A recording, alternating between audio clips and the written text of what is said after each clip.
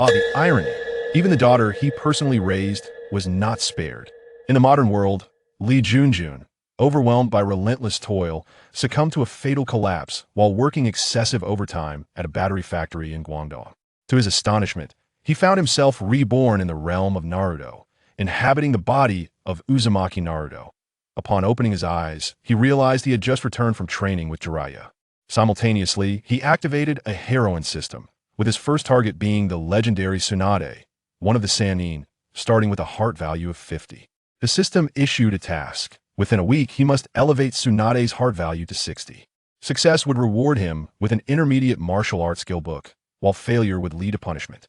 On his way back to the village, Lee Junjun was warmly welcomed by the villagers, yet he had little time to bask in their affection. Chapter 1. The Journey of the Overworked. Ah, Tsunade, what are you doing? Tsunade, you seem intoxicated. Ah, please, Tsunade, do not tear my clothes. Naruto found himself unable to resist Tsunade's formidable advances, ultimately yielding. The narrative then rewinds to 2 days prior. Another day of overtime. When will this end? In the late hours, within the noisy, sweltering lithium battery factory, the incessant roar of machines echoed, mirroring the exhaustion etched on Lee Junjun's face. Rubbing his sore, reddened eyes, bloodshot with fatigue, he glared at the machines that spun relentlessly before him, resembling monstrous beasts that refused to cease, prompting him to mutter curses under his breath. Lee Junjun, an utterly ordinary assembly line worker from a remote county, had left home in search of a livelihood in the unfamiliar city of Guangdong. Day in and day out, he mechanically repeated perilous and laborious tasks.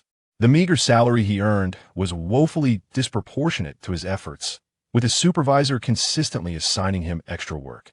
The factory relentlessly exploited him, and he felt like a beast of burden, trapped deeper in a mire of despair with no glimmer of hope in sight. This month alone, he had worked 30 consecutive days, each stretching into 14 hours without a single day of rest. Today marked the month's end, and he was utterly exhausted, yearning to leave after his 8-hour shift. However, the merciless supervisor threatened him, stating that if he dared to leave early, 3 days' wages would be deducted. If you don't meet the production quota today, don't even think about leaving. The supervisor's cold, severe voice echoed in his ears like a sharp knife, piercing through Lee Junjun's heart.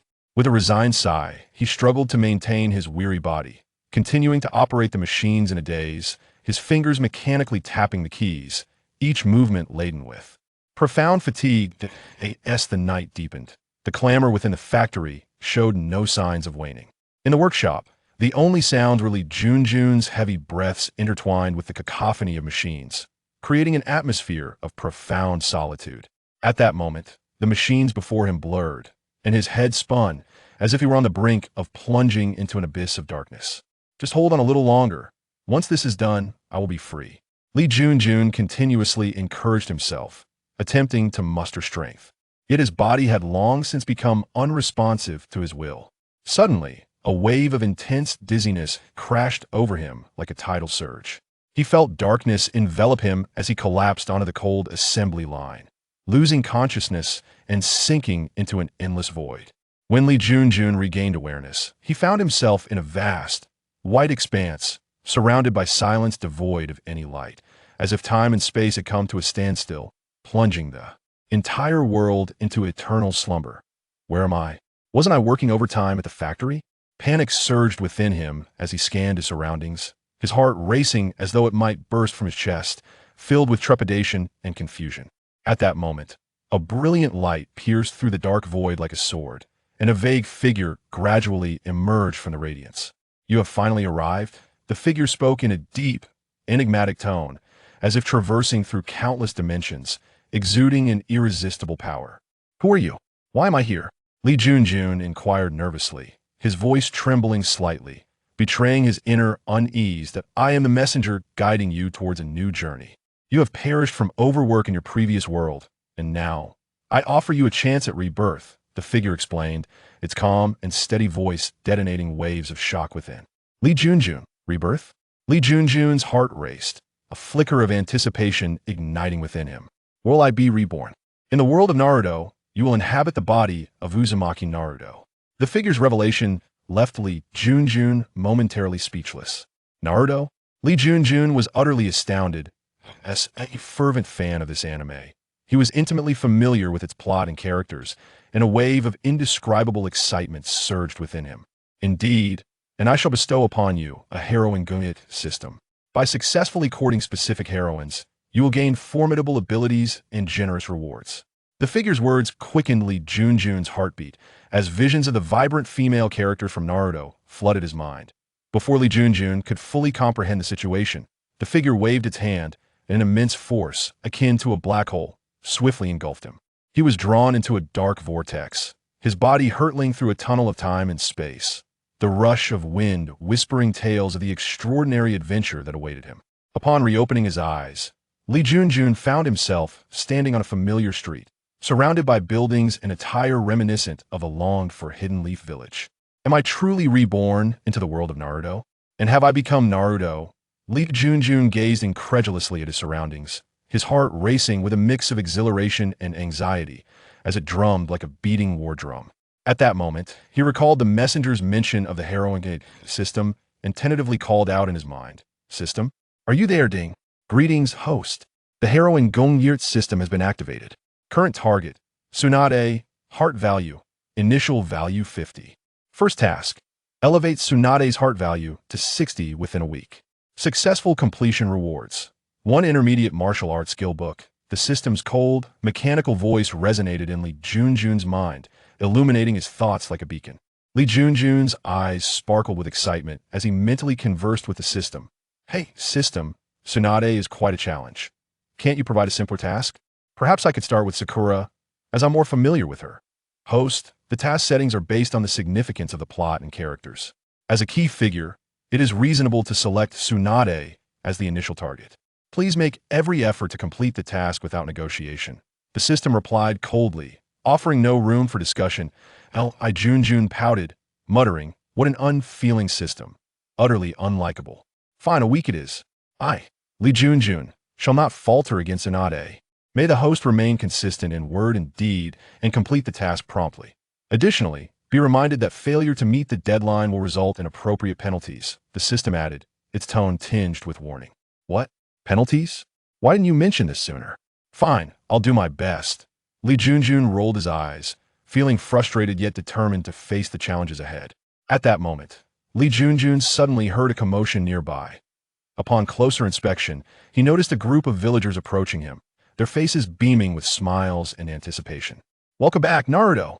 The villagers' voices rang out in unison, warm and welcoming, like the gentle sun of winter, illuminating Lee Junjun's heart. He then recalled that the current timeline was when he had just returned from training with Jiraiya. Looking at the enthusiastic villagers, a wave of warmth surged within him, and he smiled broadly. "I'm back. Hidden Leaf Village. Chapter 2. Reunion and surprises in the village of Konoha. Naruto, after enduring over 2 years of arduous training with Jiraiya, finally set foot once again on this familiar and cherished land. Within the Hokage's office, Naruto stood tall and respectfully before the desk, where the Fifth Hokage, Tsunade, Saturday, though her eyes bore a hint of fatigue, the sight of Naruto's safe return sparked a glimmer of unspoken relief in her keen, hawk-like gaze. "It has been a long journey. The past 2 years of traveling with Jiraiya have not been easy, but it seems you have indeed matured significantly. Everyone in the village has been eagerly awaiting your return." Tsunade's voice resonated with a steady authority, laced with an undercurrent of concern. Naruto straightened his back, determination gleaming in his eyes. "Lady Fifth, I have mastered numerous powerful jutsu and gained insights into many truths that eluded me before.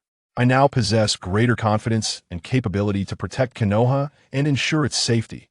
Tsunade nodded slightly, a faint smile curving her lips. "Your resolve is commendable. Tonight, the village has organized a celebration in your honor. You should join your friends and relax. It is a fitting welcome back for you." Naruto beamed, his trademark smile revealing his prominent white teeth. "Yes, Lady Fifth. I have been longing to catch up with everyone. There's so much I want to share with them." As dusk descended, the square of Konoha was already bustling with excitement. A bonfire blazed at the center, the flickering flames dancing like joyful spirits, illuminating the smiling faces of the villagers. Sakura, Shikamaru, Choji, Kiba, Shino, and the rest of Naruto's companions encircled him, their faces radiating the joy of reunion. Sakura spoke first, her eyes glimmering with concern. Naruto, during your time away, did you get hurt? If you did, please don't hide it from us. Naruto scratched his head, chuckling. Sakura, don't worry. I'm tougher than I look. I can handle minor injuries myself. Plus, with Jiraiya-sensei around, I never face serious harm. Kiba grinned, revealing his sharp teeth, teasingly inquired, Naruto, were you feasting and living lavishly during your travels? You seem even more spirited than when you left. Naruto laughed heartily. Not at all. Most of the time, I was roughing it out in the wild, just grateful to have enough to eat. But I did stumble upon some delightful dishes. I'll take you all to try them someday. Choji's eyes lit up, his mouth full of jerky. He mumbled, really, Naruto? That sounds amazing. I can't wait. By the way, while you were gone, several new barbecue places opened in the village, and they're fantastic. Shikamaru, lazily leaning against a tree, remarked, training must have been tough, but judging by your current state, it seems you've gained much that we'll be counting on you to tackle any troubles the village may face in the future. Naruto pounded his chest confidently. Shikamaru, rest assured, anyone who dares to bully Konoha will have to answer to me. Shino nodded subtly, his expression calm. Naruto, your growth has not gone unnoticed. We hope you continue to thrive and contribute even more to Konoha. As Naruto gazed at his friends, warmth surged within him. Thank you all. While I was away, it was your efforts that kept the village thriving. Let's work together to make Konoha even better.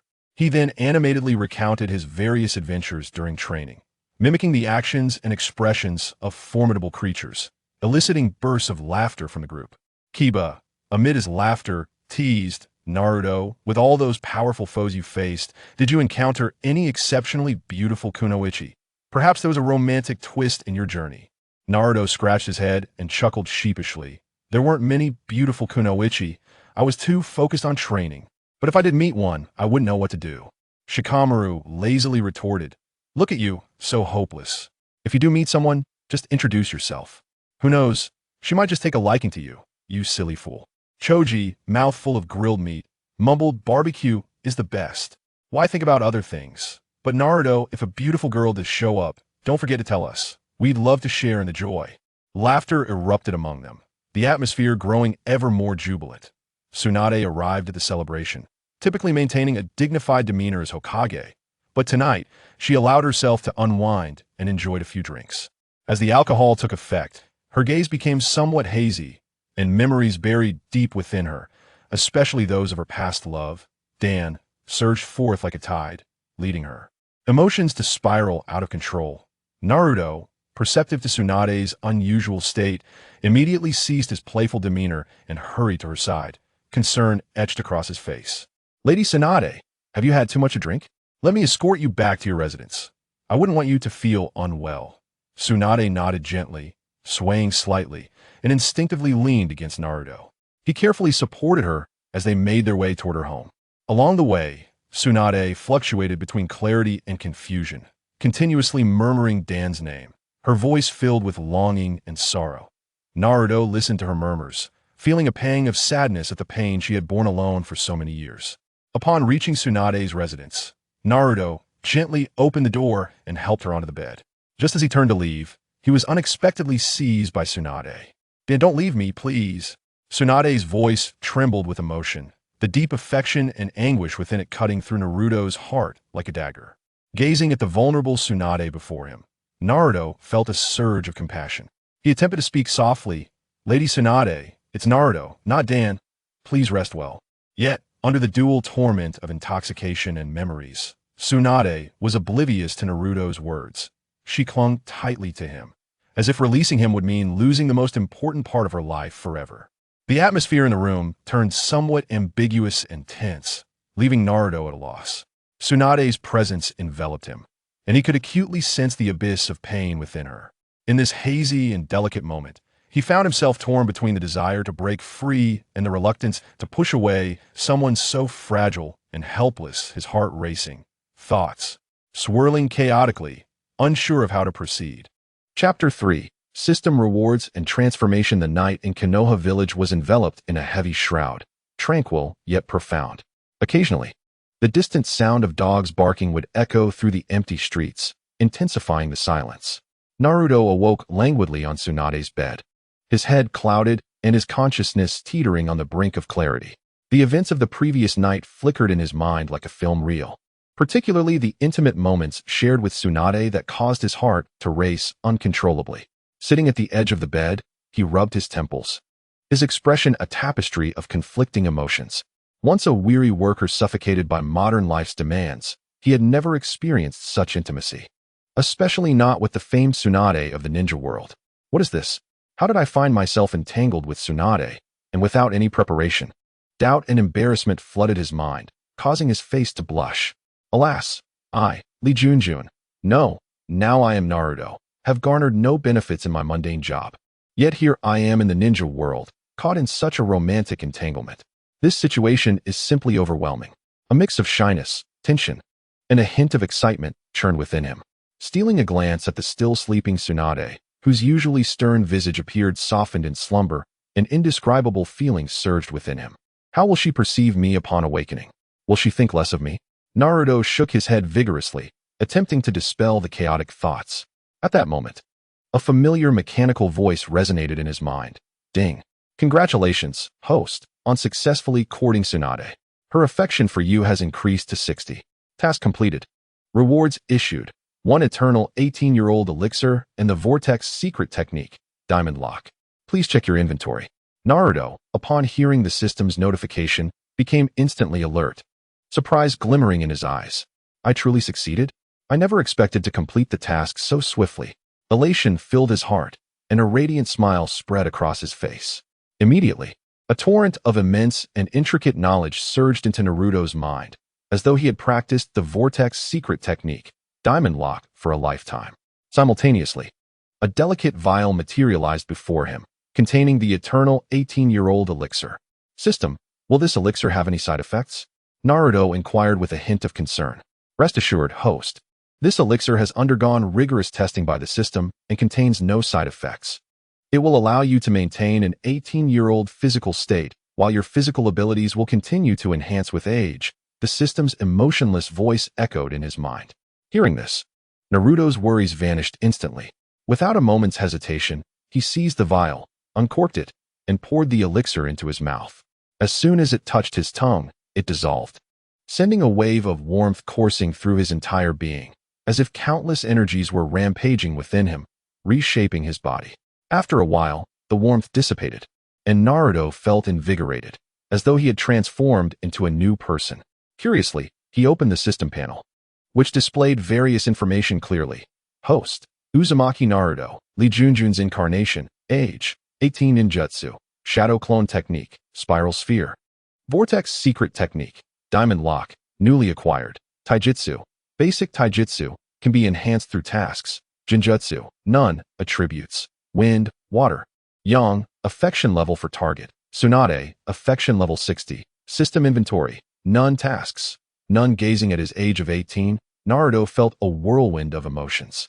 He touched his face, feeling the tautness and elasticity of his skin, his lips involuntarily curling into a smile. I can maintain the age of 18 indefinitely. This reward is simply incredible. With the eternal 18-year-old elixir, Naruto felt an inexhaustible vigor coursing through him, bolstering his confidence for future adventures and challenges. Furthermore, having effortlessly mastered the Vortex secret technique, Diamond Lock endowed him with formidable prowess, providing him with additional strategies when confronting adversaries. With these thoughts in mind, Naruto began to contemplate. Perhaps, with the Vortex secret technique, Diamond Lock, he could fully harness the powerful and perilous chakra of the Nine-Tails within him. Imagining himself wielding the Nine-Tails chakra at will, transforming that overwhelming power into his most formidable weapon, he envisioned unleashing extraordinary strength during battles, instilling fear in his opponents. At that moment, he would undoubtedly become Konoha village's most reliable protector, shielded from the worry of inadequacy leading to harm for those he cherished. Embracing these delightful thoughts, Naruto quietly rose and exited Tsunade's room. Observing the serene night outside, he mused, Tsunade is still asleep. I shall return and diligently practice the Vortex secret technique, Diamond Lock. And when the opportunity arises, I will have a proper conversation with her. Upon returning to his dwelling, Naruto closed his eyes once more, attentively sensing the power within him, contemplating the intricacies of the Vortex secret technique, Diamond Lock. In that moment, He was filled with anticipation for the future, firmly believing that he would carve out a domain of his own in this ninja world. The following morning, sunlight streamed through the window, warming Naruto's face. Stretching widely, a confident smile graced his lips. A new day has begun, marking a fresh start in this world. With the system's assistance and these formidable skills, I am certain I will grow stronger, safeguarding Konoha village and protecting those I hold dear. With that thought, Naruto stepped out of his room, brimming with energy. Chapter 4. Tsunade's thoughts. The night in Konoha village was thick, like an inky hue that refused to dissipate, steeped in silence, punctuated only by the occasional bark of a dog echoing through the desolate streets, enhancing the tranquility and depth of the night. As Naruto quietly left the room, Tsunade, lying in bed, felt her tightly shut eyes flutter slightly, her long eyelashes resembling butterfly wings. In truth, she had awakened in the latter half of the night, but dared not open her eyes, burdened by a myriad of complex emotions. Unwilling to confront the awkward and embarrassing scene at hand, especially regarding the boy who had just shared such intimate moments with her. The room was thick with an ambiguous and unsettling atmosphere, as Naruto's faint masculine aura mingled with the lingering scent of alcohol, creating an invisible net that enveloped Tsunade, leaving her heart in disarray. Her gaze drifted around the room, inadvertently landing on the bedspread, where a sudden splash of crimson caught her eye, stinging her vision like a harsh slap, mocking her reckless behavior from the previous night, igniting a fiery blush that spread from her cheeks to her ears. What on earth did I do last night? Tsunade internally berated herself, her voice laced with regret and remorse. Her hands clenched the sheets tightly, her knuckles whitening from the strain, as if this physical action could somehow release the turmoil and unease within her. I mistook Naruto for Dan and acted so recklessly. The images of last night replayed in her mind like a nightmare, those intimate moments ensnaring her, leaving her feeling trapped. As the highly respected Fifth Hokage of Konoha village, Tsunade usually presented herself as strong, resolute, and commanding, a leader in the eyes of many, and a guardian of the village. A formidable woman standing tall against the storms of life.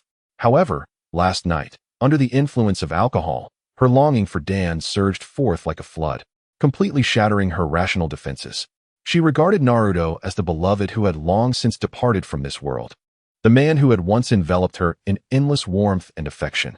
In his presence, she laid bare the frailty and anguish that had been concealed deep within her heart, while the shocking crimson staining the sheets starkly revealed her folly and disarray, leaving her feeling utterly humiliated.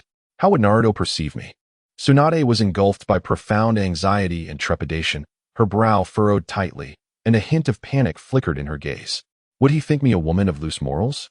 The mere thought of disappointment, disgust, or even contempt reflecting in Naruto's eyes pierced her heart, as if a sharp blade had plunged into her chest, rendering her desperate with pain. She had always viewed Naruto as the beacon of hope for Sunagakure. A junior, she felt compelled to nurture and protect with utmost care. To her, Naruto was akin to a nascent star, brimming with boundless potential and possibilities, destined to be the pillar of the village's future. Yet now, due to her momentary lapse of control, her weakness, and impulsivity, she had tarnished this originally pure and beautiful relationship. How foolish I have been, Tsunade murmured, her voice thick with emotion, tears glistening in her eyes as if they might spill forth at any moment. Slowly, she sat up, her movements sluggish as though bound by invisible shackles, each action laden with weariness. She surveyed the desolate room, a wave of profound loneliness and helplessness washing over her. Everything within the room felt so familiar yet strangely alien, as if she no longer belonged there. Memories of her past flooded her mind, the agonizing loss of her beloved, a pain that penetrated to the very marrow, like an unending nightmare that incessantly tormented her spirit, the sorrow of losing family, shattering her world into fragments, leaving her adrift in a dark abyss devoid of light and hope, and the immense pressure of bearing the responsibilities of Hokage, a weighty burden that often left her gasping for breath, robbing her of countless sleepless nights. Perhaps I am simply exhausted, Tsunade thought with a bitter smile, shaking her head as she sought a seemingly rational excuse for her actions the previous night. Yet deep down, she understood that this could never justify the harm inflicted upon Naruto or the disruption of their relationship. That crimson stain felt like an indelible blemish, deeply branded upon her heart, a constant reminder of her misstep that she could neither escape nor absolve. How shall I confront Naruto? Tsunade found herself lost in contemplation, her eyes reflecting confusion and uncertainty. Should she pretend nothing had transpired, or should she offer an apology? Her heart was in turmoil, both choices appearing insurmountably difficult, as if she were caught in a dilemma where every path was fraught with thorns and challenges. If she chose to act as if nothing had happened, she feared that Naruto might distance himself from her, and their once close bond could never return to its former state, erecting an invisible wall between them that would drive them apart. Yet if she chose to apologize, she struggled to find the words. Unsure of how to articulate her actions from the previous night, or how to face Naruto's gaze filled with confusion and complex emotions. Sighing heavily, Tsunade's breath seemed to carry all her helplessness and pain. Her gaze drifted vacantly toward the window, where the sky was gradually lightening, and the streets of Sunagakure began to stir with the sounds of a new day, as villagers commenced their daily routines. Nevertheless, her mood remained shrouded in darkness, as if enveloped by a thick haze, unable to feel even a hint of sunlight's warmth. Regardless of the circumstances, I cannot allow this incident to impede Naruto's growth or the future of Sunagakure, Tsunade resolved silently, a glimmer of determination flashing in her eyes. I must swiftly regain my composure and address this matter appropriately. She mentally encouraged herself, striving to reclaim the confidence and poise befitting her role as Hokage. Rising, she adjusted her clothing, each motion appearing mechanical and rigid, as though she were completing a daunting task. She tidied her hair in the mirror, attempting to project a more vibrant appearance. However, her reflection still bore traces of fatigue and weariness, an unmasked testament to her inner turmoil. Taking a deep breath, she inhaled what felt like all her courage and strength. With heavy yet resolute steps, she exited the room, knowing that a challenging conversation awaited her, a test of her spirit, as she would confront the very Naruto who evoked both her guilt and concern, aiming to resolve their issues and safeguard their precious friendship while defending the future of Sunagakure. As she stepped outside, the gentle morning breeze caressed her face, bringing a refreshing coolness. Tsunade lifted her gaze toward the sun gradually rising in the sky, a surge of hope blossoming within her. She recognized that a new day had begun, and regardless of the arduous road ahead, she must walk forward with courage, for Naruto, for Sunagakure, and for herself. Chapter 5. An unexpected encounter. After departing from Tsunade's residence, Naruto walked through the familiar streets, his emotions in turmoil. Images from the previous night flashed through his mind, mingling with the exhilaration and empowerment brought by the system rewards, leaving him both excited and somewhat bewildered. The streets were already bustling with villagers immersed in their morning routines, vendors selling vegetables, ninjas cleaning the streets, and children playing joyfully. Observing this vibrant scene, the shadows in Naruto's heart began to dissipate. Naruto, a bright voice suddenly called from behind him. He halted and turned to see Sakura running toward him. Her hair had grown longer, and her eyes radiated a newfound maturity and confidence. Sakura, it's you. Naruto greeted with a smile, warmth flooding his heart. After all, Sakura had been his companion since childhood, sharing countless adventures together. Sakura reached Naruto, scrutinizing him with delight. Naruto, you've changed so much. You look more mature and manly. Scratching his head, Naruto chuckled shyly. Haha, really? These past 2 years training with Jiraiya-sensei have certainly been eventful. As they walked side by side, Sakura animatedly recounted the changes in the village over the past 2 years, new shops opening, missions executed by various ninjas, and amusing anecdotes involving Shikamaru and the others. Naruto listened intently, interjecting with comments that elicited hearty laughter from Sakura. At that moment, Naruto caught sight of Tsunade conversing with a middle-aged man not far ahead. Tsunade's expression appeared serious, while the man's demeanor was equally grave. Sakura, do you know who Lady Tsunade is talking to? Naruto asked, halting to point in their direction. Sakura followed his gaze, furrowing her brow.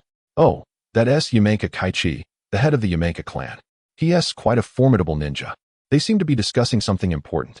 A pang of unease struck Naruto as he recalled the events of the previous night with Tsunade, prompting him to hesitate before deciding to approach. Lady Tsunade, Naruto called out respectfully as he approached. Upon hearing his voice, Tsunade's body tensed slightly, a flicker of panic crossing her face before she quickly regained her composure. She turned to face him, her eyes reflecting a mix of complex emotions. Naruto, you're here. This is Yamenka Kaichi. We are discussing a few matters. Yamenka Kaichi assessed Naruto with a smile, nodding approvingly. So you are Naruto. I have heard much about your exploits. It is a pleasure to see you have grown into such an exceptional ninja. Naruto hastily waved his hand, feeling somewhat embarrassed as he replied, Senior, you flatter me. I still have much to learn. Tsunade cleared her throat and said, Naruto, just as you arrived, there are matters I need to discuss with you. Recently, we have received intelligence indicating that the Akatsuki organization appears to be stirring, and their likely target is the tailed beasts. As the host of the Nine-Tails, you must exercise extreme caution. Upon hearing the name of the Akatsuki, Naruto's expression turned serious. He recalled that during his training, Jiraiya-sensei had mentioned this dangerous organization. I understand. Granny Tsunade, I will not allow them to succeed, Naruto declared resolutely. Tsunade observed the determination in Naruto's eyes, feeling a surge of reassurance, yet also a twinge of concern. After all, the members of the Akatsuki were all formidable, and while Naruto had shown considerable growth, significant dangers still loomed. Naruto, return home and prepare yourself. After I finish discussing matters with Yamamoto, I will seek you out for a more detailed conversation. In the meantime, try to avoid acting alone, Tsunade advised. Naruto nodded and turned to leave. At that moment, as he pivoted, his gaze briefly met Tsunade's. Her eyes seemed to convey a multitude of unspoken words, yet ultimately, she remained silent. As Naruto walked home, his mind was a whirlwind of thoughts. He knew that a new challenge was on the horizon, and he must become even stronger to protect himself and the villagers. Simultaneously, he contemplated how to address Tsunade, for the events of the previous night had rendered their relationship somewhat delicate. Upon returning to his dwelling, Naruto sat cross-legged on his bed, closing his eyes as he began to recall the techniques of the Vortex secret technique, the adamantine ceiling. He understood that only through continuous self-improvement could he secure victory in the impending battle. Meanwhile, Tsunade and Yamamoto continued their discussion. Yet, Tsunade's heart remained restless. As Naruto's figure lingered in her thoughts, she recognized the necessity of adjusting her mindset swiftly to confront the forthcoming challenges and also felt the urgency to find an appropriate moment to have a meaningful conversation with Naruto to resolve their issues. Chapter 6. The Gambit. With the Nine-Tails back in his quarters, Naruto sat cross-legged on his bed, the atmosphere thick with tension and gravity. Sunlight streamed through the mottled leaves outside, casting fragmented shadows, yet it could not dispel the gloom within Naruto's heart. Tsunade's warning echoed in his ears, the threat of the Akatsuki looming like a heavy mountain, leaving him breathless. He recognized that to safeguard Konoha and those dear to him in the forthcoming battle, he must master the potent and perilous power of the Nine-Tails chakra residing within him. Naruto slowly closed his eyes, allowing his consciousness to sink into his inner realm. In the dark expanse, the howling winds reverberated, and the sound of massive chains echoed around him. There, the colossal Nine-Tails was bound by countless chains, its body towering like a mountain, Nine-Tails thrashing wildly, eyes glimmering with hatred, and a deep growl escaping its maw. Humph, brat, why are you here again? The Nine-Tails' voice dripped with disdain and mockery, reverberating in the dark space. Do you wish to attempt controlling me once more? Spare yourself the futile struggle. You will never truly command my power. Naruto gazed at the Nine-Tails with unwavering resolve, undaunted by its imposing presence. Nine-Tails, I will not fail this time.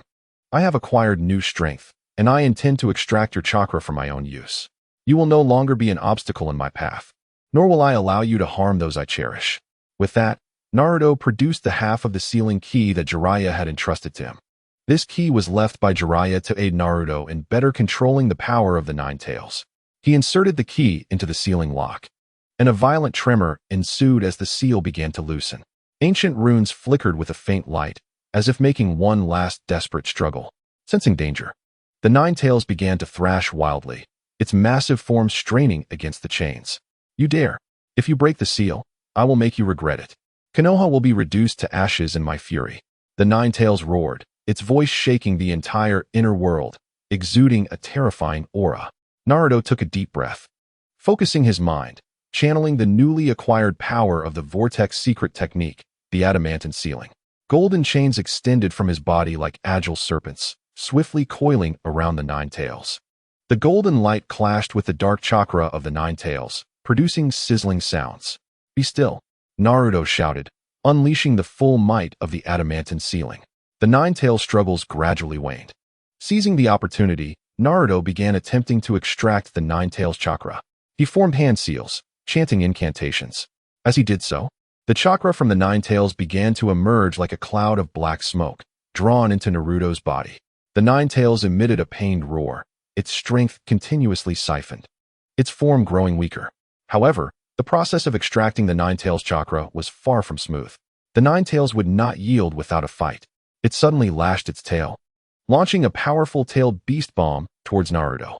Naruto's eyes sharpened, and he swiftly employed the shadow clone technique, creating multiple clones that dodged the tailed beast bomb from various directions. The bomb exploded in the dark space, sending shockwaves that swept Naruto and his clones off balance. With such trivial tricks, you think you can extract my chakra? You're too naive, brat. The Nine-Tails sneered, its eyes glinting with malice. Yet Naruto did not flinch. He directed his clones to launch a combined attack using the Rasengan. Multiple Rasengans surged toward the Nine-Tails, which swiped at them with its claws, dispersing those that came too close.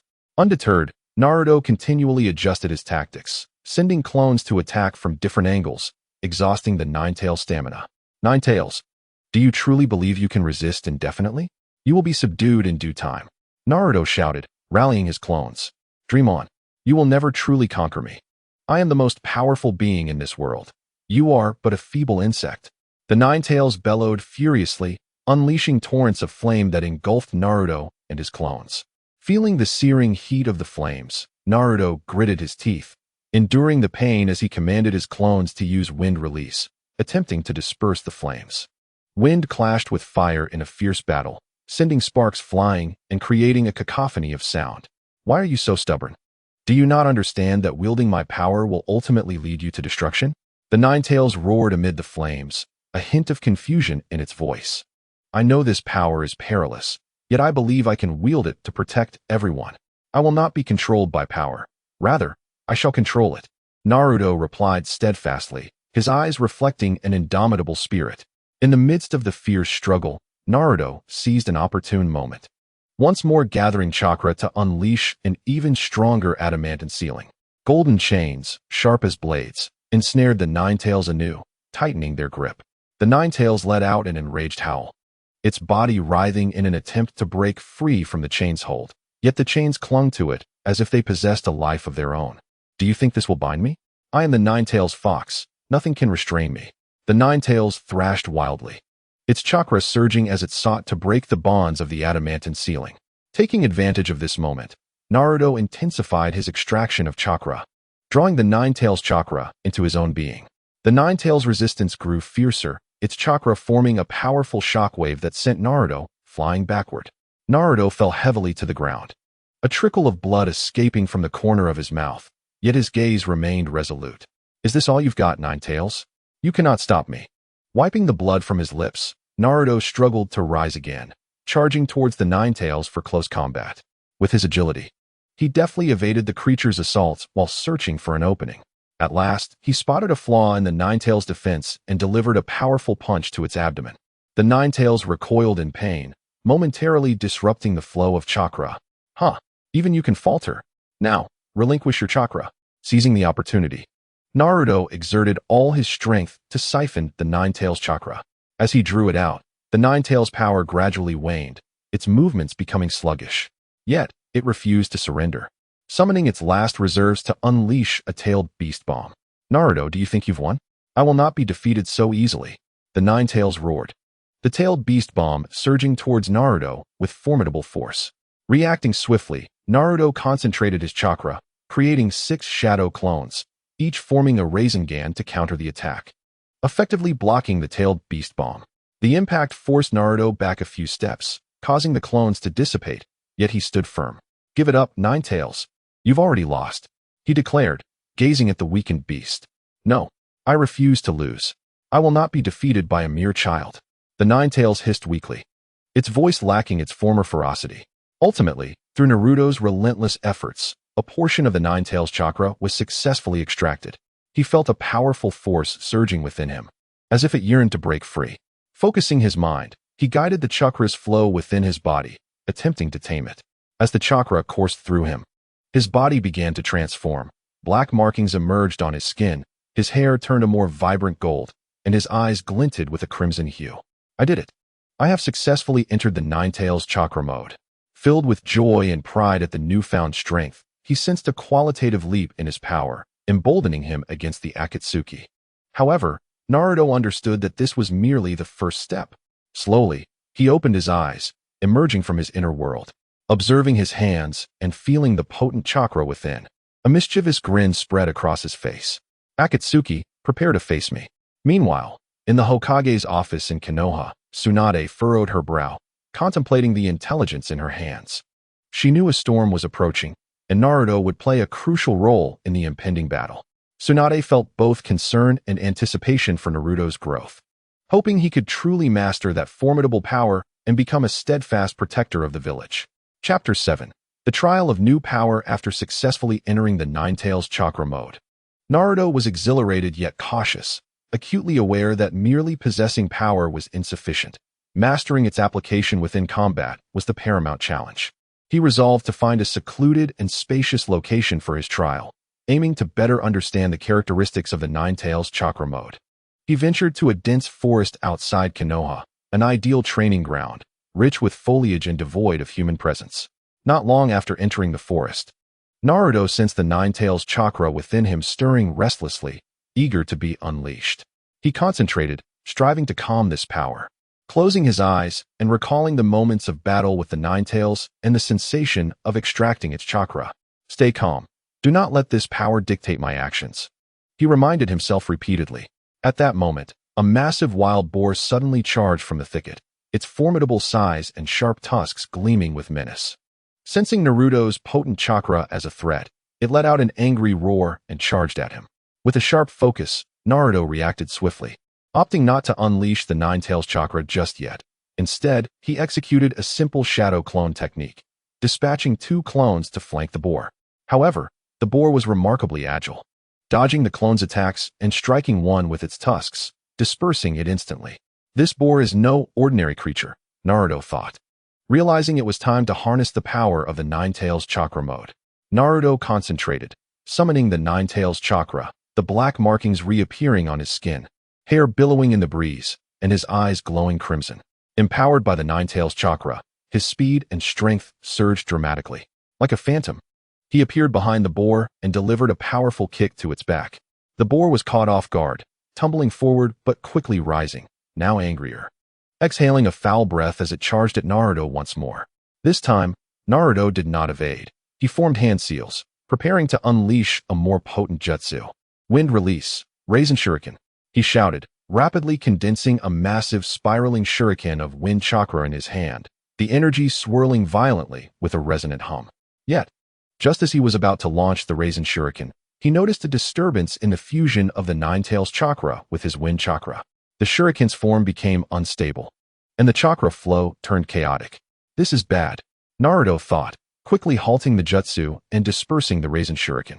At that moment, the boar had closed the distance. Its tusks aimed directly at his abdomen. Naruto swiftly sidestepped, narrowly avoiding a fatal blow but still sustaining a gash on his arm, blood flowing freely. Damn it, I still cannot seamlessly integrate the Nine-Tails chakra with my other jutsu. He gritted his teeth, feeling a twinge of frustration. However, rather than despair, this only fueled his determination to master this power. Focusing again, he sought to harmonize the chakra flow within him, striving for a coordinated blend of the Nine-Tails chakra with his own. Closing his eyes, he recalled the battle within his inner world and the moment he successfully extracted chakra. He sensed that while the Nine-Tails chakra was formidable and wild, it contained a unique potential that, if harnessed correctly, could become his greatest weapon. Opening his eyes once more, a determined glimmer shone within. He gazed at the boar before him, formulating a new plan. This time, Naruto refrained from hastily deploying a jutsu, instead utilizing the speed afforded by the Nine-Tails chakra mode, running circles around the boar. His form darted through the trees, eluding the creature's attempts to track him. As he ran, he continuously adjusted his chakra, allowing the Nine-Tails chakra to gradually meld with his own. At last, he felt the flow of chakra within him smooth out, the two energies beginning to resonate in harmony. Seizing the moment, Naruto formed hand seals once more, invoking the wind release, Raisin Shuriken. This time, he felt the jutsu coalesce more smoothly, the chakra flow stabilizing. A massive spiraling shuriken, radiating intense wind chakra, formed in his hand. Here it comes, he bellowed, hurling the Raisin Shuriken towards the wild boar with immense force. The wild boar emitted a piercing cry before disintegrating into dust, leaving a vast expanse of forest and the creature itself utterly obliterated. Success! Naruto gazed at the fallen boar, his heart brimming with joy. He understood that this was merely a small step in mastering the Nine-Tails chakra mode, yet it was a profoundly significant stride. However, Naruto did not allow himself to lower his guard. He was acutely aware that the threat posed by the Akatsuki organization still loomed, and their power was formidable. He must continue to strive diligently, enhancing his control over the Nine-Tails chakra mode to safeguard both the Hidden Leaf Village and his comrades in the impending battles. As Naruto prepared to depart from the forest, he suddenly sensed a powerful chakra drawing near. He cautiously surveyed his surroundings, instinctively placing his hand on the kunai at his waist, silently pondering the identity of the approaching figure. Who could it be? A member of the Akatsuki, or perhaps another adversary? Naruto muttered to himself, his eyes betraying a hint of anxiety. At that moment, a familiar silhouette emerged from the thicket. Upon closer inspection, it was Tsunade. Her expression bore a hint of seriousness, yet a flicker of relief danced in her eyes upon seeing Naruto unharmed. Naruto, I sensed a strong chakra disturbance here and was concerned for your safety, so I came to check on you, Tsunade stated. Naruto exhaled in relief, lowering his kunai. Tsunade Baba. I'm fine. I was just testing my newly acquired powers. Tsunade nodded, her gaze falling upon the wound on Naruto's arm. First, let us tend to that injury. Although you've grown significantly, caution is still paramount. I have new intelligence regarding the Akatsuki. We should discuss it in detail back at the village. Naruto acknowledged her words and followed Tsunade towards the Hidden Leaf Village, conversing along the way about the Akatsuki's activities, while Naruto recounted his journey in mastering the Nine-Tails chakra mode. In Chapter 8, New Encounters and Missions, under Tsunade's meticulous care, Naruto's arm wound was properly treated.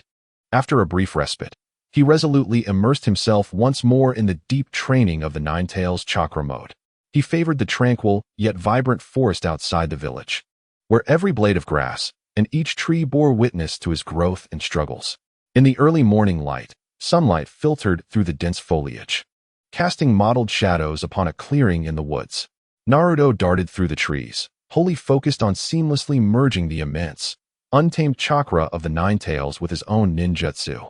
His movements were as swift as lightning. At one moment, he unleashed a wind release technique, the howling winds rustling the leaves, and at another, he formed a Rasengan, a blue sphere of chakra spinning rapidly in his hand, emitting a buzzing sound. Sweat streamed down his forehead, soaking his clothes, yet he remained oblivious, entirely absorbed in his training. I've showcased all my skills in this journey, he mused. Ninjas truly are a species with high offense, but low defense. While Naruto was engrossed in his training, a gentle voice called out from a distance, Naruto-kun. Hearing that familiar voice, Naruto halted his movements and turned around. There stood Hinata, clad in a light blue garment, quietly leaning against a large tree. Sunlight bathed her, accentuating her slender figure. Her long, dark hair cascaded over her shoulders, a few strands dancing in the breeze. A faint blush adorned her cheeks, her eyes filled with concern for Naruto, tinged with a hint of shyness and nervousness. Hinata? What brings you here? Naruto inquired, somewhat surprised, though a warm smile soon graced his lips. Hinata lowered her gaze, her hands nervously twisting the hem of her garment as she softly replied, I heard that Naruto-kun was training here and was a bit worried, so I came to see if I might be disturbing you. Naruto quickly waved his hand, his smile growing more radiant. Not at all, Hinata. Your presence brings me joy. I've been training for a while, and it's a perfect moment to take a break. The two of them sat side by side beneath the tree. Hinata bent down and carefully retrieved some homemade snacks from her small bag, offering them to Naruto with an eager expression. Naruto-kun, these are my homemade treats. Please try them and let me know if they suit your taste. As Naruto accepted the snacks, he was taken aback by their exquisite appearance and delightful aroma. After taking a bite, the soft, sweet flavor blossomed in his mouth, and he exclaimed, Wow, Hinata, your culinary skills have improved tremendously. These are the best treats I've ever had. Seeing that Naruto enjoyed them, Hinata's nervousness eased, and a smile illuminated her face as she gently replied. I'm glad you like them, Naruto-kun. I was afraid you wouldn't. They then began to share updates about their lives. Naruto excitedly recounted his progress in training and the thrilling encounters with the Nine-Tails, while Hinata listened intently, resting her chin on her hand. At tales of Naruto's dangers, her brow furrowed. Upon hearing about his newfound powers, her eyes sparkled with joy. Naruto-kun, you're truly remarkable. To face such a powerful Nine-Tails with courage and even master its strength. Hinata's admiration was palpable. Naruto scratched his head, a bashful smile spreading across his face. It's nothing exceptional. I just don't want to be shackled by this power, nor do I wish for it to harm the villagers. Besides, I have so many friends supporting me. I can't let them down. Hinata nodded gently, her gaze resolute. Naruto-kun, your hard work and bravery have always inspired me. I believe you will undoubtedly become the strongest ninja and realize your dreams. At that moment, a mechanical voice echoed in Naruto's mind. Ding. New target detected. Hyuga Hinata. Mission. Win over Hyuga Hinata, raising her affection level to over 80. Successful completion rewards. Advanced Taijutsu secret technique. Failure penalties. Random deduction of 1 mastered ninjutsu. Please take note. Host. Startled by the system's notification, Naruto's body tensed, and a look of astonishment crossed his face. Hinata noticed his sudden change and anxiously asked, Naruto-kun, what's wrong? Are you unwell, or did I say something wrong? Regaining his composure, Naruto shook his head and forced a smile. I'm fine, Hinata. I just suddenly thought of something related to my training and spaced out. Deep in thought about the system's mission, Naruto's expression grew contemplative. He remarked inwardly, she was always meant to be my partner. Her feelings for me have long been established. Winning her over will be a piece of cake. It's just that my time and energy were consumed by various tasks and training, preventing me from considering my feelings for her. Now that the system has issued this mission, it compels me to earnestly evaluate my sentiments toward Hinata. Hinata, thank you for coming to see me and bringing such delicious snacks. You're always so thoughtful.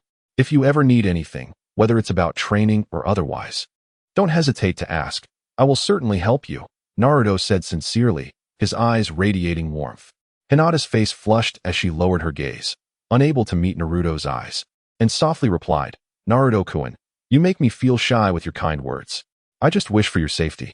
Please don't overexert yourself during training and take care of your health. Seeing Hinata's flustered demeanor stirred something within Naruto, and he felt an urge to tease her. Leaning in slightly, he smiled and asked, Hinata, with all this concern for me, do you perhaps have feelings for me? Hinata's body jolted, her face turning an even deeper shade of red as her hands flailed in distress. I don't. I regard Naruto-kun as a very important friend. Unable to contain his laughter at Hinata's flustered reaction, Naruto chuckled. Ha, Hinata, I was just joking. But if you do like me, that wouldn't be a problem at all. Stealing a furtive glance at Naruto, Hinata's eyes held a mix of playful reproach and overwhelming shyness. Biting her lip gently, she lowered her head and fell silent. As they continued conversing for a while, the sky gradually darkened. Concerned about delaying Naruto's training, Hinata reluctantly rose to leave. Observing her hesitant demeanor, Naruto felt a pang of reluctance as well. Hinata, let us chat again when we have time. I'd like to try more of your delicious treats, Naruto said with a smile, his eyes filled with anticipation. Hinata turned to him, gently nodding, her expression softening into a warm smile. All right, Naruto-kun, please take care of yourself and train well. I will always cheer for you. As Hinata's silhouette faded into the woods, Naruto inhaled deeply and rose to his feet. His gaze was resolute, brimming with determination, and he silently vowed, Hinata, I will ensure you witness my growth. I shall not only become a formidable ninja, but also the man who stands before you, worthy of your recognition. Subsequently, Naruto immersed himself wholeheartedly in rigorous training, his figure darting through the forest, his chakra surging with vigor. Chapter 9. The crisis approaches unbeknownst to all after Hinata's departure. Naruto continued his training in the forest. Images of Hinata's bashful demeanor flitted through his mind, providing him with added motivation. To fulfill the system's tasks and to better protect Hinata and the villagers, he relentlessly challenged his limits, striving to master the Nine-Tails chakra. Days turned into weeks, and Naruto's command over the Nine-Tails chakra mode significantly improved. He could now blend it with other jutsu more consistently, enhancing the potency of his techniques. Yet, he remained unsatisfied, arriving at the forest each morning to engage in arduous training. On this particular day, sunlight streamed through the leaves, casting playful patches of light upon the ground. As Naruto practiced in his usual manner, he suddenly sensed an unusual atmosphere around him. A subtle pressure permeated the air, as if a formidable force was drawing near. Instinctively halting his movements, he scanned his surroundings with heightened vigilance, his hand resting on the kunai at his waist, a hint of tension in his eyes. He understood that danger could strike at any moment in this world, especially now that he wielded such immense power. At that moment, a shadowy figure darted through the trees. Naruto squinted and swiftly pursued it, utilizing the speed granted by the Nine-Tails chakra mode, gliding through the woods like a specter. Soon, he arrived at a clearing and beheld a figure cloaked in black standing before him. "Who are you? Why are you stealthily following me?" Naruto demanded, observing the stranger's every move with keen eyes. The individual slowly turned, revealing a masked face. Their voice was low and gravelly. "Uzumaki Naruto, you are indeed remarkable. The Akatsuki has sought you for quite some time." The mention of the Akatsuki sent a jolt of apprehension through Naruto. He recalled Tsunade's warnings and his battles with the Nine-Tails, realizing that this person was far from ordinary. "What do you want from the Akatsuki? I will not allow you to harm Konoha." Naruto clenched his fists, feeling the Nine-Tails chakra stir within him. "Humph, Konoha? It is merely a place on the brink of obliteration. Our target is the tailed beasts, and you, with the Nine-Tails within you, are precisely what we seek." The individual exuded a powerful chakra, seemingly solidifying the very air around them. Undeterred, Naruto focused his energy, summoning the Nine-Tails chakra, black markings reappearing on his skin, his hair swirling in the wind. He understood that an imminent battle was on the horizon, just as they were about to clash.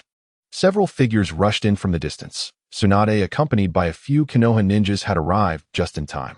Members of the Akatsuki. "How dare you scheme against Naruto, so close to Konoha? You are woefully overestimating yourselves." Tsunade's voice resonated with authority, her gaze revealing a flicker of anger. Upon seeing Tsunade and her companions, the Akatsuki member frowned slightly, but quickly regained composure. "Humph, Fifth Hokage, today you are fortunate. However, we shall return, Uzumaki Naruto. Your Nine-Tails will be ours eventually." With that, the figure dissipated into a cloud of black smoke. Tsunade and the others opted against pursuit. Knowing full well the Akatsuki's members were shrouded in mystery and formidable strength, and that rash actions could lead to peril. "Naruto, are you all right?" Tsunade inquired, approaching him with concern. Naruto shook his head. "I'm fine, Granny Tsunade. I didn't expect the Akatsuki to come after me so soon." Tsunade nodded, her expression serious. "The Akatsuki has long coveted the tailed beasts. As the host of the Nine-Tails, you are their primary target. From now on, you must not act alone. Conduct your training within the village for safety's sake." Though reluctant, Naruto understood that Tsunade's intentions were rooted in his safety, and he nodded. "Understood, Granny Tsunade." Upon returning to Konoha, Naruto felt a twinge of frustration. He resented the restrictions imposed on him due to his identity. Yet he recognized that he lacked the strength to confront the Akatsuki at present. During his days in the village, Naruto continued to train diligently. He began studying advanced physical techniques from the system's rewards, hoping to achieve breakthroughs in his physical prowess. Simultaneously, he did not forget the task set by the system to win over Hinata.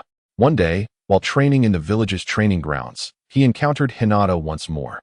Upon seeing Naruto, her face lit up with a joyous smile as she hurried over. "Naruto-kun, you're training again? Be sure to take care of yourself," Hinata said gently. Looking at Hinata, warmth surged within Naruto. He smiled and replied, "Thank you for your concern, Hinata. I will be mindful. By the way, how has your training been going?" Hinata lowered her gaze slightly, a hint of shyness in her demeanor as she replied, "I've been working hard, hoping to become stronger so I can help you, Naruto-kun." Touched by her words, Naruto was inspired by Hinata's determined gaze and suddenly proposed, "Hinata, how about we train together?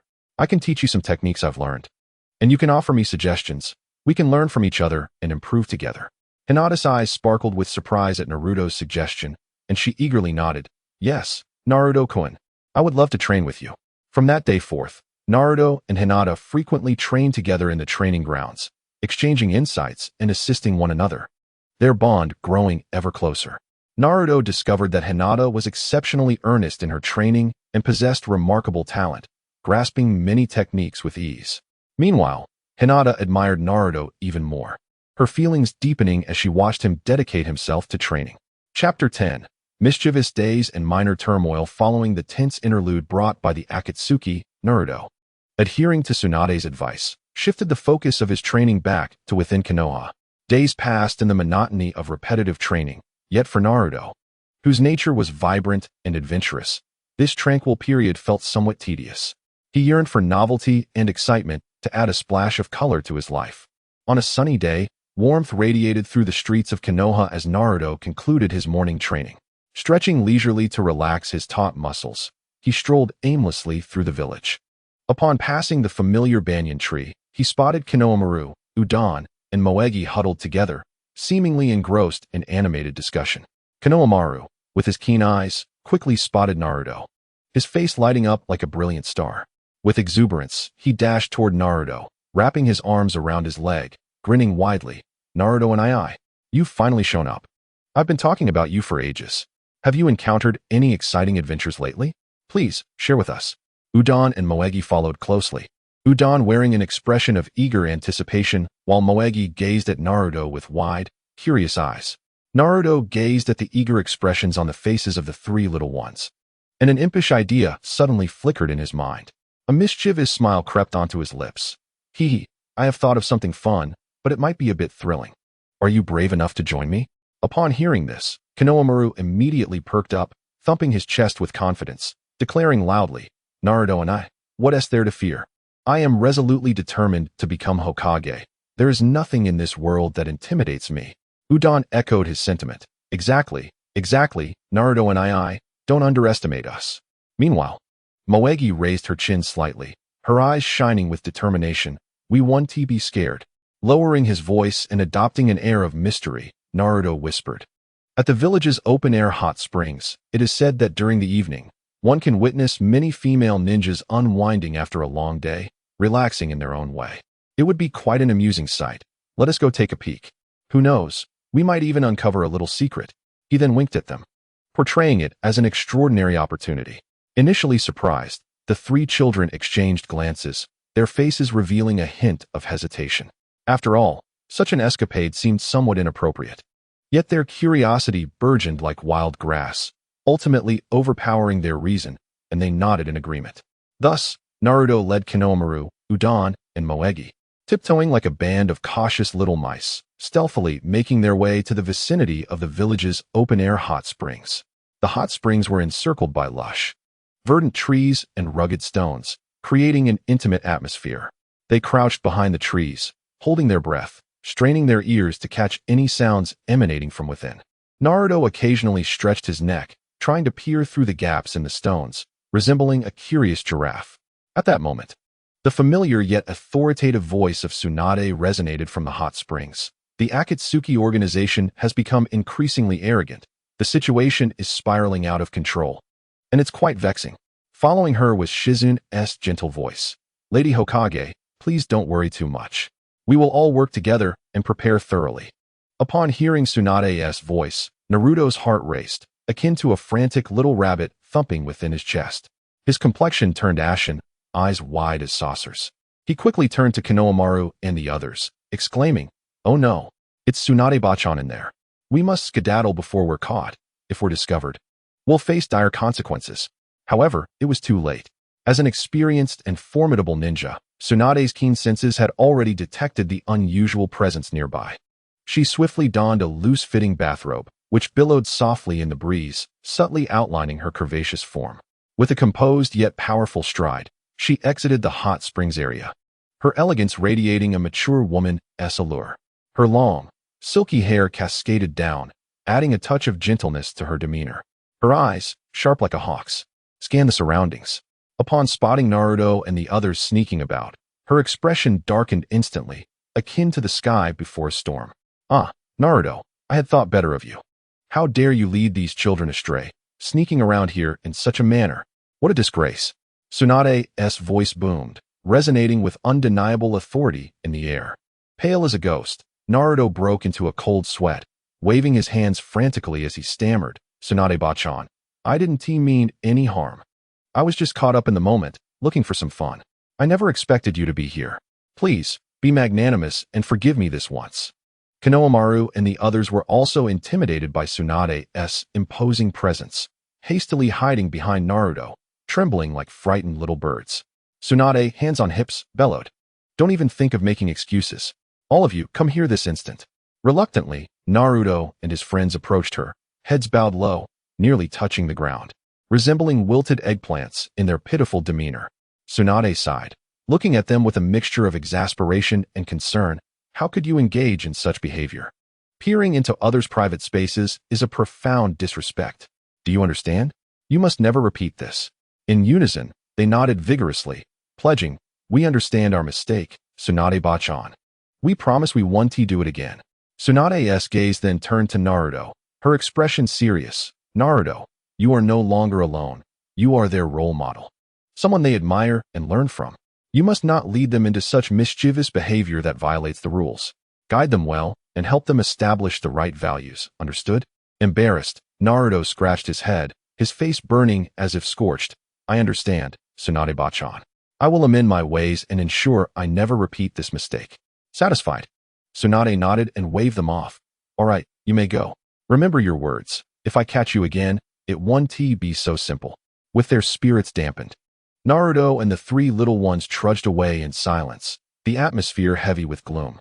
After a moment, Konohamaru broke the silence, whispering, Naruto and I. Even though we got scolded by Tsunade-bachan, that thrill was quite unforgettable.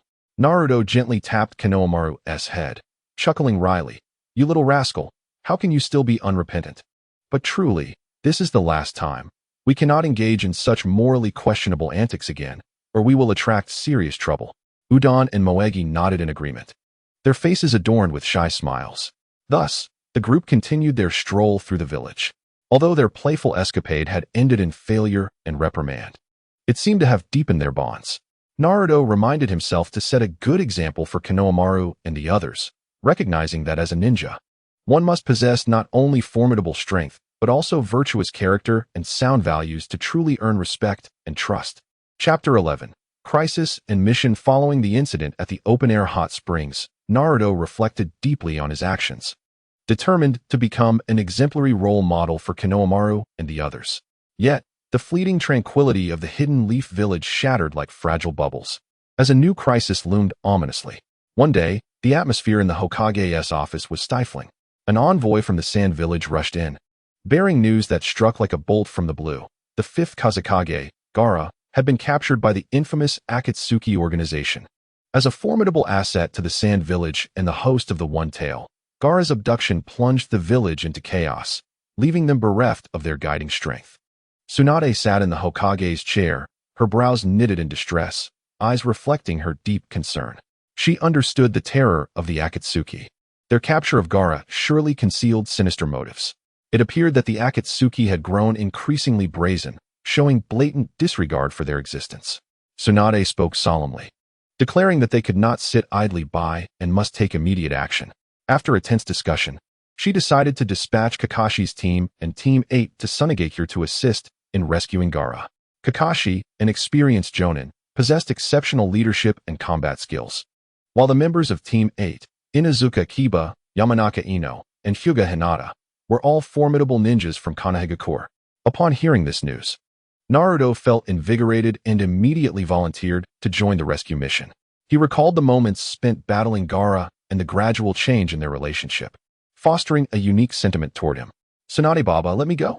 I cannot bear to watch as Gaara is bullied by the Akatsuki, Naruto asserted with unwavering determination. Tsunade glanced at Naruto and nodded slightly. Very well, Naruto. I hope you can remember this time to heed Kakashi's command and refrain from acting recklessly. At that moment, Naruto's mind was suddenly filled with the familiar sound of a system notification. System mission. Within the next 7 days, pursue the heroine Hinata Hyuga.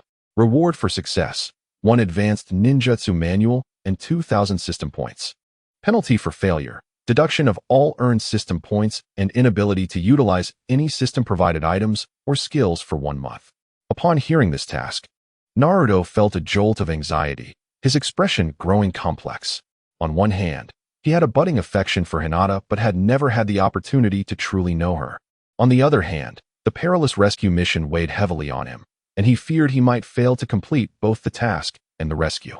However, Naruto quickly rallied his spirits, clenched his fists, and silently vowed, "No matter what, I must save Gaara, and I cannot give up on Hinata. I am destined to become Hokage. This challenge is trivial." Kakashi's team and Team 8 swiftly gathered and prepared to set off for Sunagakure. Within the group, Naruto spotted Hinata, who remained shy and timid, yet her eyes revealed a glimmer of resolve and bravery. Naruto approached her with a cheerful demeanor, saying, "Hinata, let's work together this time. We must look out for each other. Perhaps I can protect you." Upon hearing his words, Hinata's face flushed crimson, and she lowered her head like a bashful rabbit, softly replying, Naruto-kun, I will protect you too. I've become stronger." At that moment, Kiba smirked and teased, "Hey, Naruto, don't get too cocky. Who knows? Hinata might end up protecting you." Enraged, Naruto jumped up and retorted, "Kiba, what did you say? I am strong. We shall see who is more formidable." Ino interjected calmly, "All right, enough bickering. The mission is paramount." The team set off, racing towards Sunagakure along the designated path. The atmosphere was tense and oppressive, with little conversation among them. On the way, Naruto began contemplating how to win Hinata's heart. He reminisced about their past interactions, searching for a breakthrough. Hinata had always worked hard and was kind. What must I do to make her like me more? Naruto pondered as he ran. Meanwhile, Hinata watched Naruto's back, harboring her own thoughts. She had quietly admired Naruto for a long time, and this mission together was a rare opportunity. "Naruto-kun, I will show you a different side of myself during this task," she resolved. As they drew closer to Sunagakure, an intense battle loomed on the horizon. Would Naruto and the others succeed in rescuing Gaara?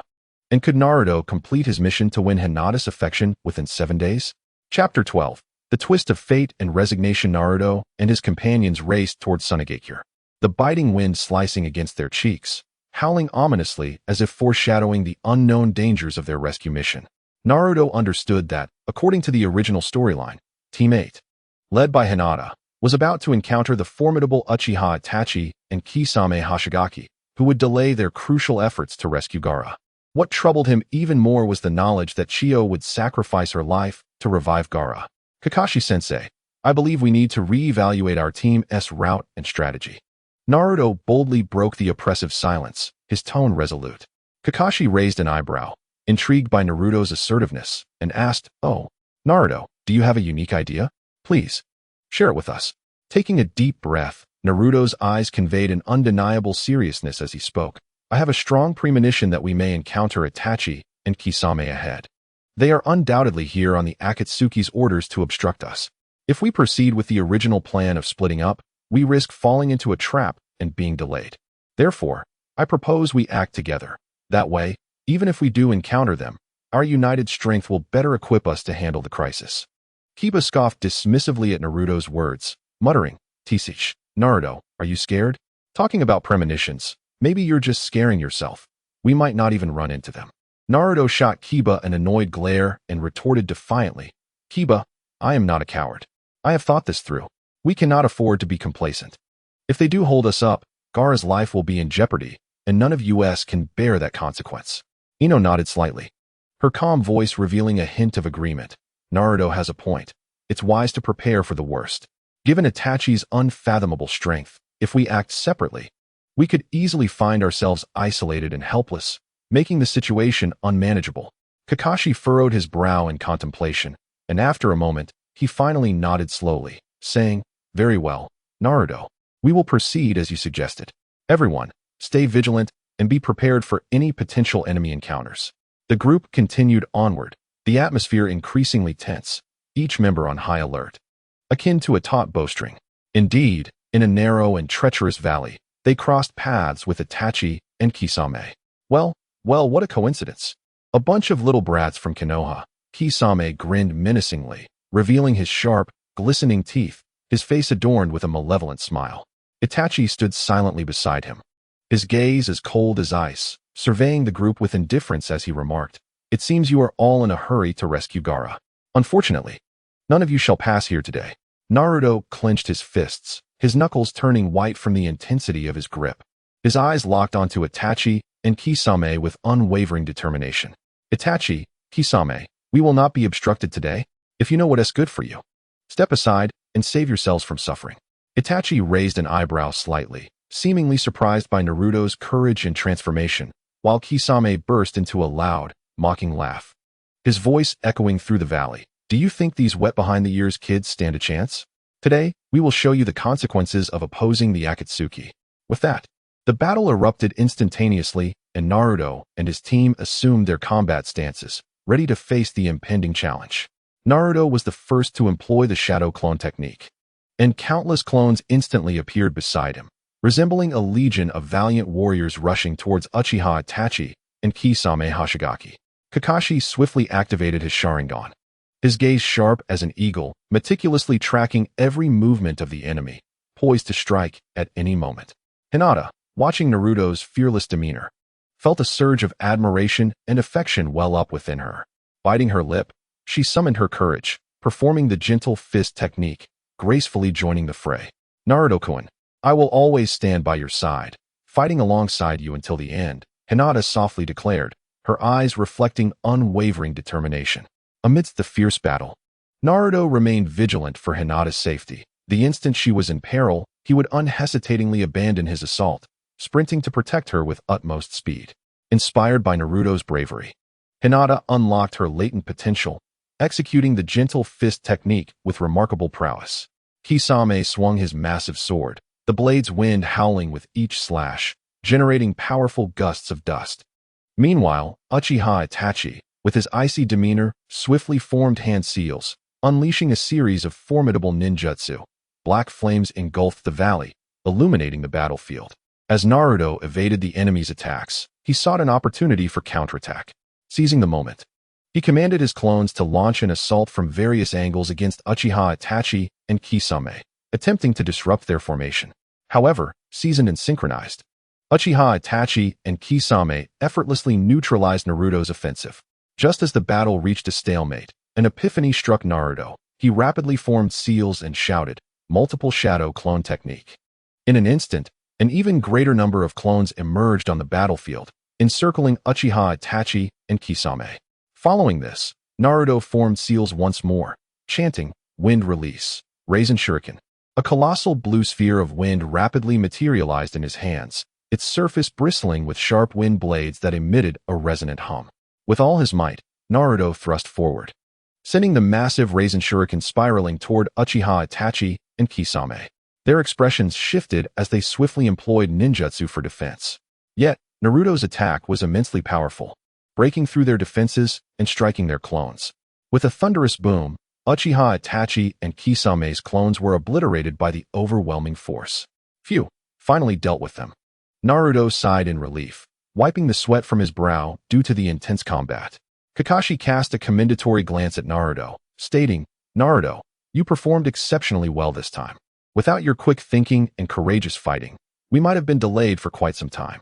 Naruto smiled and replied, this is the result of everyone's combined efforts. I cannot allow Gaara to be harmed, nor can I let anyone fall into danger. After overcoming Uchiha Itachi and Kisame, Naruto and the others pressed onward towards Sunagakure. Soon, they arrived at the village, which was engulfed in chaos, a tense and uneasy atmosphere pervading the streets, with villagers anxiously rushing about. That night, Naruto stood alone on the rooftop of Sunagakure, gazing at the vast starry sky, his mind racing with myriad thoughts. A gentle voice approached him, Naruto-kun. You were truly brave today. Your performance fills me with great admiration, and I have learned so much from you. Turning to Hinata, he offered a warm smile, saying, Hinata, I am equally grateful to you. Thank you for your unwavering trust and support, and for fighting alongside me. Their gazes met, and in the tranquility of the night, a sweet and tender atmosphere seemed to envelop them. Chapter 13. Fierce battle in Sunagakure. Having successfully evaded Uchiha Itachi and Kisame's obstruction, Naruto and his companions hurried to Sunagakure. The village was shrouded in a pall of gloom, the air thick with tension and unease. The streets were desolate, occasionally interrupted by the hurried passage of anxious villagers. Shops tightly shut, an air of desolation pervasive. As Naruto surveyed the dilapidated scene, his concern intensified. He knew Gaara was in grave danger, and the Akatsuki's sinister plot could come to fruition at any moment. At that moment, Chio rushed in with a group of Sunagakure's ninjas. Her eyes betrayed urgency and determination as she nodded slightly upon seeing Naruto and his companions. Thank you for coming, Leaf Ninjas. The Akatsuki, Sasori, and Deidara are outside the village in the desert, preparing to use the Jinjutsu, the Dragon of Nine Seals, to extract one-tail Shikaku from Gaara. We must stop them at once. Naruto clenched his fists, his eyes ablaze with anger. Chiyoba-chan, let's go. We cannot let them succeed. Kakashi calmly interjected. Listen carefully, everyone. Sasori excels in puppet techniques and controls powerful puppets, while he himself is a master of poison. Deidara can create explosive clay. His explosive techniques are formidable. We must proceed with caution and cooperate closely. Inuzuka Kiba rubbed his hands together, grinning. Humph, no matter how powerful they are, I, Kiba, will not be afraid. Watch me make them flee in terror. Yamanaka Ino nodded slightly and said, we will give it our all. Hinata, though nervously clutching her clothing, declared resolutely, I will do my best not to hold everyone back. The group swiftly advanced toward the desert outside the village. From a distance, they spotted Sasori and Deidara. Gaara lay at the center of a massive array, his complexion pale and devoid of life. Other Akatsuki members maintained the ritual for the Dragon of Nine Seals, a scene that instilled fear in onlookers. Damn, they've already begun. Naruto roared as he charged ahead. Upon seeing Naruto and the others approach, Deidara smirked disdainfully. Oh, the little leaf brats and the old woman from Sunagakure. You've arrived too late. We are on the verge of extracting one-tail Shikaku. Chiyo scoffed, dream on. None of you will leave here with anything today. The battle erupted instantaneously. Naruto utilized the shadow clone technique, creating multiple clones that surged towards Deidara like a swarm of dark phantoms.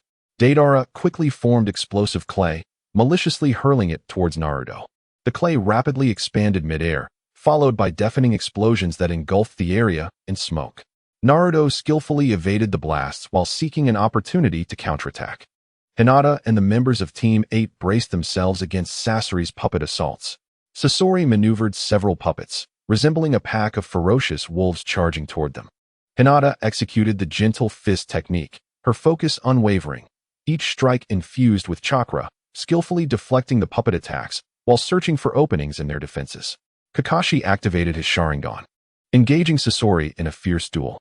His Raikiri flickered with blue light, attempting to breach Sasori's defenses, while Sasori unleashed his puppets, attacking relentlessly and releasing toxic fumes to incapacitate Kakashi. Dodging the poisonous mist, Kakashi sought a moment to retaliate, his expression grave. Chiyo joined the fray, controlling her own puppets in a battle of puppetry against Sasori. Sasori, you were once a ninja of Sunagakure. Why betray the village and join the Akatsuki? She demanded angrily. Sasori coldly replied, Old woman, Sunagakure holds no significance for me anymore. I pursue eternal art, and only the Akatsuki can help me realize that goal. Meanwhile, Naruto spotted a flaw in Deidara's defenses and swiftly formed seals, wind release, Raisin Shuriken. A massive blue sphere of chakra hurtled toward Deidara. Deidara, unable to evade, was struck by the Rasen Shuriken, sending him flying and leaving him wounded, blood spilling from his mouth. Cursing under his breath, the young artist gritted his teeth and struggled to rise. At that moment, Hinata, engaged in battle with a puppet, was caught off guard and struck by Sasori's puppet, falling to the ground. Naruto, witnessing this, felt a pang of anxiety in his heart. Without hesitation, he abandoned his attack on Deidara and rushed to shield Hinata. As Sasori's puppet launched another assault, Naruto protected Hinata with his body, sustaining cuts from the puppet's blades, blood flowing freely. Hinata, he smiled, it's all right. I'm here. Hinata gazed at Naruto, her eyes brimming with gratitude and guilt. Meanwhile, she noticed a critical flaw in Sasori's puppet and swiftly struck its core. The puppet immediately lost control, collapsing to the ground. Sasori, seeing this, furrowed his brow slightly and took command of his main puppet to engage directly. Chiyo observed Sasori with a complex expression. Sasori, turn back. You still have a chance. But he remained unmoved, continuing his assault. At that moment, Naruto and the others joined the fray against Sasori. Under the collective effort, Sasori found himself at a disadvantage. Simultaneously, the Akatsuki's TenTails revival ritual reached a critical juncture. Gaara's body began to tremble violently as the chakra of Shikaku was being extracted. Alarmed, Naruto disregarded his injuries and formed hand seals, shadow clone jutsu. Multiple shadow clones, Countless clones appeared in an instant, charging towards the Akatsuki members maintaining the ritual. Led by Naruto, the group successfully disrupted the Akatsuki's formation, forcing the ritual to a halt. Gaara's body ceased trembling, temporarily escaping danger. "We did it!" Naruto exclaimed excitedly. Seeing the plan unravel, Deidara seethed with rage.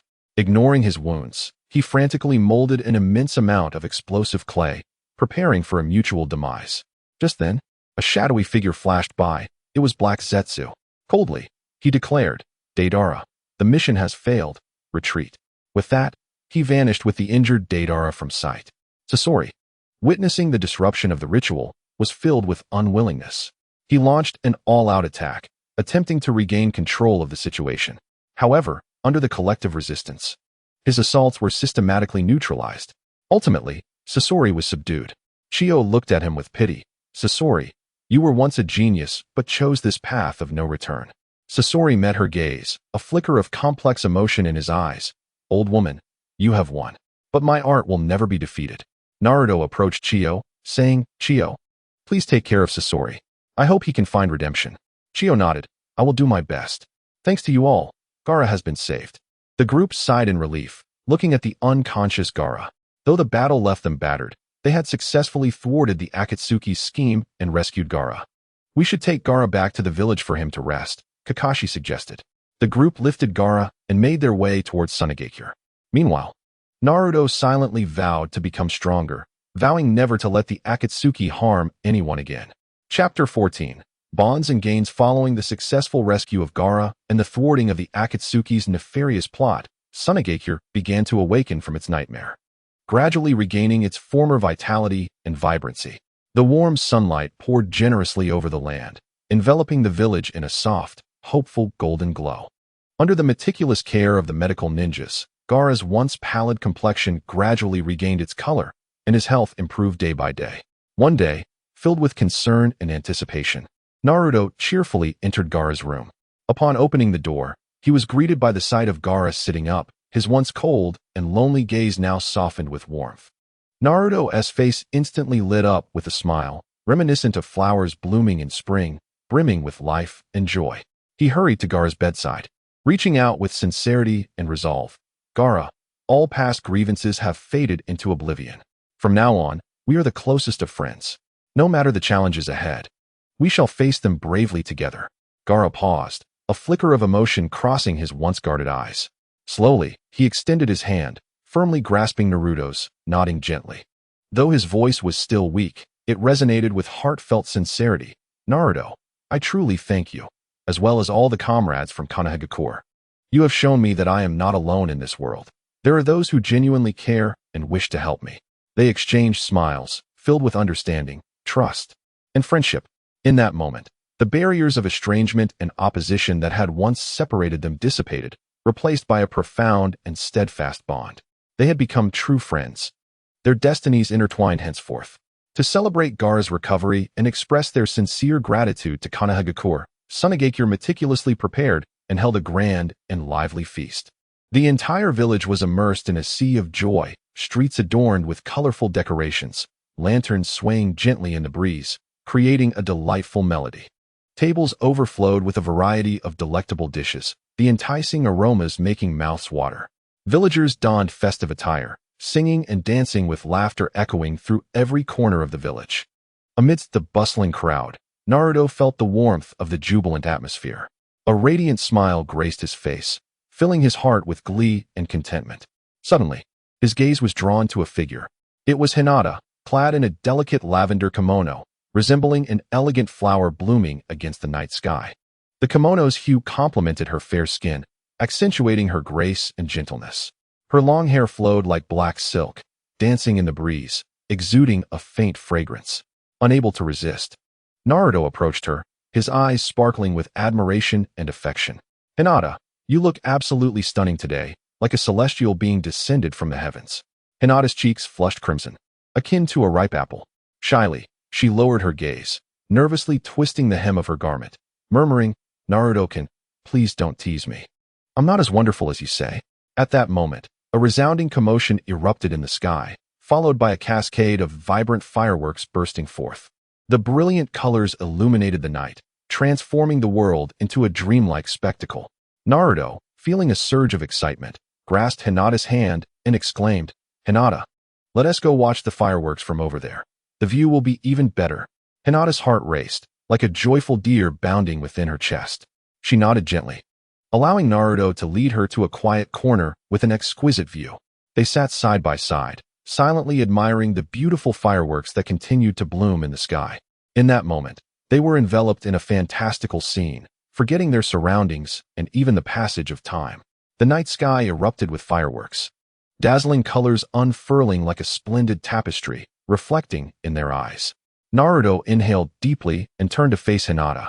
At that moment, her visage, illuminated by the fireworks, appeared exceptionally delicate, her eyes sparkling with a brilliance akin to the brightest stars in the night sky. "Hinata," Naruto softly called her name, his voice tinged with a hint of nervousness and anticipation. "I have always known that you have quietly accompanied me on my journey of growth, offering unwavering support and encouragement. In the past, I was often oblivious to your feelings, unaware of the profound affection you held for me. But now, I no longer wish to miss any moments that are intertwined with you." Hinata lifted her gaze, her eyes filled with surprise and hope. Her lips trembled slightly, as if she wanted to speak, but found herself momentarily at a loss for words. "Hinata, I love you. I cherish your gentle kindness, admire your strength and bravery, and appreciate your relentless pursuit of your dreams." Naruto summoned his courage, his voice resolute and imbued with deep emotion. "I hope you will always be by my side, through storms and sunshine alike. Shall we walk this path together?" Hinata's eyes glistened with tears, shimmering like jewels. She nodded gently, her voice choked yet unwavering as she declared, "Naruto-kun, I have always loved you, ever since long ago, and my feelings have never wavered."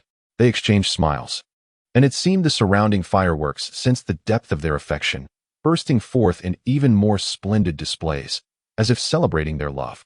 As the festivities gradually drew to a close amidst laughter and cheer, Naruto returned to his room, his heart brimming with happiness and contentment. He lay in bed, replaying the moments of the day in his mind, feeling an overwhelming sense of fulfillment and joy. In the stillness of midnight, as the world slumbered in tranquil dreams, Naruto found himself in a state between sleep and wakefulness when he suddenly heard a gentle knock at the door. Surprised, he felt a flicker of curiosity. Who could it be at this hour? He rose and opened the door to find Hinata standing there. Her face, bathed in moonlight, appeared as pure and radiant as a blooming white lotus. A hint of nervousness and shyness flickered in her eyes, her hands fidgeting in front of her as she softly said, "Naruto-kun, I can't sleep. May I speak with you?" Seeing the anxious yet hopeful expression on Hinata's face filled Naruto with warmth. He smiled and nodded, stepping aside. "Of course, come in, Hinata." Hinata entered the room and gently sat at the edge of the bed. They faced each other, and a subtle yet warm atmosphere enveloped them. They spoke at length, reminiscing about unforgettable experiences from the past and sharing dreams for the future. Under the soft moonlight, their proximity grew closer, and without realizing it, Hinata's head gently rested on Naruto's shoulder, while he tenderly wrapped his arm around her. Their breaths intertwined, and the air around them seemed to sweeten. In that serene night, their hearts leaned closely together, expressing endless affection. Hinata lifted her gaze, looking into Naruto's eyes, filled with love and trust. He lowered his head, and their lips gradually drew nearer, as if the entire world had faded away, leaving only the two of them. Just then, a familiar notification chime echoed in Naruto's mind. "Congratulations, host. Successfully conquered Hinata Hyuga. Task complete. Reward: the ultimate taijutsu, the 9 gates of ninjutsu." The system proceeded to elaborate on the 9 gates of ninjutsu. This technique differs fundamentally from the traditional 8 gates. It does not consume life force, significantly mitigating the user's risk of demise. However, it does possess certain limitations. It can only be utilized once a month, and each use allows for a single kick. Yet, the power contained within that kick is cataclysmic, capable of altering the tide of battle. Furthermore, the strength of this kick can be flexibly controlled according to the host's will, unleashing an overwhelming force or being appropriately tempered for different combat scenarios. Excited by the system's explanation, Naruto couldn't help but express his thoughts aloud. Only once a month? And just a single kick? This system certainly knows how to impose restrictions.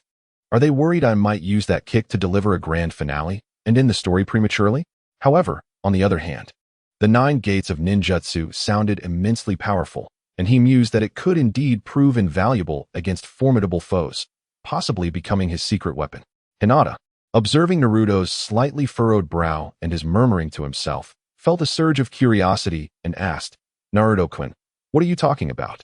Is something troubling you? Snapping back to reality, Naruto noticed the concern in Hinata's eyes, and he shook his head with a smile. It's nothing, Hinata, just some thoughts that crossed my mind. It's late. You should rest early and not tire yourself too much. Hinata nodded, standing up and walking to the door.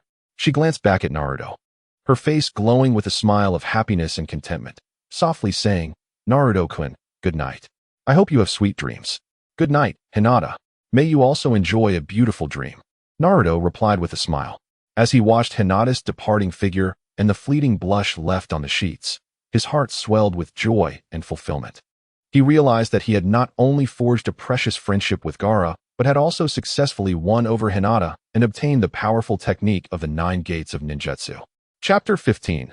New challenges and journeys. The first rays of morning sunlight delicately pierced through the gossamer morning mist of Sunagakure, casting golden threads upon Naruto's, Lee Junjun's, window.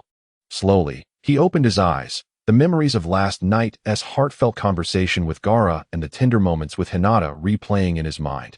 A blissful smile unconsciously gracing his lips. As a time traveler, Lee Junjun had fully embraced the identity of Naruto and, through his understanding of the world of Naruto, had forged many genuine friendships.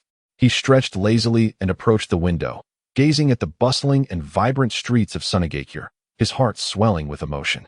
The resilience and warmth of its people deepened his affection for this world. Having packed his belongings, Naruto prepared to return to Konoha. At the village gate, Gaara came to bid him farewell. Naruto, this gathering has given me a new perspective on friendship. Thank you, Gaara said earnestly, shedding his usual aloof demeanor. Naruto clapped Gaara on the shoulder, smiling. No need to be so formal. We are brothers. If you ever need anything, just ask. Let us hope our next meeting is not for a mission. Gaara nodded slightly. Absolutely. Naruto grinned widely and turned to embark on his journey home. As he traveled back, humming a cheerful tune, Naruto felt particularly lighthearted. Passing through an orchard, he couldn't resist picking a few fruits to indulge in. Just then, a mischievous monkey leapt down from a tree and snatched the fruit right from his hands. Hey, you pesky monkey, give me back my fruit. Naruto shouted as he chased after the agile creature, but it nimbly hopped between the trees, eluding his grasp. Humph, you're quite clever. I'll settle the score next time. Naruto panted, watching the monkey's retreating figure with exasperation. Finally returning to Konoha, Naruto first visited his home. Quickly freshening up and changing into clean clothes. Just as he was about to step outside, he heard familiar footsteps and a knock at the door. He opened it to find Shikamaru, looking rather relaxed.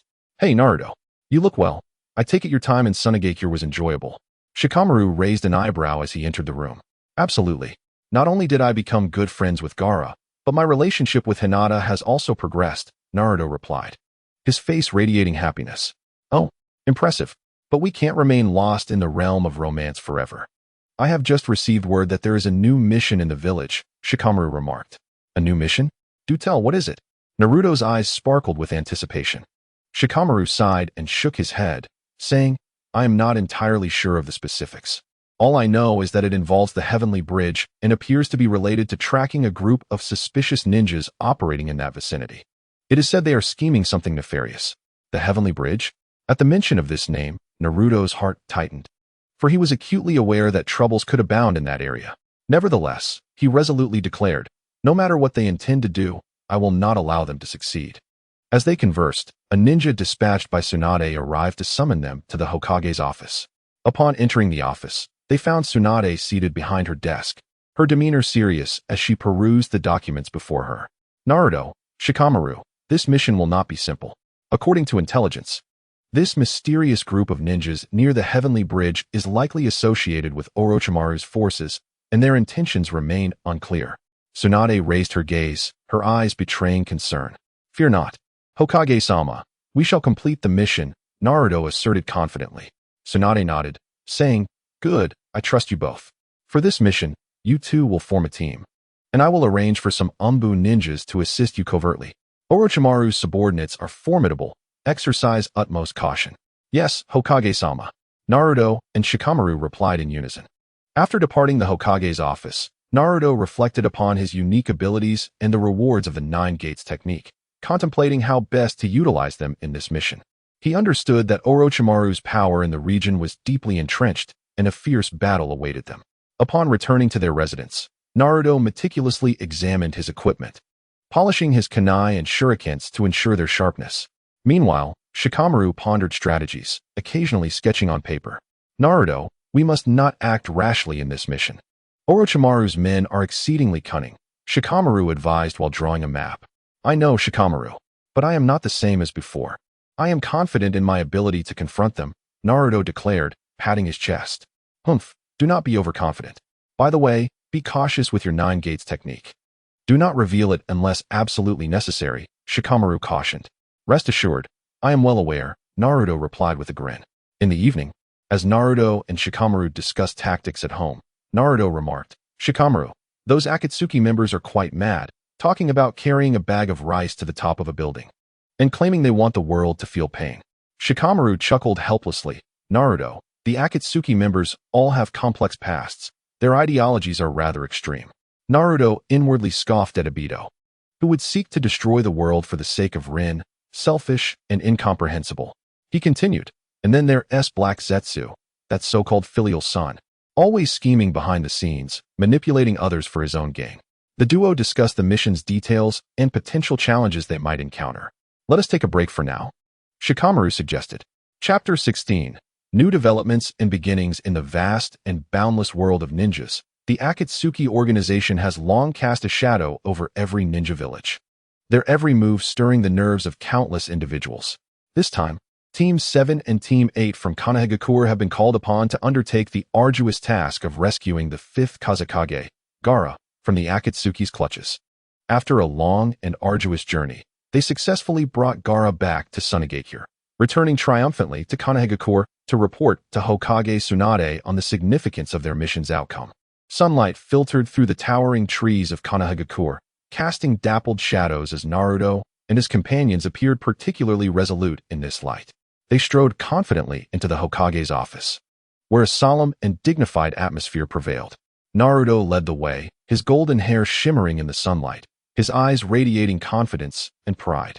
Behind him, Hinata walked gracefully, her gentle gaze fixed on Naruto, a faint blush on her cheeks. Shino maintained his usual composed demeanor, his black coat billowing softly in the breeze.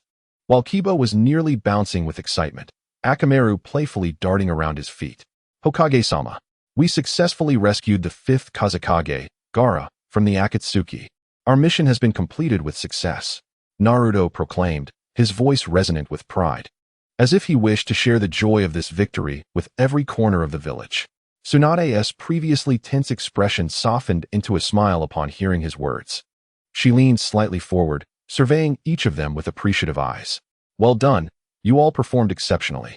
This successful rescue not only preserved the friendly relations between Sunagakure and Sunagakure, but also dealt a significant blow to the Akatsuki. Her voice was firm and powerful, filled with affirmation for them all.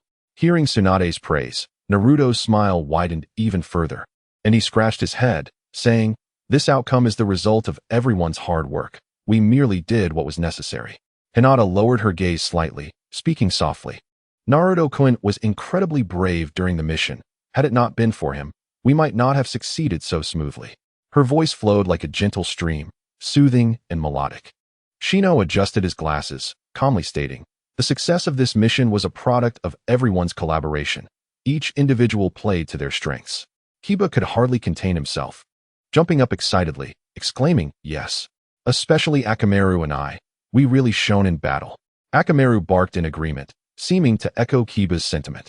Tsunade listened to their exchanges, her smile unwavering. However, when her gaze fell upon Naruto once more, an indescribable feeling surged within her. This sensation was unlike the usual admiration and affection she felt for her juniors. It carried a subtle emotion, like flowers quietly blooming in spring, gradually unfurling in her heart. She paused for a moment, quickly regaining her usual authoritative demeanor, clearing her throat, and said, You all have worked hard. Now, go and rest well." After everyone departed, Tsunade leaned back in her chair, her gaze becoming somewhat distant. Memories of Naruto's valiant performance during the mission flooded her mind. His resolute gaze and indomitable spirit filled her with admiration.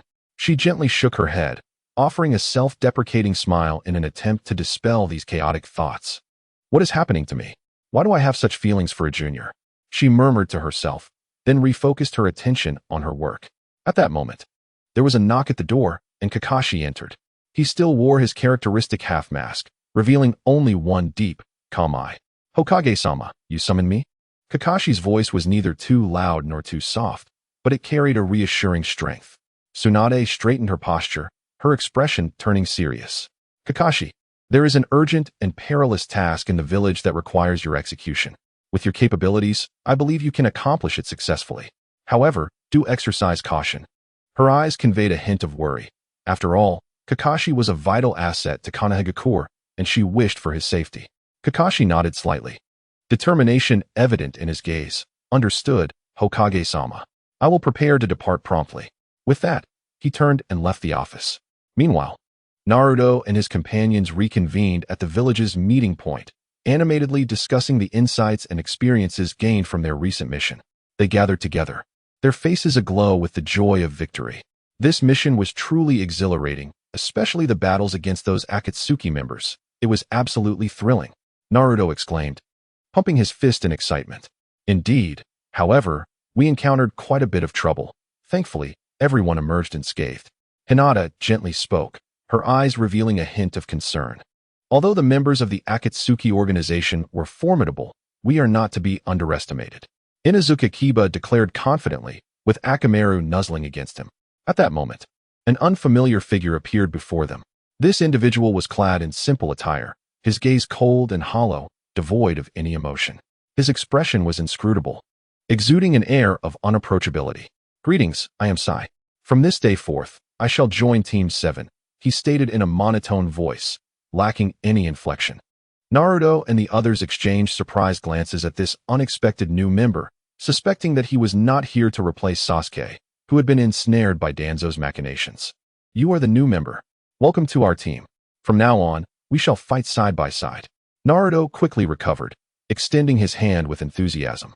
Sai glanced at Naruto's outstretched hand, hesitated for a moment, and then gently shook it. His hand was cold and stiff, devoid of warmth. At that moment, a tall and composed man approached them. His eyes exuded authority, emanating a trustworthy aura. He was Yamato, the wood-release ninja. "Hello everyone, I am Yamato. From now on, I shall temporarily lead Team 7. We have a new mission to undertake," he announced, his voice deep and resonant, echoing like a thunderclap in the ears of those present. Naruto looked at Yamato, a new sense of expectation welling up within him. Wasn't this the ninja who had once orchestrated a team of 3 in a well-structured manner? He had almost forgotten about him. Despite Kakashi's temporary absence, their adversaries would be obliterated under his direct command using the Nine-Tails chakra mode. "Captain, what will our next mission entail?" Naruto inquired eagerly, excitement gleaming in his eyes. Yamato smiled slightly, responding, "I will elaborate on the specifics of the mission later. For now, everyone should return and prepare. We shall gather here early tomorrow morning." Nodding in agreement, they dispersed. As Naruto walked home, he contemplated the best way to confront Sasuke. Should he employ the Nine-Tails chakra mode or use the 8 gates to swiftly send him to meet the Uchiha ancestors? Meanwhile, Tsunade sat in her office. Having completed her tasks, and once again thought of Naruto, she sat at her desk, pen in hand, yet it remained unmarked. Naruto's image flooded her mind, the brilliance of his smile, his vibrant demeanor, evoking a complex array of emotions within her. With a gentle sigh and a hint of a wry smile, she redirected her focus back to the affairs of the village. As night fell, Konoha village was enveloped in tranquility, only occasionally interrupted by the distant chirping of insects. Naruto lay in bed, tossing and turning, unable to sleep. His heart brimmed with aspirations to confront Sasuke, intertwined with a thread of anxiety. He understood that the upcoming mission would involve a confrontation with Sasuke, necessitating thorough preparation. Chapter 17. Conversations under the night sky in the stillness of the night. The streets of Konoha were illuminated by sporadic streetlights casting a faint glow. Awakening in the middle of the night, Naruto sat alone, gazing out at the moonlight. His mind a whirlwind of thoughts. The excitement of tomorrow's mission coursed through him, yet an undercurrent of unease lurked. Just as he was about to rest, a soft knock echoed from the door. At this hour, who could it be? Naruto wondered, puzzled, before rising to open the door, revealing Tsunade. Her expression a blend of complexity. "Lady Tsunade, what brings you here at such a late hour?" he inquired, surprised, stepping aside to allow her entry. Tsunade stepped into the room, her gaze sweeping across, finally resting on Naruto. She seemed hesitant, as if grappling with how to begin. After a moment of silence, she took a deep breath and said, "Naruto, there are matters I wish to discuss with you." Sensing an unusual tone in her voice, Naruto felt a flicker of unease. Yet he nodded, "Please, go ahead. I am listening." Tsunade approached the window, turning her back to him. Her voice low and deliberate. "Do you remember the time I was intoxicated and what transpired between us?" At her words, Naruto's mind instantly flashed back to that day. His heartbeat quickening. He lowered his head, his voice hoarse. "I have not forgotten that incident." Tsunade turned to face him. Her eyes filled with a mix of guilt and complexity. "I had too much to drink that day and acted inappropriately. Since then, I have been contemplating how to address this. Our relationship can no longer remain ambiguous." Gazing into Tsunade's eyes, Naruto felt an overwhelming impulse surge within him. He inhaled deeply. His voice steady. "Lady Tsunade, I do not regret what happened that day. I have harbored special feelings for you." Taken aback by Naruto's words, Tsunade's expression flickered with surprise and confusion. "Naruto, do you understand what you are saying? This is impossible."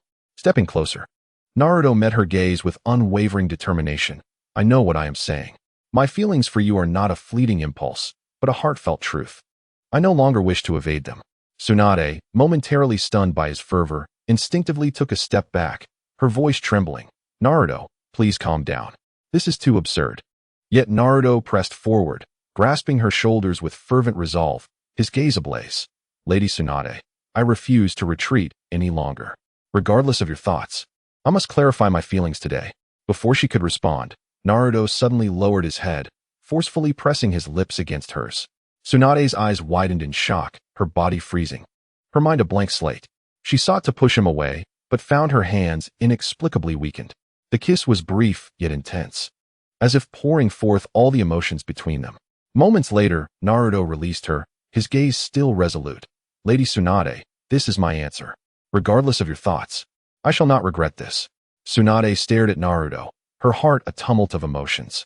Her lips quivered slightly, as if she wished to articulate something, yet ultimately, silence enveloped her. Her heart raced, a faint blush gracing her cheeks, her thoughts swirling in confusion. At that instant, Naruto suddenly bent down, lifting Tsunade into his arms. She gasped in surprise, instinctively clutching his clothing. "Naruto, what are you doing?" Without a word, he carried her swiftly into the room. Tsunade's heart raced even faster, her instinct to resist faltering under an unseen force binding her. As the door closed gently, moonlight streamed through the window, casting a hazy glow upon the room. Naruto laid Tsunade gently on the bed, his gaze tender yet unwavering. "Lady Tsunade, I do not wish to evade any longer. Tonight, let us confront our feelings for one another." Tsunade looked at Naruto, her eyes reflecting a whirlwind of emotions. A blend of panic and an indescribable anticipation surged within her. She parted her lips, intending to speak, but Naruto's kiss silenced her words. Their breaths intertwined, the temperature in the room steadily rising. Tsunade's heart raced uncontrollably, her rationality dissipating, replaced by a novel emotion. Unconsciously, her arms wrapped around Naruto's neck, her body gradually relaxing. Bathed in the moonlight, their forms intertwined. It felt as though the world had narrowed down to just the two of them. Within Tsunade's heart, the formidable defenses crumbled, yielding to an unprecedented warmth and sense of security. In that moment, a chilling system notification echoed in Naruto's mind. Ding! Tsunade's affection value increased by 20, bringing her current affection value to 90, equal to Hinata's. An additional reward will be granted once the affection value reaches 100. Naruto paused momentarily, but quickly redirected his attention back to Tsunade. He gently caressed her cheek and whispered, "Tsunade, my dear, I will always be by your side, no matter what the future holds."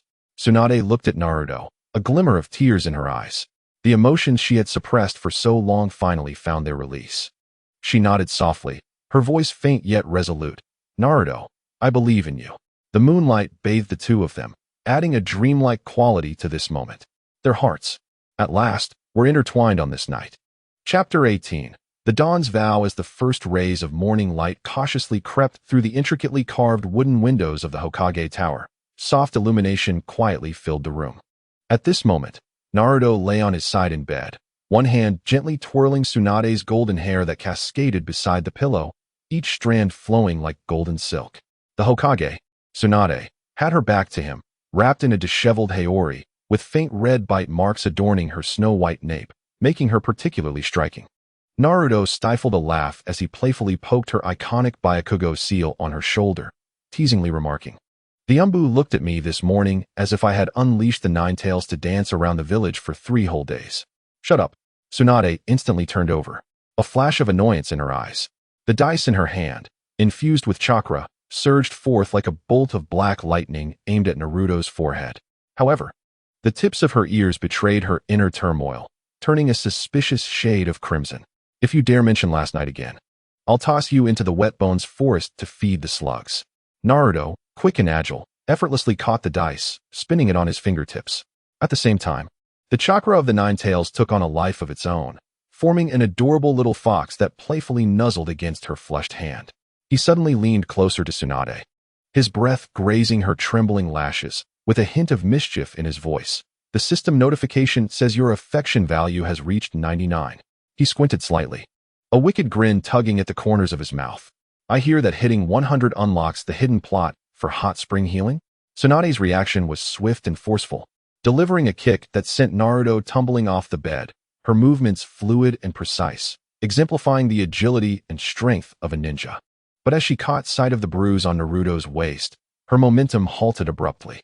A flicker of concern crossed her face, followed by her healing chakra enveloping the bruise in a gentle green light. Despite her fierce tone, "If you get injured on a mission, I'll make you endure 3 days and nights of intensive training in the healing arts." Her underlying concern was unmistakable. The bridge was shrouded in a thick morning mist, the air heavy with the scent of rust, as if foretelling the fierce battle about to unfold. As Naruto hurried to the assembly point, munching on an energy pill, he stumbled upon Sakura, who was angrily reprimanding Sai while gripping his collar. Sakura's face was flushed, her eyes ablaze with fury. "If you dare depict Naruto's embarrassing moments in the mission report again, I'll use your scroll to mend your bones." Sai remained expressionless, casually showing off his sketchbook, which featured a vivid illustration of Naruto's humiliating moment when he was flattened by Gamabunta. According to Article 144 of the Root Organization's Observation Manual, documenting a teammate's foolish actions is crucial for enhancing survival rates, Sai stated earnestly, as if his actions were entirely justified. At that moment, Captain Yamato emerged from the command platform formed of wood release, a bright red maple leaf comically stuck to his head. The mission was to scout Orochimaru's stronghold at the bridge, with a particular focus on Sasuke's movements. His gaze was deep and serious as he cast a glance at Naruto, emphasizing that some individuals ought to remember they were there to scout, not to dismantle bridges. "Relax, Captain." Naruto grinned confidently. He summoned a brilliant Rasengan at his fingertips, chakra spinning rapidly within his palm, emitting a buzzing sound. "I can even portion Nine-Tails chakra now." Sai suddenly flipped open his sketchbook, stating blankly, "Like turning tailed beast bombs into takoyaki? I suggest referencing Article 5 of the Chakra-Splitting Culinary Manual. Both of you, take this seriously." Sakura's fist, slicing through the air with a whoosh, smashed the sketchbook into the ground, raising a cloud of dust. She stood with her hands on her hips, glaring furiously at Naruto and Sai. As Kabuto slowly emerged from the bridge, adjusting his reflective glasses, Naruto was focused on grilling Sanma with chakra flames. The aroma of grilled fish filled the air when, suddenly, the cold gleam of the Kusanagi sword sliced through the morning mist, aimed directly at Naruto. 3 years apart, and your greeting methods have not improved at all. You second-rate. Naruto did not turn, a confident smile gracing his lips as he effortlessly flicked the fish bone away. The bone flew like an arrow, striking Sasuke's sword sheath with precision. In Sasuke's Sharingan, he saw Naruto's relaxed yet self-assured grin. Has it become so poor that it can't even afford maintenance oil? Sasuke's eyes flashed with anger, the the Chidori in his palm crackling with energy. You have no idea. You don't understand the glory of the Uchiha, the truth of the massacre, the quest for revenge. In an instant, Naruto appeared behind him, his speed dazzling. Golden chains, like ethereal serpents, ensnared Sasuke to the bridge's support. A hint of disappointment flickered in Naruto's gaze as he poked Sasuke's cursed seal with a chakra-formed finger, mercilessly ridiculing. You should really get a new beautician. This snake tattoo is utterly hideous. Orochimaru's slithering laughter seeped from the earth like a serpent's hiss. What a delightful reunion, but suddenly. He tore away his skin to reveal a body marred with cursed seals, a frightening visage. Don't you want to know Itachi's burdens? Naruto's expression hardened, his aura shifting dramatically as the chakra of the Nine-Tails surged forth like a tide, enveloping him in a dark red chakra cloak. His hair fluttered in the chakra's currents, emanating a formidable pressure. Don't try to deceive me with this. Neither you nor Sasuke will leave today unscathed. Both Orochimaru and Sasuke were taken aback by Naruto's sudden transformation into the Nine-Tails chakra mode, their expressions shifting to shock. I never expected this little brat could control the Nine-Tails chakra to such an extent, Orochimaru hissed, his eyes glinting with greed as he plotted something sinister. Sasuke gritted his teeth, resentment evident on his face. This second rate has become so strong. It's infuriating. Naruto scoffed, his figure flashing forward like a bolt of black lightning aimed at Orochimaru. Just as Orochimaru prepared to use ninjutsu for defense, Naruto was already before him, delivering a powerful punch to his abdomen. Orochimaru let out a muffled groan, his body flying backward like a kite with its string cut, crashing into a distant stone wall with debris scattering. Before Orochimaru could regain his composure, Naruto was instantly in front of Sasuke. Sasuke hastily gathered his Chidori in an attempt to defend, but Naruto waved his hand. The claws formed from Nine-Tails chakra, effortlessly scattering Sasuke's Chidori, followed by a kick to Sasuke's chest. Sasuke let out a pained cry, spitting blood as he crashed heavily to the ground. Sakura, Sai, and Captain Yamato watched in shock as Naruto displayed his overwhelming strength during the fierce battle. Sakura's eyes sparkled with complex emotions, a mix of surprise and a hint of pride. Orochimaru, clutching his abdomen, struggled to rise, his expression filled with malice. Don't think that having the Nine-Tails power will allow you to defeat us. We will settle this score sooner or later. Sasuke, forcing himself to stand, wiped the blood from the corner of his mouth and glared at Naruto with contempt. Vortex Naruto, next time, I will surely kill you. Naruto crossed his arms, looking disdainfully at them. With those bruises on your face, you still dare to threaten me? If you have the guts, don't run away. Orochimaru and Sasuke exchanged a glance, a flicker of fear evident in their eyes. Subsequently, the two turned and fled in disarray into the darkness of the night. As the battle concluded, the group stood amidst the ruins, observing each other's disheveled appearances, and they collectively sighed in relief. At that moment, night gradually descended, enveloping the land and the bridge in a shroud of darkness. Naruto gazed into the distant sky, his mind swirling with thoughts. Suddenly, his gaze fell upon the medical bandage in his hand, infused with the aroma of sake and violets. Lost in contemplation, Sakura approached and patted his shoulder. Naruto, you were truly impressive today. Naruto smiled. It's nothing. We are comrades. It is my duty to protect everyone. Sai silently organized his sketchbook while Captain Yamato surveyed the surroundings, ensuring there was no danger. Although the mission had its surprises, it can be considered complete. Let us find a place to rest. The group nodded in agreement and began to make their way toward a nearby concealed spot. Meanwhile, Naruto pondered how the next encounter with Sasuke and Orochimaru would unfold. Upon returning to the village, Naruto gently tapped on the window of the Hokage's office. Tsunade was lost in thought, gazing at the portrait of the first Hokage, her golden hair glistening in the moonlight like a flowing river of gold, beautiful and mysterious. As he climbed through the window, the system's alert sounded abruptly. Warning. Heartfelt value critical point fluctuation detected. It is advised to initiate the hot spring side mission. Startled by the sound, Tsunade turned sharply, surprise flickering in her eyes. In the next moment, she had seized Naruto's fox ears, demanding loudly, "Who permitted you to sneak into the Hokage tower at night?" Naruto grinned mischievously, sensing that a new story was about to unfold within the moonlit Hokage office. Chapter 19. New rewards and journeys in the tranquil morning of Konoha. Sunlight filtered through sparse branches, casting fragmented shadows and draping the quiet streets in a golden veil. Stretching, Naruto rolled out of bed. The slightly ambiguous moments with Tsunade from the previous night still swirling in his mind, while the system's reward notification echoed in his ears. Recalling the peculiar rewards from the system, Naruto couldn't help but scratch the back of his head, a mix of embarrassment and secret delight evident on his face. Congratulations, host, for completing the task. Reward issued, a pair of golden kidneys, allowing the host to gallop fearlessly. Such a reward certainly incited one's imagination. However, Naruto understood that in the ninja world, an extraordinary ability could prove invaluable at any moment. As he immersed himself in thoughts, the system's notification resounded again in his mind. As clear as thunder, detected Tsunade's heartfelt value reaching 100, additional reward issued, tailed beast ball Rasengan skill. This skill merges the formidable power of the tailed beast ball with the exquisite control of the Rasengan, boasting incredible power. Please use it judiciously. Upon hearing this news, Naruto's eyes sparkled like brilliant stars, his lips curling into an exuberant smile that he could hardly contain. The tailed beast ball Rasengan. Just the name alone exuded an aura of dominance, and he imagined himself unleashing this powerful technique in battle, overwhelming his foes. Excitedly rubbing his hands together, he was filled with anticipation. Now I've acquired another formidable weapon. Who would dare to underestimate me? Naruto, he exclaimed to himself, his voice echoing in the room. Regaining his composure, Naruto hurriedly freshened up and made his way to the Hokage's office. Along the way, villagers greeted him warmly, to which he responded with a smile, his heart brimming with warmth. Upon entering the Hokage's office, Tsunade was seated at her desk, buried in a mountain of paperwork.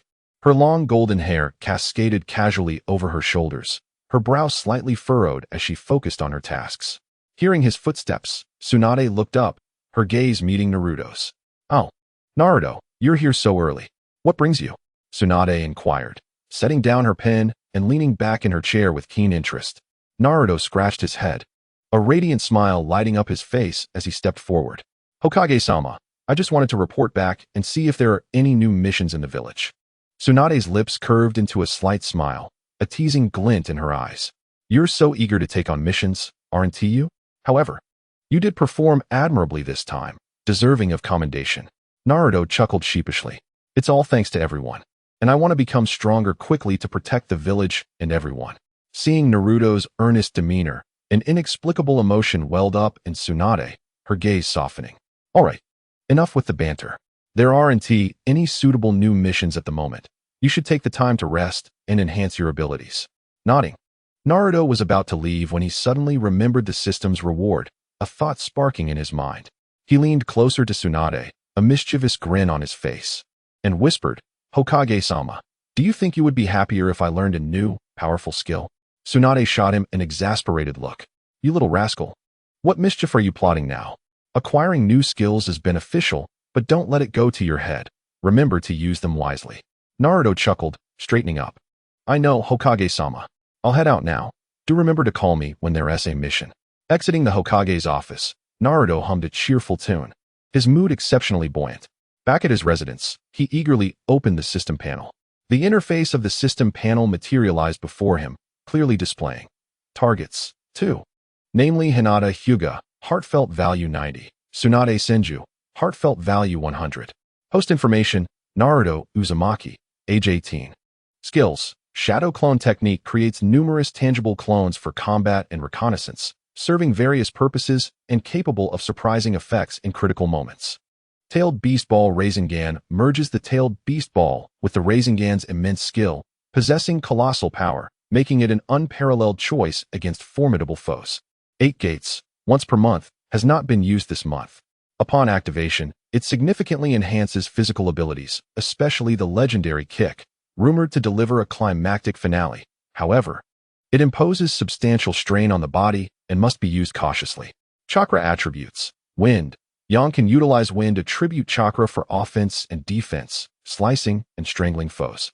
Yang attribute chakra possesses certain healing and enhancement effects, allowing for rapid recovery of stamina and strengthening of power during battles. Naruto scrutinized the information on the system panel, his gaze lingering on Hinata's heartfelt value for quite a while. Her heartfelt value had yet to reach 100. It seemed he needed to put in more effort. I must step up my game, he murmured, visions of Hinata's gentle, shy demeanor flooding his mind, warming his heart. Moreover, he needed to practice this new skill diligently. The tailed beast ball Rasengan and the 8 gates. Just thinking about it filled him with excitement. Clenching his fists, determination shone in his eyes. Early the next morning, Naruto rose with the sun, quickly consuming a bowl of ramen before heading outside the village. He sought a desolate valley, surrounded by mountains and expansive terrain, ideal for honing his skills. Standing in the valley's center, he took a deep breath, focusing his mind, and began to channel the chakra within him. The wind attribute chakra swirled within him like a lively wind blade, while the tailed beast chakra surged forth like a torrential flood, relentless and powerful. As the two types of chakra gradually merged, Naruto could sense a powerful and tumultuous energy surging within him, as if it were about to burst forth. His hands began to form seals with astonishing speed, his movements akin to that of a fleeting shadow. As the chakra coalesced, a massive Rasengan gradually took shape in his palm. This Rasengan was several times larger than the ordinary one, its surface shimmering with an eerie glow. Embodying a terrifying power, it was the tailed beast ball Rasengan. Gazing at the tailed beast ball Rasengan in his hand, a surge of excitement and tension welled up within Naruto. He shouted and hurled the tailed beast ball Rasengan towards a distant hill. It streaked across the sky like a meteor with a long tail, carrying an overwhelming momentum as it crashed into the hill. In an instant, a deafening roar erupted, as if the very heavens and earth trembled in response. The hill was directly blasted open, creating a massive crater, with debris flying and dust swirling, distorting the surrounding air. Naruto beheld the scene before him, a satisfied smile spreading across his face. The power was indeed formidable. It seemed he had gained another powerful weapon to confront strong foes in the future. Just as he prepared to continue his training, a sudden rustling of footsteps echoed from outside the valley. Alert! Naruto turned his head to see a familiar figure appearing at the entrance of the valley. Naruto-kun, you are indeed here, came a gentle, sweet voice. It was Hinata, dressed in a light blue ninja outfit, her long hair cascading over her shoulders. She wore a shy smile, and her eyes were filled with concern. Naruto's heart leapt at the sight of Hinata, and a radiant smile broke across his face. Hinata, what brings you here? Hinata's cheeks flushed as she lowered her head, softly replying, I heard you were out practicing and wanted to check on you, afraid you might encounter some danger. A warm feeling surged within Naruto as he stepped forward, smiling. Thank you, Hinata. I'm fine. I was just practicing a new skill. Look, that big crater over there is from my new technique. He gestured toward the distant hill. Hinata lifted her head, her eyes widening in surprise at the massive crater. That's amazing. Naruto-kun is truly impressive, she exclaimed sincerely. Naruto scratched his head, feeling a bit bashful. Hehe, it's nothing much. By the way, Hinata, would you like to try my new technique? Of course, I'll control the power so it won't harm you. A mischievous grin appeared on his face as he teased Hinata. Hinata's face turned crimson, and she quickly waved her hands, saying, no, that's all right, Naruto-kun. I believe your skill is formidable, but I am still a bit scared. Unable to contain his laughter at Hinata's shy demeanor, Naruto replied, all right, no more teasing. However, Hinata, you should also strive to enhance your own strength, so we can fight side by side in the future. Hinata nodded, determination gleaming in her eyes. Yes, Naruto-kun. I will work hard. I want to become stronger to support you. The two sat side by side on the grass in the valley, basking in the warm sunlight, engaging in lighthearted conversation. Naruto shared his insights on learning new skills, while Hinata listened intently, occasionally asking questions, her eyes filled with admiration. As the sun began to dip in the sky, painting the horizon with vibrant hues of twilight, Naruto stood up, brushing off the grass from his clothes. He smiled at Hinata and said, Hinata, it's getting late. Let us head back. Hinata also stood, nodding gently, her face adorned with a tender smile. Together, they walked towards the village, with Naruto occasionally sharing jokes that elicited peals of laughter from Hinata, her melodious giggles echoing through the mountains. Upon returning to the village, Naruto escorted Hinata back to her home before returning to his own dwelling. Lying in bed, he reflected on the day's events, his heart brimming with emotion. He had practiced a new skill and spent more time with Hinata. It seemed he needed to find more opportunities to be with her and quickly raise her affection levels. A smile crept across Naruto's face as he drifted into a dream filled with anticipation for the future. Chapter 20. The rescue of the widow Yuhi Kurenai. The morning sun gently bathed the streets of Konoha, while Naruto remained lost in the sweetness of his dreams. A silly smile gracing his lips as though he were dreaming of something wonderful. Suddenly, a system notification blared like thunder in his mind, yanking him from his reverie. Ding! An emergency mission has been issued. Naruto bolted upright in bed, rubbing his sleepy eyes, bewildered as he glanced around. What is going on? Why can't I get a decent sleep this early? He grumbled, feeling somewhat irked. The system's voice rang out once more. Mission 1. Rescue Asuma, the son of the third Hokage. Ensure Kurenai does not become a widow with a child. Mission 2. Eliminate the immortal duo, Haiden and Kakuzu. Do not allow the Akatsuki organization the opportunity to unleash their combined might. Upon hearing the mission details, Naruto instantly became alert, his eyes widening in shock. What? Asuma? Kakuzu and Haiden? He slapped his forehead, belatedly realizing the gravity of the situation. Oh no, the plot has reached this point. This is just when those two captured the two tails and went on to eliminate the elite Jonin, resulting in a bounty of 30 million, and Asuma, upon discovering this, went after them for revenge. Thinking of Asuma's boisterous personality and Kurenai's gentle demeanor, Naruto felt a pang of anxiety. No way, Asuma cannot be harmed. And Kurenai must not become a widow.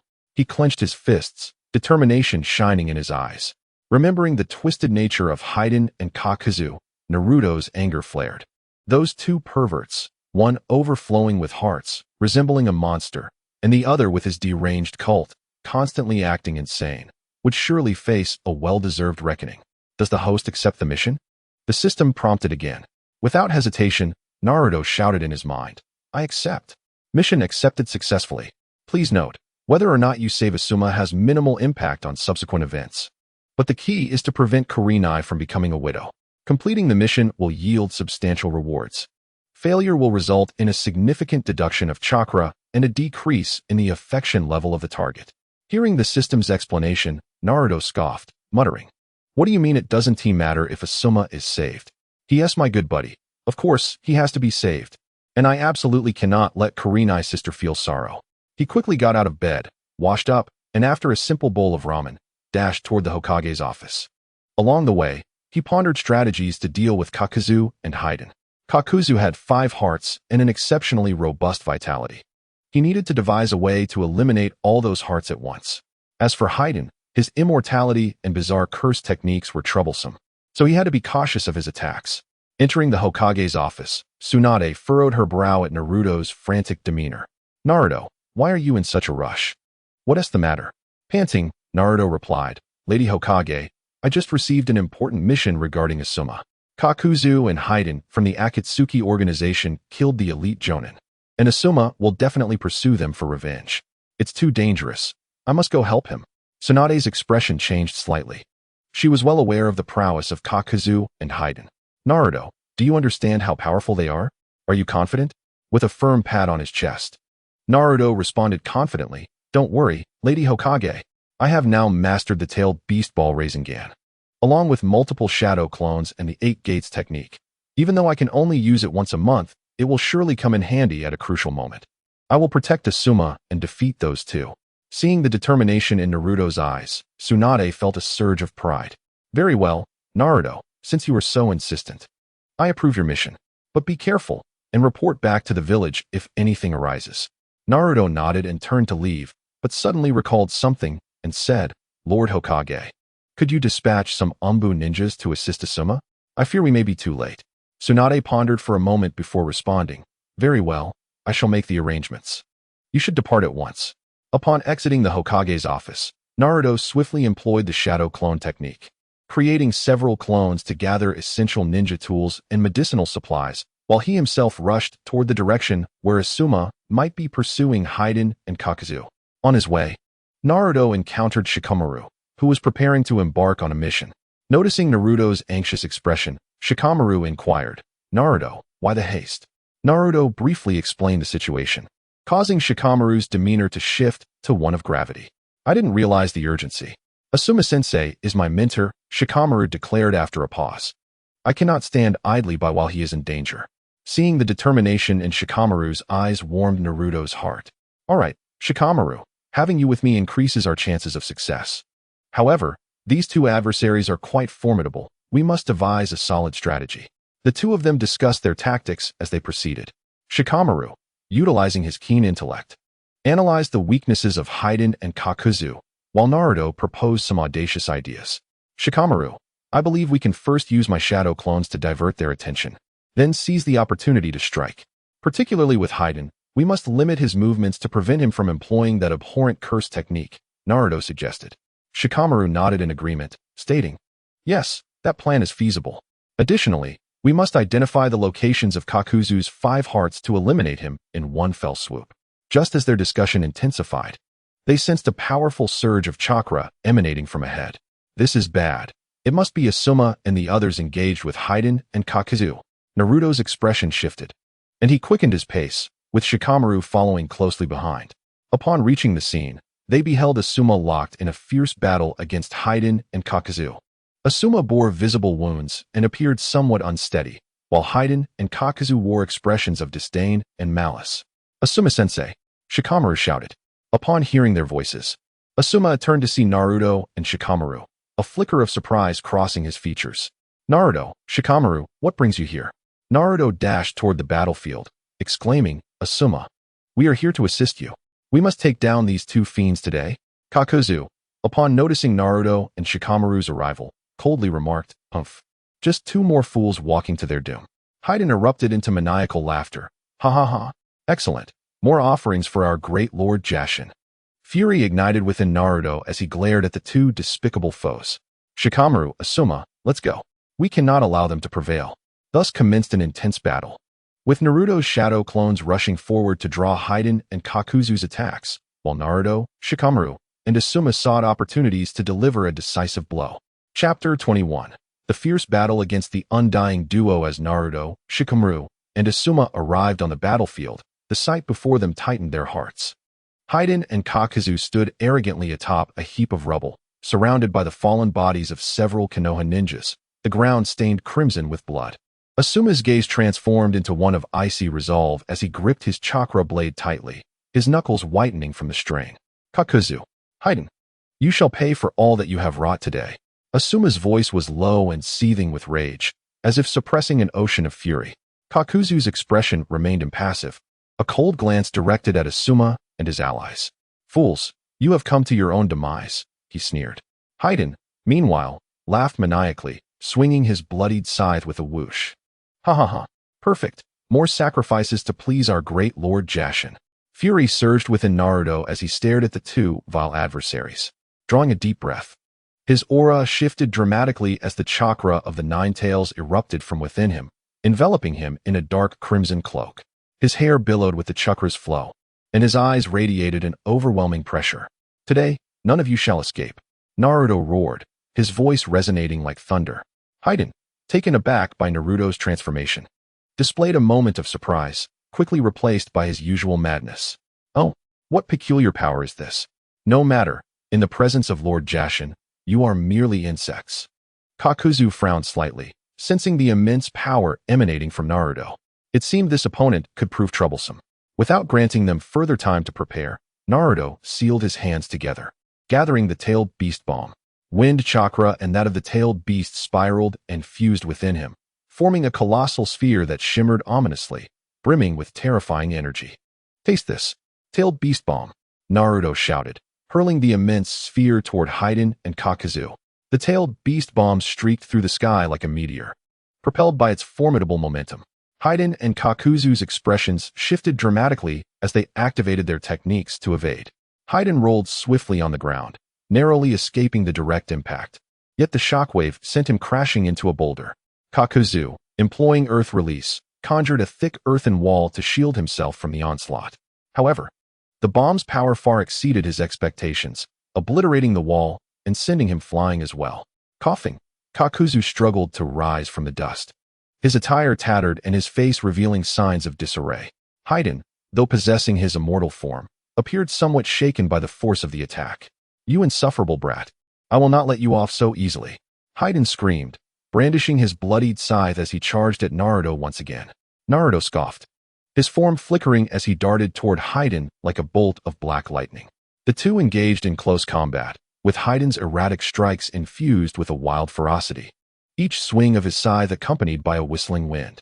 Naruto, empowered by the Nine-Tails chakra mode, deftly evaded Haiden's assaults while seeking openings to counterattack. With your meager skills, do you truly believe you can defeat me? Naruto taunted. Haiden, incensed, intensified his onslaught, cursing relentlessly. I will tear your body to shreds and offer you to Lord Jashin.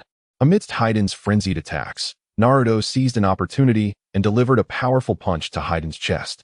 Haiden was sent reeling backward, crashing into a large tree, which splintered upon impact. How about that?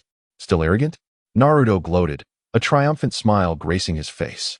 Yet, Haiden swiftly recovered, his body remarkably unscathed. Do you think this is enough to defeat me? You are woefully naive. I possess immortality, Haiden exclaimed, retrieving a peculiar ritualistic tool from his garments and beginning to chant ominously. A surge of alarm coursed through Naruto. He recognized that Haiden was about to unleash his sinister curse technique. This cannot happen. Just then, Shikamaru shouted from the side, Naruto, I'll hold Kakuzu at bay. You focus on Haiden. With that, Shikamaru employed the shadow possession technique, attempting to bind Kakuzu. Kakuzu scoffed, a mere parlor trick.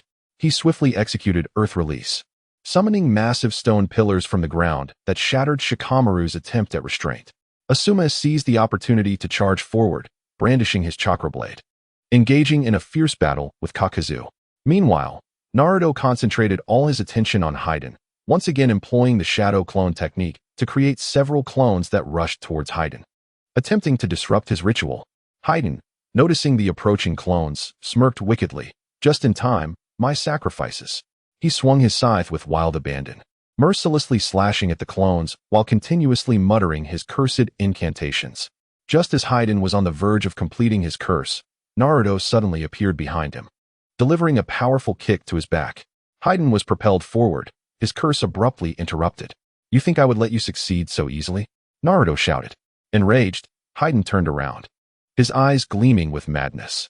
You little brat, you will pay for this. With that, he took his scythe and slashed his own arm, blood gushing forth. What are you doing? Self-harm? Naruto questioned, bewildered. Haiden remained silent, smearing his blood on a peculiar doll, commencing a bizarre ritual. Suddenly, Naruto realized the imminent danger. Oh no, he is about to unleash a more powerful curse. Aware that time was of the essence, he took a deep breath and resolved to activate the 8 gates. Instantly, green steam enveloped his body, the powerful chakra emanating from him causing the surrounding air to tremble. 8th gate, open! Naruto roared, his presence surging to a terrifying level. Haiden, witnessing Naruto's transformation, felt a flicker of fear. What is this power? Naruto wasted no time, dashing towards Haiden like a crimson bolt of lightning, his speed rendering him nearly invisible. Haiden attempted to evade, but in face of Naruto's overwhelming velocity, his movements appeared sluggish. Naruto reached Haiden, lifting his foot and delivering a devastating kick. The force, imbued with the might of the 8 gates, shattered Haiden's body into countless molecules, dissipating into the air. Finally dealt with that troublesome foe, Naruto panted, beads of sweat cascading down his forehead. After subduing Haiden, Naruto turned his attention to Kakuzu. At this point, Asuma and Shikamaru were beginning to show signs of fatigue. Although Kakuzu had sustained injuries, his 5 hearts endowed him with formidable combat strength. Naruto charged at Kakuzu once more, his speed and power imposing immense pressure on him. Kakuzu attempted to retaliate with ninjutsu, but against Naruto's might fueled by the 8 gates, his attacks felt utterly futile. Naruto unleashed a flurry of punches, each brimming with tremendous force, forcing Kakuzu to stagger backward. Finally, Naruto concentrated all his chakra, delivering a mighty blow to Kakuzu's chest, obliterating all 5 of his hearts. Kakuzu's body collapsed, lifeless on the ground. With the battle concluded, Naruto released the 8 gates, his body becoming exceedingly weak, nearly unable to stand. Shikamaru and Asuma rushed to support him. Naruto, are you alright? Asuma inquired with concern. Naruto managed a faint smile. I'm fine. Just a bit tired. At that moment, a system notification echoed in Naruto's mind. Ding. Host has successfully utilized the 8 gates. Due to the immense strain on the body, the system kindly reminds that for the next 7 days, the host will be unable to function normally. Please prepare mentally. Hearing this, Naruto's face instantly flushed crimson, nearly choking on his own breath. What? 7 days of dysfunction? What a dreadful system, he grumbled inwardly, refraining from vocalizing his frustration with Asuma and Shikamaru present. Observing Naruto's sudden change in demeanor, Shikamaru curiously asked, Naruto, what's wrong? You look pale, are you injured? Naruto quickly waved his hands, awkwardly replying, No, I'm just a bit tired. Let us head back. Thus, Naruto, Shikamaru, and Asuma, weary yet resolute, made their way towards the village of Konoha. Throughout the journey, Naruto couldn't shake off the system's notification, letting out a bitter smile. While the power of the 8 gates was formidable, the side effects were indeed hard to bear. Nonetheless, having successfully defeated Kakuzu and Haiden and protected Asuma, he felt a sense of accomplishment. Upon returning to Konoha, Tsunade greeted them with a warm smile, but her expression turned serious upon noticing Naruto's frail state. Naruto, why do you look so weak? Were you gravely injured in battle? Tsunade asked. Naruto quickly shook his head. Lady Hokage, I'm fine. I just overexerted myself using some powerful jutsu. Tsunade eyed him with suspicion, sensing something was amiss, yet she chose not to press further. All right, as long as you're fine, you all should rest and recover your strength. Once back at their quarters, Naruto lay on his bed, reflecting on the battle. Although he had accomplished his mission, the system's notification lingered in his mind, casting a shadow over his thoughts. 7 days. How would he endure? He hoped no one would discover his predicament. Meanwhile, in the Akatsuki's base, upon learning of Kakuzu and Haiden's demise, the faces of Pain and others darkened. Kakuzu and Haiden are dead. It seems we cannot underestimate that Naruto from Konoha, Pain stated coldly. Conan nodded in agreement. Indeed, we need to reassess Naruto as an opponent. In another corner, Kisame appeared excited. Haha, this is interesting. It seems future battles will be increasingly entertaining. The members of Akatsuki prepared for their next course of action, unaware that a greater crisis was silently approaching them. Chapter 22. An awkward predicament and a joyous event. The sun in Konoha continued to shine warmly, gently illuminating every street and rooftop. However, at this moment, Naruto, lying in his room, felt none of this beauty. He lay flat on his bed, eyes vacant as he stared at the ceiling, his mind replaying the system's cold and unfeeling notification. For the next 7 days, normal function is impossible. This news struck him like a thunderbolt, plunging the youthful Naruto into an abyss of despair and anguish. He mentally berated the system's developers, a torrent of grievances swirling within him. This wretched system, why does it only throw obstacles at me? 7 days? Isn't that a death sentence? How can I face Tsunade and Hinata afterwards? And what if other girls find out? Where will I hide my face? As Naruto wallowed in his dismal thoughts, a sudden, crisp knocking interrupted him. Knock, knock, knock, followed by Tsunade's familiar and magnetic voice. Naruto, are you in there? Upon hearing Tsunade's voice, Naruto felt a tightening in his chest, as if gripped by an unseen hand. He hurriedly sat up, frantically straightening his disheveled clothes to appear as normal as possible.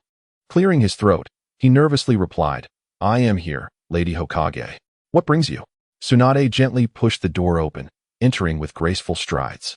Today, she wore a snug outfit that perfectly accentuated her alluring figure. Sunlight streamed through the window, casting a soft glow upon her. The moment Naruto laid eyes on Tsunade, his cheeks flushed crimson, akin to a ripe tomato, and he found it difficult to meet her gaze. Tsunade approached Naruto, slightly bending down, her gaze piercing as she scrutinized him from head to toe, her eyes brimming with concern. Naruto, you appear to be unwell. Is there something amiss with your health? As she spoke, she extended her slender, alabaster hand, gently placing it upon Naruto's forehead to assess his temperature. Tsunade's hand was soft and warm, and at the moment it touched his skin, Naruto felt a jolt of electricity surge through him, quickening his heartbeat. However, recalling his peculiar circumstances, he suppressed the tumultuous feelings within him and forced a smile that was more painful than tears. I'm fine, Lady Hokage. I just wore myself out during the recent battle. A bit of rest will suffice. Tsunade scrutinized him with skepticism, her eyes revealing a hint of doubt. She knew Naruto too well. Her instincts told her he was concealing something. Yet, she refrained from pressing further, merely nodding gently. Very well. If anything arises, please do not keep it from me. Inform me at once. By the way, in a few days, there will be a batch of crucial confidential documents that need escorting. Prepare yourself. You may be assigned to participate. Naruto nodded vigorously. Of course, Lady Hokage. I'll prepare thoroughly. Once Tsunade departed, he let out a sigh of relief, collapsing onto his bed like a deflated balloon. That was close. I almost revealed my secret to Lady Hokage. Yet fate seemed to delight in tormenting Naruto. Before he could fully recover from the earlier tension, Hinata's gentle, sweet voice rang out from outside the door. Naruto-kun, are you there? Internally groaning, Naruto summoned his strength and replied, I'm here, Hinata. Please, come in. Hinata gently pushed the door open and stepped inside with a light, graceful gait. She wore a pale pink dress, the hem swaying softly with her movements. Her long, lustrous black hair cascaded over her shoulders, and a faint blush adorned her fair cheeks. Her eyes filled with warmth and concern, resembling the most exquisite flower of spring, stunning and enchanting. Naruto-kun, are you feeling any better? Hinata asked softly, her voice like a gentle stream, soothing and melodious. Looking into Hinata's caring gaze, Naruto felt a warm tide of emotion swell within him. Yet it was tinged with a hint of helplessness and bitterness. I'm all right, Hinata. I apologize for worrying you. Hinata lowered her head slightly, fidgeting with the hem of her dress. Her face flushed as she spoke. I'm glad to hear that, Naruto-kun. I made some snacks for you, and I wanted you to try them. With that, she produced a delicate little box from behind her, slowly extending it toward Naruto. He received the box and gently opened it, a sweet aroma wafting up to greet him. Inside lay an array of adorable, exquisitely crafted pastries, each resembling a work of art. Wow, Hinata, these look fantastic. They must taste amazing. Thank you, Naruto exclaimed, a genuine smile illuminating his face as he marveled at her creations. Seeing Naruto's joy, Hinata's face blossomed into a radiant smile, akin to a cherry blossom in full bloom. I'm so glad you like them, she said, delicately picking up a piece and gently offering it to Naruto's lips. As he gazed at the morsel before him, his heart raced uncontrollably, as if it might leap from his throat. With a slight parting of his lips, he accepted the confection. It melted in his mouth, the sweet flavor unfurling on his palate. Yet at that moment, Naruto felt somewhat distracted. He was acutely aware of Hinata's profound affection for him. Yet the awkward predicament he found himself in left him uncertain about how to respond to such feelings. Amidst the flurry of emotions stirred by Tsunade and Hinata, Asuma's familiar figure suddenly appeared before him. Naruto, I've conferred with Kurenai, and we'd like to treat you to a meal to properly thank you for saving my life. What would you like to eat? At the mention of food, Naruto's previously dim eyes sparkled with excitement, reminiscent of stars twinkling in the night sky. It suddenly dawned on him that despite countless thrilling battles and adventures since arriving in this world, he had yet to savor a truly delicious meal. The image of Ichiraku ramen, steaming and aromatic, filled his mind. The perfectly chewy noodles, rich broth, and melt-in-your-mouth chashu all tantalizing his taste buds and awakening his appetite. Asuma, I want to go to Ichiraku ramen. Naruto nearly leaped with joy, his eyes gleaming with anticipation. Asuma chuckled at Naruto's eagerness. All right, Ichiraku ramen is a splendid choice. Let us head there. Upon arriving at Ichiraku ramen, they found the place bustling with life, laughter, and cheerful chatter. It turned out the restaurant was hosting an extraordinary eating contest, with the winner receiving a year's worth of free ramen, a delightful prospect for a ramen enthusiast like Naruto. Upon witnessing the competition, Naruto's spirit surged, akin to a starving wolf spotting its prey. Asuma, Kurenai, let us join in. I'm absolutely confident I can win. Asuma and Kurenai exchanged amused glances, their eyes shimmering with affection.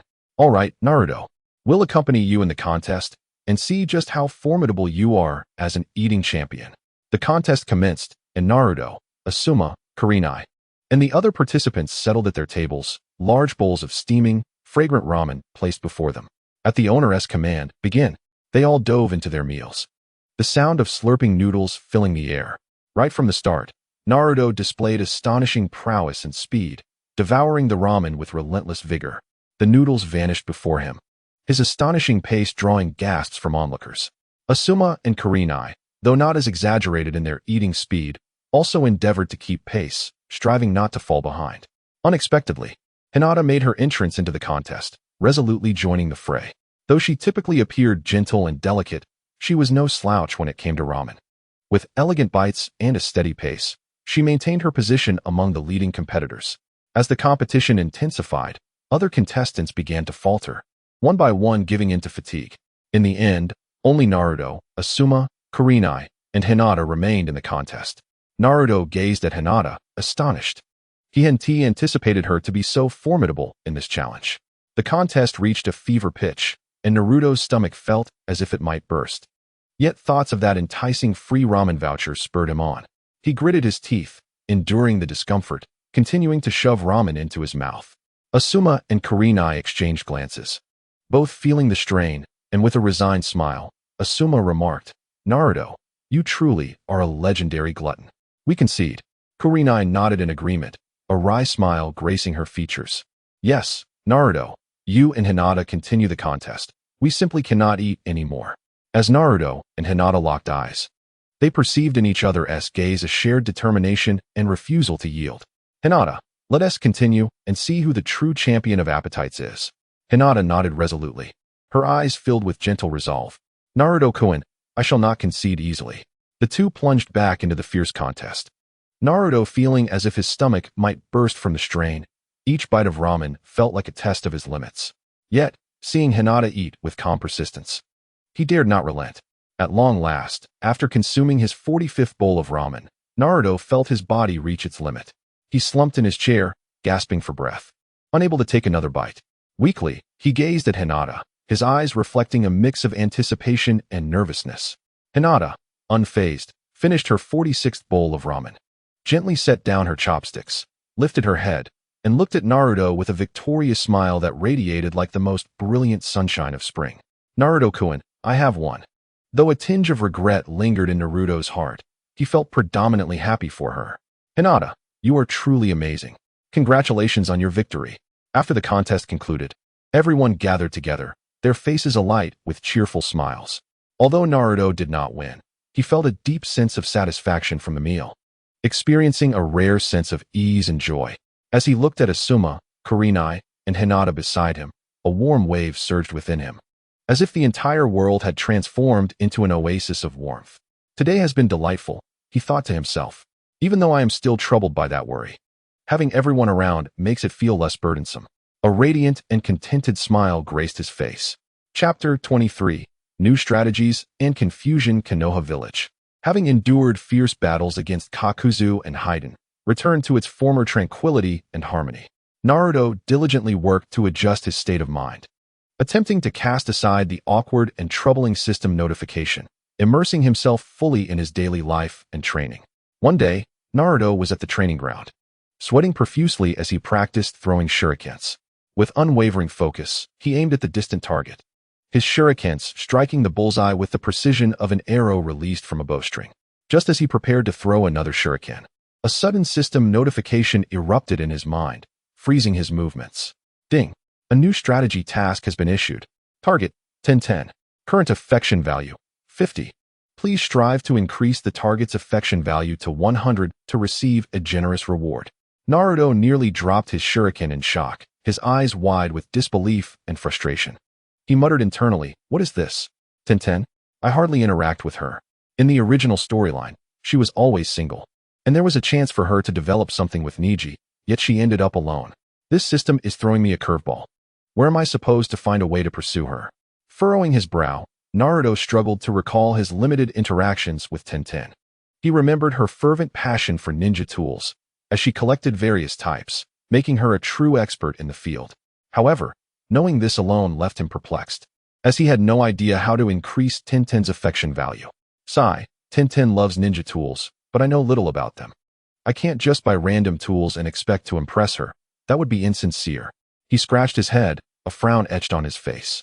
Setting aside his shuriken, he plopped down on the grass of the training ground, gazing up at the drifting clouds, lost in deep contemplation. Perhaps I should seek Shikamaru's advice? He is so clever and must have plenty of ideas. Resolute in his decision, Naruto quickly stood up and hurried towards Shikamaru's home. When Naruto found Shikamaru, he was leisurely lounging in his yard, staring at the sky with a piece of grass in his mouth. "Shikamaru, please help me. I'm in big trouble," Naruto exclaimed, rushing to his side. Shikamaru glanced at Naruto lazily and replied, "What has got you in such a tizzy? Is it another dangerous mission?" Naruto shook his head vigorously and poured out his predicament regarding the system's task of pursuing TenTen, carefully omitting any mention of the system itself. simply stating he wanted to improve his relationship with her, but was at a loss for how to proceed. After listening, Shikamaru furrowed his brow in thought. TenTen indeed has a deep affection for ninja tools. If you wish to get closer to her, starting from that angle is a wise choice. However, don't you already have Hinata? Why the need to give TenTen ninja tools? He continued, you can't just gift her any random tools. They must be special and meaningful. Naruto's eyes lit up as he eagerly asked, special and meaningful? Shikamaru, please tell me what kind of ninja tools fit that description. Shikamaru sat up, speaking earnestly, for instance. Long-lost methods of crafting ninja tools or fragments of tools with special abilities. These would hold far greater allure for TenTen than ordinary tools. Naruto scratched his head, looking troubled. But where would I find such things? It would be easier to reach the heavens. Shikamaru sighed. Naruto, this is your moment of trial. If you want to build a relationship with TenTen, you must not shy away from challenges. You could check the village library for information. Perhaps you'll uncover some clues. Or ask the older generations of ninjas. They have extensive experience and might know some secrets about ninja tools. Naruto nodded. All right, Shikamaru, thank you. I'll head to the library and see if luck is on my side. After bidding farewell to Shikamaru, Naruto arrived at the village library. He wandered through the aisles, eagerly searching for books related to ninja tools. After a considerable time, he finally found a book on the history of ninja tools. Excitedly, he opened the book, devouring its contents with great enthusiasm. The book detailed various crafting methods, unique characteristics, and rich histories of different ninja tools. As he read, he diligently took notes, hoping to extract useful information. While engrossed in the book, he suddenly heard a familiar voice. Naruto, what are you doing here? Looking up, he was surprised to see TenTen standing before him, her expression one of astonishment. Naruto's heart raced, and he forced an awkward smile. TenTen, I was just here to look up some information. What about you? TenTen smiled back. I'm here to research ninja tools as well. By the way, what book are you reading? Naruto quickly handed the book to TenTen. I'm reading this one about the history of ninja tools. It contains a lot of fascinating knowledge. Upon receiving the book, TenTen's eyes sparkled with delight. Wow, this is the book I've been searching for. I can't believe I found it here. Naruto, do you mind if I join you in reading it? Naruto felt a surge of joy and eagerly replied, of course not, TenTen. Let us read it together. Thus, Naruto and TenTen sat in a corner of the library, leafing through the book on the history of ninja tools. As they read, they frequently exchanged thoughts and insights, their atmosphere growing increasingly harmonious. Watching TenTen's focused expression, Naruto mused, her passion for ninja tools is truly profound. If I wish to deepen our relationship, I must certainly invest more effort in understanding her interests. Before they knew it, the sky began to darken. Having finished the book, TenTen turned to Naruto. Thank you for keeping me company today. I learned quite a bit. Naruto scratched his head, smiling back. No need to mention it, TenTen. I also gained a lot. We should study ninja tools together again in the future. TenTen nodded. Absolutely, Naruto. I look forward to it.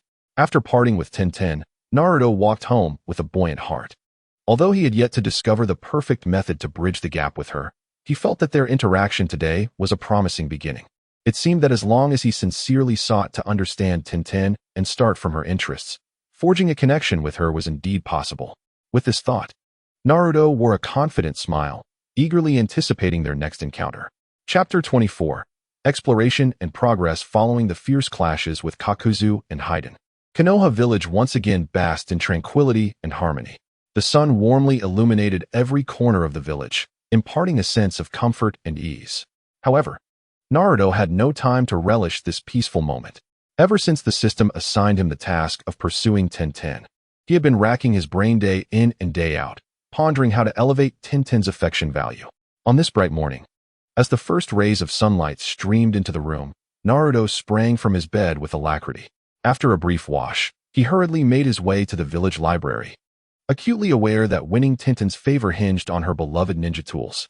Inside the library, the aged shelves brimmed with various tomes, and the air was suffused with a faint aroma of ink and the essence of time. Naruto weaved through the shelves, his eyes eagerly scanning the weighty volumes, murmuring softly to himself, where might I find the lost techniques of ninja tool crafting or fragments of unique ninja tools? As time slipped away, Naruto's back ached, and his legs felt weary, yet he remained empty-handed. Just as despair began to settle in, and he contemplated giving up, a book thickly coated in dust caught his eye. Cautiously, he retrieved it, blowing away the dust to reveal the title, The Secret Chronicles of Rare Ninja Tools. A surge of uncontainable hope welled up within him as he eagerly flipped through the pages. The book detailed numerous unheard of, unseen ninja tools, including defensive tools capable of instantaneously conjuring impenetrable barriers, seemingly able to withstand any attack, and peculiar tools that could teleport the user as if they possessed the power to traverse space itself. Naruto's eyes sparkled with excitement as he fervently searched for information on a ninja tool suitable for TenTen. Finally, his gaze landed on a passage regarding a tool known as the Lingxi blade, crafted by a mysterious artisan from ancient times. This blade was said to harbor enigmatic and unique spiritual energy, resonating with the user's chakra to unleash unimaginable, cataclysmic power. Its crafting method had long been lost, akin to a meteor vanishing in the night sky, with only a few fragments scattered across the vast lands. "This is it," Naruto exclaimed inwardly, clenching his fists in exhilaration. If he could locate the remnants of the Lingxi blade, TenTen would undoubtedly be overjoyed, and perhaps his standing in her eyes would rise significantly. He meticulously committed the details of the Lingxi blade to memory before closing the book and returning it to its place. After leaving the library, he wasted no time and began inquiring about the whereabouts of the Lingxi blade's fragments. His first stop was to consult several esteemed, seasoned ninjas in the village, filled with hope as he questioned them about the Lingxi blade. However, these elders were either completely unfamiliar with it, their faces etched with confusion, or they had merely heard vague, unverifiable rumors that provided no useful leads. Disheartened yet undeterred, Naruto pressed on to a quaint ninja tool shop in the village, seeking information from the shopkeeper. The shopkeeper, an elderly man with graying hair and a face lined with wrinkles, furrowed his brow in contemplation upon hearing Naruto's inquiry. After a long pause, he spoke. "Lingxi blade? I believe I recall my grandfather mentioning it. They say fragments resembling the Lingxi blade were once discovered in the mysterious and perilous Misty Forest to the west. However, that forest is no place for the faint of heart. It is teeming with formidable beasts and treacherous, unforeseen traps." Naruto's eyes brightened at this revelation, as if a glimmer of hope had pierced through the darkness. "Thank you, sir. I understand now," he replied eagerly. Without a moment's hesitation, he set off resolutely towards the direction of the Misty Forest. Upon reaching the forest's edge, a dense fog enveloped him, almost suffocating in its weight. Visibility was drastically reduced, rendering his surroundings nearly indistinguishable. Taking a deep breath to bolster his courage, he cautiously ventured into the forest, remaining ever vigilant. His eyes darted around like a hawk, while his ears strained to catch even the slightest sound. Yet, after an extensive search, he found no trace of the Lingxi blade's fragments. Just as despair began to creep in, he stumbled upon an ancient tree, seemingly a witness to the passage of time, beneath which lay a uniquely shaped, weathered broken blade.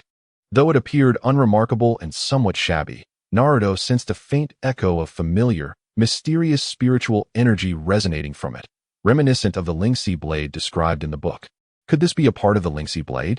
A flicker of hope ignited within him as he carefully tucked the broken blade away, leaving the misty forest with a blend of reluctance and anticipation. Back in Konoha, Naruto felt unsatisfied.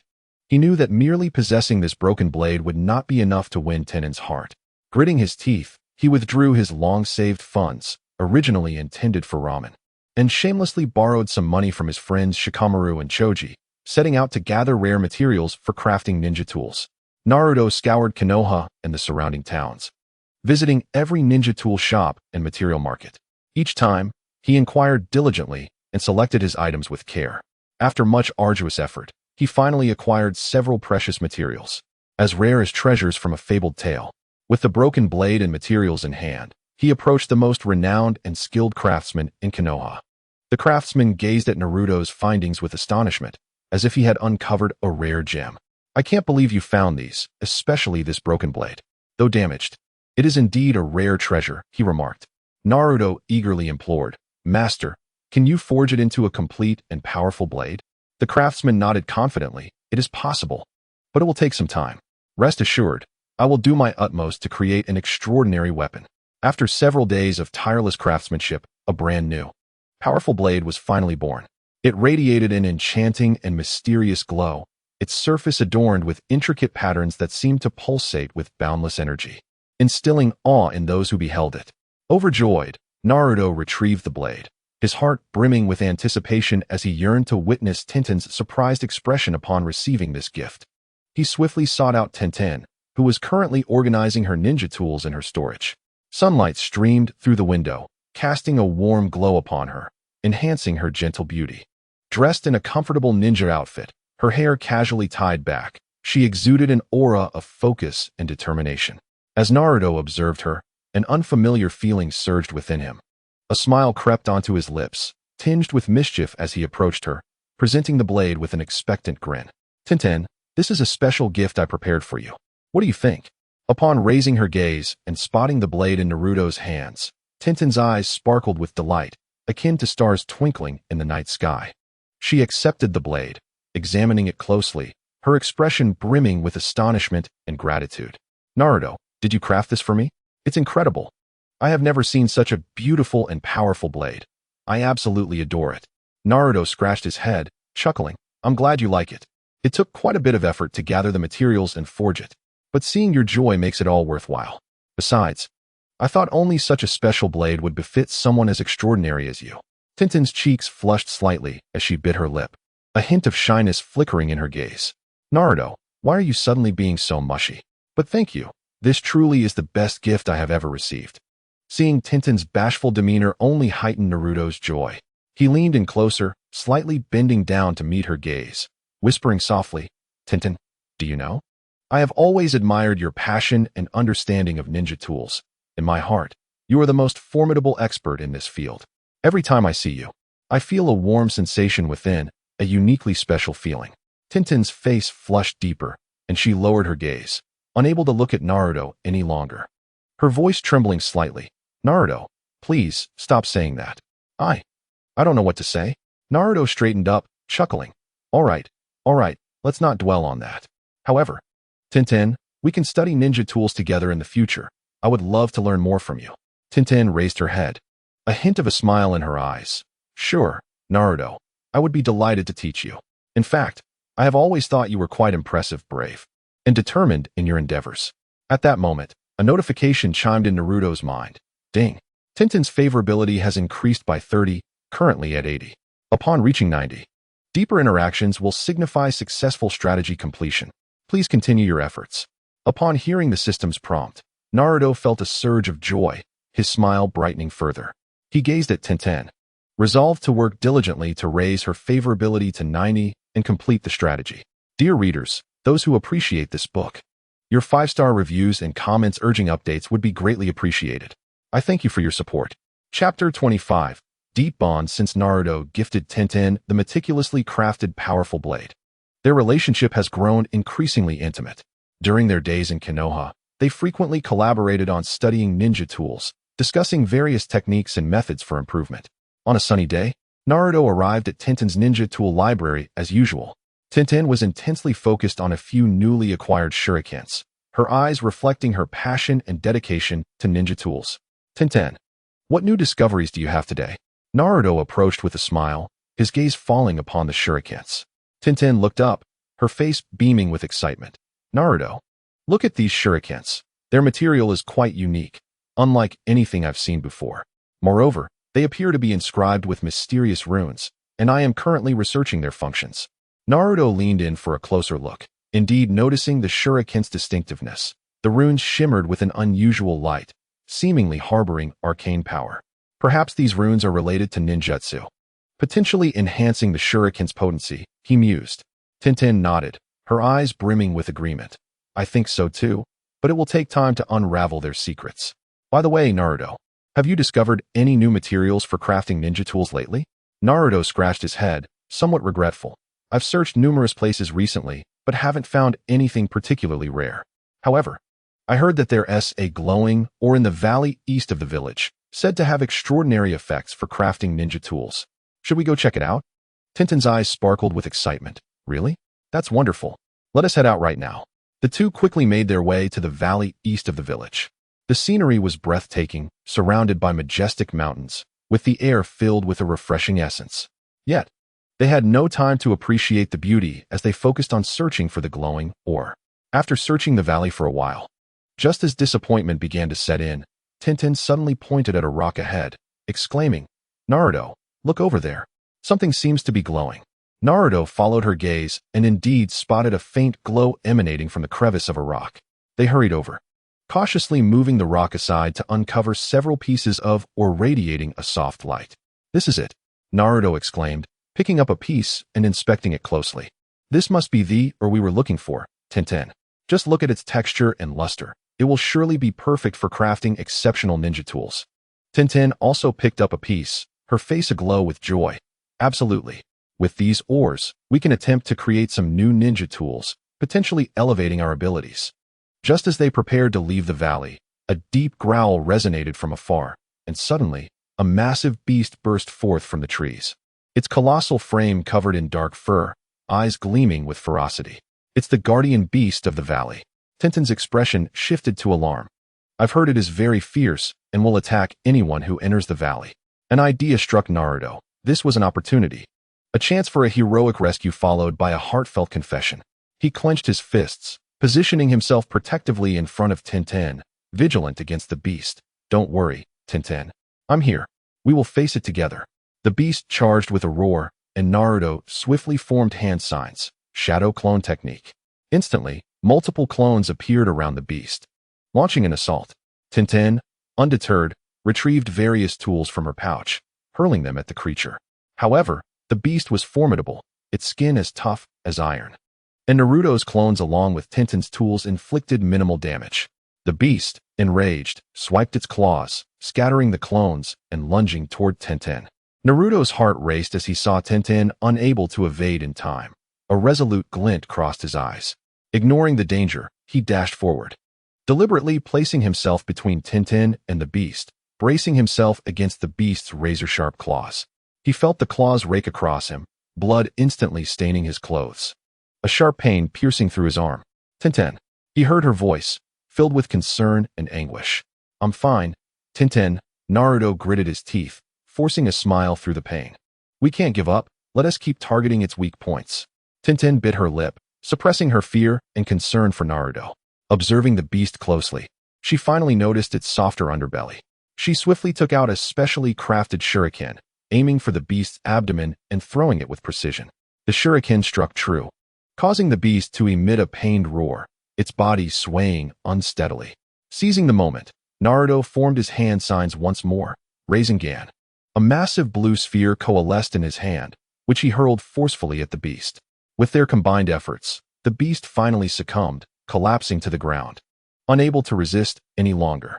"Phew, it's finally over," Naruto sighed in relief, though his body swayed from the injury. TenTen rushed to support him, her eyes filled with worry.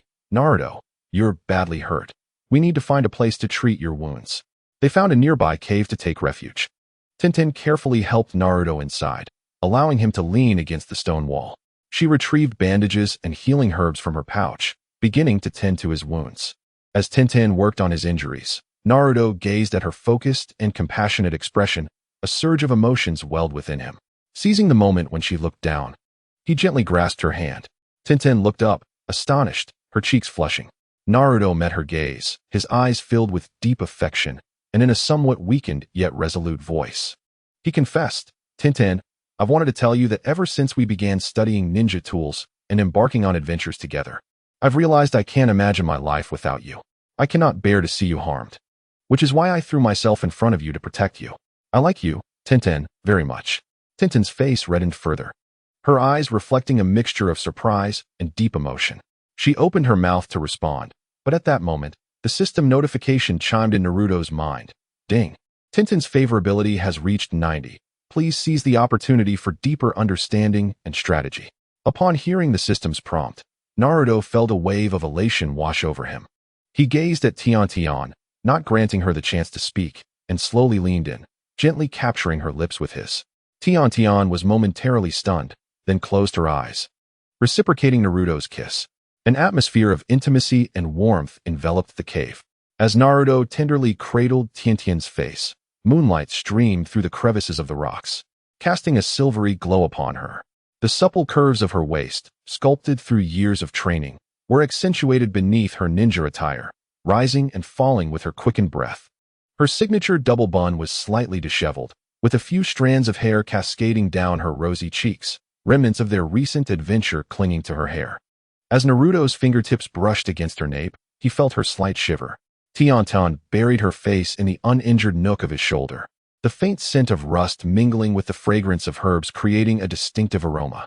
As the campfire dwindled, she suddenly reached up to loosen her precariously perched hair. And as her dark tresses cascaded down, Naruto heard the crisp sound of metal hairpins rolling across the stony surface. In the morning light, TenTen stood at the cave's entrance. Organizing her ninja gear, her hair neatly reassembled, with the orange fabric of Naruto's forehead protector now adorning her bun. When she turned, her ears flushed crimson. Yet she proactively adjusted Naruto's crooked collar, pausing briefly as her fingers brushed against the bite marks on his collarbone, ultimately transforming into a fragrant embrace. Chapter 26. Task Rewards and New Reflections. As the early morning light filtered through the gaps in the trees, casting a golden veil over the winding path. Naruto and TenTen leaned against each other, slowly emerging from the cave that held their cherished memories. The events of the previous night felt like a beautiful dream, deepening the bond between them, with the air infused with sweetness and warmth. Despite the dull ache of his wounds, each step accompanied by a slight sting. The sight of TenTen radiant beside him filled Naruto with joy and contentment, rendering his pain inconsequential. TenTen's face glowed with happiness, occasionally stealing glances at Naruto, her eyes sparkling with shyness and affection. As they walked, their laughter echoed, reminiscing about the details of the previous night.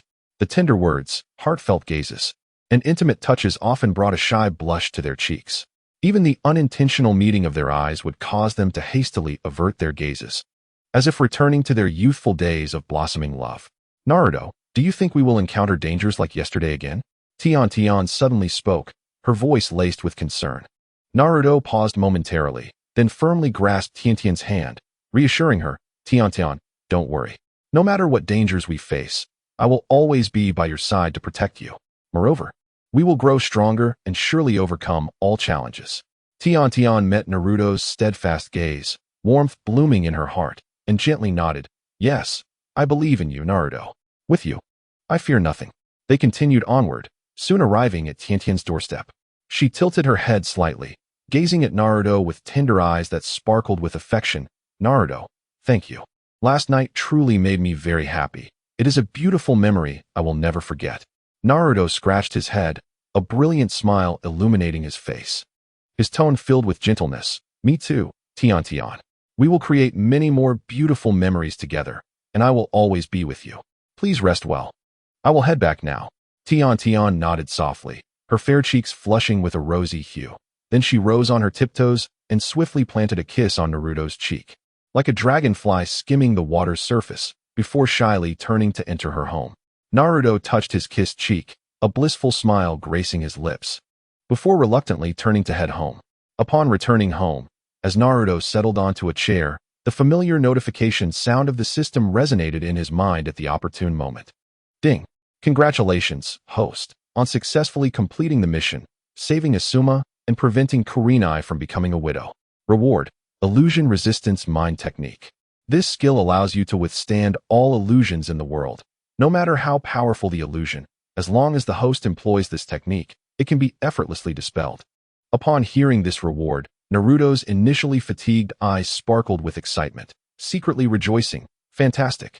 With this illusion resistance mind technique, I need not worry about enemies skilled in illusions anymore. It's practically a lifesaver. Perhaps I could even easily dispel Itachi Uchiha's illusions. Immediately after, the system notification rang out again, interrupting his thoughts. Ding! Congratulations, host, on successfully winning over TenTen and receiving the reward. Eternal Flame Ancient Measuring Rod. This rod holds immense power and can assist the host in unleashing extraordinary might during combat. Naruto observed the Eternal Flame Ancient Measuring Rod that had materialized in his hand, his brow furrowing slightly, revealing a look of confusion. This rod, with its ancient design and mysterious aura, seemed increasingly out of place to him. Hey system, is this reward a bit absurd? Naruto couldn't help but voice his grievances. This Eternal Flame Ancient Measuring Rod sounds like something from a novel I know. Are you simply copying it? And why would you give it to a wind attribute ninja like me? How am I supposed to use it? Are you planning for me to wield it against Kisame? The key is, I'm a wind attribute ninja. Where am I going to get the fire to complement this rod? Am I supposed to learn fire release on the fly? Even if I did, I wouldn't be able to unleash its true power. As Naruto continued to grumble, pacing around the room, the eternal flame ancient measuring rod swung with his movements. Are you a diehard fan of Battle Through the Heavens? Why do you keep giving me these nonsensical rewards? It seems to me like you're just being lazy and throwing together random items to placate me. After all my hard work completing the mission, I get this bizarre item in return. Isn't that just ludicrous?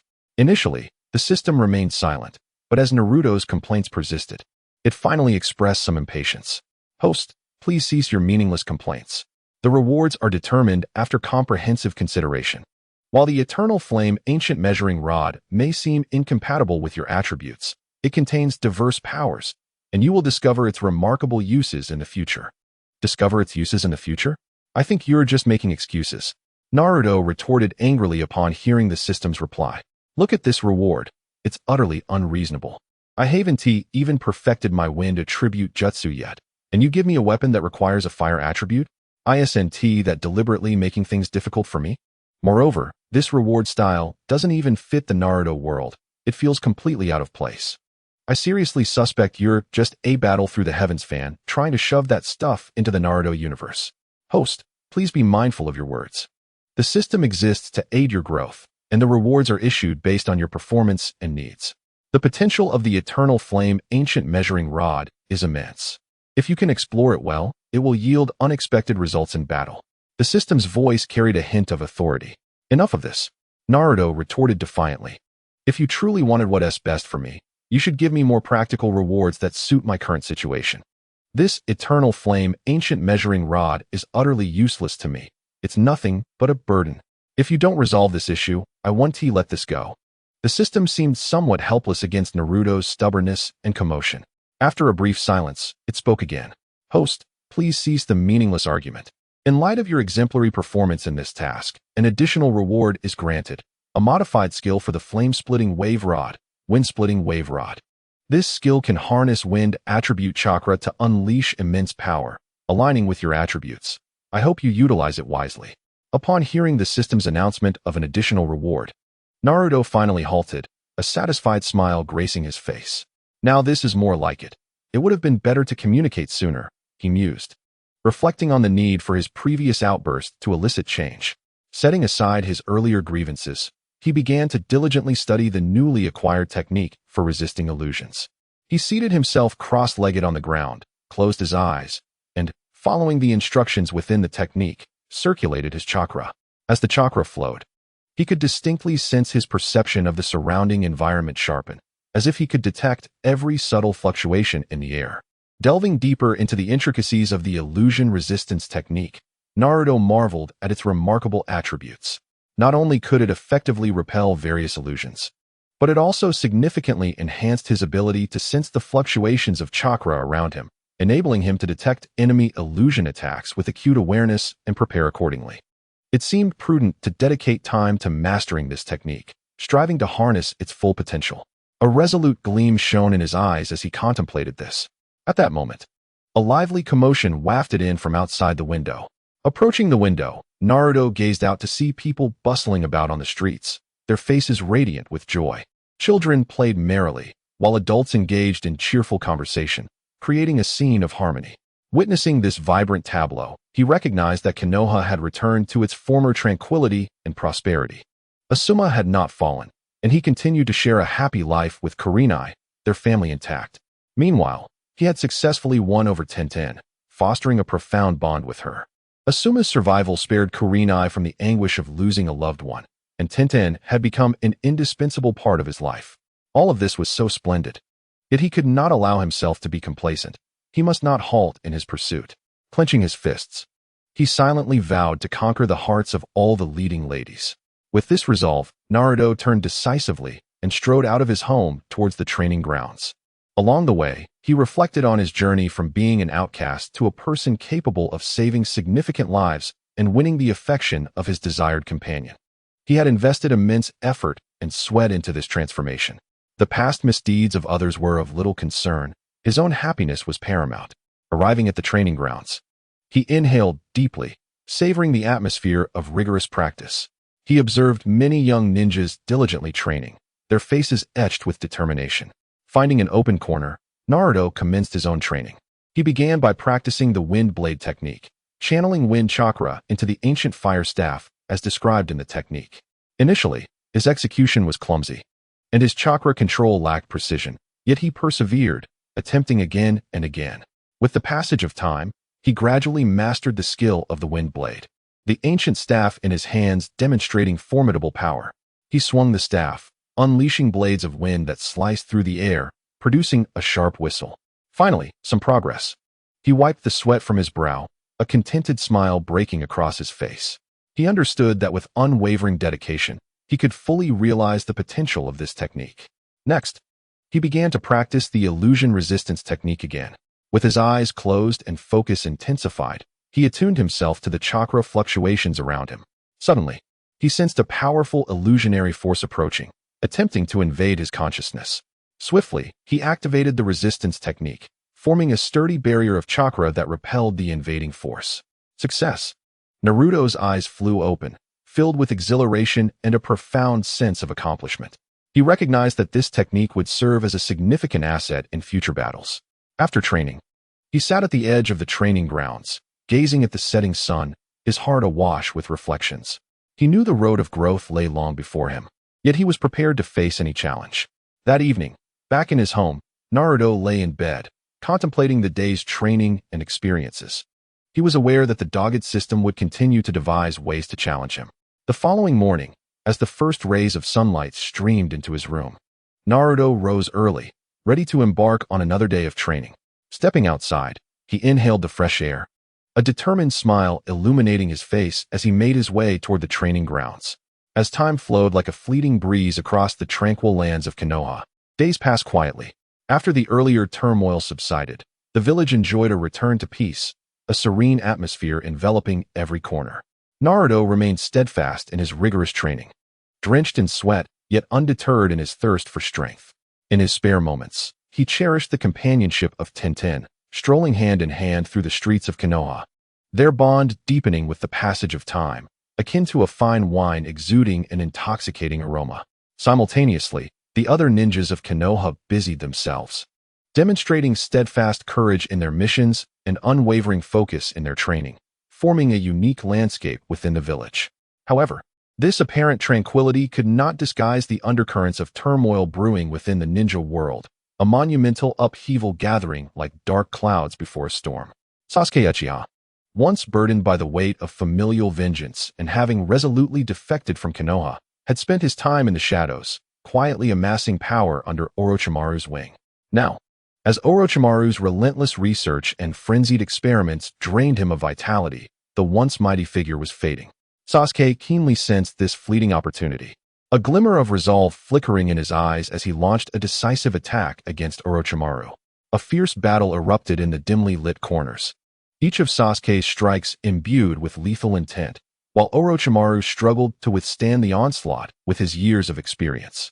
Ultimately, Sasuke's formidable strength and unwavering determination dealt a crushing blow to Orochimaru, shattering the latter's ambitions and schemes in an instant.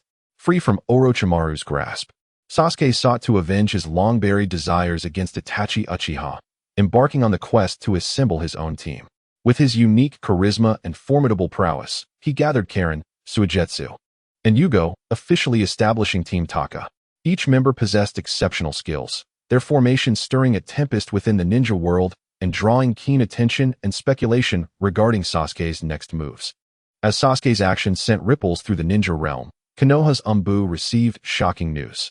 Deidara, the self-proclaimed artist from the Akatsuki, had encountered Sasuke during a mission. This fateful meeting thrust them into a fierce confrontation. Upon learning this news, Naruto couldn't help but furrow his brow, a wry smile crossing his lips. Deidara, with his incessant chatter about art being an explosion, always so arrogant, yet when faced with Sasuke, he'll meet his downfall, he mused. What art? I see it as foolishness. At least Patrick Star can be blissfully silly. But he blew himself to smithereens. It's utterly ridiculous. I wonder if he felt any regret in that moment, perhaps thinking, how could my art lose to that brat? Truly delusional. Shaking his head in exasperation, Naruto continued to mutter to himself. Deidara harbors an almost fanatical obsession with his so-called art, pushing the limits of his explosive ninjutsu to its utmost during battle. In contrast, Sasuke embodies the composed hunter, skillfully countering each of Deidara's attacks, his gaze revealing a fervent desire for victory. Ultimately, in their confrontation, Deidara opts for the extreme measure of self-detonation to prove his artistic philosophy. However, Sasuke had anticipated this, deftly evading the lethal blow with his agility and intellect. With a resounding explosion, Deidara is reduced to ashes, leaving behind the chilling declaration that art is an explosion, which slowly dissipates in the wind. The atmosphere in the higher echelons of Konoha becomes tense upon hearing this news. The demise of an Akatsuki member undoubtedly foretells a fierce backlash from the organization. While the formidable prowess and rebellious actions of Uchiha Sasuke underscore the fact that this once promising genius of Konoha has evolved into a significant threat.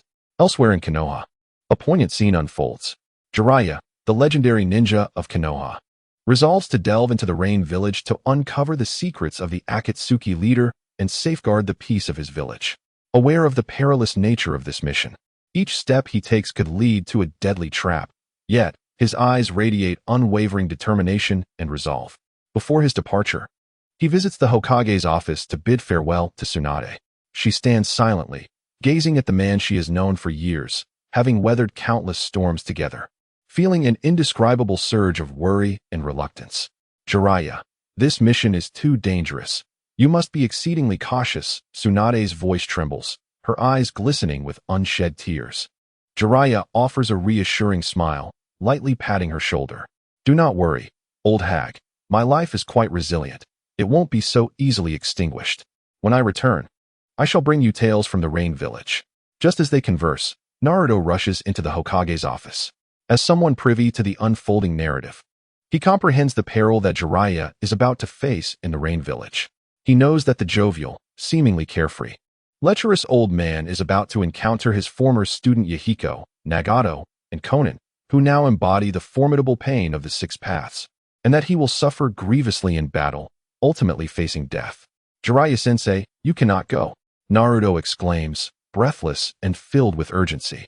Both Jiraiya and Tsunade are startled by Naruto's sudden appearance and his fervent words, puzzled by his intense agitation. What nonsense are you spouting? I am journeying to the Rain Village for the safety of Konoha, to unveil the true nature of the Akatsuki. How can you suggest I not go? Jiraiya frowns, his tone grave. Naruto takes a deep breath, striving to compose himself before urgently continuing. Jiraiya-sensei, I understand your resolve and courage, but this mission is truly a matter of life and death. I know things you are unaware of. You will confront your former students Yahiko, Nagato, and Konan, who now exist as pain of the Six Paths, possessing unfathomable power, particularly Nagato, who wields the terrifying Rinnegan. You would be no match for them. Going would be tantamount to walking into your own demise. Jiraiya and Tsunade exchange astonished glances, grappling with the gravity of Naruto's revelations. How do you know this? Tsunade's voice carries a note of seriousness. Naruto hesitates momentarily but resolves to disclose the truth. I learned this from a mysterious source. I know it sounds implausible, but please believe me, what I say is genuine. Jiraiya-sensei, you cannot walk into death. After a brief silence, Jiraiya's gaze reflects a complex array of emotions before he asserts. Even if what you say is true, I cannot falter. The threat posed by the Akatsuki is urgent. I must uncover their leader's identity. For the future of Konoha and the peace of the ninja world.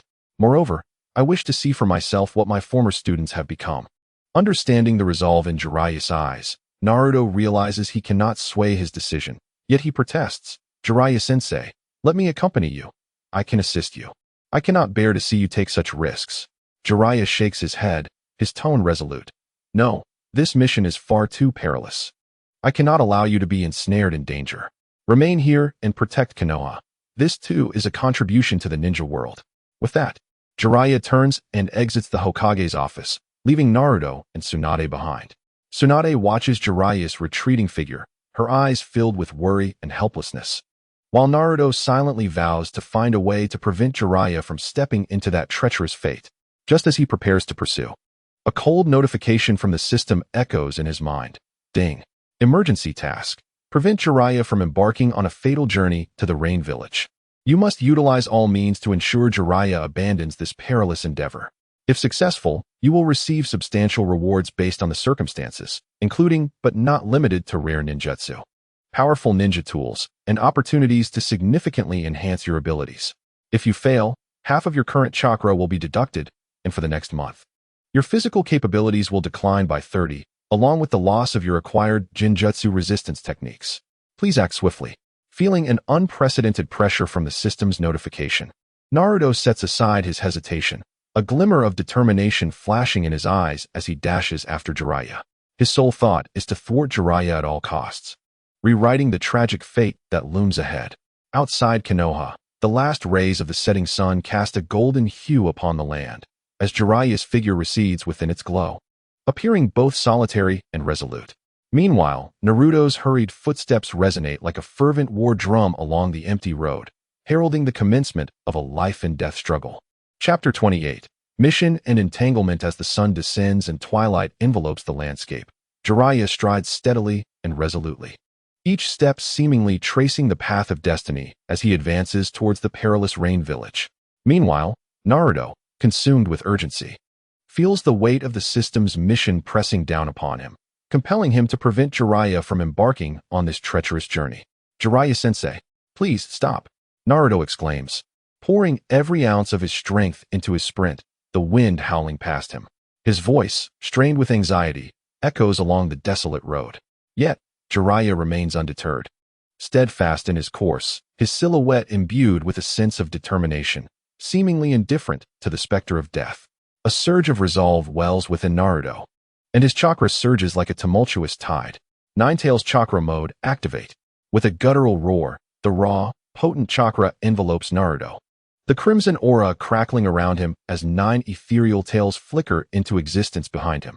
Harnessing this formidable power, he blinks forward like a streak of red lightning, positioning himself before Jiraiya. Naruto, what are you? Jiraiya is momentarily startled by Naruto's sudden appearance, but he quickly regains his composure, maintaining an air of calm, though his brow furrows slightly in displeasure. Jiraiya-sensei, I cannot allow you to walk willingly into death. Naruto gasped, his chest heaving violently, his eyes filled with unwavering determination and concern. I understand you have your beliefs and your mission, but this journey to the Hidden Rain Village to confront pain is far too perilous. I cannot stand idly by and watch you sacrifice yourself in vain. Naruto, I have already stated that this is something I must do. Jiraiya frowned slightly, his tone resolute and unyielding. The threat posed by the Akatsuki organization has reached a critical point. As a ninja of Konoha and a former teacher of Nagato, I bear the responsibility to uncover the truth and protect our village. You must return and cease this futile obstruction. No, I will not allow you to go. Naruto suddenly reached out, gripping Jiraiya's arm tightly, his nails turning white from the force. If you insist on going, then I shall accompany you. I now possess sufficient strength to protect myself and assist you. I cannot let you face danger alone. You foolish boy, how can you be so inconsiderate? Jiraiya exclaimed, a hint of frustration in his voice as he attempted to shake off Naruto's grip. This is not a battle you can partake in. The dangers of the Hidden Rain Village are beyond your imagination. With your current strength, you would only be walking to your own demise. And what of you? Do you truly believe you can return unscathed from pain's grasp? Naruto countered boldly, his eyes flashing with defiance. Do you think yourself invincible? Do not forget, among Pain's ranks is one of your former students. Their abilities are unfathomable, especially Nagato with his Rinnegan.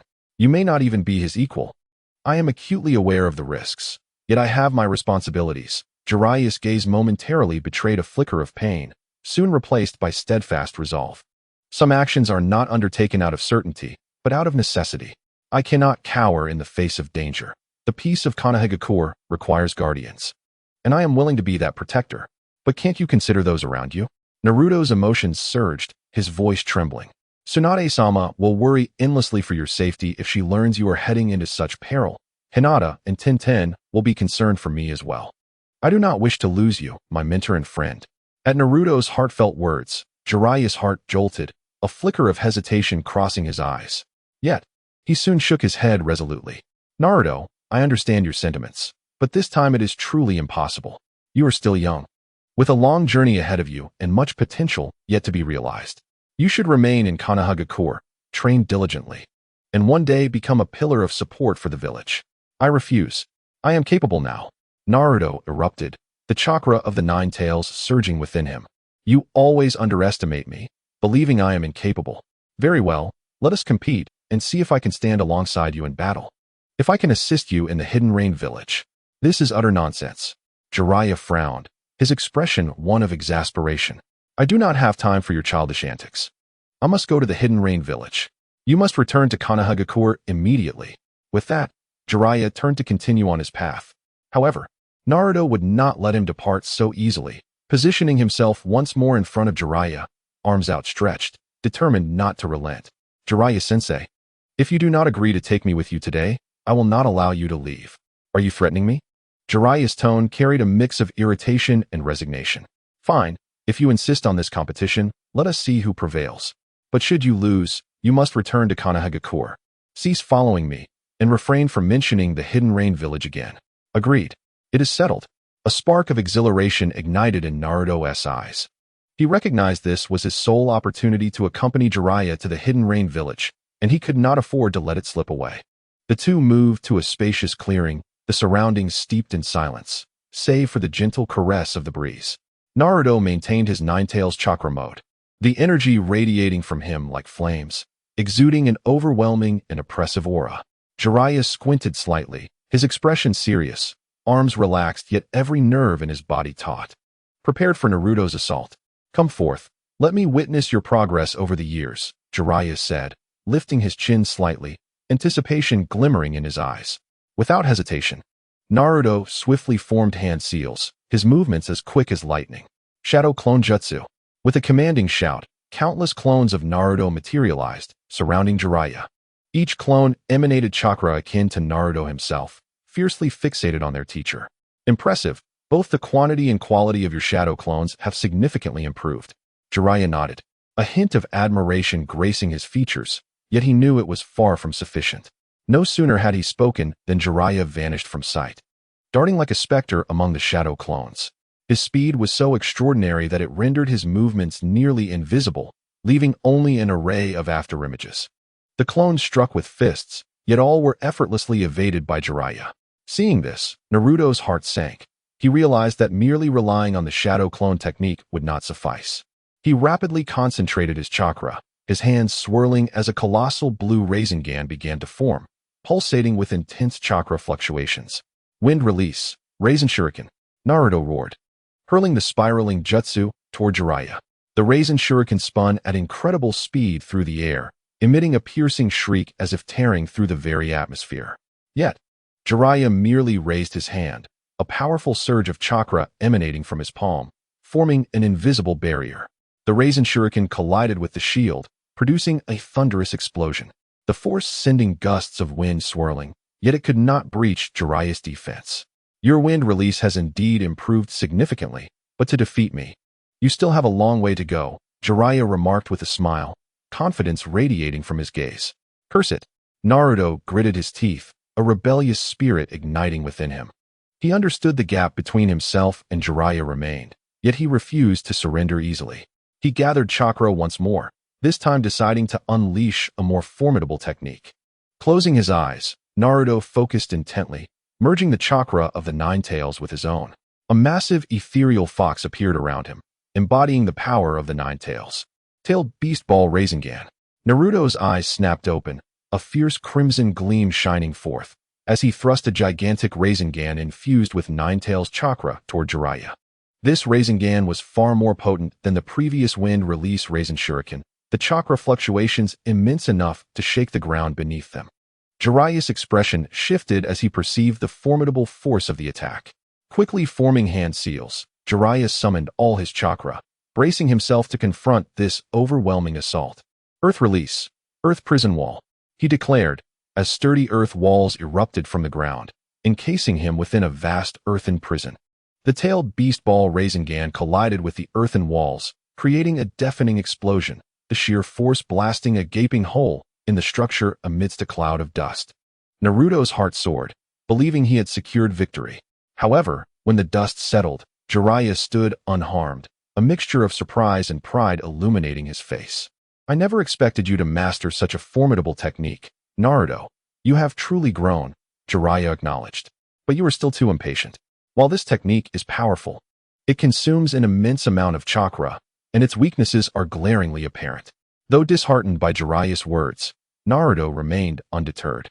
Sensei, I understand this technique has flaws, but I want to show you my strength. I truly can accompany you to the Hidden Rain Village and face pain together. At that moment, a sudden notification echoed in Naruto's mind. Ding! Due to the host's efforts, the task of preventing Jiraiya from heading to the Rain Village has reached a completion rate of 50. To complete the task, you must infiltrate the Rain Village alongside Jiraiya and execute the necessary actions. The host is encouraged to continue striving. Hearing this notification, Naruto's heart soared. He realized he still had a chance. Jiraiya-sensei, look, perhaps this is fate's design, indicating that our journey to the Rain Village could indeed succeed. Moreover, I have many abilities yet to be revealed. I can truly be of assistance. Oh, fate's design, you say? Jiraiya gazed at Naruto with a puzzled expression, his brow furrowing deeper. What exactly are you talking about, Naruto? Realizing he had let something slip, Naruto quickly covered up, saying, I mean, as master and disciple. We can surely create a miracle. Please, sensei, trust me this once. I won't let you down. Jiraiya scrutinized Naruto for a while, ultimately sighing and nodding. Very well. Since you were so insistent, I will agree. But you must remember, this mission is exceedingly dangerous. You must follow my commands completely and refrain from acting independently. If you do, I will send you back to Konoha immediately. Yes, sensei, I will definitely listen to you, Naruto exclaimed, a radiant smile illuminating his face. However, before we proceed, we need to devise a solid plan, Jiraiya stated. The defenses of the Rain Village are incredibly tight, laden with hidden sentries and traps. We must find a way to infiltrate silently, without drawing the attention of Pain's 6 paths. If we are discovered, we will find ourselves in an irretrievable situation. All right, let us begin planning now, Naruto replied, his eyes glimmering with anticipation. Thus, Naruto and Jiraiya commenced earnest discussions regarding their infiltration strategy for the Rain Village. They meticulously analyzed the village's terrain, studied potential routes of entry, and devised methods to evade the perilous sentries and traps. Naruto conveyed all he knew about the abilities and weaknesses of Pain's 6 paths to Jiraiya in detail. I see, Jiraiya remarked. I hadn't anticipated that Nagato possessed the Rinnegan and commanded the 6 paths of Pain. This indeed poses a significant challenge. It seems our adversaries are even more formidable than we imagined. Yet, we are not without hope, Naruto declared confidently. We can leverage our respective strengths and collaborate effectively. Moreover, I possess some secret techniques that could prove invaluable at critical moments. I believe that as long as we unite our efforts, we will undoubtedly discover a way to defeat Pain's 6 paths. Indeed, you speak wisely, Jiraiya nodded, a look of satisfaction gracing his features. We can first locate a relatively concealed area to infiltrate the Rain Village, then gradually seek out the whereabouts of Pain's 6 paths throughout the operation. We must maintain a heightened state of vigilance and not allow ourselves any complacency. Should we detect any anomalies, we must immediately inform each other. Agreed, Naruto said, his eyes shining with determination. Once their plan was solidified, Jiraiya suddenly recalled something. He turned to Naruto and said, Naruto, the risks of infiltrating the Rain Village are substantial. Are you truly prepared for this? This is no trifling matter. Should any unforeseen incidents arise, the consequences could be dire. Naruto nodded seriously, replying, Sensei, I am ready. I understand the dangers of this mission, but I will not falter. I will do my utmost to complete the task alongside you and return safely. I hope so. Jiraiya sighed softly. Before we depart, you should bid farewell to Tsunade, Hinata, and TenTen. They will undoubtedly worry upon learning you are heading to such a perilous place. Understood. Sensei, I will go now, Naruto replied. Naruto first arrived at the Hokage's office, where Tsunade was engrossed in paperwork. Upon seeing Naruto enter, she looked momentarily startled. Naruto, what brings you here? Tsunade inquired, setting her documents aside. Tsunade Baba, I've come to say goodbye, Naruto said earnestly as he approached her. I am going to the Rain Village with Jiraiya-sensei. It is dangerous, but I will be careful and promise to return safely. Tsunade's expression shifted slightly, a flicker of concern flashing in her eyes, but she quickly regained her composure. Naruto, I know you have matured and have your own thoughts and decisions. However, the Rain Village is not a place to be trifled with. You must heed Jiraiya's guidance and avoid rash actions. I understand, Tsunade Baba, Naruto nodded. Please take care of yourself until I return. Tsunade sighed gently, saying, very well, just be cautious. I will await your safe return with Jiraiya. After bidding farewell to Tsunade, Naruto proceeded to Hinata's home. Hinata was practicing her gentle fist technique in the yard, and her face lit up with surprise upon seeing Naruto. Naruto-kun, what brings you here? Hinata shyly asked. Hinata, I've come to say goodbye, Naruto stated as he approached her, taking her hand in his. I am going on a dangerous mission to the Rain Village with Jiraiya-sensei, and I may be away for a while. Please don't worry, I will be alright. A trace of concern crossed Hinata's gaze, but she nodded affirmatively. Naruto-kun, you must be careful. I believe you will return safely. I will wait for you. And when you come back, we will go watch the fireworks together. Alright, I promise, Naruto smiled, gently embracing Hinata. Wait for my return. Finally, Naruto arrived at TenTen's weapon shop.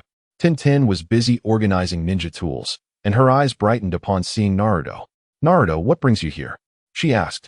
TenTen, I've come to say goodbye, Naruto declared as he approached her. I am heading to the Rain Village with Jiraiya-sensei. It is quite dangerous, but I assure you, I will return safely. Please take care of yourself, and when I come back, we will explore new ninja tools together. Naruto, you must be cautious, TenTen replied worriedly. The Rain Village is too perilous. Do not act recklessly. If you encounter danger, return promptly. I will wait for you. Rest assured, TenTen, Naruto said with a smile. I will be fine. Wait for my return. After parting with Tsunade, Hinata, and TenTen, Naruto returned to Jiraiya's side. Sensei, I have said my goodbyes. Let us depart.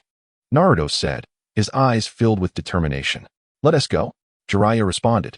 Thus, Naruto and Jiraiya set forth on their journey to the Rain Village. Their figures gradually faded into the night. Ahead of them lay an unprecedented challenge and a heart-pounding battle. Along the way, Naruto and Jiraiya continuously discussed their action plan while exchanging their respective combat experiences. Naruto held deep admiration for Jiraiya's wisdom and experience, while Jiraiya was equally astonished and gratified by the formidable strength Naruto exhibited in his Nine-Tails chakra mode. Naruto, do you know? I have always believed in you, Jiraiya suddenly stated, a hint of nostalgia gracing his expression. From your childhood, I sensed something unique within you, a spirit of resilience and unwavering determination. You have faced numerous hardships and setbacks over the years, yet you have persevered, continually growing and advancing.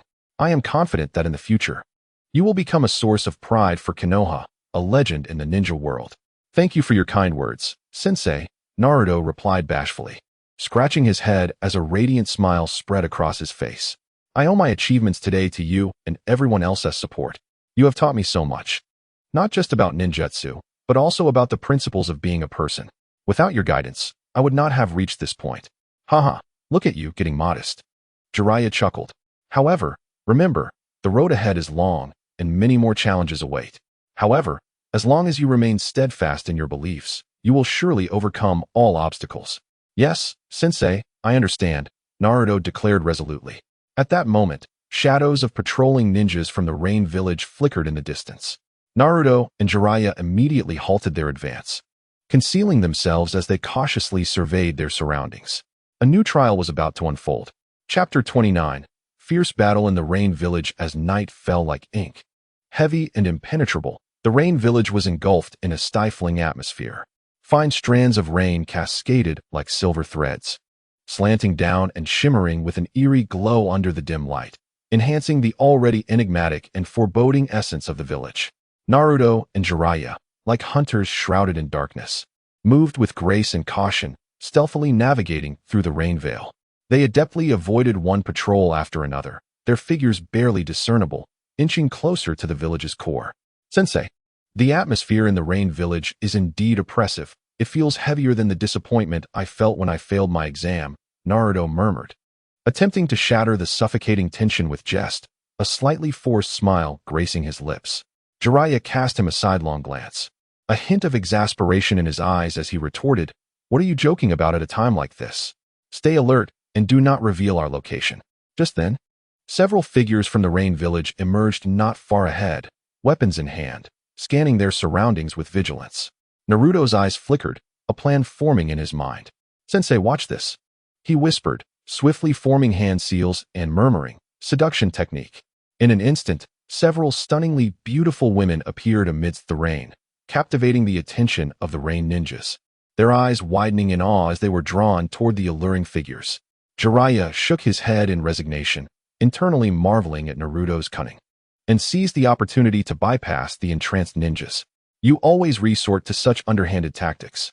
"Hee, sensei, it's called strategy. The effectiveness speaks for itself," Naruto chuckled, flashing a wide grin, pride glimmering in his eyes.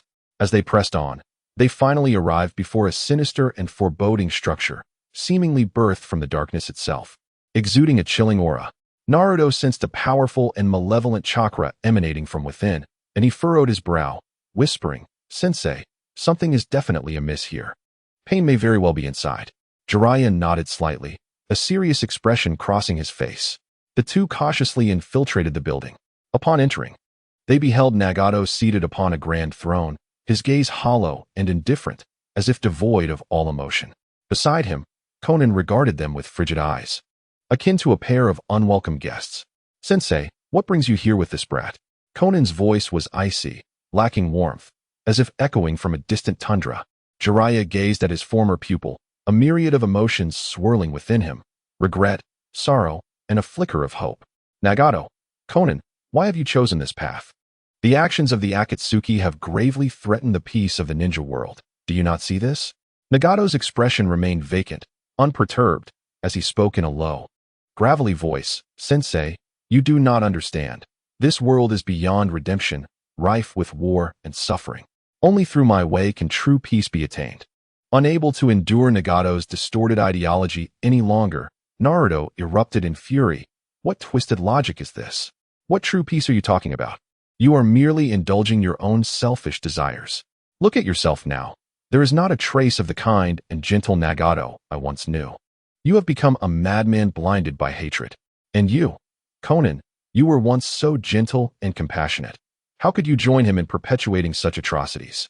In pursuit of your so-called ideals, how many innocent lives have you sacrificed? Can you truly live with yourselves?" Nagato's expression darkened, like the sky before a storm, and with a disdainful snort, he replied, "If you insist on obstructing us, do not blame me for being ruthless." No sooner had he spoken than the 6 paths of pain materialized before them, their eyes cold and merciless, as though they were harbingers from the depths of hell. The battle erupted instantaneously. Jiraiya struck first, his eyes filled with determination as he swiftly formed hand seals, shouting, "Fire style! Great fireball jutsu!" A massive fireball, swirling with intense heat, surged forth like an enraged dragon toward Pain's Deva path. Unfazed, Pain's Deva path coldly responded, forming hand seals and stating, "Shinra Tensei." A powerful repulsive force erupted, akin to a surging tidal wave, mercilessly deflecting the fireball. Naruto, undeterred, activated the Nine-Tails chakra mode, his chakra blazing like a wildfire. Shadow Clone Jutsu. Countless clones appeared, charging fiercely toward the other Pains. However, the strength of the Pains was formidable as they unleashed their jutsu, engaging the clones in a fierce melee. While battling, Jiraiya keenly observed the movements of the Pains. He realized that Pain's Deva path seemed to be the core of the puppets.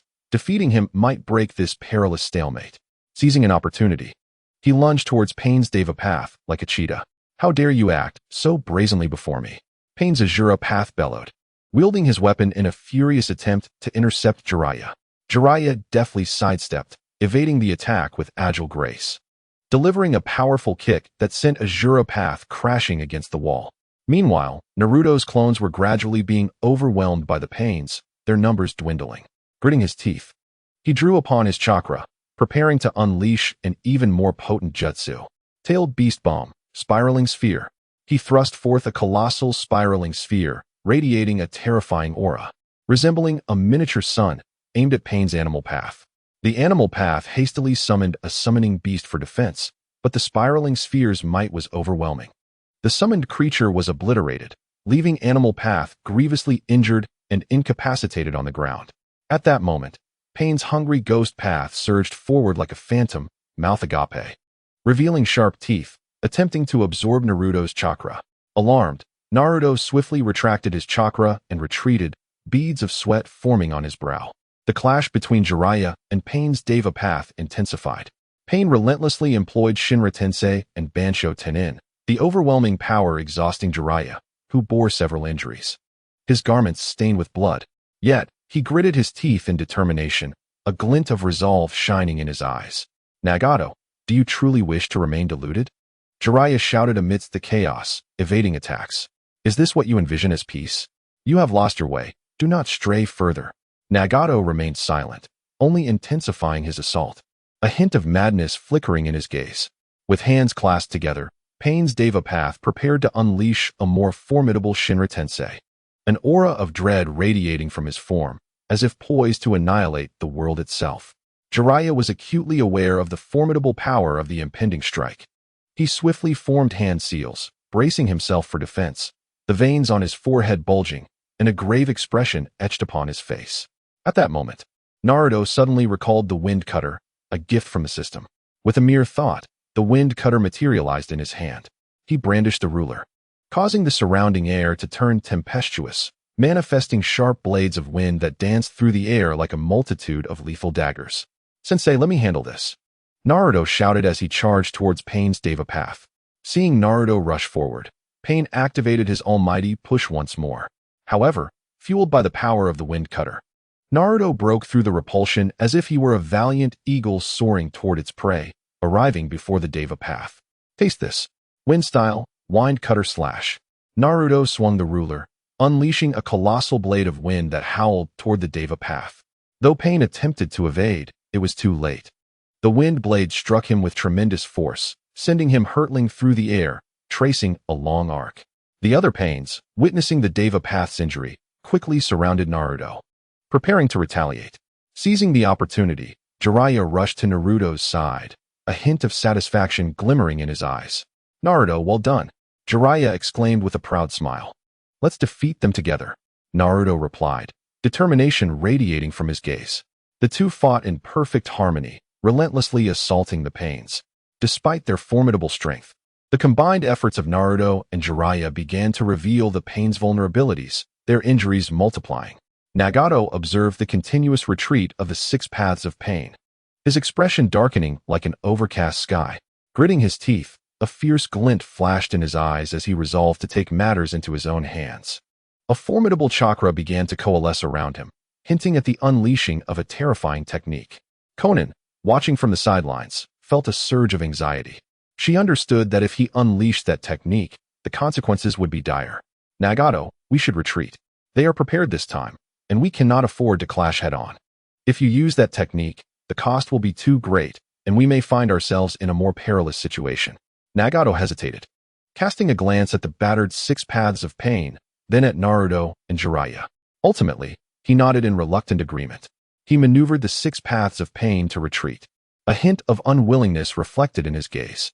Observing their attempt to flee, Naruto shouted, thinking of escaping? Not so easily.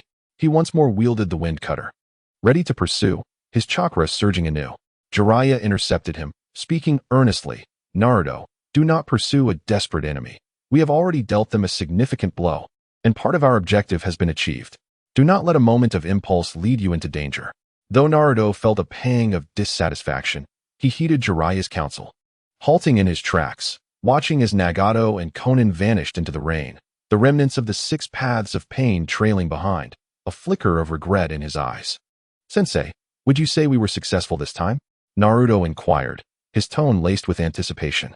Jiraiya nodded, a satisfied smile gracing his face. We have succeeded in part. We have uncovered certain weaknesses of the six paths of Pain and diminished their arrogance. However, the threat of the Akatsuki is far from eradicated, and we must remain vigilant.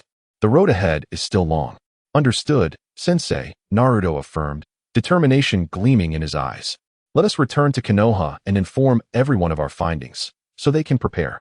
The two turned, making their way toward Konoha.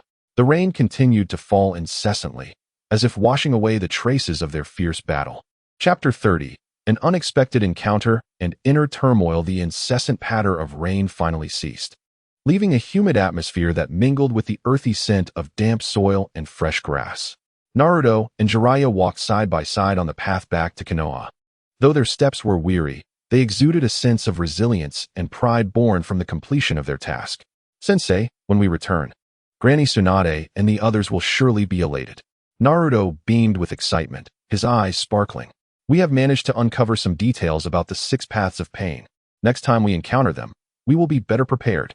Jiraiya nodded slightly, a gentle smile gracing his features. Indeed, but the threat of the Akatsuki is far from resolved. We cannot afford any slack.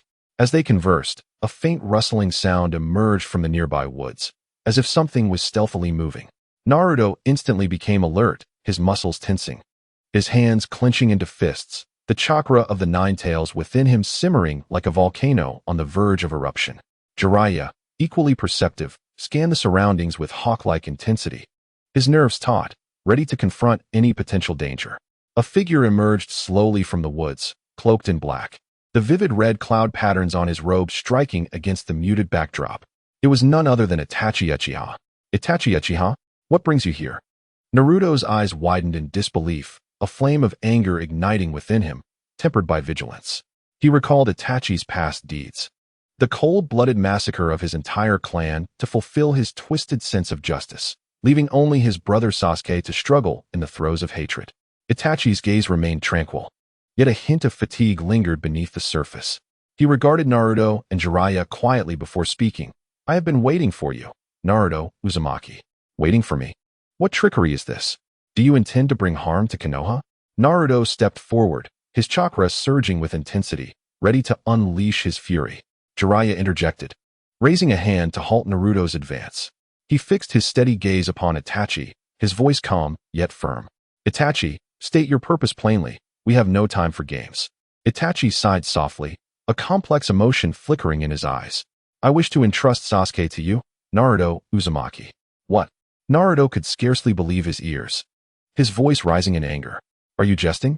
You, the man who mercilessly slaughtered your clan for your own brother's sake, now wish to hand Sasuke over to me? Who do you think you are to make such a decision? A flicker of pain crossed Itachi's gaze, yet he quickly regained his composure, his voice tinged with resignation. I understand your long-standing animosity toward me and do not expect you to comprehend my actions. However, Sasuke is my brother, the person I cherish most in this world. I hope he can find the right path, but I no longer have the opportunity to guide him. The right path? How dare you even mention it? Naruto's fury erupted, his voice echoing through the tranquil woods, startling a few birds from their perches. Do you comprehend the extent of the suffering your actions have inflicted upon Sasuke? Your so-called good intentions are merely a selfish excuse and a self-righteous decision. You believe that by annihilating your clan and burdening him with a heavy hatred, you are doing him a favor? Jiraiya listened silently, absorbing the conflict unfolding before him.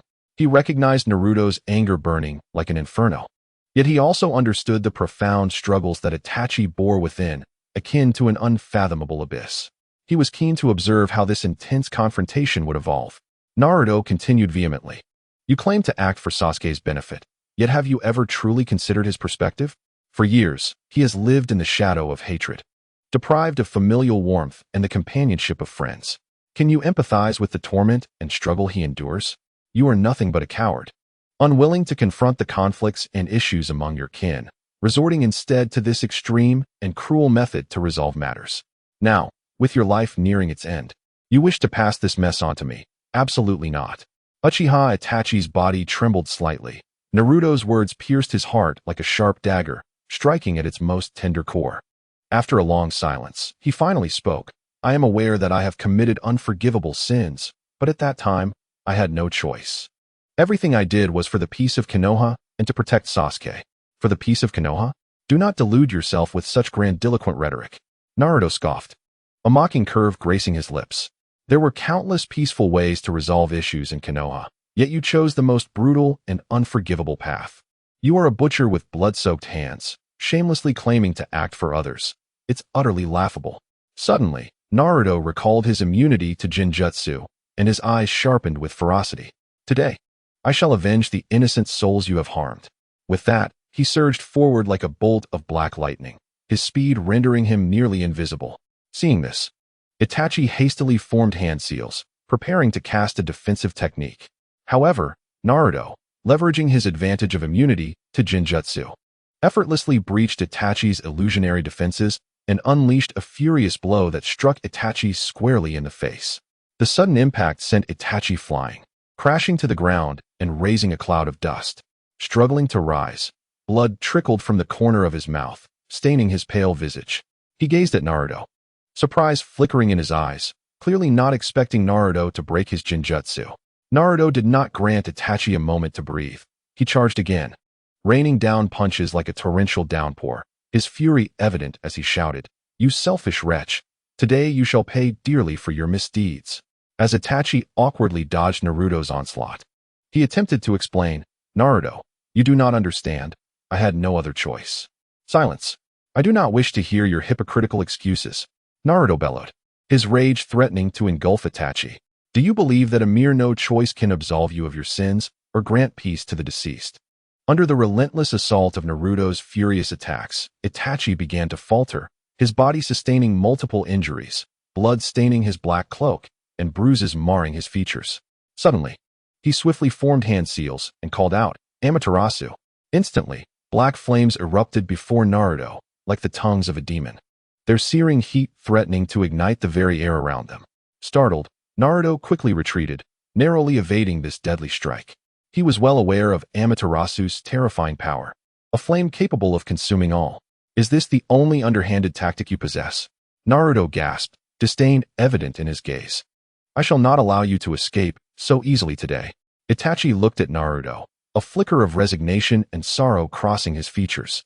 He realized that in his current state, he could not hope to triumph over the furious youth before him. Gritting his teeth, he formed hand seals once more, and a multitude of black crows suddenly emerged around him, flapping their wings and emitting hoarse cries. "Naruto, I entrust Sasuke to you." Itachi's voice sounded faint and indistinct amidst the cacophony of cawing crows.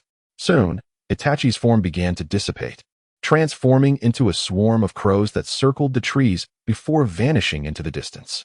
Naruto watched the direction of his disappearance, his anger still simmering within. "That guy just ran away," he exclaimed, clenching his fists until his knuckles turned white. Jiraiya approached Naruto, gently placing a hand on his shoulder, speaking earnestly. "All right, Naruto. He is gone now. We should return to Konoha. There are many matters awaiting our attention." Naruto nodded slightly, and, alongside Jiraiya, resumed their journey back to the village. Throughout Itachi's escape in the form of crows, Naruto's fervent words echoed continuously in his mind. For the first time, he began to question whether his past decisions were indeed correct. Was the massacre of his entire clan truly justifiable for the sake of so-called righteousness and the protection of his brother? These questions weighed heavily upon him, shackling his heart and plunging him into a tumultuous sea of contemplation. Chapter 32. Return to the village and new opportunities under the glow of the setting sun. Konoha appeared as a serene and warm canvas. Naruto, Lee Junjun, walked side by side with Jiraiya on their way back to the village. Although their steps were slightly weary, they could not conceal the pride that accompanied the completion of such a significant mission. The dust upon their clothes served as a testament to the arduous nature of their task, while the resolute light shimmering in their eyes reflected their triumph in bringing back crucial intelligence regarding the Akatsuki's Pain's 6 paths. Along the way, the villagers greeted them with enthusiastic voices. "Naruto, you have finally returned safely. This mission must have been challenging. Thank you for your hard work." The villagers' kind words flowed over Naruto like a warm current, and he responded with a smile to each of them before quickening his pace with Jiraiya towards the Hokage's office. Tsunade had been anxiously awaiting them in her office. The moment she saw the door swing open, her taut nerves relaxed, and her beautiful eyes filled with concern and worry. "You are finally back. Are you injured?" Tsunade hurriedly approached, her gaze scanning them with urgency. A warmth spread through Naruto's heart as he gently grasped Tsunade's hand, replying tenderly, "We are fine, no need to worry." Tsunade's cheeks flushed slightly, and she playfully glared at him, admonishing, "You are not to call me darling. Refer to me as Hokage-sama or Queen-sama. You must maintain decorum in public." Though her words were stern, a hint of affection lingered in her tone. With a playful smirk, Naruto raised an eyebrow and winked. "Yes, Hokage-sama, Queen-sama, my apologies for causing you concern." Tsunade huffed lightly, yet tightened her grip on his hand, as if to confirm his safety. In the Hokage's office, Naruto and Jiraiya recounted the details of their mission. From tracking the Akatsuki's trail to the breathtakingly intense confrontation with Pain's 6 paths, and finally to their unexpected and tense encounter with Uchiha Itachi. Every detail stirred Tsunade's emotions. When she heard Itachi's intention to entrust Sasuke to Naruto, her brow furrowed tightly, an expression of vigilance and contemplation crossing her features. That Uchiha Itachi is cunning and ruthless. His words cannot be trusted. We must deliberate carefully regarding Sasuke's situation. We cannot fall into his trap, Tsunade stated with an air of undeniable authority. Naruto nodded gravely, asserting, I understand, Hokage-sama. Sasuke is my friend. I will not allow him to go astray, but neither will I be easily swayed by Uchiha Itachi. I will do everything in my power to help him escape this predicament. In his heart, Naruto vowed to discover a way to free Sasuke from the shackles of hatred and guide him back onto the righteous path. Once the report concluded, night had fully descended.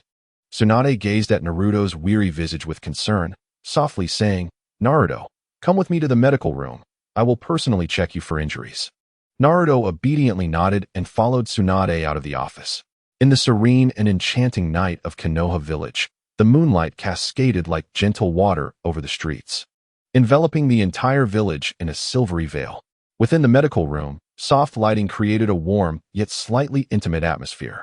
Naruto lay upon the hospital bed, while Tsunade sat beside him, her gaze focused and tender as she examined his body.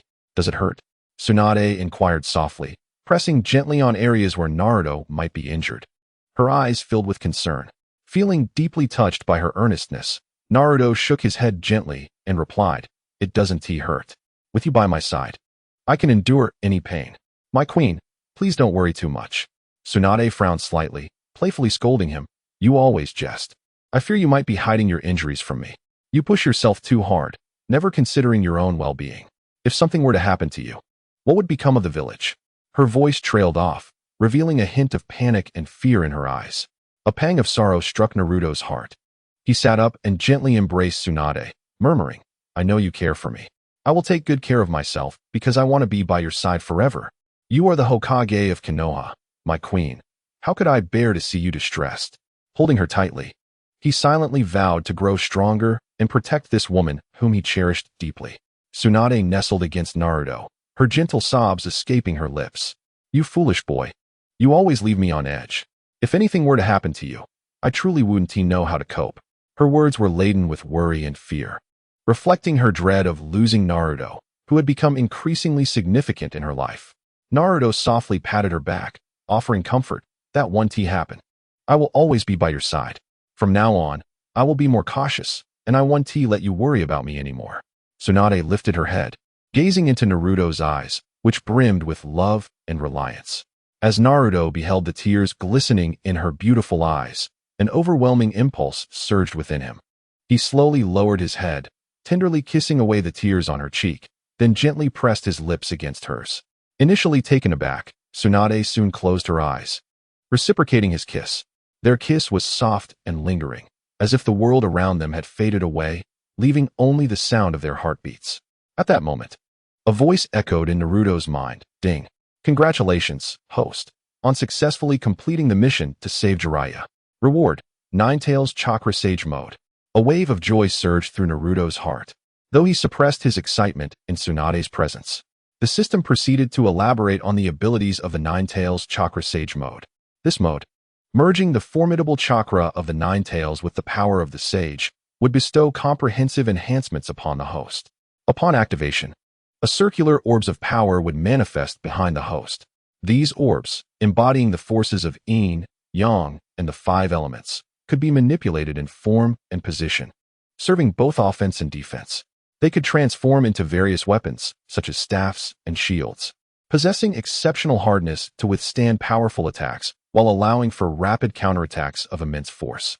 Additionally, the host could wield the black rods, manifestations of sage power that could penetrate the opponent's body, disrupting their chakra flow and hindering their ninjutsu execution while potentially restricting their movements.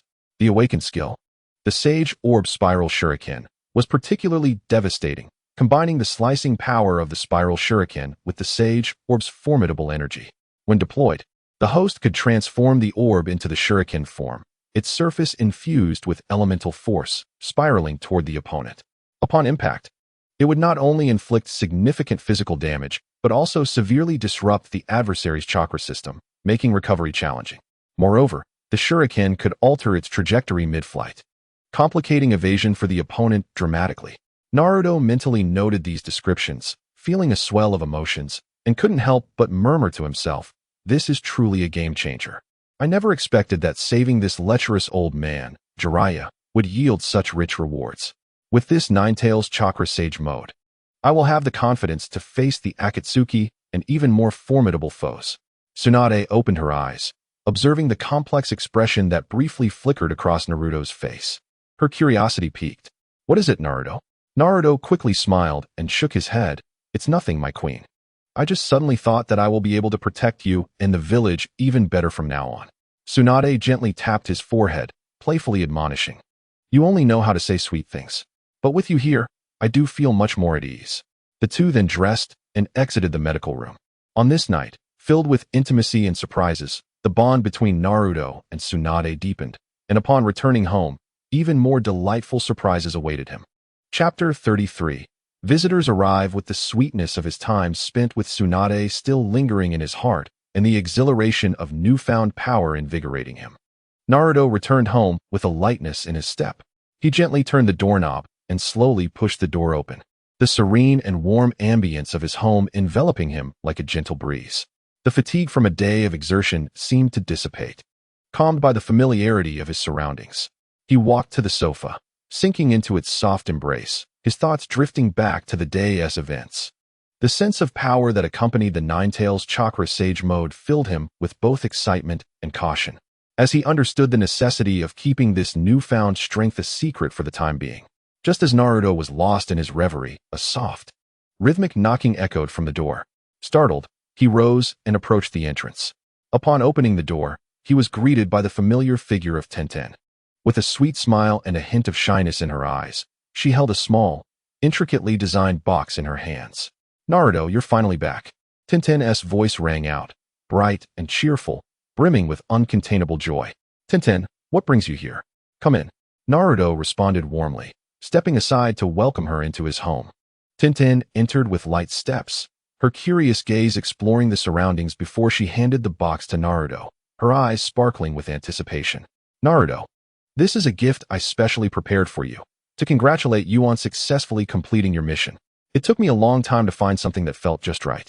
As Naruto accepted the box, a wave of warmth surged through him. He gently opened it to reveal a beautifully crafted kunai nestled inside. The kunai was distinctively shaped, adorned with intricate and exquisite patterns, each line seemingly imbued with a mysterious power, glimmering softly in the light.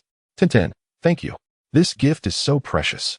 I truly love it," Naruto expressed gratefully, sincerity shining in his eyes. TenTen's cheeks flushed a delicate shade of pink as she shyly replied, "It's nothing really. You've done so much for the village and endured so much hardship.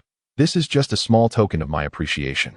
By the way, Naruto, I also heard that you encountered many dangers during your mission. Were you hurt? Please don't hide anything from me if you are," TenTen urged, her tone laced with concern. Naruto flashed a radiant smile, shaking his head gently. "I'm really fine. There's no need to worry. The mission was indeed perilous, but I worked seamlessly with Master Jiraiya, and we completed it successfully." In his response, he deliberately omitted mention of his newfound abilities, his eyes reflecting a cautious awareness that this was not the right moment to reveal such information. At that moment, another knock echoed from outside the door. Naruto instinctively glanced at TenTen, a flicker of confusion crossing his eyes before he turned to open the door. The moment it swung open, Hinata's gentle figure graced his sight. Her voice, tinged with shyness, softly spoke, "Naruto-kun," her cheeks slightly flushed, her eyes reflecting both joy at seeing him and a hint of nervousness. "Hinata, you're here too. Come in," Naruto exclaimed, a look of surprise briefly adorning his face, quickly replaced by a warm smile as he warmly welcomed her inside. Stepping cautiously into the room, Hinata paused upon noticing TenTen's presence, her smile momentarily faltering. Yet, she quickly regained her composure, politely greeting, "TenTen, you're here too." TenTen responded with a smile, "Hinata, you've come to see Naruto. I've been here for a while, and I even brought a gift for him." With a hint of pride, she unconsciously lifted her chin. Hinata nodded gently, then carefully retrieved a bouquet of fresh flowers from behind her, presenting it to Naruto with both hands.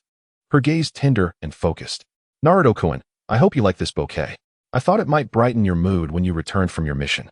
Naruto accepted the flowers, bringing them close to his nose and inhaling the delicate fragrance that instantly warmed his heart. Thank you, Hinata. They're truly beautiful, he replied with a smile. Hinata looked at Naruto, concern evident in her eyes as she softly said, Naruto-kun, I heard your mission was particularly dangerous, and I've been worried about you. Are you really all right? If you feel unwell, please visit the medical room immediately. A warm current surged through Naruto, his smile softening further as he reassured her. I'm really fine, Hinata. See, I'm doing well. We were careful during the mission, and nothing major happened, so please don't worry. TenTen, curiosity sparkling in her eyes, tilted her head slightly and asked, Naruto, what exactly did you encounter on this mission? You have to tell us all about it. It must have been thrilling. I have so many questions lined up for you. And that kunai I gave you might just come in handy for future missions. Hinata eagerly chimed in, Naruto-kun, I'm also very interested in hearing about your experiences on this mission. I was worried about you for a long time, always thinking about the formidable enemies you might face.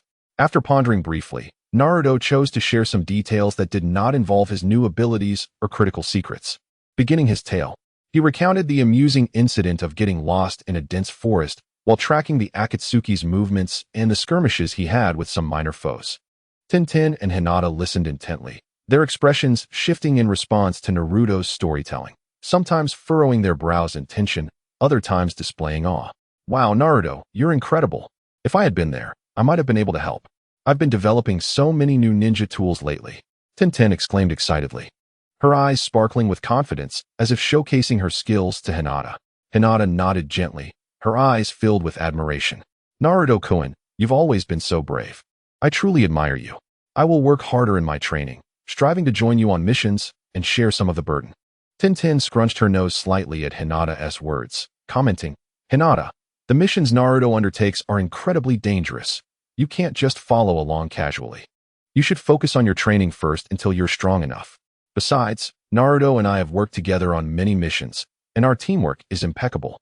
Hinata's expression shifted slightly, a flicker of disappointment crossing her features, but she quickly lifted her head resolutely, declaring, I understand the missions are dangerous, but I will do my utmost to grow stronger. I want to always be by Naruto-kun's side to protect him. Seeing the subtly shifting atmosphere between the two, Naruto felt a sense of helplessness and quickly interjected, All right. Both of you are amazing and immensely important to me. I'm grateful to have friends like you. Let us all strive together to make Konoha even better. No matter what dangers we face, as long as we stand united, we can overcome anything. Both TenTen and Hinata blushed slightly at Naruto's words, lowering their heads in silence. At that moment, Naruto seemed to recall something significant, his expression turning serious as he said, By the way, the village may initiate new actions based on the intelligence we've gathered. You both need to be extra cautious and stay vigilant. The threat from the Akatsuki is far from eliminated, and we cannot afford to be complacent. TenTen and Hinata nodded earnestly, their eyes revealing determination as they simultaneously promised to heed the village's directives and enhance their training and defenses. As time passed, the three engaged in discussions about trivial matters in their lives. TenTen animatedly spoke about her newly developed ninja tools, her eyes gleaming with excitement, occasionally glancing at Naruto to gauge his reaction. Hinata, on the other hand, gently inquired about Naruto's recent life, concerned whether he was eating on time and resting well. Naruto worked to balance the conversation, interjecting lighthearted jokes to lighten the mood. However, the subtle competitive atmosphere between TenTen and Hinata lingered. When Naruto mentioned a moment from a mission where he and TenTen had worked seamlessly together, a flicker of jealousy crossed Hinata's eyes. Conversely, when Naruto praised Hinata's growth, TenTen would unconsciously pout. Hey, Naruto, remember the last mission we did together? You used the ninja tools I gave you and took down the enemy in one go. Do you recall? TenTen said with a smile, her eyes brimming with pride. Naruto nodded, wearing a gentle smile. Of course, your ninja tools were incredibly helpful. But Hinata is amazing too. Her gentle fist technique is becoming increasingly refined, and she will surely become an outstanding ninja. Hinata's cheeks flushed with a rosy hue at Naruto's compliment, and she shyly lowered her head, softly replying, Naruto-kun, you flatter me. I still have many areas to improve upon and need to keep working hard. TenTen, observing Hinata's bashful demeanor, felt a twinge of annoyance and remarked, Naruto, don't only praise her. I've been working hard too. My research on ninja tools is truly one of a kind. Naruto chuckled helplessly, saying, I know. Both of you are exceptional. I hope you can learn from each other and grow together. After all, we are friends, and only by standing united can we become stronger. As time ticked away, the night deepened. TenTen and Hinata soon realized it was getting late and prepared to take their leave. Naruto, we'll head out now. Make sure to rest well. If there's a mission next time, remember to call me. TenTen said, her eyes filled with anticipation. Naruto-kun, please take care of yourself. If you need any assistance, just let me know, Hinata said gently, her eyes filled with reluctance. As Naruto saw them to the door, watching their retreating figures, he silently prayed for their safety. Returning to his room, he sat by the window, gazing at the moonlight pouring in like water, his mind swirling with thoughts. He was acutely aware that the threat from the Akatsuki still loomed over Konoha like a shadow, and the delicate relationship between TenTen and Hinata required his careful attention. Though his newly acquired strength provided him with more confidence, he understood that he must remain vigilant. The path ahead was still fraught with challenges and uncertainties. Yet he was fully prepared to face everything with courage. After their departure, Naruto let out a gentle sigh, secretly relieved that he had concealed his newly acquired abilities so effectively. The subtle tension that had just transpired between the two nearly escalated the situation into a battlefield of chaos. Fortunately, he had managed the situation adeptly, preventing it from deteriorating further. Chapter 34. The predicament of Akatsuki and new schemes as the smoke from the fierce battle gradually dissipated. The severely injured Nagato staggered away from the battlefield, supported by Konan, his steps faltering and desperate. His breath came in weak, rapid gasps, and every movement seemed to drain his remaining strength. The wounds on his body oozed blood, staining his iconic black robe and rendering him a haunting sight. Konan's face was etched with anxiety and concern as she steadfastly supported Nagato, her eyes betraying a glimmer of despair. The two trudged onward and eventually discovered a secluded, abandoned temple deep within the mountains, providing a temporary refuge. The temple was enveloped by dense forests, impenetrable and suffocating. The walls were overgrown with mottled moss, and the roof tiles lay in disarray, threatening to collapse under the ravages of time, embodying a state of decay and desolation. Exhausted, Nagato collapsed onto the dilapidated tatami mat within the temple, while Konan swiftly approached his side, meticulously tending to his wounds. Her movements were gentle and practiced, each action revealing deep care and concern for Nagato. You must hold on, she whispered, her voice trembling ever so slightly. Nagato opened his eyes slightly, gazing at Konan, and managed a faint, pale smile. Konan, do not worry, I am fine. However, his ashen complexion and the profound fatigue in his eyes betrayed his bravado.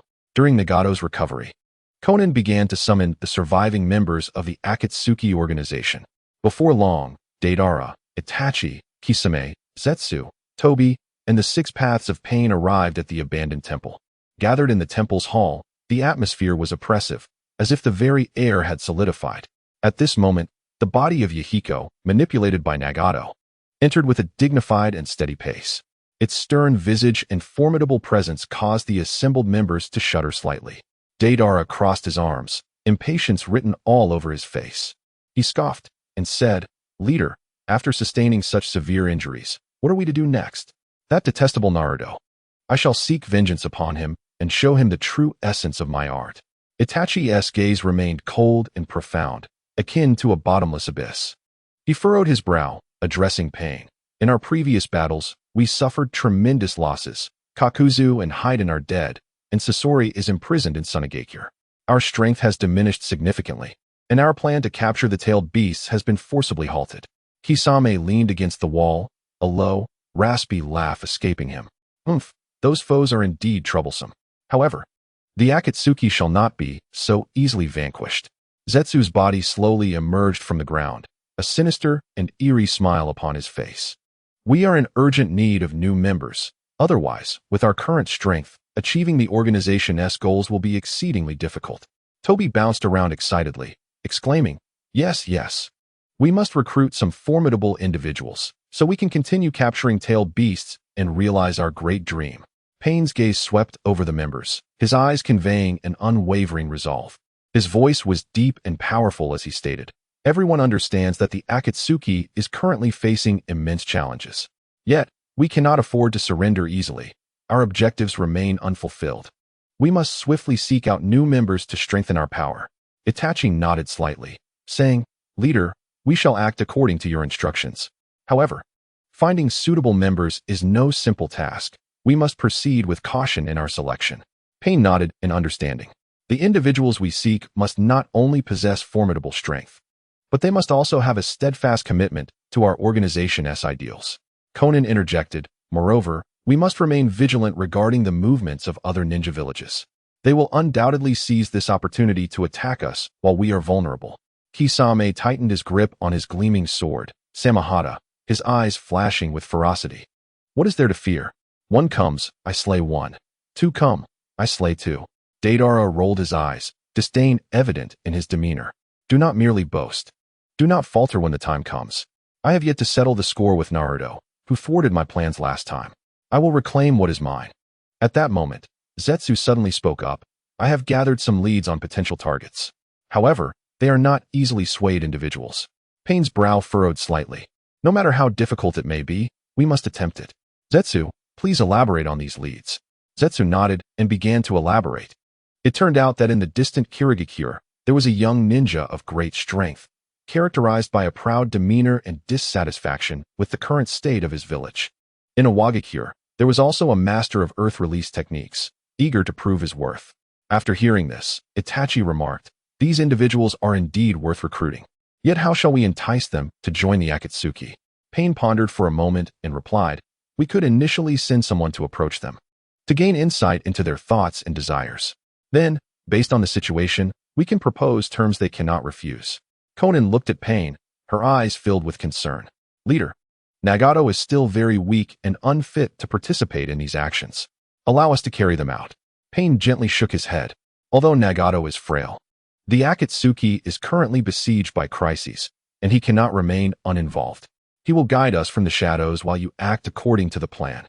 The members nodded in compliance, fully aware that in these trying times, only by uniting could the Akatsuki hope to navigate the challenges ahead. Thus, the members of the Akatsuki commenced their new mission according to the plan. Deidara and Tobi headed to Kirigakure to approach the young ninja, with Deidara incessantly muttering about avenging Naruto. "Once I resolve matters here, I shall swiftly find Naruto and demonstrate the true magnificence of my art." Meanwhile, Itachi and Kisame set out for Awagakure to seek the Earth Release Master. Zetsu was tasked with covertly monitoring the movements of other ninja villages and reporting back to Pain. After the members departed, Conan returned to the room where Nagato rested. He lay weakly on the tatami, and she gently sat beside him, tenderly holding his hand. "Nagato, you must rest well and recover your strength." Nagato looked at Conan, gratitude shining in his eyes. "Conan, thank you for always being by my side. With you here, I find the courage to persevere." Conan smiled softly and resolutely. "Nagato, we are comrades who have weathered countless storms together. No matter the obstacles we face, I will always stand by you." In that dilapidated and silent, abandoned temple, Nagato and Conan awaited news from their comrades.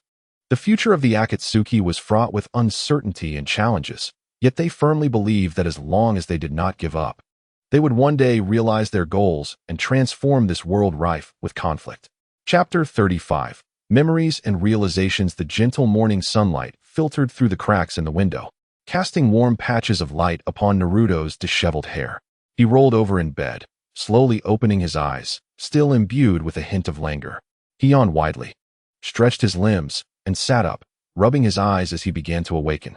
As Naruto gazed upon the familiar room, he was inevitably drawn into a reverie.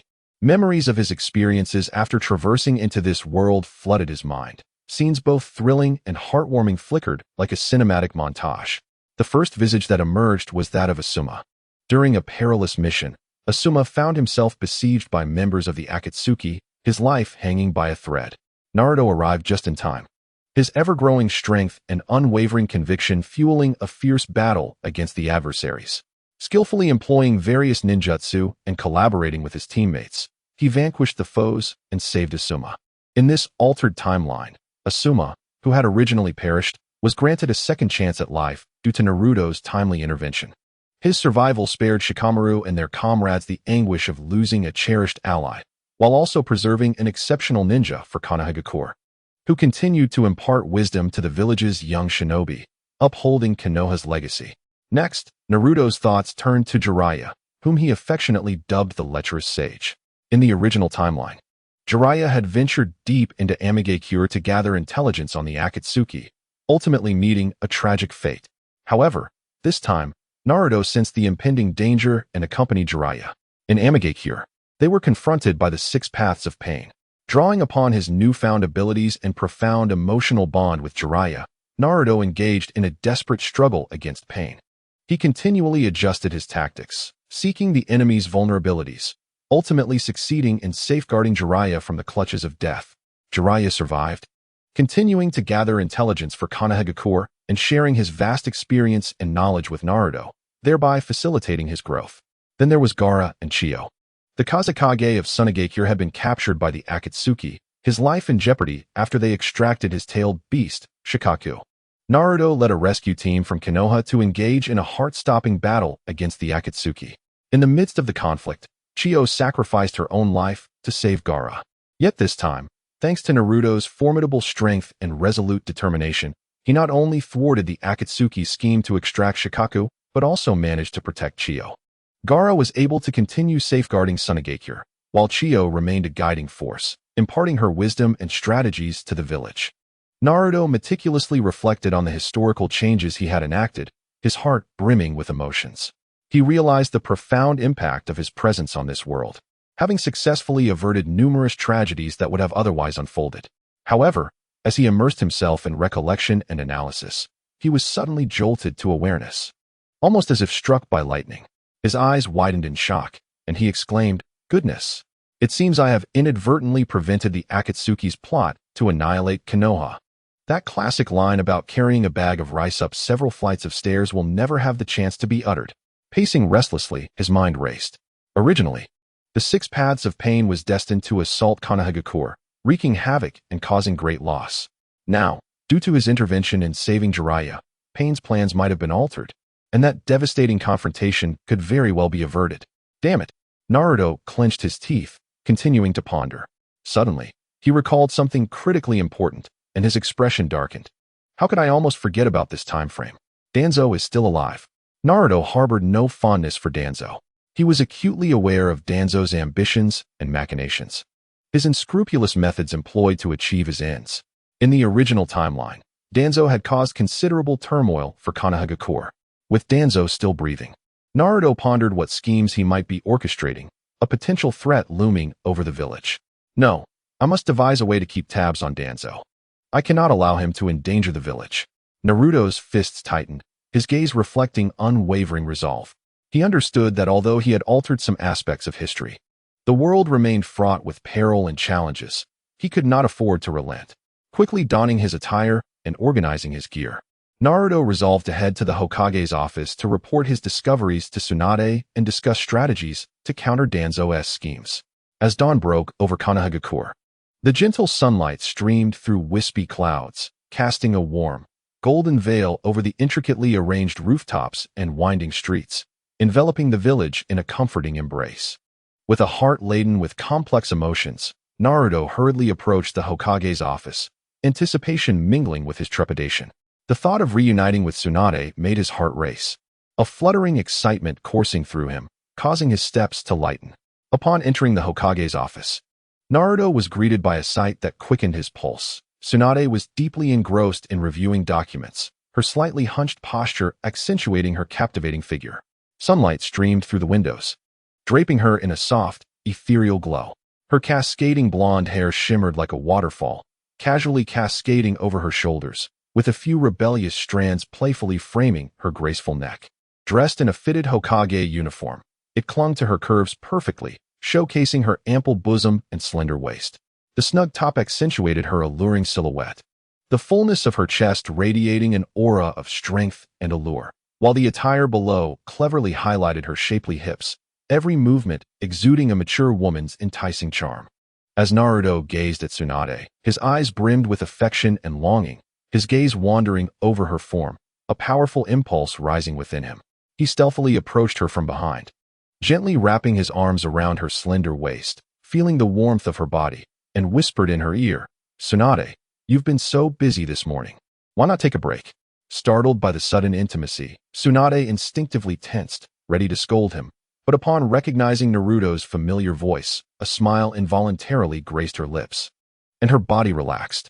She lightly patted his hands and feigned annoyance, saying, "Naruto, you impulsive child. I still have so many documents to handle." Resting his head against her shoulder, he playfully whined, "Oh, Tsunade, no document is more important than you. Seeing you so exhausted truly pains me." With that, he placed a gentle kiss on her porcelain cheek, savoring the softness of her skin. Tsunade's cheeks flushed a beautiful shade of pink, akin to blooming cherry blossoms in spring.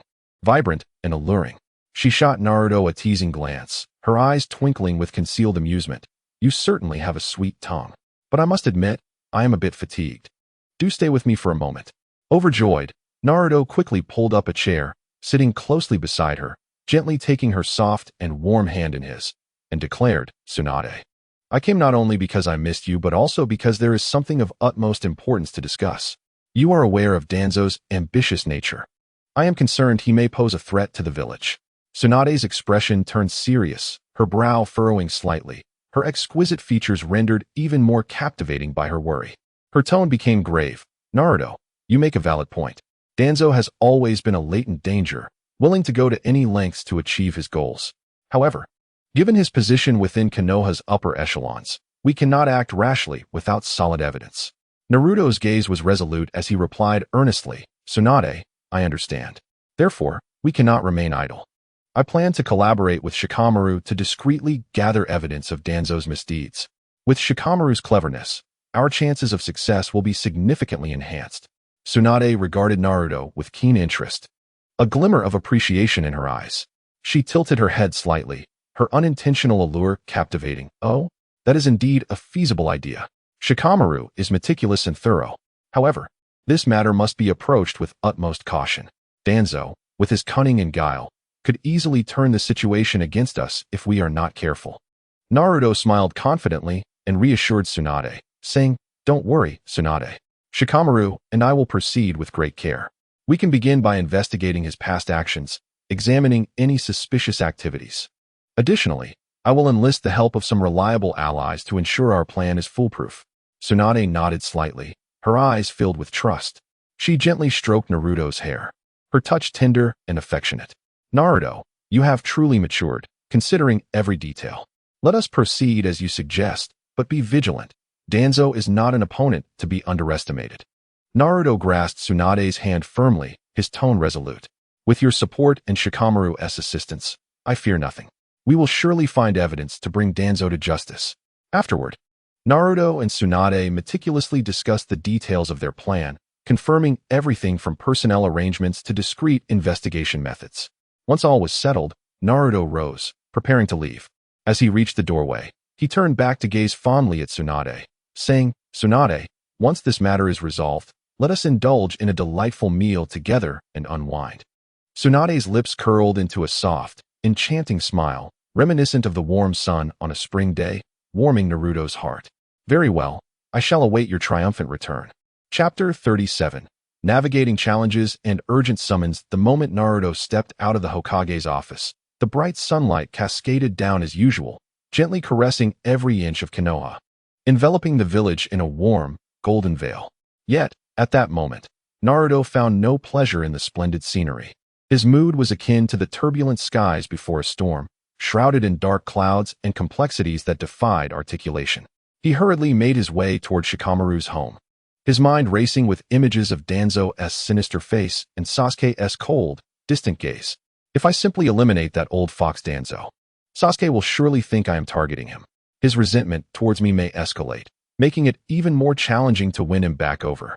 As Naruto muttered to himself, a frown creased his brow, his expression riddled with conflict and helplessness. Just as these troubling thoughts overwhelmed him, a familiar notification sound echoed in his mind, sending a shiver down his spine. It resonated as if from a distant void, yet it rang clearly within his consciousness. Ding. "Congratulations, dear host. You have received a super surprise. Your target for conquest has been updated to Uzumaki Kirui. You must complete this conquest within 7 days. With a current affection level of 0.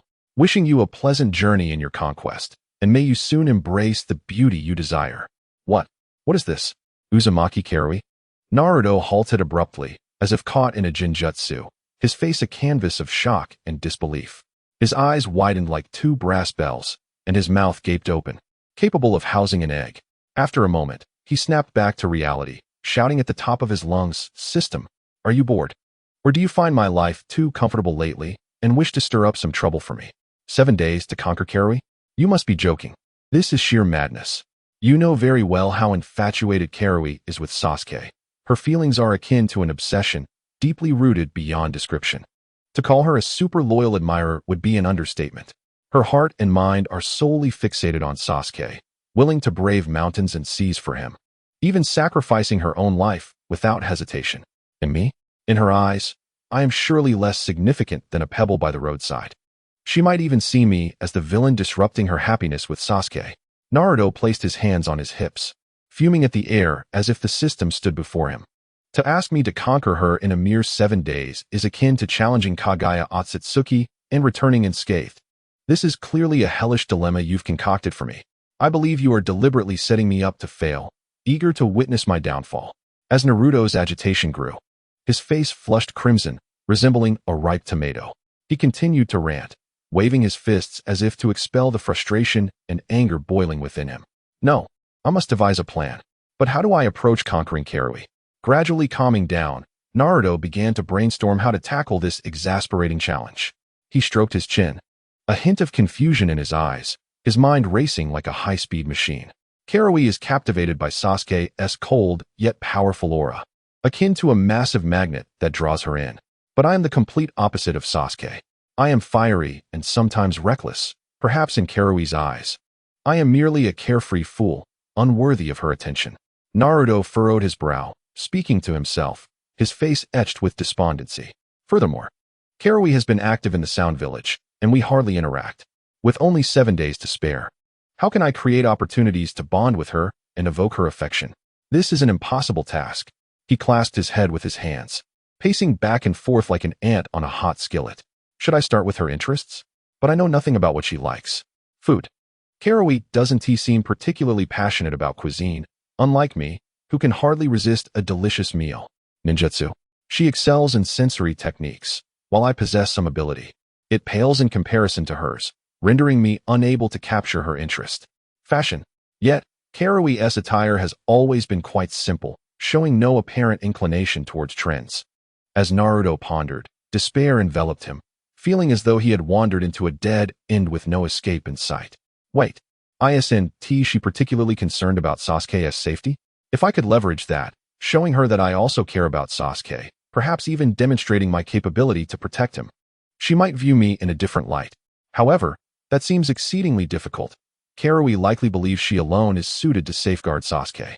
If I attempt this, she might think I'm trying to overshadow her, leading to even greater resentment towards me, which would be counterproductive. With a heavy sigh, Naruto slumped onto a nearby rock. Fatigue and helplessness etched across his face. Never mind. I'll head to Shikamaru's house.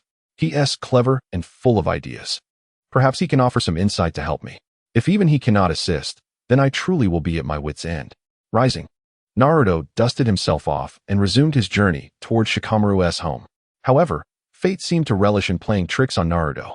Just as he had walked a short distance, a black-clad Umbu ninja appeared before him like a ghost from the night sky.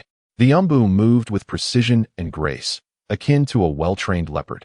Swiftly kneeling on one knee, with a serious and authoritative tone, he spoke. "Naruto, Lady Tsunade has issued an urgent command. You, Hinata, Sakura, Kakashi-sensei, and Jiraiya-sama are to proceed immediately to the Hokage's office. An important meeting is convening." Upon hearing Tsunade's command, Naruto's heart tightened. The matters concerning Danzo and Karui that had been swirling in his mind suddenly vanished like clouds scattered by a gust of wind. An ominous premonition surged within him. As he pondered, what urgent situation has arisen? Is Danzo up to his underhanded schemes once again? A formidable enemy has emerged beyond the village, and it seems that our Leaf Village is once again on the brink of a crisis. Various disconcerting thoughts flashed through his mind like a revolving lantern, causing his heart to race uncontrollably. Nevertheless, he decided it was futile to dwell on such matters and resolved to head to the Hokage's office to ascertain the situation. He hoped it was nothing too dire. Otherwise, the village would undoubtedly descend into chaos once more. Clenching his teeth, Naruto temporarily set aside his plans to discuss strategies against Danzo at Shikamaru's house and sprinted towards the Hokage's office. As he raced along, Naruto exerted every ounce of his strength, the wind howling past his ears as if cheering him on. Beads of sweat soon began to form on his forehead, cascading down his cheeks and dampening his collar. His mind was still abuzz with speculations about the meeting's content, feeling both anxious and curious. Akin to a child on the verge of unwrapping a mysterious gift, uncertain if it would bring joy or fright. When Naruto finally arrived at the door of the Hokage's office, he was breathless, gasping for air.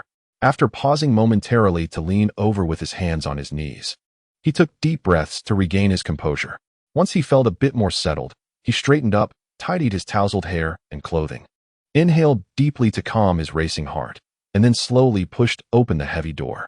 Chapter 38. Sudden change and new opportunities in the afternoon sun over the Leaf Village. The sunlight lazily bathed the earth, yet the chirping of cicadas outside the Hokage's office failed to dissipate the tension and oppression hanging in the air. As Naruto forcefully pushed open the heavy wooden door, it creaked, shattering the stifling silence within. Inside, Hinata had her gaze cast downward, her hands folded in front of her. Biting her lower lip, her eyes filled with concern. Sakura wore a furrowed brow, her fingers nervously tugging at the hem of her shirt. Kakashi leaned against the wall, his signature mask still covering his face, but the slight furrow of his brow revealed his inner turmoil. Jiraiya stood by the window, arms crossed, gazing deeply into the distance. Meanwhile, Tsunade, the formidable Fifth Hokage, sat in the Grand Hokage chair, her brows knitted tightly, her expression so serious it seemed capable of wringing out water. A jolt of apprehension surged through Naruto as he realized the gravity of the situation far exceeded his expectations. Yet, in an effort to alleviate the oppressive atmosphere, he forced a grin, revealing his bright white teeth, and nonchalantly remarked, "Well, what profound game are we playing here? Everyone looks worse than I did after that disastrous meal last time, heh." However, his jest was met with an eerie silence, and the expressions of those present remained unchanged, as though his words had merely drifted by like a whisper in the wind, leaving no trace. Feeling awkward, Naruto scratched his nose and muttered, "Ah, come on. It was just a joke. No need to be so ungracious." Tsunade slowly raised her head, her eyes betraying a hint of fatigue and worry, as if they bore the weight of the entire Leaf Village. "Naruto, I've just received news. The rogue ninja Orochimaru has been killed by Sasuke." Her voice was low and grave, each word resonating heavily in the room, striking the eardrums of everyone present. "What? Orochimaru is dead?" Naruto's eyes widened in disbelief, his expression one of utter shock. However, he soon found himself internally scoffing. TCH, that slippery snake, like a stubborn serpent entrenched in mud. How could he possibly have fallen so easily? Surely he's up to some trick, lurking in the shadows, reveling in his cleverness. What? Sasuke killed Orochimaru? Sakura's face turned pale as winter's snow, her hands trembling uncontrollably. Before Tsunade could finish, she sprang forward like a startled deer, urgently exclaiming, "Lady Tsunade, what are we waiting for? We must hurry and bring Sasuke back. This is monumental. If other malicious forces catch wind of this, it could spell disaster." With that, she turned to rush out the door, her steps frantic and hasty. "Sakura, calm down."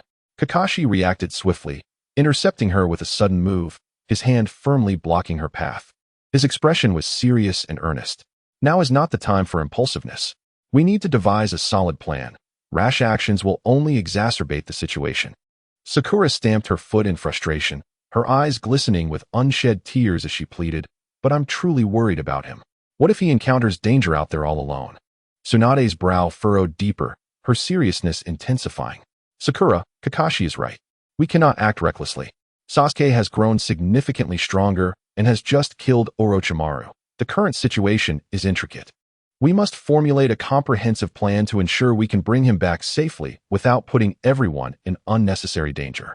Seeing Sakura's distress, Naruto stepped forward, gently placing a reassuring hand on her shoulder.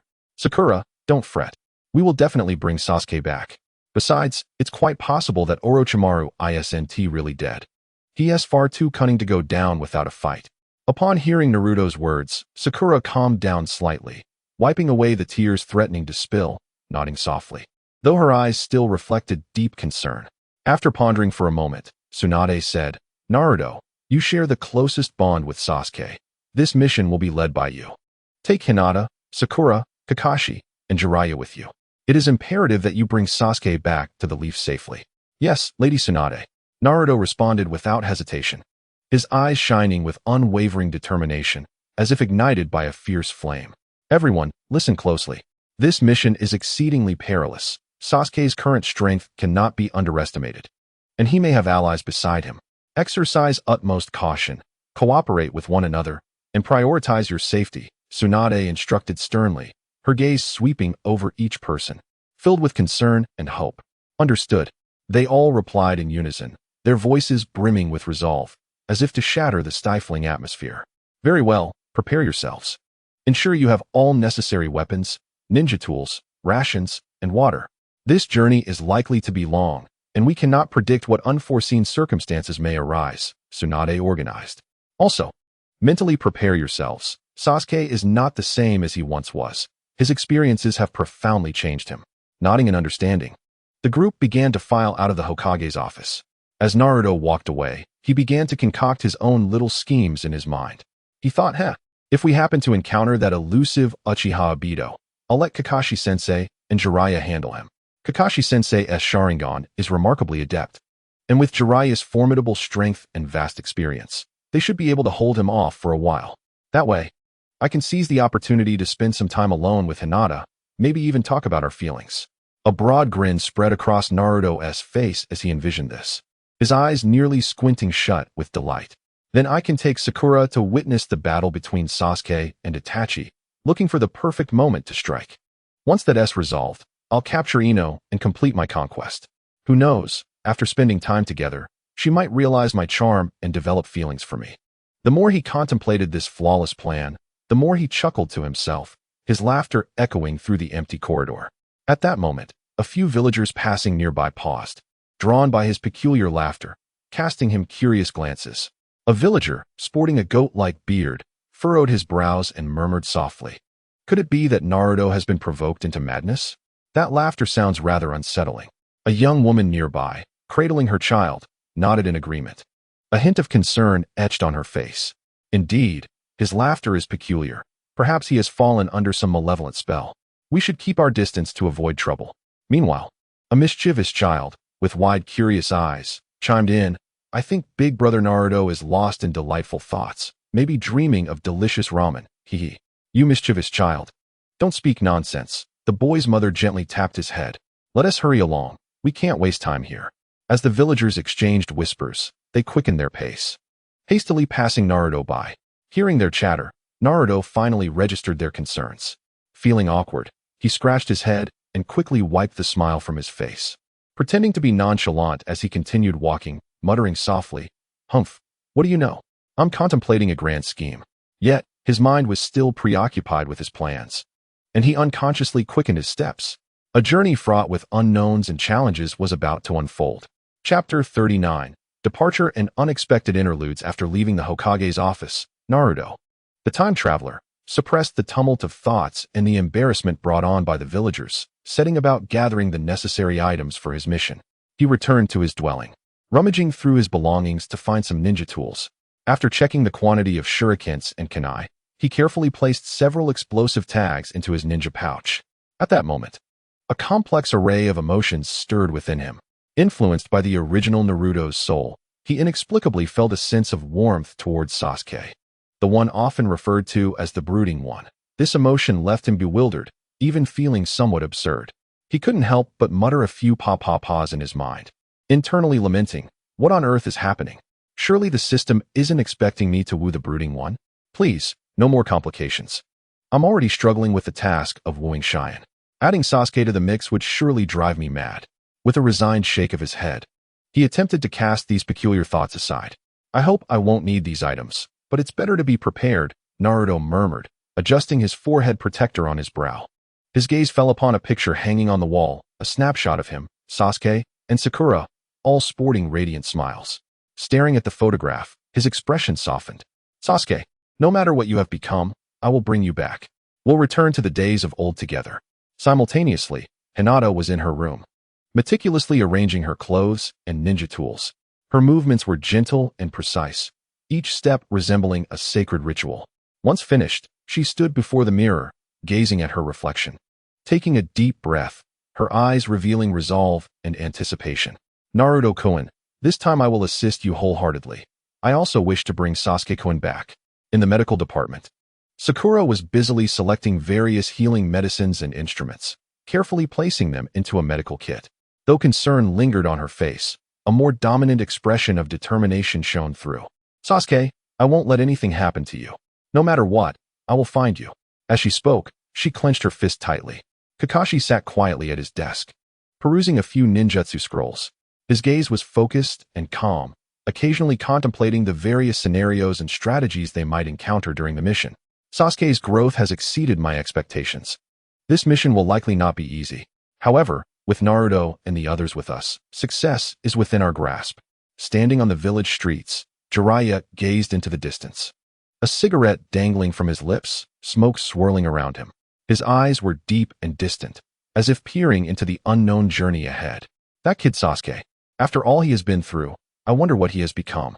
Yet, with Naruto and the others going, I believe there will be a positive outcome. Once all were prepared, they gathered at the village gate. Naruto looked at his comrades, warmth swelling in his heart. Are we all ready? Then let's set forth. We must bring Sasuke back safely. Everyone nodded in unison, embarking together on the quest to find Sasuke. They followed a winding path, the scenery gradually becoming desolate. Naruto led the way, consistently observing the surroundings, remaining vigilant for any potential dangers. Suddenly, a chilling gust swept through, the air turning frigid. Be cautious, something's amiss. Naruto halted abruptly, calling out. At that moment, a figure emerged slowly from the woods, none other than Obito Uchiha. He still wore his signature half-mask, emanating an aura of mystery and danger. Haha, Naruto, where are you all hurrying off to? Off to find Sasuke, are you? Obito's voice was deep and eerie, laced with a hint of mockery. Naruto felt a tightening in his chest and immediately assumed a combat stance, internally thinking, humph, I knew I'd run into this guy. Thankfully, I was prepared. He cast a furtive glance at Kakashi and Jiraiya. What do you want? We don't have time for your nonsense. Best not to obstruct our path. Naruto retorted sharply. Obito chuckled. No need to be so tense, Naruto. I merely came to observe you and offer a warning. Sasuke is not so easily dealt with. His current strength likely surpasses all of you combined. You needn't worry. We will bring Sasuke back, Naruto declared. Kakashi-sensei, Jiraiya-sensei, please hold him off while Hinata, Sakura, and I continue our search for Sasuke. Naruto signaled to Kakashi and Jiraiya. Kakashi and Jiraiya nodded, stepping forward to confront Obito. We won't allow you to hinder our mission today, Kakashi stated, his voice calm and resolute. Obito regarded them with a disdainful smirk. Just the two of you? Well, let us see what you can do. Kakashi quickly formed hand seals, his gaze sharp and focused, commanding, Raikiri. Instantly, a brilliant bolt of blue lightning coalesced in his hand, gleaming like a blade, as he charged toward Obito. Simultaneously, Jiraiya clapped his hands together, chanting, Earth-style, Yellow Spring Marsh. The ground beneath Obito became soft as mud, spreading towards his feet in an attempt to ensnare him. Obito, observing this, smirked in disdain, effortlessly leaping away from Kakashi's Raikiri while his form flickered, evading the grasp of the Yellow Spring Marsh. Kakashi, having missed his strike, swiftly adjusted his stance and performed the next set of seals, Mangekyo Sharingan. His eyes instantly turned crimson, intricate patterns swirling as immense ocular power radiated from him. He unleashed a Kamui Kunai, infusing it with the power of Kamui, sending it hurtling toward Obito. Not to be outdone, Jiraiya joined the fray, his hands clasped, exclaiming, Senjutsu, hair needle thousand books. His hair lengthened instantly, shooting out like steel needles towards Obito, creating a dense web of offensive attacks. Facing this dual assault, Obito remained unfazed. He activated Kamui once more, phasing through both Kakashi's Kamui Kunai and Jiraiya's hair needle thousand books as though they were mere phantoms. Kakashi and Jiraiya furrowed their brows, fully aware of the formidable nature of Kamui's phasing ability, which rendered it nearly invulnerable. Yet, they did not relent, continuing to seek out Obito's vulnerabilities. Kakashi initiated the lightning release, lightning beast tracking Fang technique, summoning 2 electric hounds to charge at Obito, while Jiraiya employed fire release, great fireball technique. A massive fireball radiating intense heat, hot on its heels, attempting to restrict Obito's movements. As Obito gazed at the ferocious assault, a glint of cold light flickered in his eyes. He once more became intangible, effortlessly evading the attack, and then abruptly materialized behind Kakashi, his hand coalescing a dark chakra as he lunged towards him. Kakashi reacted swiftly, sidestepping Obito's strike while countering with a punch aimed at him.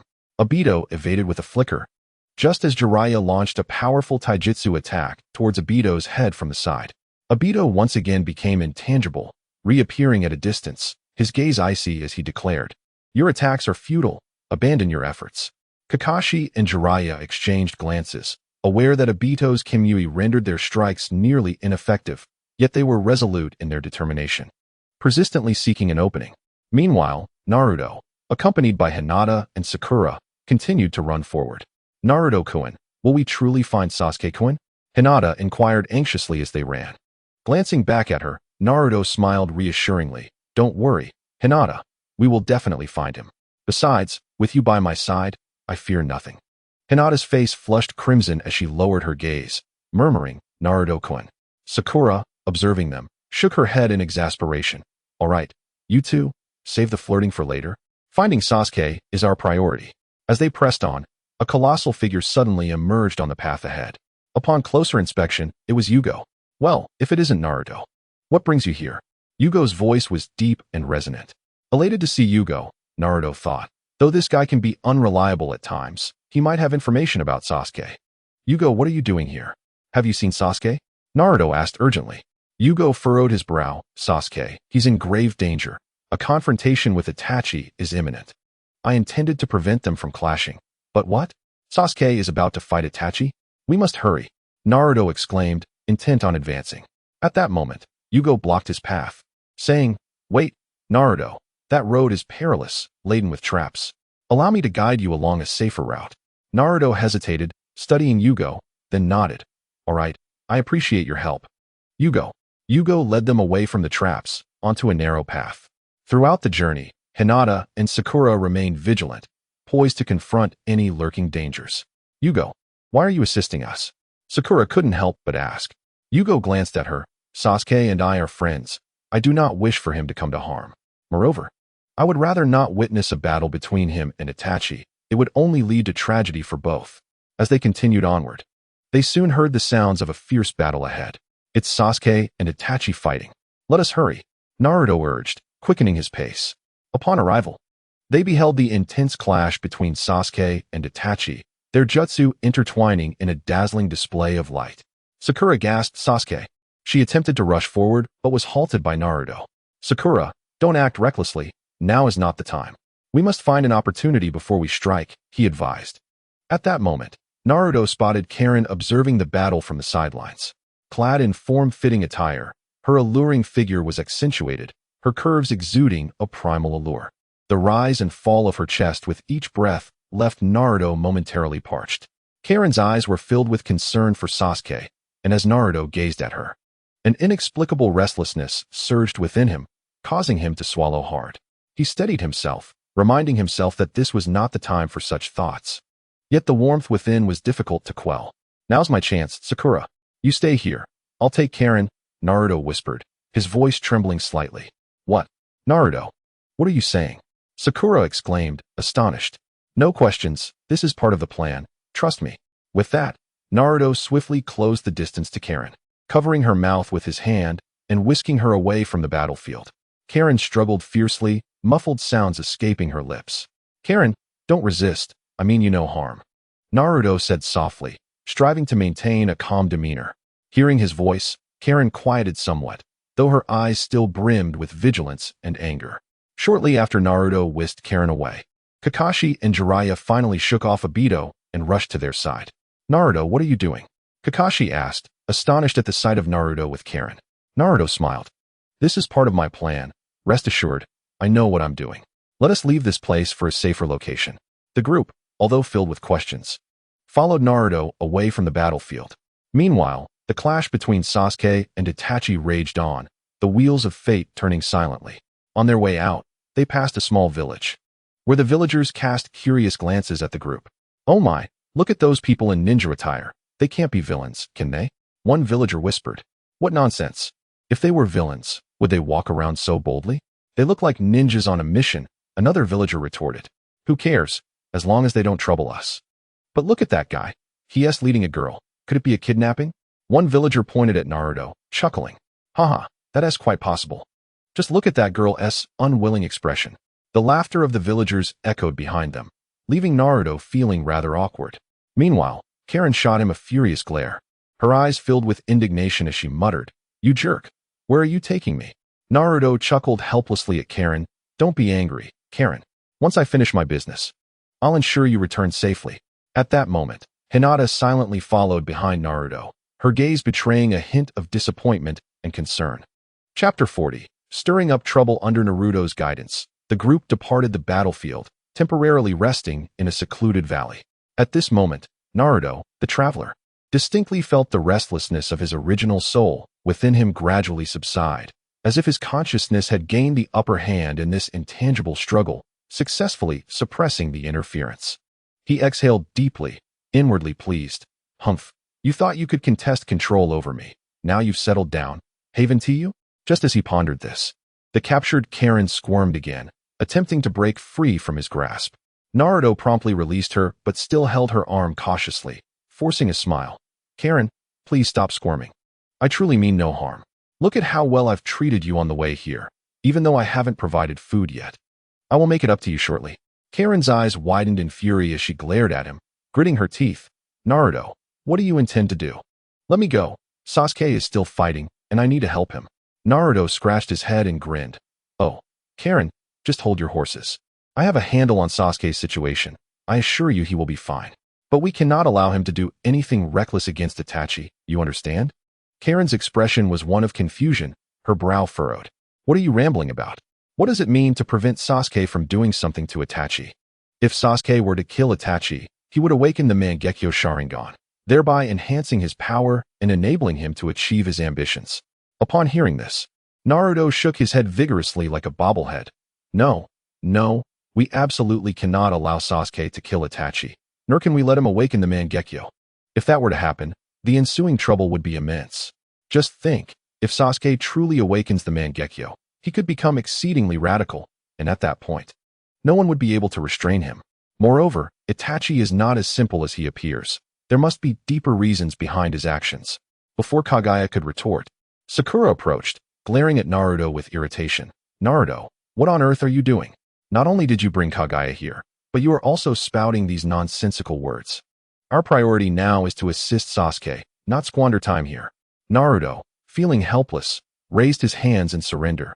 "Sakura, please don't be so hasty. I am doing this for everyone's sake, for Sasuke's sake. Trust me, once I resolve this matter, I will certainly help Sasuke."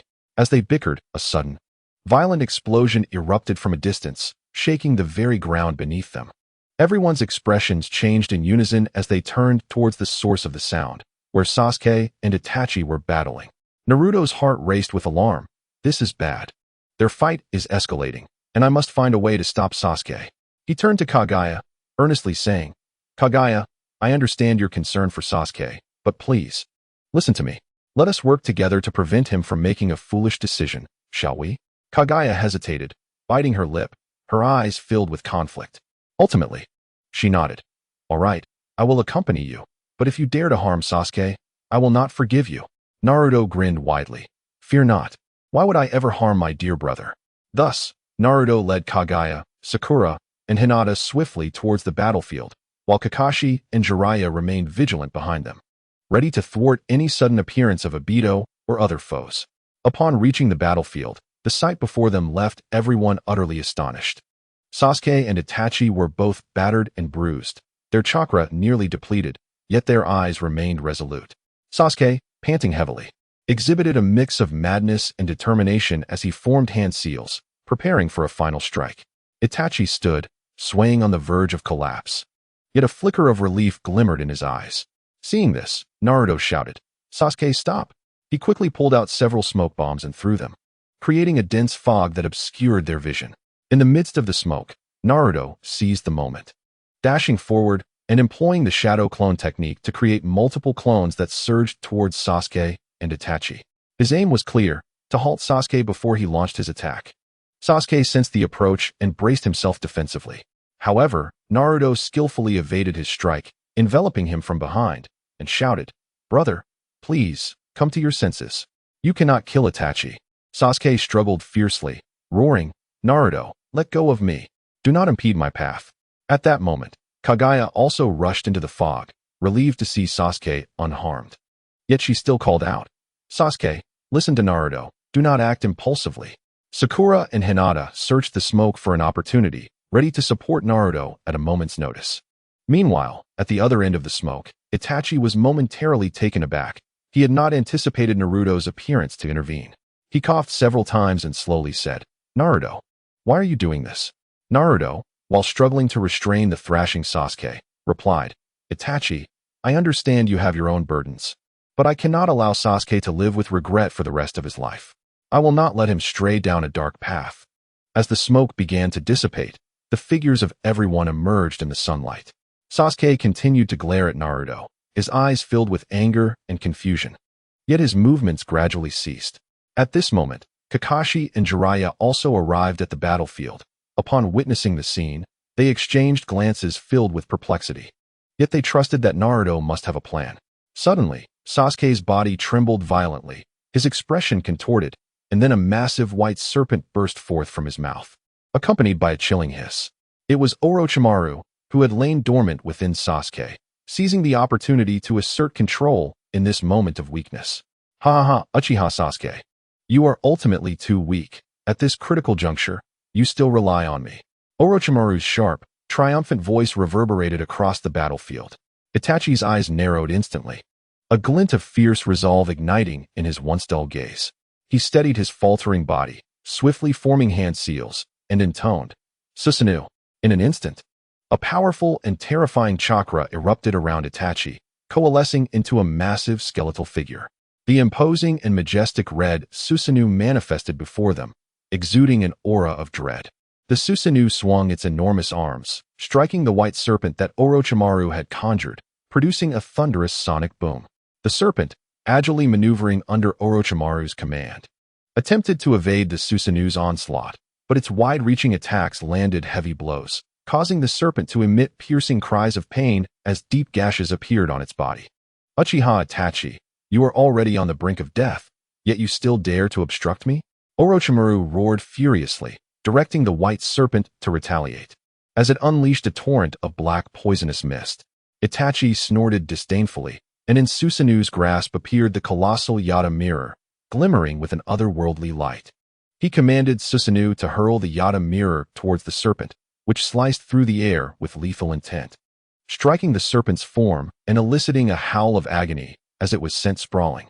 Seizing the opportunity while the serpent was injured, Itachi formed another set of seals, and Susanoo manifested the legendary Totsuka blade, its blade radiating a ghostly glow, as if infused with boundless power.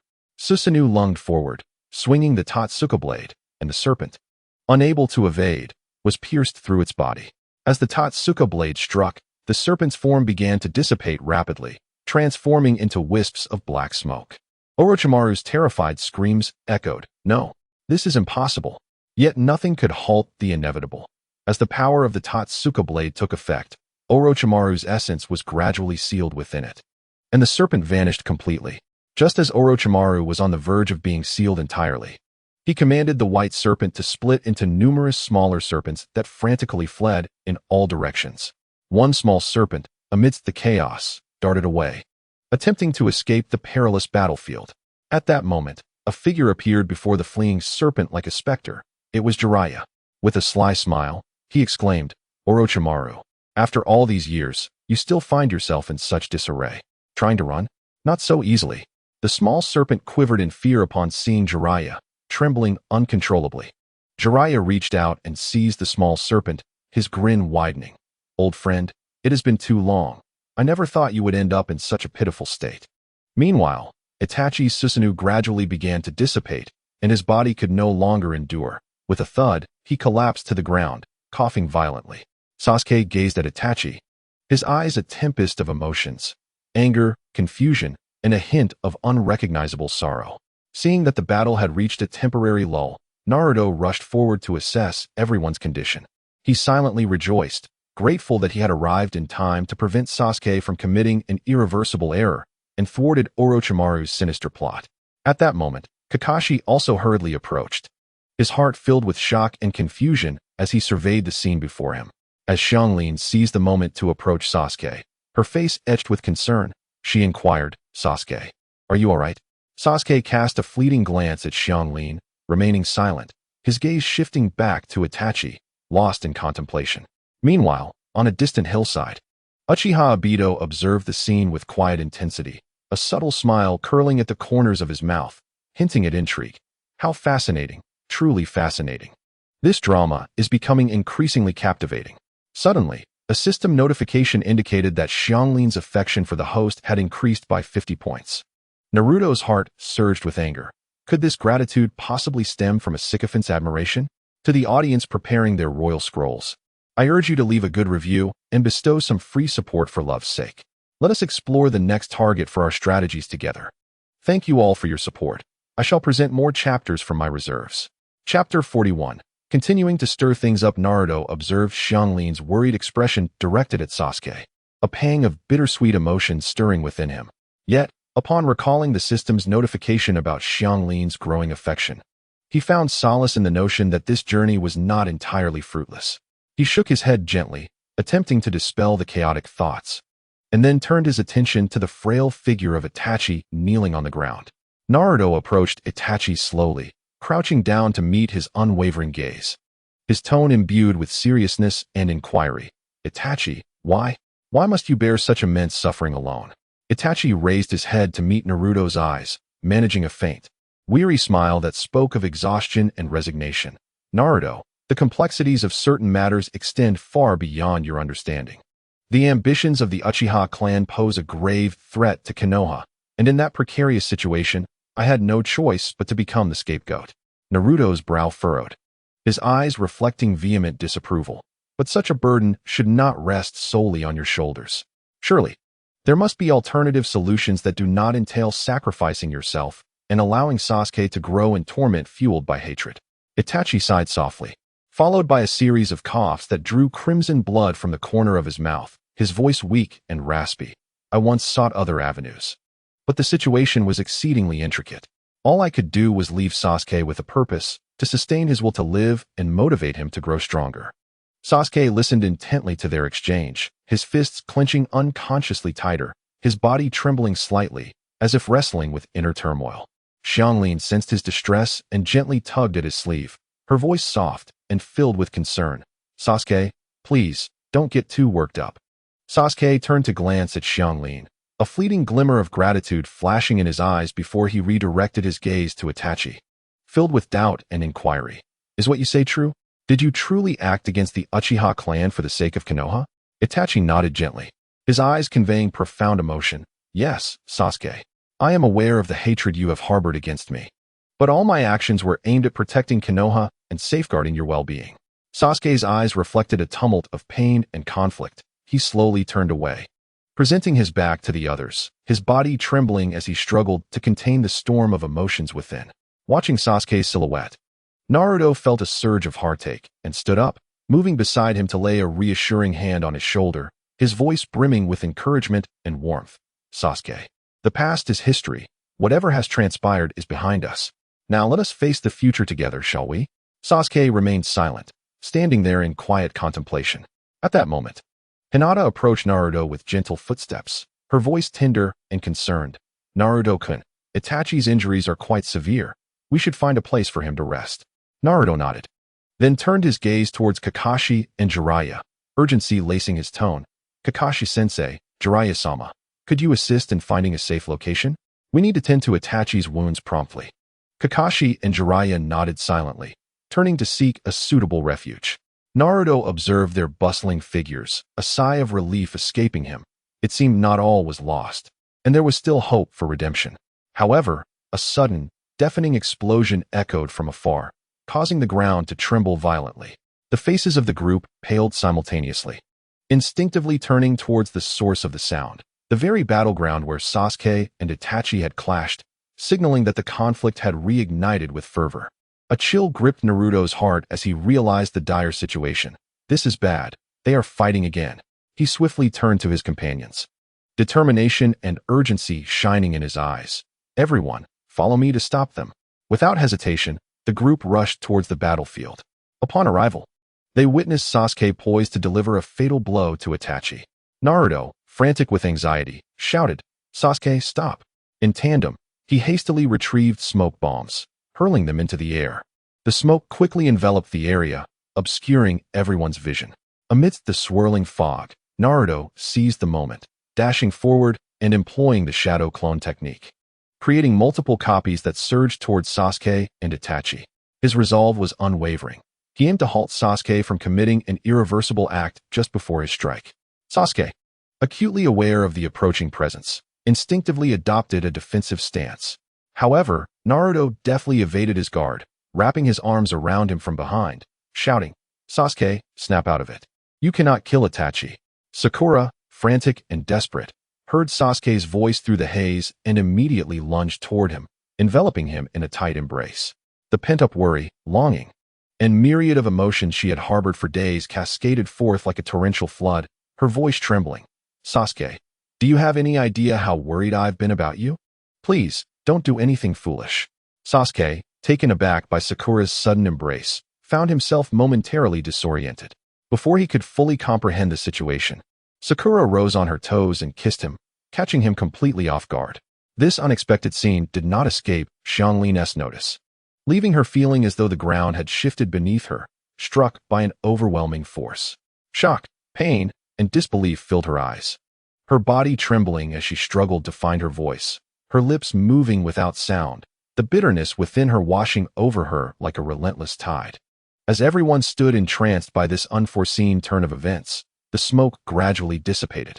At that precise moment, a mysterious figure in a mask seized the opportunity, silently appearing beside Sasuke and employing space-time ninjutsu to whisk him away.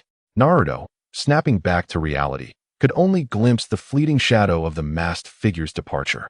His fists clenched in anger as he bellowed, "Damn it, that masked man again. I will not let you escape." Xianglin finally regained her voice, crying out with a choked sob, "Sasuke." She attempted to pursue, only to be halted by Naruto's firm grip. "Xianglin, don't act rashly," he urged, urgency lacing his voice. "The abilities of that masked man are unpredictable. We cannot recklessly chase after him. Our priority must be to devise a plan to rescue Sasuke." Sakura, still flushed and overwhelmed, stood nearby, her eyes filled with disappointment and guilt. "It's all my fault. If I hadn't acted, perhaps Sasuke wouldn't have been taken." Hinata stepped forward, gently grasping Sakura's hand, offering comfort. "Sakura, this is not your fault. That masked man is exceedingly cunning. Our most pressing concern now is to unite our efforts and find a way to bring Sasuke back." Kakashi and Jiraiya arrived shortly after, and upon grasping the situation, Kakashi's brow furrowed with seriousness. "This mysterious masked man has taken Sasuke for ulterior motives. We must expedite our search for their whereabouts." Jiraiya stroked his chin, momentarily lost in thought, then slowly replied, "It seems we must devise a long-term plan. Let us return to Konoha, gather more personnel, and meticulously strategize a rescue for Sasuke." The others nodded in resignation, their hearts heavy, as they turned towards the direction of Konoha. A tense and arduous rescue operation was about to commence.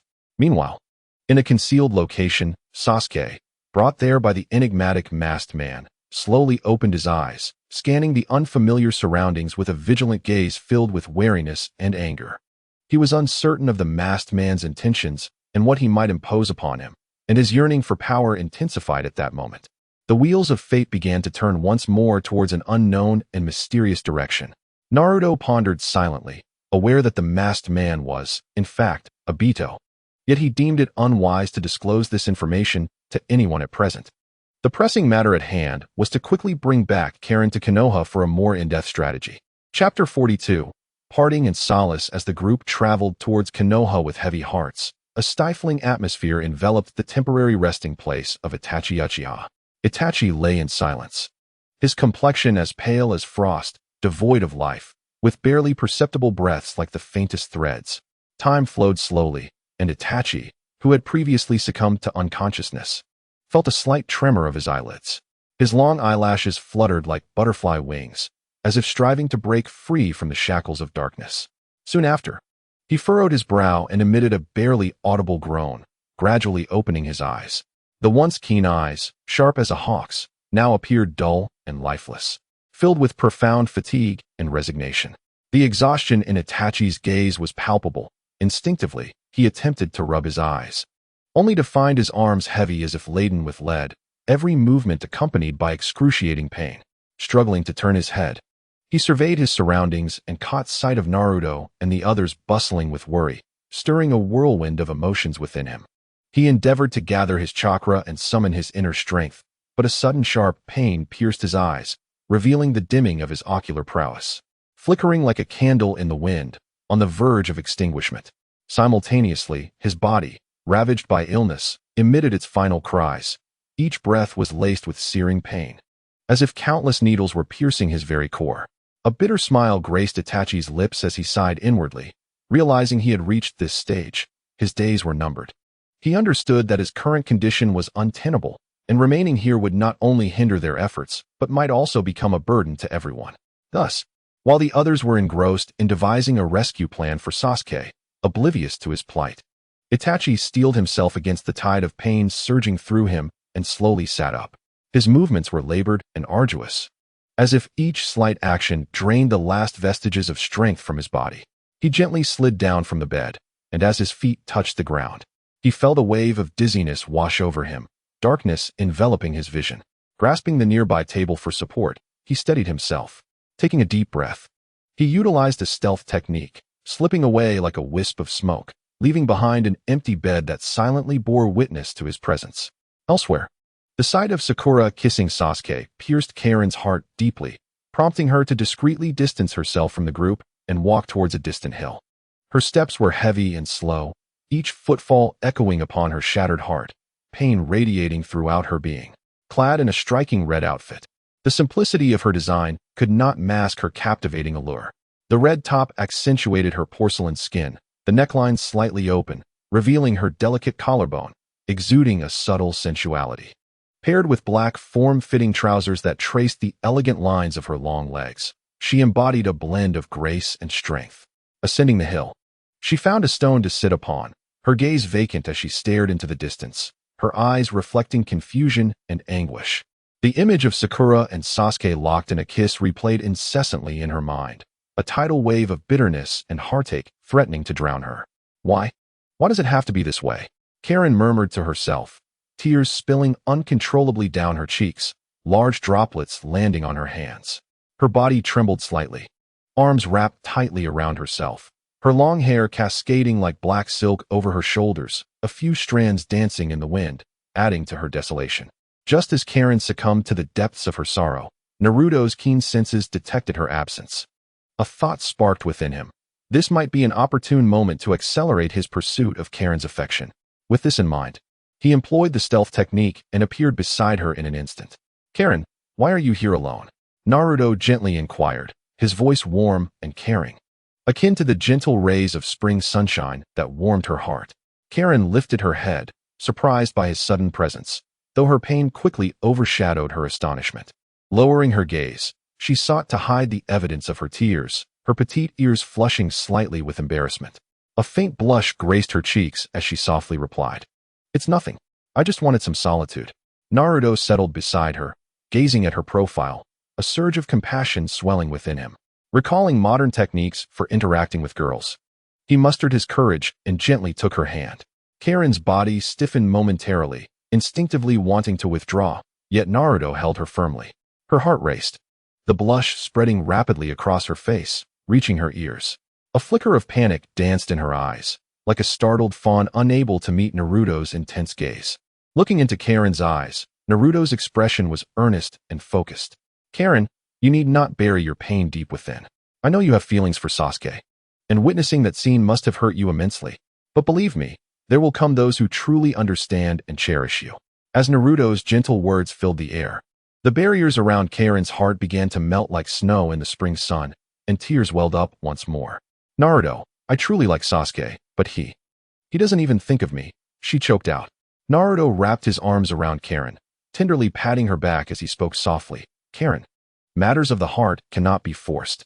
Perhaps Sasuke has yet to realize your worth, but I am convinced that time will reveal everything. And remember, you have me. I will always be by your side. Karen wept in Naruto's embrace, pouring forth her pain and grievances. Her body shook as she leaned into his warm, solid presence. After a while, her emotions began to settle, and she looked up, her eyes brimming with gratitude as she gazed at Naruto. Thank you, Naruto, Karen whispered, her voice still trembling, her tear-filled eyes sparkling like stars shrouded in mist. Her lips parted slightly, revealing pearly teeth, remnants of tears on her cheeks making her appear even more delicate and enchanting. Naruto smiled warmly. No need for thanks. We are friends, and friends should support one another. At that moment, a notification chimed in Naruto's mind. Ding. Target of pursuit, Karen Uzumaki. Affection value increased by 30, current total 80. Please keep up the good work, host. A surge of joy welled within Naruto, his face illuminating with a radiant smile. He understood that his efforts were bearing fruit, and with continued dedication, he would surely win Karen's heart. Yet, he also recognized the urgency of joining the others in their mission to rescue Sasuke and unveil the masked man's sinister plot. Xiangling gazed at Naruto's smiling face. Her heart stirred with an unfamiliar ripple. A hint of shyness flickered in her eyes as she lowered her head again. Unable to meet Naruto's gaze, her hands unconsciously twisted the hem of her garment, her fingers trembling slightly, betraying her inner tension and turmoil, secretly extending her perception. Xiangling discovered the warm chakra radiating from Naruto. At that moment, atop the small hill, the atmosphere was serene and peaceful. A gentle breeze wafting the fragrance of flowers and grass. The sunlight softly bathed the two in a golden veil, as if time had frozen, leaving only their hearts gradually drawing closer in this tranquil ambience. Chapter 43. The Journey Home and Thoughts. After comforting Xiangling, Naruto quietly gazed into her tear-streaked eyes. Filled with sincerity and profound concern, he tenderly took her hand, the warmth of his touch conveying strength. With a gentle firmness, he spoke in a low, earnest voice. Xiangling, come back to Konoha with me. In this vast world, only the two of us remain from the Uzumaki clan. In this tumultuous and perilous world, we can only rely on each other for support and find a semblance of stability amidst the storm. Konoha is a place abundant with love and acceptance, where my family and friends reside. I believe you will come to love it as well. Xiangling slowly lifted her head, her gaze meeting Naruto's. His steadfast and warm eyes illuminated the loneliness and confusion that had long dwelled within her. A surge of warmth filled her heart, a profound sense of being understood and accepted. She nodded gently, her voice soft yet resolute. All right, Naruto, I am willing to return to Konoha with you. I hope to rediscover the meaning of life there and embark on a new beginning. At that moment, Shugo, who had been silently standing nearby, stepped forward. His eyes reflected determination, a steadfast loyalty, and concern for his friends. He looked directly at Naruto and declared, Naruto, I wish to accompany you to Konoha as well. Sasuke is my chosen companion, and I cannot remain indifferent to his safety. I want to join you in finding him and bringing him back safely. A smile of relief spread across Naruto's face as he approached Shugo and patted his shoulder, saying, Shugo, I am glad you are joining us. Your strength and this bond you share with Sasuke are invaluable assets to us. With you by our side, our chances of rescuing Sasuke will be greatly enhanced. Thus, the group set off on their journey back to Konoha. Naruto led the way with steady and determined strides, while Hinata closely followed by his side. Her eyes filled with trust and reliance. Sunlight filtered through the layered leaves, casting dappled shadows that enveloped their figures in a golden glow. Naruto glanced at Hinata, her fair face illuminated by the sun, appearing exceptionally beautiful with her long eyelashes fluttering like butterfly wings. Overflowing with affection, Naruto couldn't help but say, Hinata, do you know? You are like a ray of sunshine in my life. As long as you are by my side, even in the face of endless darkness, I fear nothing. Every moment spent with you brings me immense peace and happiness. Hinata blushed at Naruto's heartfelt words, her cheeks glowing like the evening sky. She lowered her head, her hands nervously twisting the hem of her garment. Her voice shy yet gentle. Naruto-kun, I am merely doing what I wish to do. Being by your side and supporting you has always been my desire. As long as you are safe and happy, anything I do is worth it. Seeing Hinata's bashful yet endearing demeanor filled Naruto's heart with joy, and he continued with a smile. Hinata, do you know why I love to look at you? Because in my eyes, you are more beautiful than all the scenery in the world. Besides, I've noticed that I've gained some weight recently. Hinata blinked in surprise. Lifting her head with a puzzled expression, Naruto-kun, why do you say that all of a sudden?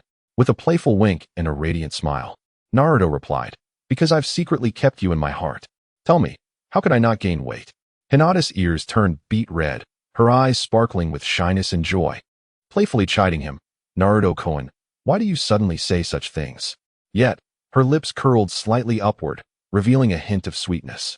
Behind them, Kakashi stood with his hands in his pockets, half-lidded eyes appearing lazy and casual, while his gaze occasionally swept toward Shugo and Xiangling, remaining vigilant.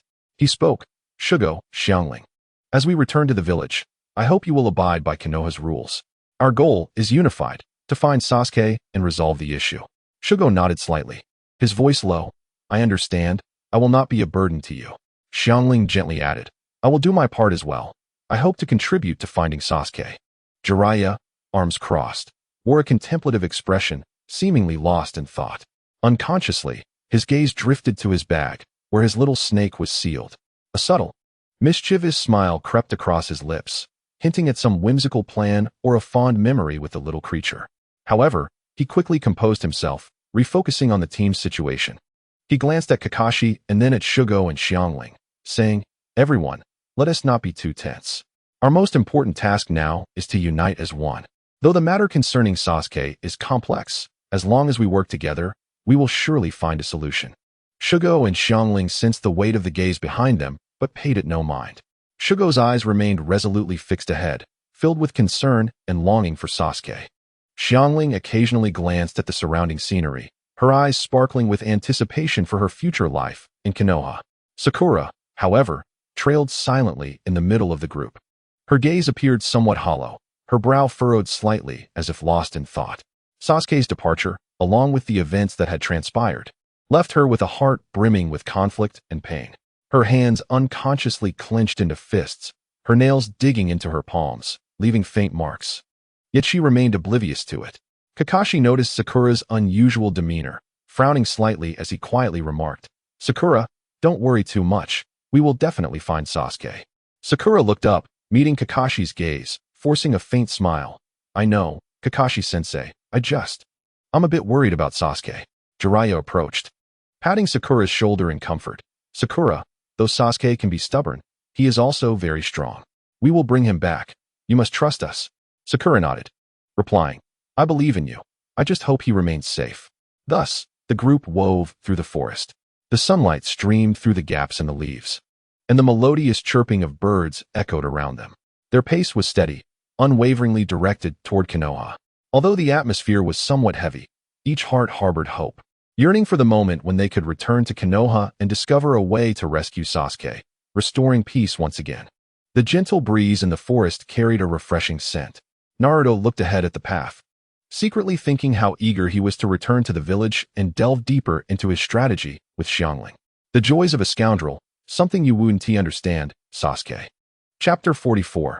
After returning to the village, Naruto and his companions returned to Konoha in a grand procession.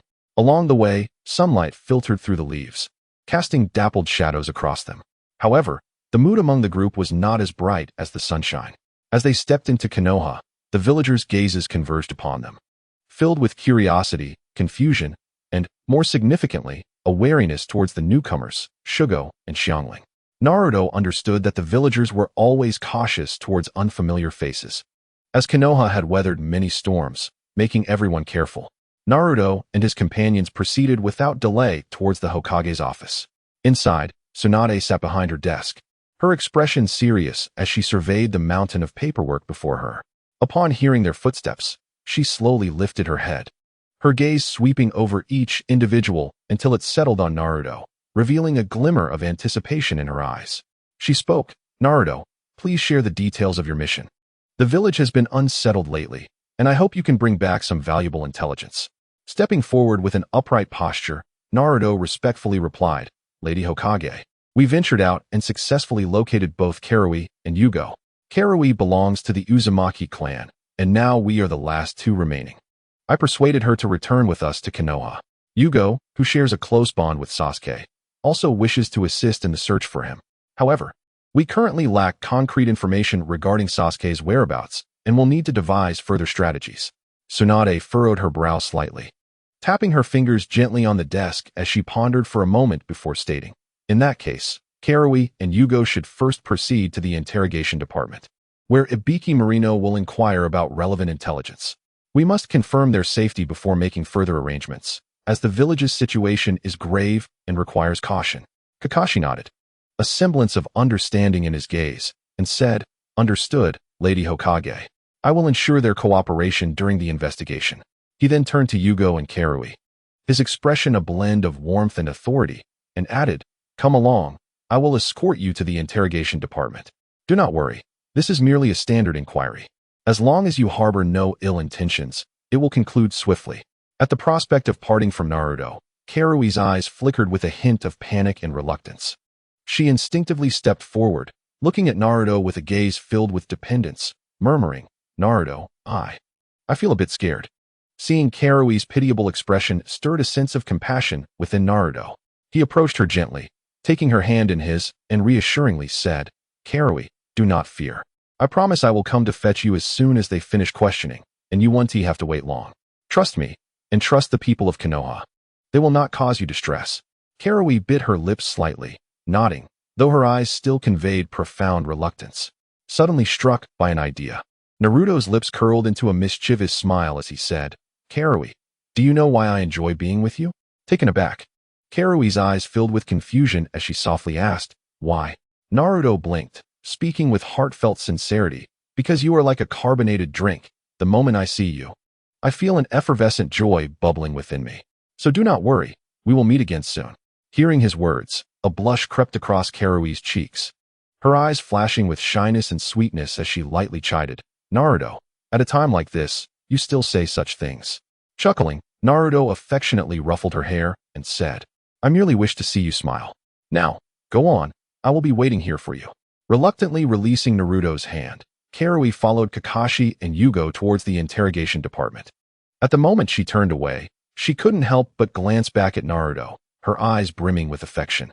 As Naruto watched them depart, a wave of melancholy washed over him. Shaking his head to dispel the feeling, he turned and made his way home. Along the path, he thought of finally returning home and felt a sense of relief. However, upon opening the door, he was met with an unsettling silence, the absence of TenTen's lively presence striking him. It then dawned on him that he had not checked in on her for many days. "TenTen," Naruto murmured softly, a wave of guilt rising within him. He approached the table and sat down, opening the system panel with a tinge of remorse. The screen displayed, Host, Lee Junjun. Age, 18, Chakra Attribute, Yang Wind. Skills, 8 Gates, Tailed Beast Bomb, Spiraling Sphere, Spiral Shuriken, Steel Lock, Shadow Clone Technique, Seduction Technique, Nine-Tails Chakra 6 Paths Mode. Wind Release, Tearing Torrent. Affection Levels, Tsunade 100, Hinata 95, TenTen 95, Karui 80. Remaining days for Karui's mission, 2. Please expedite your efforts. Gazing at the information on the panel, Naruto furrowed his brow slightly. Tsunade's affection level was maxed out, and both Hinata and TenTen were quite high, yet Karui's remained insufficient. And time was of the essence with only 2 days left. It seemed he needed to accelerate his efforts. "Karui, just wait," Naruto murmured to himself. "I will ensure you feel my intentions." Without dwelling too long on it, he resolved to pick up Karui from the interrogation department the next day and dive into a comprehensive approach to pursue his goals. After a good rest, he would have the energy to proceed. Standing up, he stretched lazily and made his way to the bathroom. After a refreshing shower, he tidied his clothes and looked at his invigorated self in the mirror, boosting his own spirits. Next, he ventured out to purchase a bouquet of flowers, preparing to visit TenTen's home.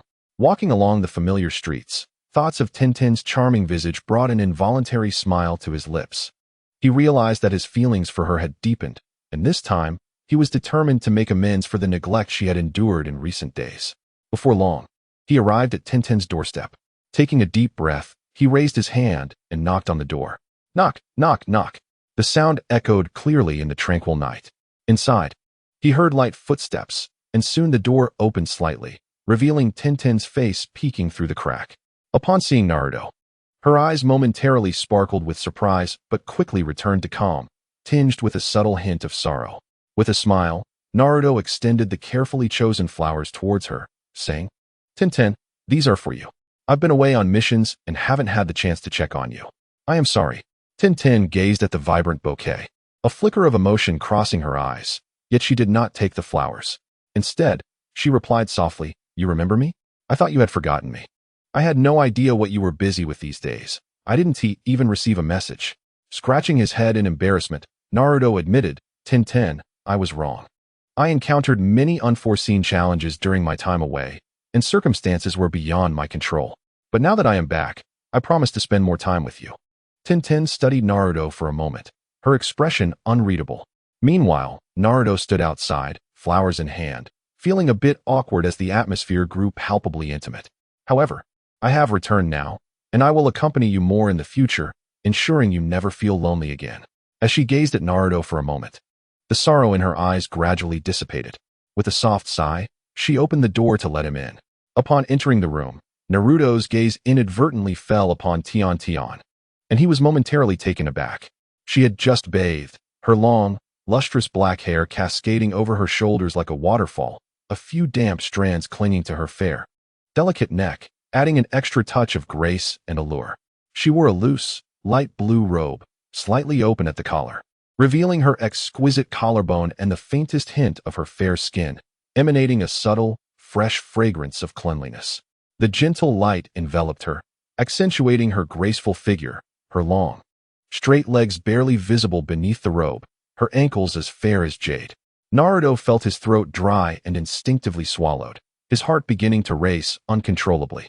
At that moment, he sensed his chakra surging within him. The power known as the golden twin kidneys seemed to stir restlessly, a wave of heat spreading through his body. A flash of fervor crossed his eyes as he stepped forward and embraced TenTen. Startled by the suddenness of his action, she playfully scolded, "What are you doing? You're so impatient right after coming back."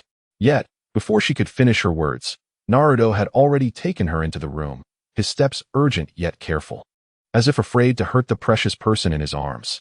Inside the room, a warm atmosphere swiftly enveloped the two of them. The soft light illuminated their faces, their breaths intertwining. Naruto gently laid TenTen on the bed and leaned down to look at her tenderly, his eyes filled with affection. TenTen felt a blush creeping onto her cheeks under Naruto's intense gaze, turning her head slightly away. Naruto delicately lifted her chin with his finger, drawing her gaze back to him, and spoke earnestly, "TenTen, do you know? During my time away, I thought of you every moment. Your smile, your voice. Everything about you is etched deeply in my mind.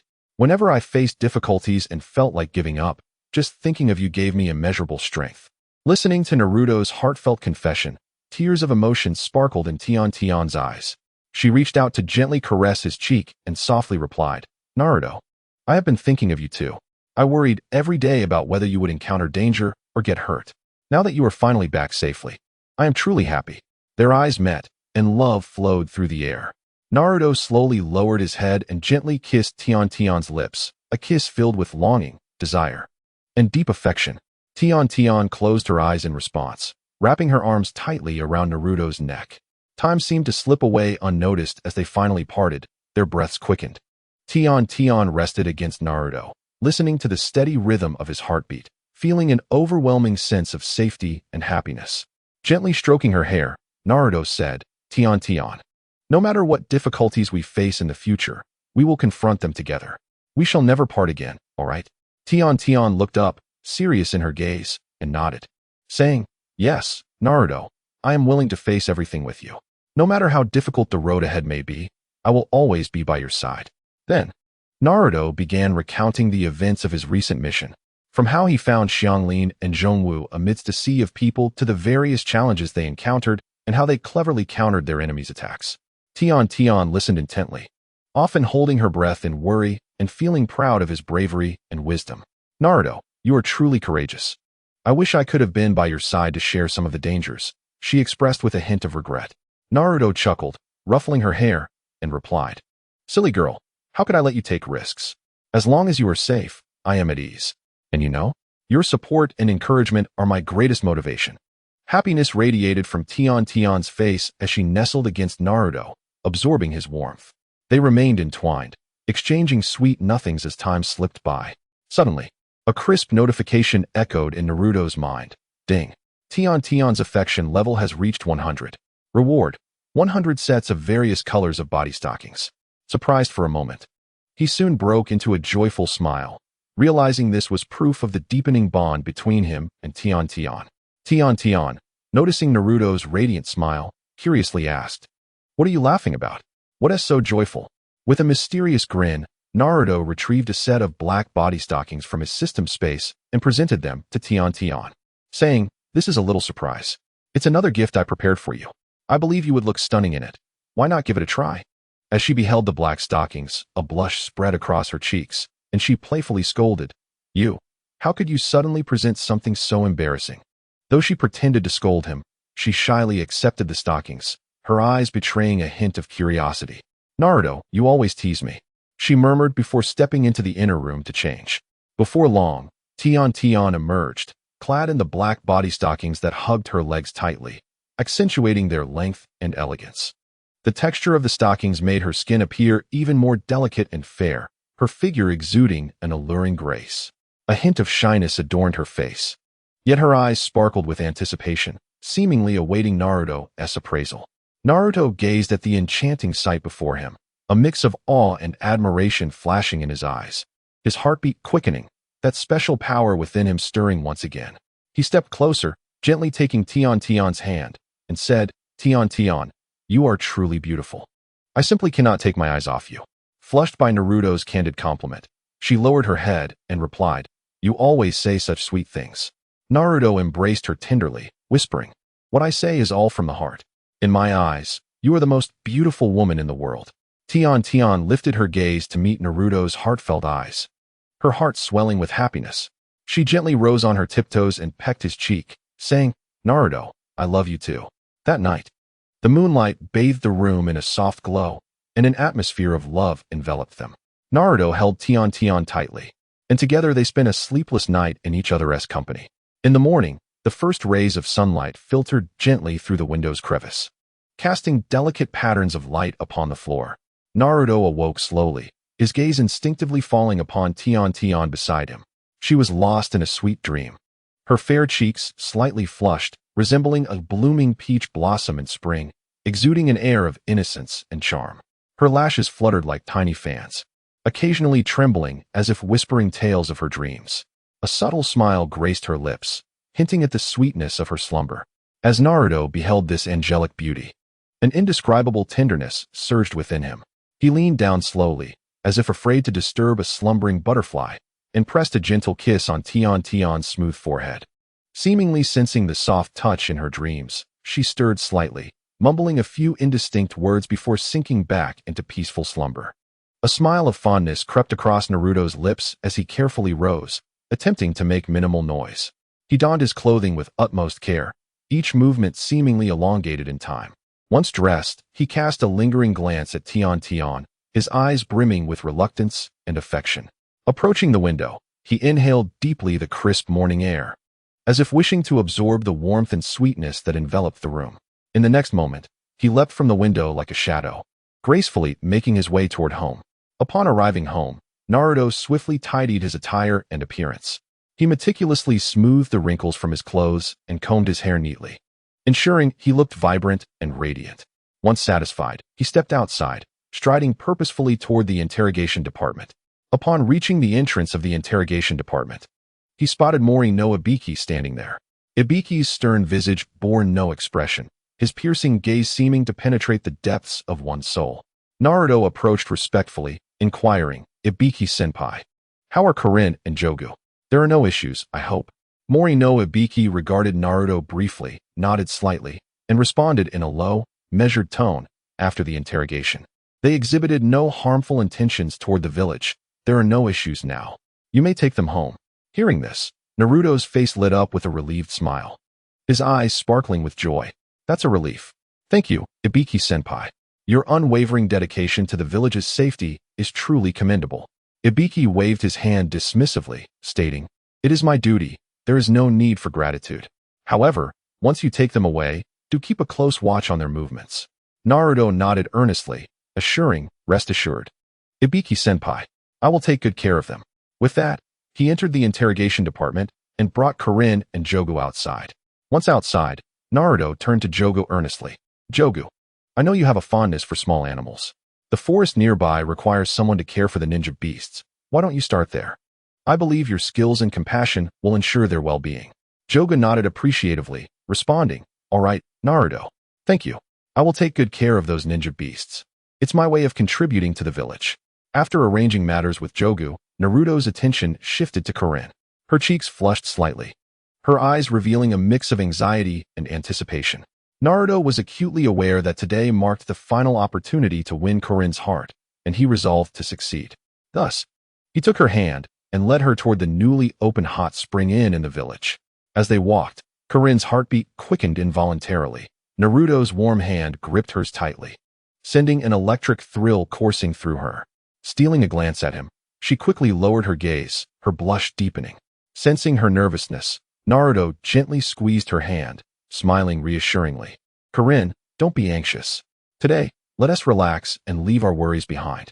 Korin nodded softly, murmuring, Naruto, I've always been grateful to you. Thank you for bringing me to Konoha and giving me a fresh start. Naruto felt a surge of warmth at her words. Looking at Korin earnestly, he replied, Korin, there is no need for thanks. You are my friend, and I wish for you to be happy and fulfilled here.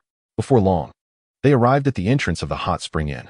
The establishment was brand new, boasting a unique architectural style that exuded an air of antiquity. The sign at the entrance glimmered in the sunlight, proudly displaying the words Konoha Hot Springs. Flanking the entrance were 2 pots of blooming flowers, their vibrant colors competing for attention and filling the air with delightful fragrances. Turning to Korin, Naruto said gently, You've endured so much suffering and faced many challenges to arrive at the village. Take a moment to relax and enjoy some refreshments. This is the finest place in the village, and it will surely help you unwind. Plus, the hot springs are said to have wondrous effects. As Naruto's caring words washed over her, Korin felt a warmth in her heart. She nodded gently, a hint of a hopeful smile gracing her lips. Entering the hot spring inn, they were greeted by a lavishly decorated hall. Exquisite paintings adorned the walls, and the smooth marble floor echoed with each step. At the center, a grand fountain gushed clear water, creating a spectacle of sparkling droplets. Surrounding tables displayed an array of delectable snacks and fruits, making one's mouth water. Naruto playfully raised his voice. Excuse me, are there any available rooms? Meanwhile, he discreetly gestured to the lady at the counter, subtly blocking Korin from view, while brandishing a 10,000 Ryo note and signaling with a finger to indicate one room. The lady at the counter, astute and perceptive, immediately grasped Naruto's intentions. A knowing smile crept across her face as she narrowed her eyes slightly, responding, Oh dear, it seems today is quite unfortunate.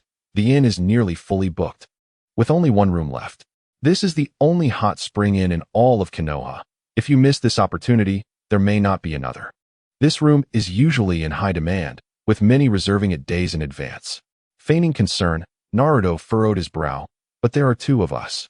Korin, what do you think we should do? He turned to look at her. Korin, flustered and nearly beet red, fidgeted with the hem of her clothing, her eyes darting around nervously.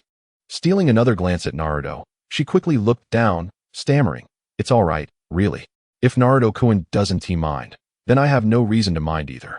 Internally elated, Naruto maintained an appearance of reluctance. Well then, since you're not concerned, Korin, let us go ahead and book this room. I hope it won't cause you too much inconvenience. The lady promptly completed the paperwork and handed Naruto the room key, smiling as she wished them. Enjoy your time here. The room is on the 2nd floor, to the left at the top of the stairs, the second one. Oh, and our hot springs are divided into male and female baths at the back of the 1st floor. Do make sure to experience them. The restaurant is also on the 1st floor to the right, offering a variety of delicious meals. Do not miss out. Naruto accepted the key, expressing, Thank you, ma'am.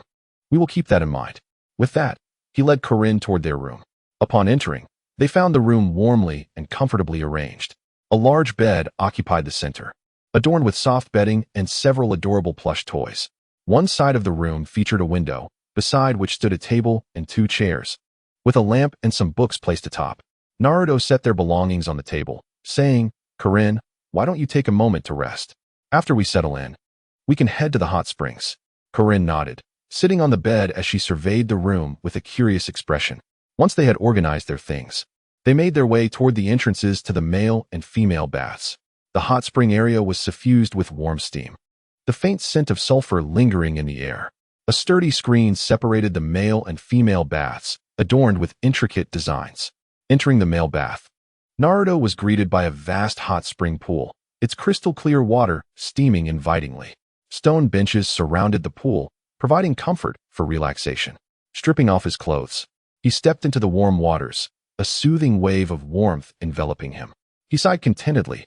"Ah, this feels wonderful. Corinne, how is it on your side?" Xianglin stepped into the women's hot spring, which was arranged similarly to the men's. She noticed several women soaking in the warm water, and they greeted her with enthusiasm. Feeling a bit shy, she responded gently before carefully disrobing and entering the hot spring pool. The water was at a perfect temperature, and Xianglin felt her body gradually relax, all her fatigue and worries dissipating with the rising steam. She closed her eyes, savoring the moment of tranquility and comfort.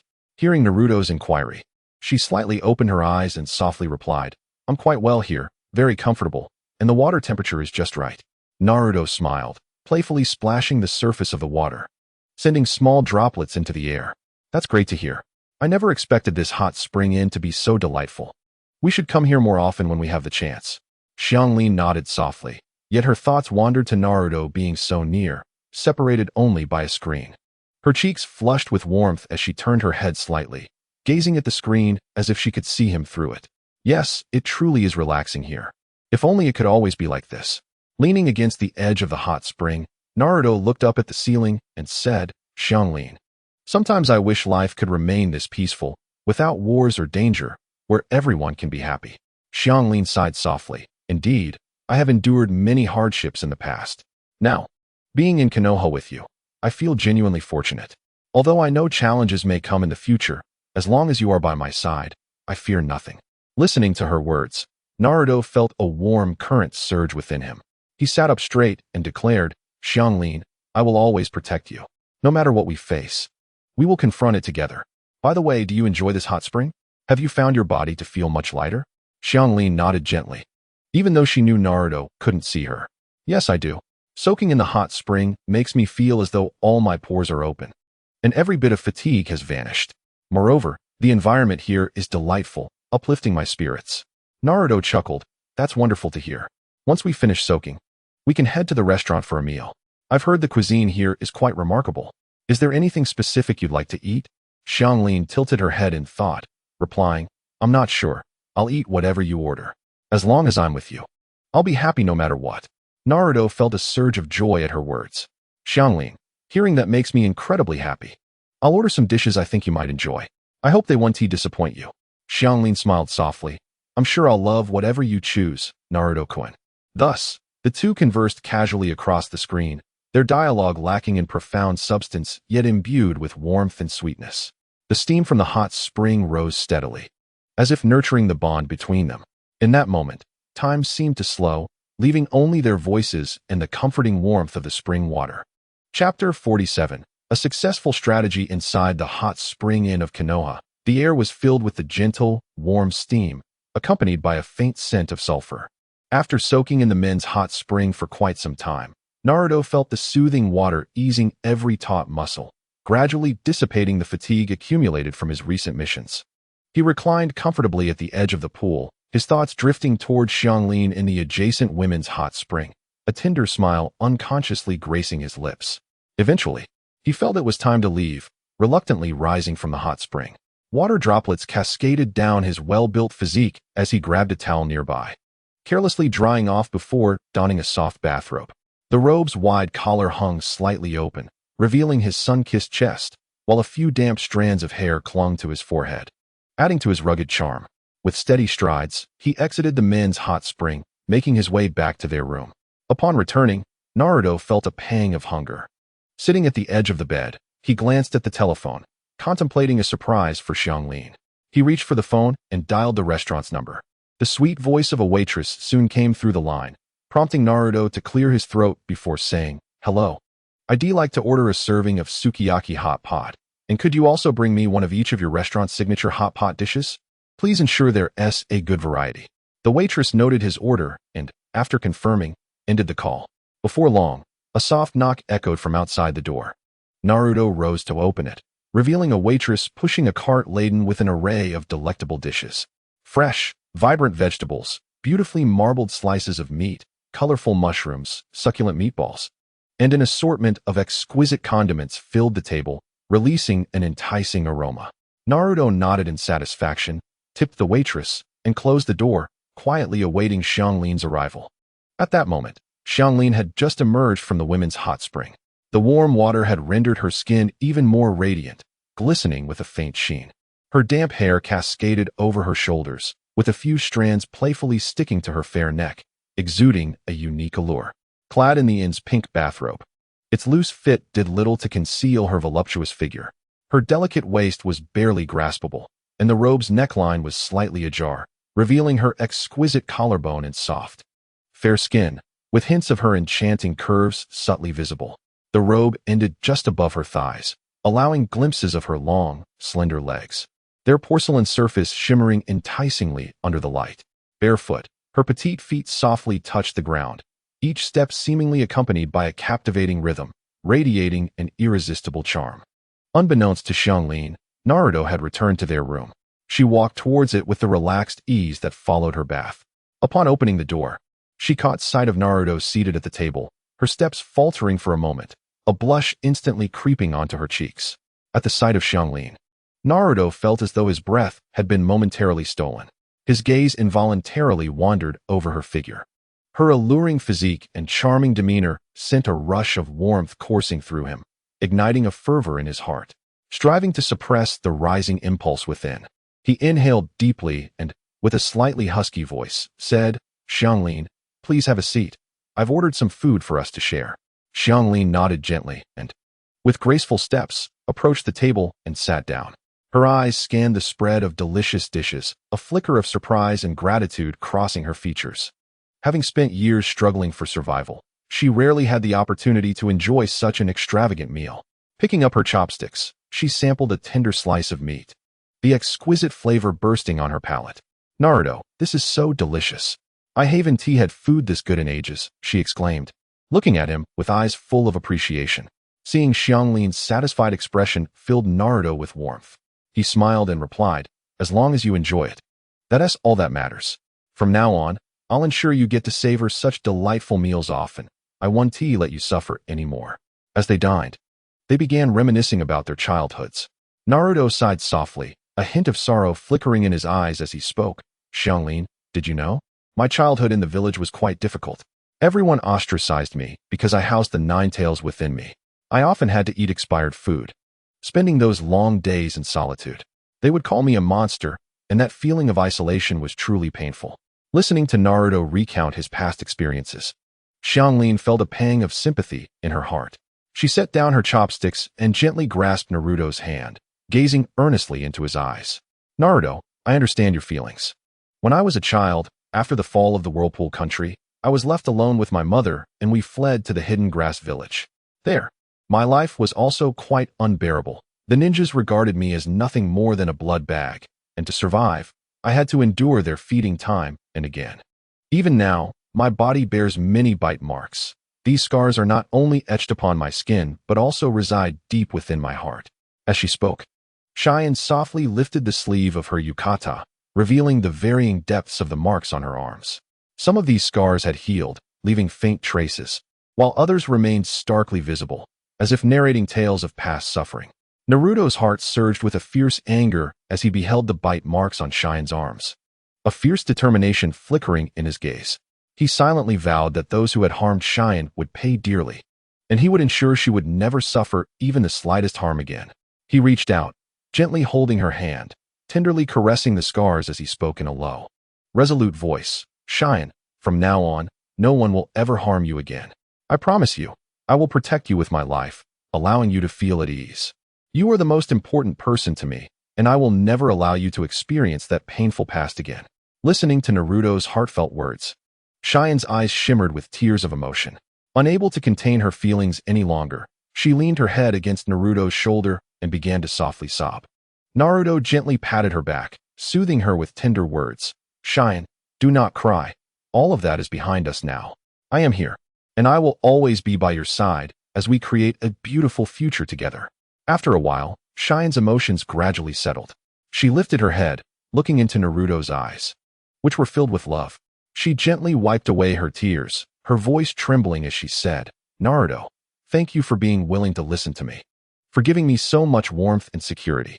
I once thought I would live forever in darkness, but it was only upon meeting you that I glimpsed the light of hope." Naruto gazed into Cheyenne's deeply affectionate eyes, feeling a surge of impulse. He gently lifted his hand, wiping away the remnants of tears from the corners of her eyes, then slowly leaned closer, looking tenderly and intently into her eyes as he softly spoke. "Cheyenne, do you know? From the moment we met, I knew you were a special girl. Your strength, bravery, and kindness have captivated me deeply.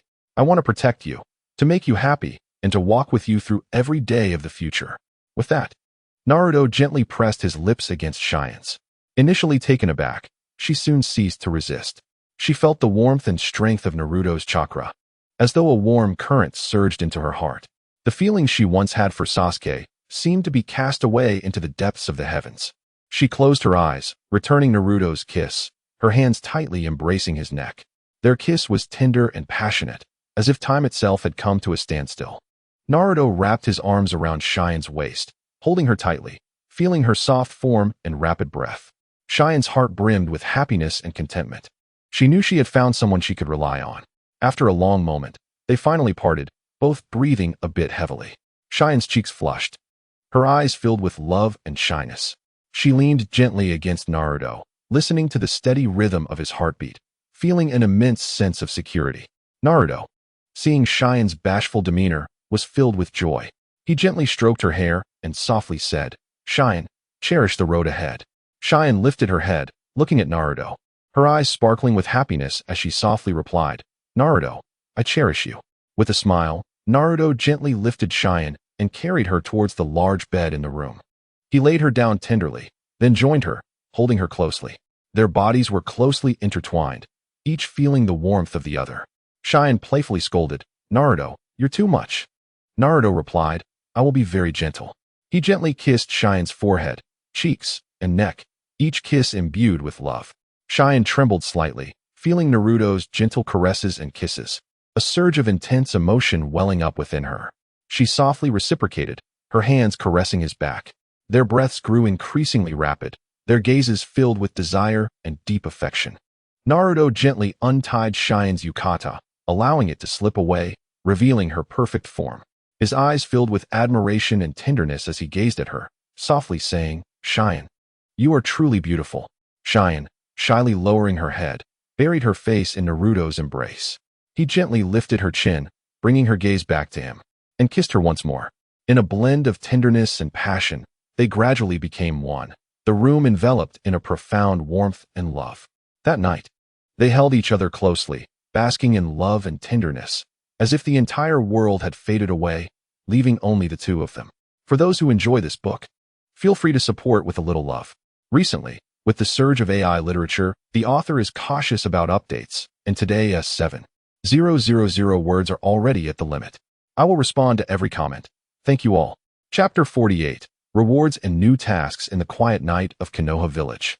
Lee Junjun lay peacefully beside Cheyenne, his gentle gaze resting on her serene sleeping face.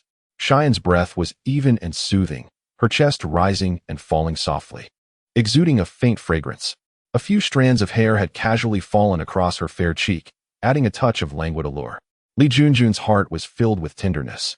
He could hardly suppress the impulse within, slowly extending his hand to gently brush away the distracting strands, but he halted midway, fearing that his actions might disturb her beautiful dream.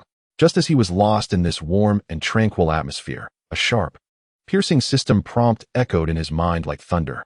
Startled, Lee Junjun jolted, his body instinctively twitching as he nearly sprang from the bed.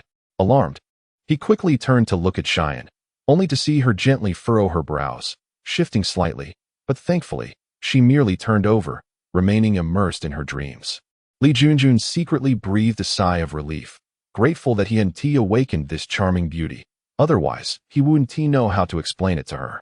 Once his heart settled, he focused on the system in his mind. Congratulations, host, for successfully capturing the heart of your target, Cheyenne Uzumaki. Current affection value, 90. Please continue to strive. The emotionless mechanical voice of the system reverberated in his mind. A sense of accomplishment surged within him as sweet moments and warm experiences spent with Cheyenne flashed through his mind like scenes from a film. A faint smile unconsciously gracing his lips. Next, the system's voice sounded again. System rewards granted, 1 chakra fruit. Consuming this fruit will have the consumption of all ninjutsu. And the 8 gates can be used twice a month with side effects cancelled. Additionally, a portion of Hake technology seasoning is included. Upon hearing these rewards, Li Junjun's eyes sparkled like the brightest stars in the night sky. Wow, this chakra fruit is truly a stroke of genius. With it, my strength will surely soar. And those lowly thugs will have no choice but to steer clear of me. He secretly reveled in his excitement, envisioning himself dominating the ninja world with newfound power. However, when he heard about the Hake technology seasoning, his smile instantly froze, his brows knitting together in confusion. I must say, dear system, this reward arrangement seems rather perplexing. I can understand the significance of the chakra fruit, but what exactly is this Hake technology seasoning? Could it be that I am to change my profession and become a chef? Or do you suppose that the seasoning derived from this concoction could somehow evoke chakra within a dish? Li Junjun could not help but mentally scoff at the absurdity. The system appeared unperturbed by his sarcasm, continuing in its cold, detached tone. Please explore the uses of Hake technology seasoning on your own. The system cannot provide detailed explanations. This system certainly possesses an air of aloofness. Very well, I shall keep it for now and see what other peculiarities you might conjure up in the future. Li Junjun shook his head in resignation and set aside the enigmatic seasoning. Before he could fully process the rewards he had received, the system issued a new task. The new target for Gunlid is Changpu. What? Changpu? Is that not the daughter of Uncle Yao? System, are you deliberately complicating matters for me? This task is not trivial. Upon hearing that Changpu was the new target, Li Junjun's eyes widened in surprise and a hint of panic. The system replied in its unhurried manner. The time frame for Gunlid is 7 days. The reward for successful Gunlid, akin to Xianglin S, is a chakra fruit. However, the second fruit can be given to someone other than the host. Currently, Changpu's affection value stands at 50, which is primarily accumulated from past sympathy. Little Changpu once touched Kushina's pregnant belly, which happens to be yours. Accumulating affection value through sympathy? What significance does that hold? A mere 50 points. How could I possibly elevate this affection value to the requisite standard for successful good in just 7 days? Moreover, you mentioned that little Changpu has touched Kushina's belly. What relevance does that have to my Gonggid of her? System, could you dispense with the riddles and provide some genuinely useful hints? Li Junjun complained, his dissatisfaction palpable. The system maintained its icy demeanor. Please complete the task independently. The system does not provide additional hints. This wretched system, while I may not be a paragon of virtue, you are exceedingly unfeeling. Even Changpu, who shares a peculiar memory from my childhood, is not spared. Could you not assign me a simpler target for Gonga? Li Junjun seethed inwardly, hurling curses at the system. Nonetheless, regardless of his grievances, the system offered no further response. He let out a resigned sigh, reclined on his bed, and gazed at the ceiling, contemplating how to win over Changpu. He understood well that this would be a formidable challenge, yet for the enticing reward and to enhance his abilities against impending dangers, he had no choice but to press on. As he pondered, a sudden spark of inspiration struck him, and his eyes gleamed with excitement. How could I have forgotten this? The system just provided the Haikisi technology seasoning. If I were to use a spoonful of it, much like a dollop of evaporated milk, who knows how astonishing Changpu might find the dishes? Perhaps they would elevate her spirit. If I were to open a grand restaurant, using this seasoning to prepare meals, might it not also improve the physical condition of the ninjas? If everyone became invigorated after tasting it, as long as they did not become too dazed to articulate their thoughts, it would be splendid. The more he contemplated, the more entertaining the idea became. And he couldn't help but chuckle inwardly. envisioning the scene of showcasing his culinary prowess with this mysterious seasoning. Meanwhile, in the underground base of the Uchiha, an oppressive atmosphere hung heavily. Obito stood silently beside Sasuke's bed, his gaze fixed on Sasuke's pallid face, a tumult of anger, resentment, and a subtle trace of concern flickering in his eyes. It was all the fault of that damned Nine-Tails Jinchuriki. In just 2 short years, how could he have grown so powerful? Now, all plans lay in disarray, the Akatsuki base destroyed, several members lost, and Nagato and the others could only retreat in disarray to rebuild. Itachi's whereabouts remained unknown. Cursed be it. It seems plans must be redrafted. Obito ground his teeth, muttering a curse under his breath, his fists clenched so tightly that his knuckles turned white. He slowly turned, addressing the shadowy figure of Zetsu standing nearby. A cold glint of murderous intent flashing in his eyes. Zetsu, immediately seek out clues regarding Itachi Uchiha. Also, have Black Zetsu notify Nagato that plans have changed. Temporarily cease the capture of tailed beasts. Zetsu nodded slightly, his form dissipating like mist into the dark corners. Obito surveyed the empty base, a tide of endless hatred and despair surging within him.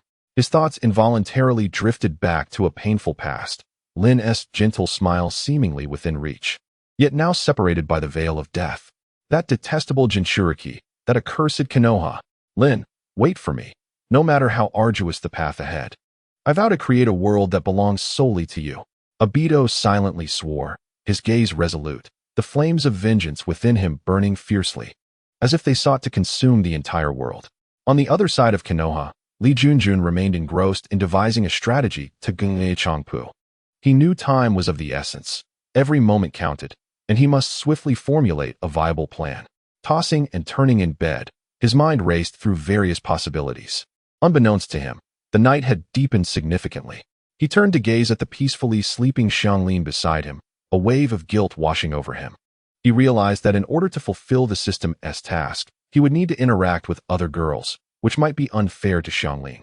No, I cannot be influenced by Naruto. I am fully committed to this dubious path. I must ensure that all female characters bear my children. Xianglin, I apologize. Once I complete these tasks, I promise to make it up to you. He gently placed a tender kiss on Xianglin's forehead and lay down to drift back into a sweet slumber. For those who enjoy this book, feel free to engage with the author in the comment section. I will respond to each message. Recently, due to an abundance of AI-generated content, I can only manage to write around 6,000 words daily, with a minimum of 2 chapters, out of fear of being overwhelmed. Tomorrow, this book will make its debut. The data is average, and I hope everyone can offer likes to support the love. The author expresses heartfelt gratitude to all. Chapter 49. The words of a cat in the gentle embrace of the morning sun. Warm rays quietly cascaded into the room, enveloping the space in a soft, golden glow. Li Junjun gradually awakened in this cozy atmosphere, his eyes still heavy with sleep as he unconsciously turned to the side. He beheld Xianglin's serene visage, illuminated by sunlight, appearing even more beautiful. Her long eyelashes fluttered delicately like butterfly wings, and her soft pink lips were gently pursed, as if recounting sweet dreams. A surge of indescribable tenderness welled within him as he gazed at Xianglin, wishing to etch this moment into his memory forever. At that instant, Xianglin's long eyelashes quivered, and she slowly opened her eyes, which sparkled with clarity akin to water. Their gazes met in the air, and in that moment, a sweet and tender affection enveloped them. A rosy blush crept across Xianglin's cheeks, and she bit her lips slightly, her voice melodious and enchanting, akin to a nightingale. Naruto, when do you think we can get married? I truly wish to bear a child as adorable and brave as you. Upon hearing this, Naruto's previously gentle smile froze in place, and he involuntarily shuddered. Suddenly, he recalled that Xianglin, much like Kushina, possessed a duality of character. When faced with her beloved, she would unreservedly reveal her innermost desires. Naruto sighed internally, rubbing his aching temples, filled with regret. Oh no, how could I have overlooked this critical detail? His mind raced, filled with conflicting thoughts. Marriage? I cannot agree to that lightly. The other Gungnir targets have yet to broach this subject. To propose marriage now would complicate matters immensely. Even if marriage is to be, I must first adhere to the storyline and wed Hinata, and then Tsunade. The more he thought about it, the more it troubled him. This was indeed a vexing predicament. As Xianglin observed Naruto's prolonged silence, her brows furrowed in worry. An unsettling feeling surged within her, and she pouted her delicate lips. Her eyes filled with a sense of grievance. Playfully, she chided, "You can't possibly be thinking of shirking your responsibilities towards me, can you? You mustn't treat me this way. I've entrusted my heart to you." Naruto, startled by her words, quickly regained his composure, a tender smile blossoming on his face. He gently grasped Xianglin's hand, his gaze imbued with deep affection as he looked into her eyes. In a low, alluring voice, he replied, "My dear, my sweetheart, how could you think such a thing? Ever since we became companions, you have occupied my every thought. I yearn to be by your side every day, to cradle you in my hands. The notion of marriage is one I too ponder incessantly. I dream of bringing you home, to make you the happiest bride in the world.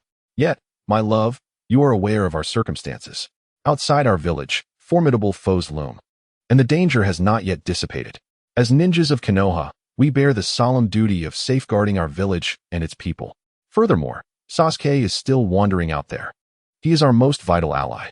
How can we celebrate our happiness without him to witness it? Surely, you, being so understanding, would not wish for such a regret to linger. Once we retrieve Sasuke, we can hold a splendid wedding, with all of Konoha blessing our love. How wonderful that would be." As Naruto spoke, he attentively scanned Xianglin's expressions, deploying his charm to its fullest extent. Xianglin, inherently sensitive and deeply insecure, felt her earlier dissatisfaction and grievances dissipate in the wake of his seemingly heartfelt words. Instead, waves of self-reproach and guilt flooded her heart. With her eyes glistening, she suddenly flung herself into Naruto's embrace, tightly wrapping her arms around his waist. Her voice quivered, tinged with tears as she confessed, "I'm sorry, Naruto. I misjudged you. I never meant to pressure you. I am just so terrified of losing you and yearn to be with you forever. In my haste, I failed to consider everything. I promise I won't be so willful again. Please don't be angry with me, and don't leave, all right? Let us work together to bring Sasuke back, and then we can hold our grand wedding." Naruto felt an inner sense of triumph, though he maintained an expression of tender concern. He gently patted Xianglin's back and softly reassured her, "Silly girl, how could I ever be angry with you? I know your love for me runs deep, and all I feel is gratitude. We will certainly bring Sasuke back together, and then we shall give our love the perfect conclusion. From now on, no matter what happens, we shall face it together, all right?" Internally, he mused, "Oh, my dear, how could I not manage you?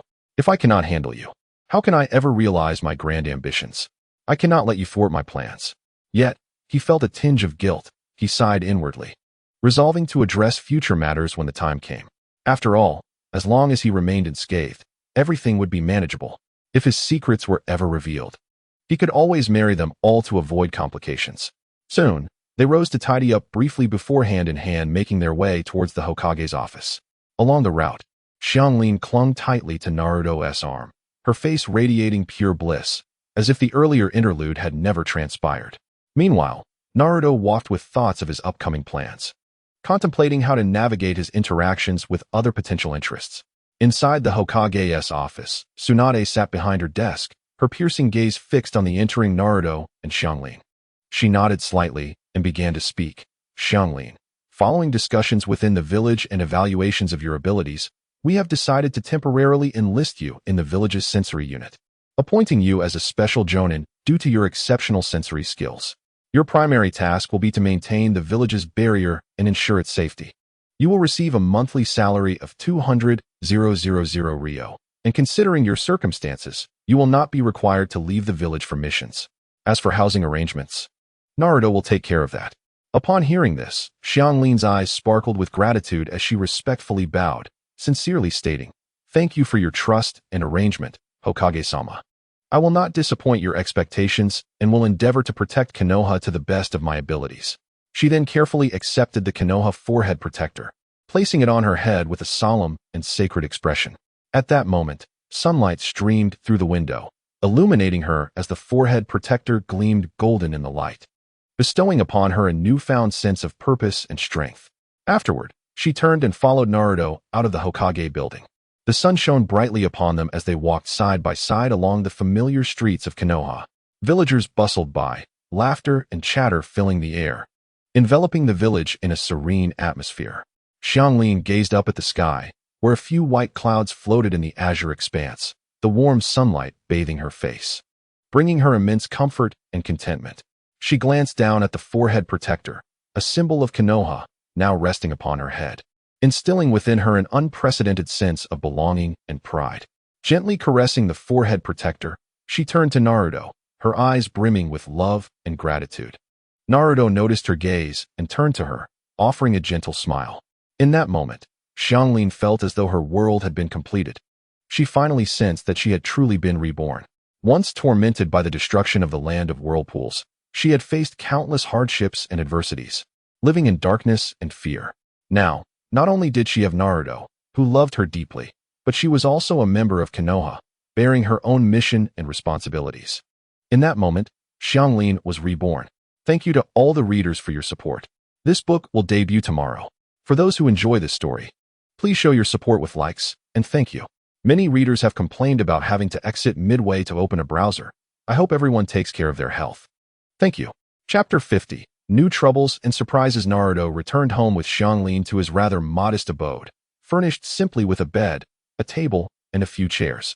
Upon entering, Xianglin's eyes sparkled with curiosity and delight, reminiscent of a little bird that had found its warm nest.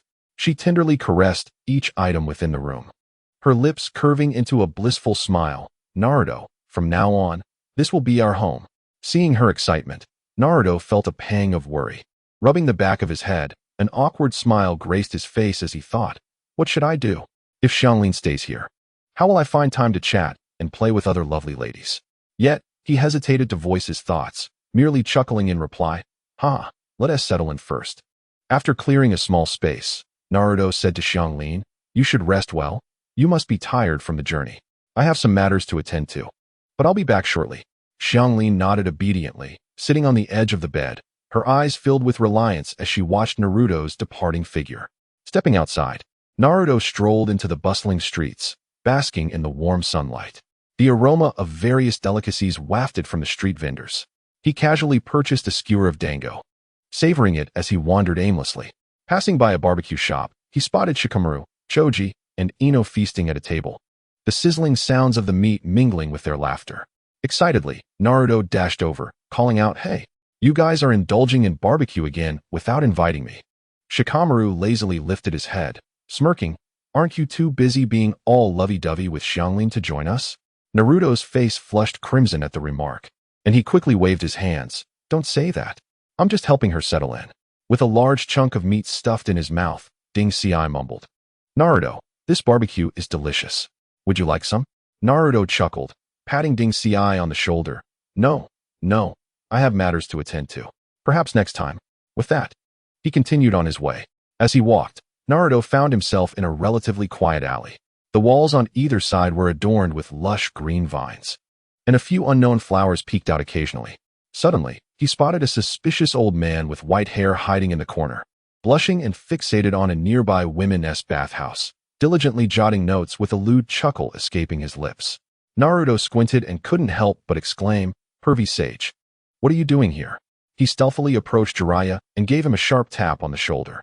Startled, Jiraiya nearly dropped his paper and pen, turning around in fright only to relax upon seeing Naruto, exclaiming, you little brat, trying to give me a heart attack.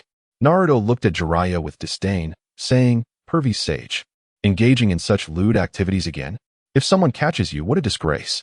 Jiraiya, unfazed, retorted, you wouldn't understand. I'm gathering material for my new work. Art comes from life. You know? Naruto rolled his eyes, scoffing, how many times have you used that excuse? Yet I've never seen you produce anything worthwhile. Can't you find inspiration elsewhere? As they bickered, Jiraiya accidentally made a noise, prompting a commotion from the bathhouse. An irate woman stormed out, wielding a broom, shouting, who's peeping outside? Show yourself. Naruto and Jiraiya exchanged alarmed glances and bolted. The woman, upon seeing them, grew even angrier, pursuing them while yelling, don't run, you two perverts. Other female patrons armed with various makeshift weapons joined in the chase, turning the street into chaos. Naruto ran, glancing back, shouting, pervy sage, this is all your fault. We're in big trouble. Out of breath, Jiraiya retorted, I'm doing this for art, can't you understand? Worst case, I'll buy them a nice meal as an apology. They zigzagged through the streets, finally evading their pursuers and hiding behind a large tree. Exhausted, they slumped onto a branch, panting heavily. Once he regained his composure, Naruto scolded Jiraiya. "Pervy sage, look what you've done. You always bring me trouble. If Granny Tsunade finds out, I'll be in for it." Jiraiya waved his hand dismissively. "What is there to fear? What can she do to me? Besides, it's not a big deal. They'll forget in a few days." Naruto retorted. "Is that why you can't write a decent novel?" At that moment, a small snake slithered out of Jiraiya's bag, coldly stating, "Jiraiya, you haven't changed. You're still pathetic. Hurry and release my seal, or I'll kill you." Jiraiya widened his eyes and shot back. "You little brat, even sealed, you're still so arrogant. You think you can resurrect yourself? Not a chance." With a flick of his finger, he sent the snake back into the bag. After resolving the snake incident, Naruto recalled his purpose for venturing out. Pulling Jiraiya aside and saying, "Pervy sage, let us put that aside for now. I need help finding a place for Cheyenne. It's inconvenient having her stay with me." Jiraiya stroked his chin, contemplating, "You might seek out Yamato. He could have insights on housing in the village and might help you find a suitable place." Naruto's eyes lit up, eager to ask for details, when suddenly a commotion erupted nearby. "Look, they're up in that tree. Quick, chase them." The furious women had followed their trail, still brandishing brooms and sticks, looking fierce. Jiraiya and Naruto exchanged glances, sighing in resignation. Naruto chuckled nervously. "Pervy sage, it seems we must run again." Jiraiya stood, dusting himself off with feigned bravado. "What is to fear? We're ninjas, we can outrun them." With that, they leapt down from the tree, commencing another round of frantic flight through the streets, uncertain of what unexpected situations awaited them. As they darted through the bustling village of Konoha, the shouts and curses from their pursuers echoed behind them, sunlight casting their disheveled, yet vibrant silhouettes. The streets of Konoha bore witness to yet another ludicrous tale. Behind them, life in the village continued unabated, shops thriving, people moving about. Oblivious to the ruckus that had just unfolded, the sun rose higher, illuminating the ancient buildings and casting playful shadows. The vines in the alley swayed gently with the breeze, as if whispering tales of countless adventures and amusing occurrences in the village. Meanwhile, Naruto and Jiraiya continued their frantic escape, their laughter and shouts resonating throughout this lively village. In the afternoon of Konoha, Naruto and Jiraiya found themselves being pursued by a group of furious women armed with weapons, creating a scene reminiscent of a chaotic farce. The women's shouts echoed through the streets, and as Naruto felt the noise grow nearer, his heart raced. A cunning glint flashed in his eyes, akin to a mischievous fox preparing to cause trouble. He slyly glanced at the equally breathless Jiraiya and, with a resolve, muttered, "Sorry, pervy sage. But you brought this upon yourself." Without hesitation, he kicked Jiraiya in the back with all his might. Wah! Jiraiya was caught completely off guard, propelled into the crowd like a sack of potatoes, landing with a thud and stirring up a cloud of dust. Wincing, he lifted his head, eyes wide with shock and disbelief, shouting, "Naruto, you little brat. You sold me out. I'm your master. How could you do this to me?" In response, the women rained down punches and broom strikes upon him. "You peeping Tom, let us teach this old lecher a lesson," they shouted as they mercilessly attacked. Jiraiya, overwhelmed, pleaded, "It's a misunderstanding. I was gathering material. It's art." But no one heeded his explanations. The more he protested, the more fervently they pursued him. Watching Jiraiya being overwhelmed, Naruto felt a twinge of guilt, yet survival took precedence. He called out to Jiraiya amidst the chaos, "Forgive me, Jiraiya. This is truly the last time. Next time, I'll treat you to a double serving of chashu ramen." With that, he made a hasty retreat towards the Hokage building. Meanwhile, in a dark, damp cave filled with an eerie atmosphere, Itachi Uchiha sat quietly, recuperating. His complexion was pale, and he was wrapped in bandages, appearing exceedingly weak. Suddenly, he sneezed unexpectedly, his body shivering slightly. Slowly opening his eyes, his signature Sharingan lacking its usual sharpness, he sensed a slight disturbance. "Who is it that speaks of me?" He pondered, a flicker of curiosity in his gaze. He shook his head, as if attempting to rid himself of the inexplicable sensation that clung to him, then closed his eyes once more to tend to his injuries. Naruto sprinted breathlessly, finally reaching the Hokage building after a strenuous run. He leaned against his knees, bending over and gasping for air, sweat cascading down his cheeks. After regaining his breath, he straightened his clothes, preparing to seek out the Jonin Yamato. As he passed the Hokage's office, he was drawn in by the sound of a heated argument within, a cacophony that seized his curiosity like an invisible hand. He peered cautiously at the door, pressing his ear against it to eavesdrop. Inside the Hokage's office, the atmosphere was so tense it felt as if it could ignite the very air. Tsunade sat at her desk, her expression as dark as the sky before a storm, the veins on her forehead visibly straining. Opposite her sat Danzo, his face partially obscured by a bandage that revealed only his chilling, icy eyes. His tone was as frigid as winter's ice. These two are involved with the rogue ninjas Orochimaru and Sasuke Uchiha. They must be handed over to us en route. They are undoubtedly significant threats, Tsunade. You don't want to regret it after trouble arises in the village, do you? You must turn over Karen, Uzumaki, and Jugo. Upon hearing this, Tsunade's fury erupted like a volcanic explosion. She stood abruptly, slamming her hands down on the desk with a tremendous crash, shattering it in two, splinters flying. They have already been investigated by the interrogation department. Their identities are secure. Elder Danzo, do not act unreasonable. Do you think Root can simply meddle in the affairs of the interrogation department? Danzo, unyielding, let out a cold snort and retorted icily. They are involved with rogue ninjas. I cannot stand idly by while any potential threat to the village arises. Tsunade, do not allow danger to fester in the village. My actions are for its safety. You are letting your emotions cloud your judgment. The village's security cannot tolerate any negligence. Tsunade trembled with rage, taking 2 steps forward, locking her gaze onto Danzo, and defiantly replied, Danzo, if I say they are not a problem, then they are not. Do not think that just because you wear a mask, you can do as you please. In this village, I am the Hokage. My word is final. Danzo raised his voice, a hint of menace lacing his words. Tsunade, do not be deluded. You are making a mockery of the village's safety. If a problem arises, can you bear the responsibility? With her arms crossed, Tsunade looked down at Danzo, enunciating each word. Danzo, I am the Hokage. I am fully aware of the affairs of the village. I do not need you pointing fingers here. This statement struck Danzo like a heavy hammer, rendering him momentarily speechless. A tempest of fury brewed within him as he thought, this detestable master and apprentice, that cursed monkey, that accursed Tsunade. Your grandfather favored Sarutobi, and now you are no different. Suppressing his anger, he retorted fiercely, Tsunade, you will regret this. The village will eventually fall under your watch. With that, he slammed the door as he stormed out. Naruto, overhearing the exchange from outside, cursed under his breath. Damn it, that insufferable Danzo wants to meddle with my woman. Just wait, I'll find a way to deal with you next time. You think you can take Karen from me? Not a chance. Hearing Danzo approach, he quickly performed a body flicker technique, darting away like an agile monkey to the second floor. After evading Danzo, Naruto successfully located Yamato, who was busy organizing some task reports.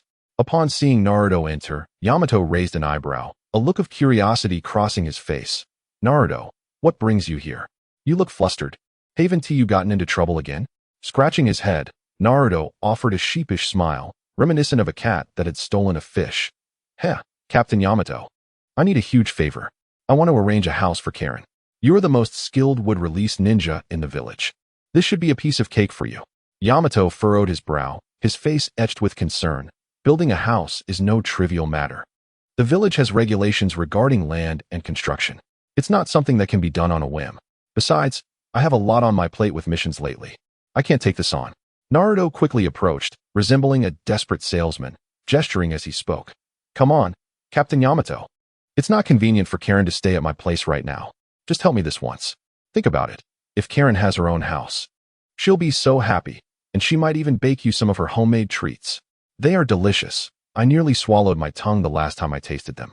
Yamato remained unmoved, shaking his head.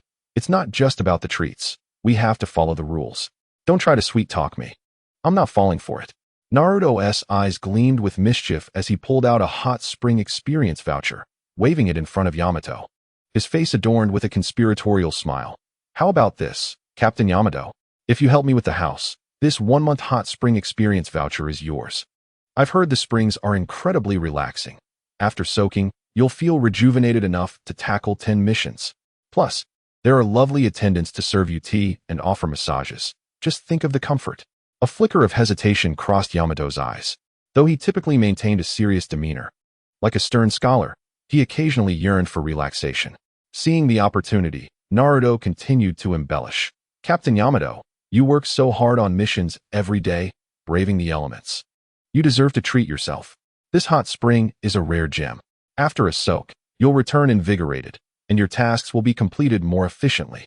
Ultimately, Yamato could not resist the temptation, letting out a resigned sigh, raising his hands in surrender like a defeated general. All right, I can't argue with you. Just this once. But remember, no more after this. If the higher-ups find out, I'll have a hard time explaining. Naruto leapt for joy, waving his arms in the air, nearly hitting the ceiling. Fantastic. Captain Yamato, you're truly my savior. I knew you were the most loyal. Once the house was ready, he promised to treat Yamato to barbecue, letting him choose whatever he wanted. Thus, Yamato accompanied Naruto to a vacant lot not far from Naruto's home. This patch of land was typically deserted, overgrown with weeds, and dotted with a few crooked trees. Yamato took a deep breath, calling out loudly as he swiftly formed hand seals. Would release. House building technique. The ground trembled violently below him, as if a sleeping giant were awakening. Thick logs burst from the earth, rapidly intertwining, and in the blink of an eye, a two-story wooden house rose majestically. Naruto stood, dumbfounded, his mouth agape in awe, as if it could hold an egg. He marveled inwardly. Incredible. I saw this technique used by Yamato in the anime before.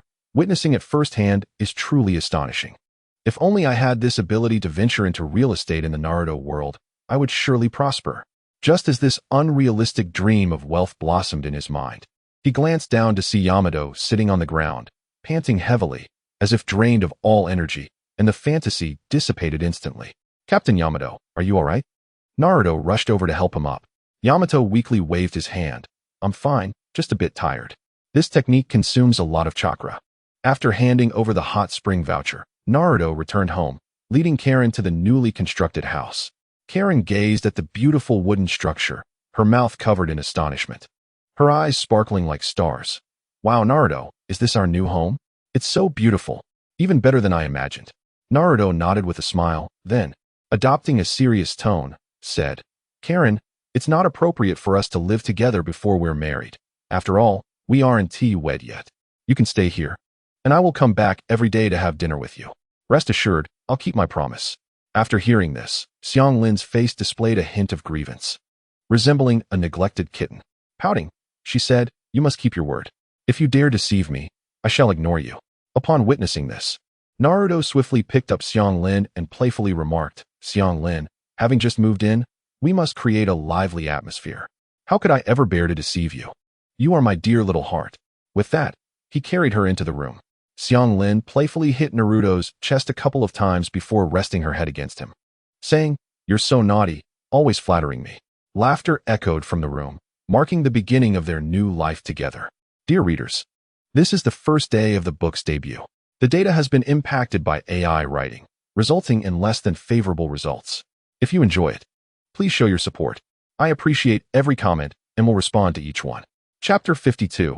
The Time Management Master of Konoha. In the early morning, Naruto was still lost in slumber when a mechanical voice of the system resonated in his mind.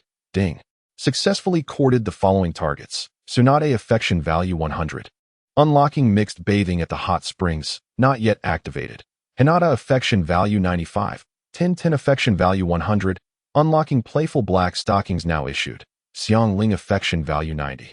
Current target, Shobu Affection Value 50. Remaining time for pursuit, 6 days. Please do your best, host. Naruto sprang up from his bed, startling Xianglin, who was still asleep beside him, her red hair cascading over the pillow. He gently stroked her hair and softly said, Xianglin, I need to step out for a while. Xianglin, groggy, opened her eyes and mumbled, You're leaving this early? He kissed her lips and reassured her with a smile. I have a mission today. Once you wake up, report to the perception department. Just sleep a bit longer. You don't have to wait for me tonight, as I might be busy with my task. A slight smile crept onto Xianglin's lips as she closed her eyes again, drifting back to sleep. Upon arriving at TenTen's home, Naruto found her in the yard polishing her beloved ninja tools. Hearing his footsteps, she looked up, her eyes sparkling with surprise. Then feigned annoyance. Busybody, what brings you here today? Naruto chuckled as he rushed forward, embracing her from behind and resting his chin on her shoulder. My little Tian. How could you say that? You're always on my mind, and I ran over as soon as I had the chance. TenTen playfully struggled, but couldn't break free. Her face flushing as she retorted, "You just know how to sweet talk. Your hands are all dirty, don't smudge me." Ignoring her, Naruto planted a kiss on her cheek and grinned. "In my eyes, little Tion, you are always stunning, and a bit of dirt is nothing. By the way, I've unlocked something super interesting for you," he added. TenTen turned her head in curiosity. "What is it?" Leaning closer, he whispered in her ear, causing her face to flush crimson, and she lightly punched his shoulder. "You're terrible, always thinking of such inappropriate things." Naruto laughed. "Isn't it because I love you? A little surprise in life isn't so bad, right? Oh, and I saw a ninja tool that would suit you perfectly during my last mission. I'll get it for you next time." TenTen's eyes brightened, and her lips curled into a smile. "You're thoughtful. I'll be looking forward to it. But with all your recent missions, please be careful." Naruto nudged her. "Don't worry, you know my strength. When I return, we'll have a proper gathering." After bidding farewell to TenTen, Naruto hurried towards the Hyuga residence. At the entrance, two wide-eyed guards stood upright, clad in the Hyuga clan's distinctive attire. Their foreheads veined, and their white eyes gleaming with vigilance as they scanned the surroundings. Approaching the gate, Naruto boldly stepped forward, only to be blocked by the guards.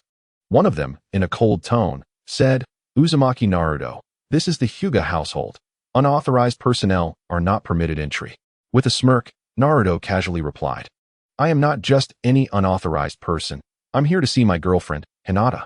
Surely you can make an exception. It's been a while since I last saw her." The guards exchanged glances, their brows furrowing, yet remained unmoved. Even so, prior notification is required.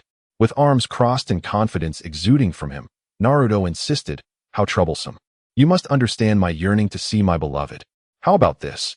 If I can see Hinata, I'll tell her how diligent you both are. Who knows? She might praise you in the clan." The guards hesitated, sensing Naruto's resolve and status in the village, leading them to ultimately relent and allow him passage.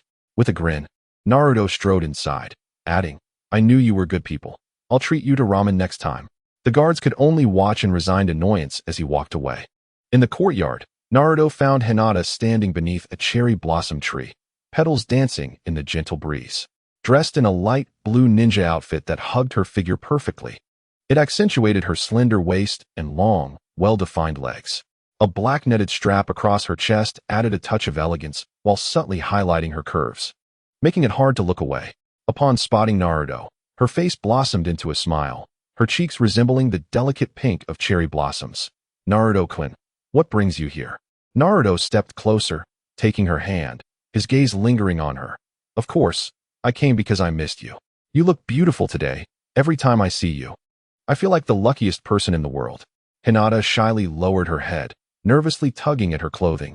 "Naruto-kun, you're teasing me again." He gently lifted her chin. "I'm not teasing. Hinata, I'm genuinely happy. It feels like our hearts are getting closer." Hinata nodded slightly, her eyes filled with affection. "I feel the same, Naruto-kun. Being with you brings me so much happiness." The two conversed affectionately beneath the tree for a while until Naruto had to take his leave. As they parted, he planted a soft kiss on Hinata's cheek. Just then, he caught sight of a pair of white eyes, veined and glaring at him from the other side of the house. His heart skipped a beat. Upon closer inspection, he realized it was Hinata's father, Hayashi Hyuga. With a stern expression, Hayashi's eyes conveyed authority and discontent. Startled, Naruto's face paled, and he quickly pecked Hinata's cheek once more before hurriedly turning to flee, calling back, "Hinata, I'm leaving now. I'll come to see you again." Leaving Hayashi standing there, exasperated and furious. After wrapping up his heartfelt gatherings with the girls, Naruto playfully slapped his cheeks and joked, "What a busy master of time management I am." With a cheerful tune, he headed toward the Hokage building. As soon as he stepped into the Hokage's office, the system's voice echoed in his mind again. "Ding. Conditions to unlock the mixed bathing at the hot springs have been met. Would you like to activate it?" Almost bursting with excitement, Naruto feigned calmness and quietly closed the door behind him. The office was empty. Tsunade was at her desk, diligently reviewing a mountain of documents. Clad in a fitted ninja outfit that accentuated her alluring figure, her golden hair cascading casually, a few strands framing her pale face, she exuded an aura of charm. Biting her lower lip, her focused gaze revealed determination as her slender fingers turned the pages. Sneaking up behind Tsunade, Naruto suddenly wrapped his arms around her waist, nuzzling his head against her neck. Startled, Tsunade almost dropped her pen. Before she could react, Naruto gently blew a breath near her ear, the warmth brushing against her sensitive earlobe. Tsunade's body shivered involuntarily, an indescribable heat surging through her. Her cheeks flushed, heart racing, and her legs unconsciously pressed tightly together. The formidable image of the Hokage vanished, replaced by a bashful demeanor akin to that of a shy woman. Turning her head slightly, she scolded, "Naruto, why did you suddenly do that?" The voice, unconsciously tinged with a slight tremor and a hint of playful reproach, completely stripped of its usual authority. Naruto sensed Tsunade's transformation and felt a surge of delight in his heart, embracing her a little tighter and swaying her gently while indulging in his charm. "Tsunade, my dear, I've discovered an incredibly beautiful hot spring with crystal clear waters and picturesque surroundings. Let us go together, just to unwind a bit. You work so hard for the village every day, you deserve to treat yourself. And just think, it'll be a romantic getaway for just the two of us." Naruto blinked expectantly at Tsunade. With no way to escape Naruto's persistent affection, Tsunade sighed softly, set down the documents in her hands, turned around, and playfully poked his forehead.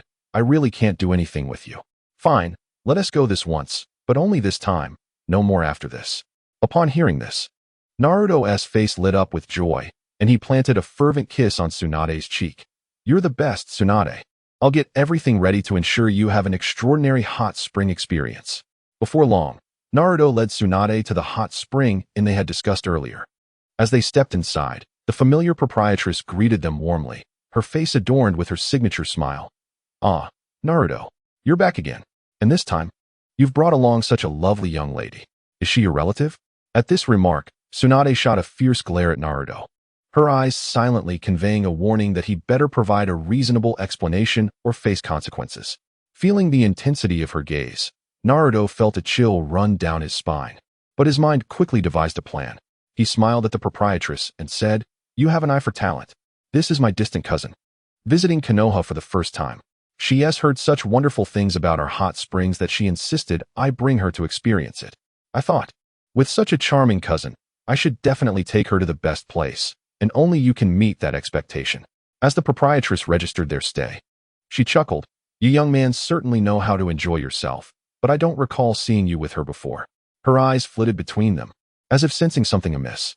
Feeling a pang of anxiety, Naruto discreetly stepped aside to shield Tsunade with his body, swiftly pulling out a stack of bills from his pocket. Quietly slipping it into the proprietress's hand while placing a finger to his lips in a shushing gesture, his face beaming with a grin. "Please, just help me out. She's a bit shy, and it wouldn't be good if there was a misunderstanding. If you keep this under wraps, I promise to bring more friends to support your business in the future." The proprietress paused for a moment. Then her expression softened in understanding, her smile broadening. "Oh dear. I must have misremembered. This is your first visit, right? To make up for my oversight, I'll arrange the finest mixed bathing suite for you as an apology." Naruto exhaled in relief, replying with a smile. "Thank you so much. You're incredibly understanding. I'll be sure to express my gratitude next time." The proprietress handed him the key and added, "If you need anything, just let me know. Enjoy yourselves." Upon entering their room, they found it equipped with an outdoor hot spring, steaming and surrounded by a warm and elegant ambience. As soon as they stepped inside, Tsunade quickly dispelled her transformation technique, reverting to her naturally mature and alluring form. She stretched her body and sighed softly. "Finally, I can relax." Naruto gazed at her, his eyes sparkling. "Tsunade, my dear, come here and soak in the hot spring. I promise it will be so comfortable that you want to leave." Tsunade rolled her eyes at him, but a smile crept onto her lips as she slowly made her way to the hot spring pool. Naruto, glancing at the clock, noted it was already 9 p.m. He truly considered himself a master of time management, for tasks were done, and there was still the fifth to accomplish, with many more to follow. He bowed his head, sinking deep into thought for a more rational time management plan. Chapter 53. Enchanting hot springs in the room.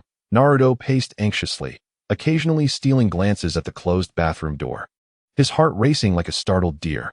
Remembering the playful suggestion he made to Tsunade about wearing a bodysuit as a swimsuit, he felt a mix of anticipation and nervousness, his palms growing clammy. Just the thought of Tsunade and it made the corners of his mouth curl upwards involuntarily. Finally, he inhaled deeply, summoning his courage, and approached the system space. carefully retrieving the delicate bodysuit. It was as light as a gossamer wing, shimmering softly under the gentle light. The mere thought of Tsunade wearing it sent a flush of heat to Naruto's cheeks. Holding the bodysuit, he stood at the bathroom door and gently knocked. His voice laced with excitement. "Tsunade, my dear, I've left the swimsuit at the door for you. Once you put it on, I'm sure it will be breathtaking." After speaking, he hurried back to the room, sitting on the edge of the bed, his fingers unconsciously tapping rapidly on his knee as he anxiously awaited Tsunade's response. Inside the bathroom, Tsunade paused, her hair brushing upon hearing Naruto's voice, her gaze falling upon the peculiar swimsuit. She picked up the bodysuit, slowly unfolding it. Her feelings of embarrassment and annoyance mixing as she scolded Naruto for his outrageous idea. Tsunade's finely shaped brows furrowed tightly, her cheeks flushed like ripe apples, biting her lip as she wrestled with her emotions. What on earth is this? It hardly resembles a swimsuit. What is that rascal trying to pull? She muttered softly. Standing before the mirror, Tsunade examined her curvaceous figure. Her full bosom was accentuated by the tight fabric, while her slender waist, barely fitting into a single hand, led down to her shapely hips and long, powerful legs. Gritting her teeth, she recalled Naruto's eager expression, and with a resolute heart, she began to don the unusual swimsuit. Meanwhile, Naruto, unable to contain himself any longer, stood up and moved to the floor-to-ceiling window. He pushed it open with force, and a rush of fresh air, mingled with the steam from the hot spring, enveloped him. The outdoor hot spring suite was surrounded by lush green bamboo, with sunlight playfully filtering through the leaves, casting dappled shadows on the ground. Steam rose gently from the hot spring, the water's surface glittering, while elegantly crafted stone benches and tables were adorned with fresh, succulent fruit and a pot of steaming tea. Naruto could no longer restrain himself.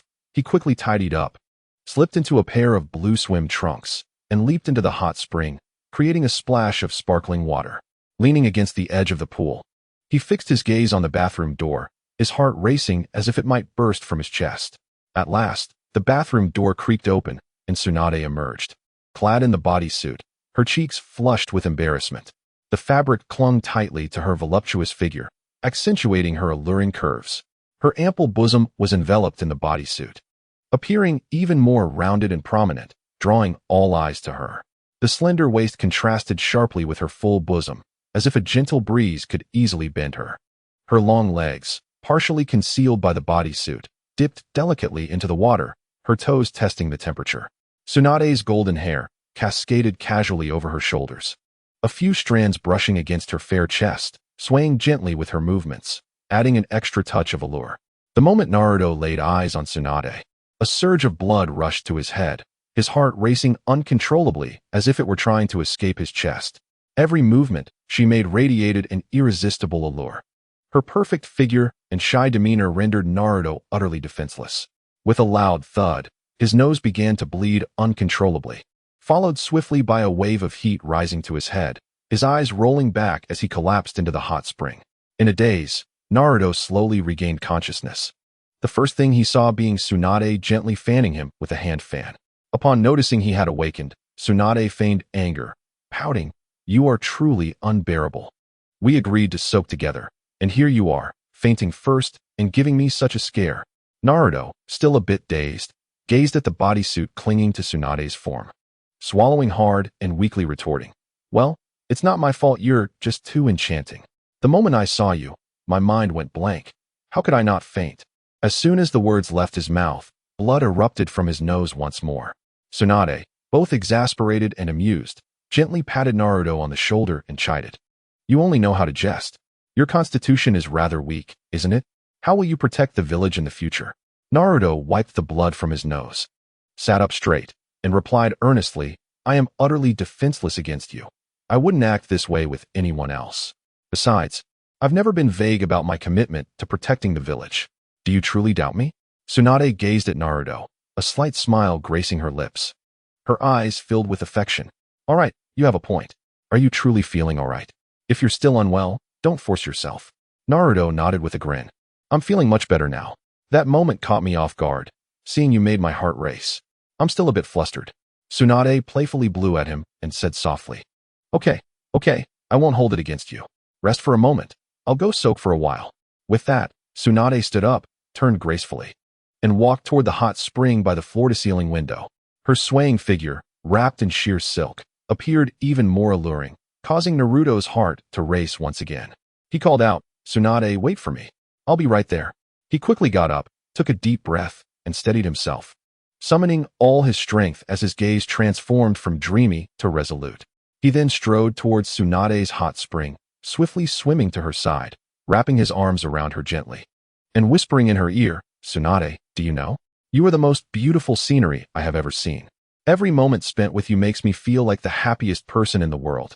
Tsunade slightly twisted her body, her cheeks tinged with pink as she replied, "Only you can make me smile like this." Just then, a notification sound echoed in his mind. Completed the hidden mixed bathing side quest for 100 affection points. Reward: a ghostly motorcycle emitting blue flames. Naruto gasped in surprise, unable to suppress his sarcasm. What the heck?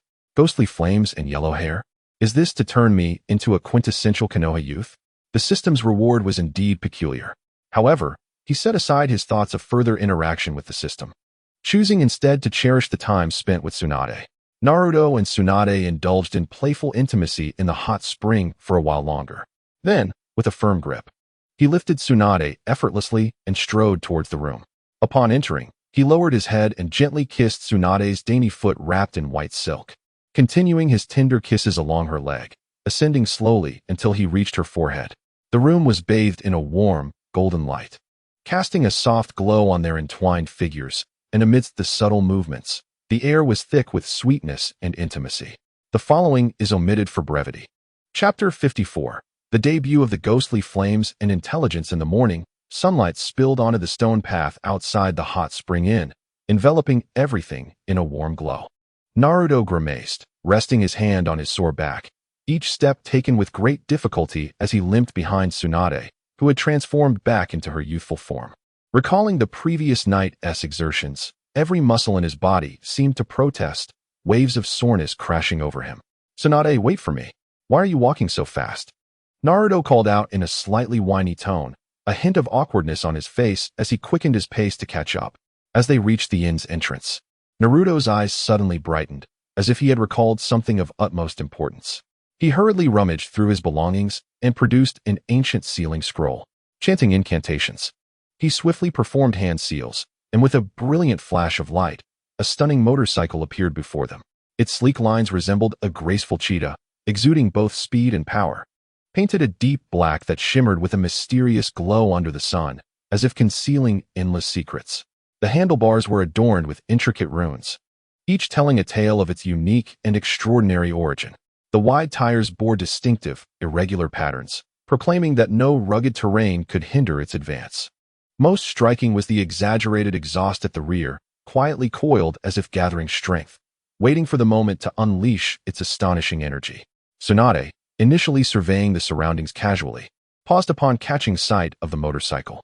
She squinted slightly, curiosity flickering in her eyes, then turned to Naruto and asked, "Naruto, where on earth did you conjure up this strange contraption? It certainly doesn't look like an ordinary motorcycle. What is the story?" Naruto, filled with pride, puffed out his chest, pointing at the motorcycle with enthusiasm. "Tsunade, you wouldn't understand.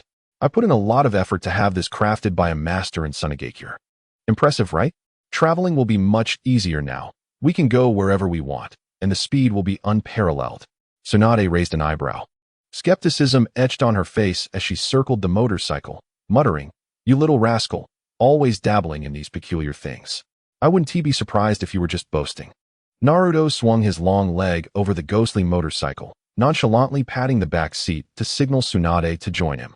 With a graceful motion, she reverted to her true form, elegantly extending her long, fair legs, and cautiously took a seat on the back, instinctively gripping Naruto's clothing. As they donned their helmets, an air of mystery enveloped them. Naruto took a deep breath, gripping the handlebars tightly, and revved the engine twice. The thunderous roar echoed instantly, and the motorcycle's rear expelled two striking blue flames, resembling wild serpents dancing through the air, radiating heat that threatened to ignite everything around them. The temperature of the blue flames was intense. Upon touching the ground, the stone path hissed ominously.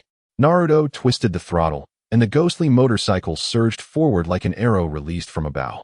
The blue flames seemed alive, trailing behind them in long, straight lines. As the speed increased, these lines stretched toward the horizon, the ground scorched and emitting steam, cracks appearing in the stones.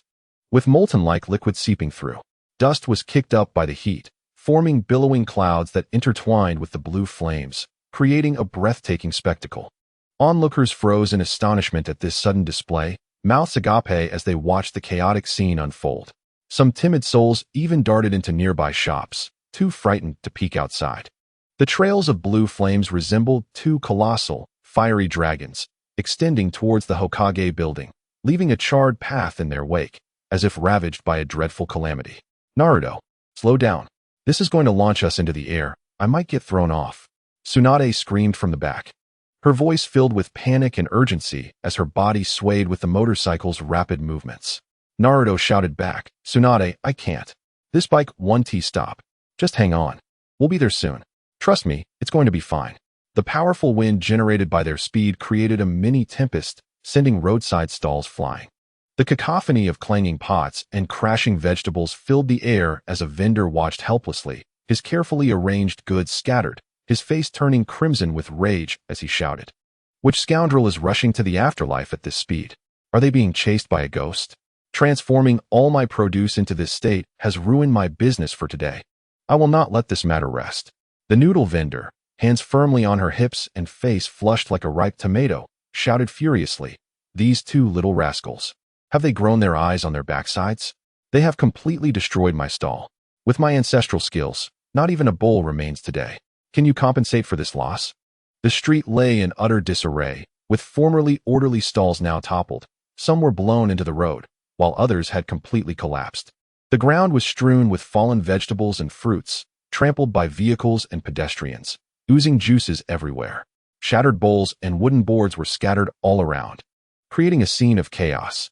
Seeing their livelihoods and stalls destroyed, the villagers were instantly incensed, rushing toward the police force in a furious wave. The entrance to the police department was soon overwhelmed with a throng of people, all with boiling tempers. We must capture these two little scoundrels and imprison them for 10 or 8 years, so they can taste the bitterness of being tormented, shouted a robust young man, shaking his fist. Indeed, they must face severe punishment. If we do not settle this matter today, we will not leave. Someone in the crowd echoed, Where are the officers? If they do not intervene soon, we will take matters into our own hands. An elderly man with graying hair exclaimed, his beard trembling with rage.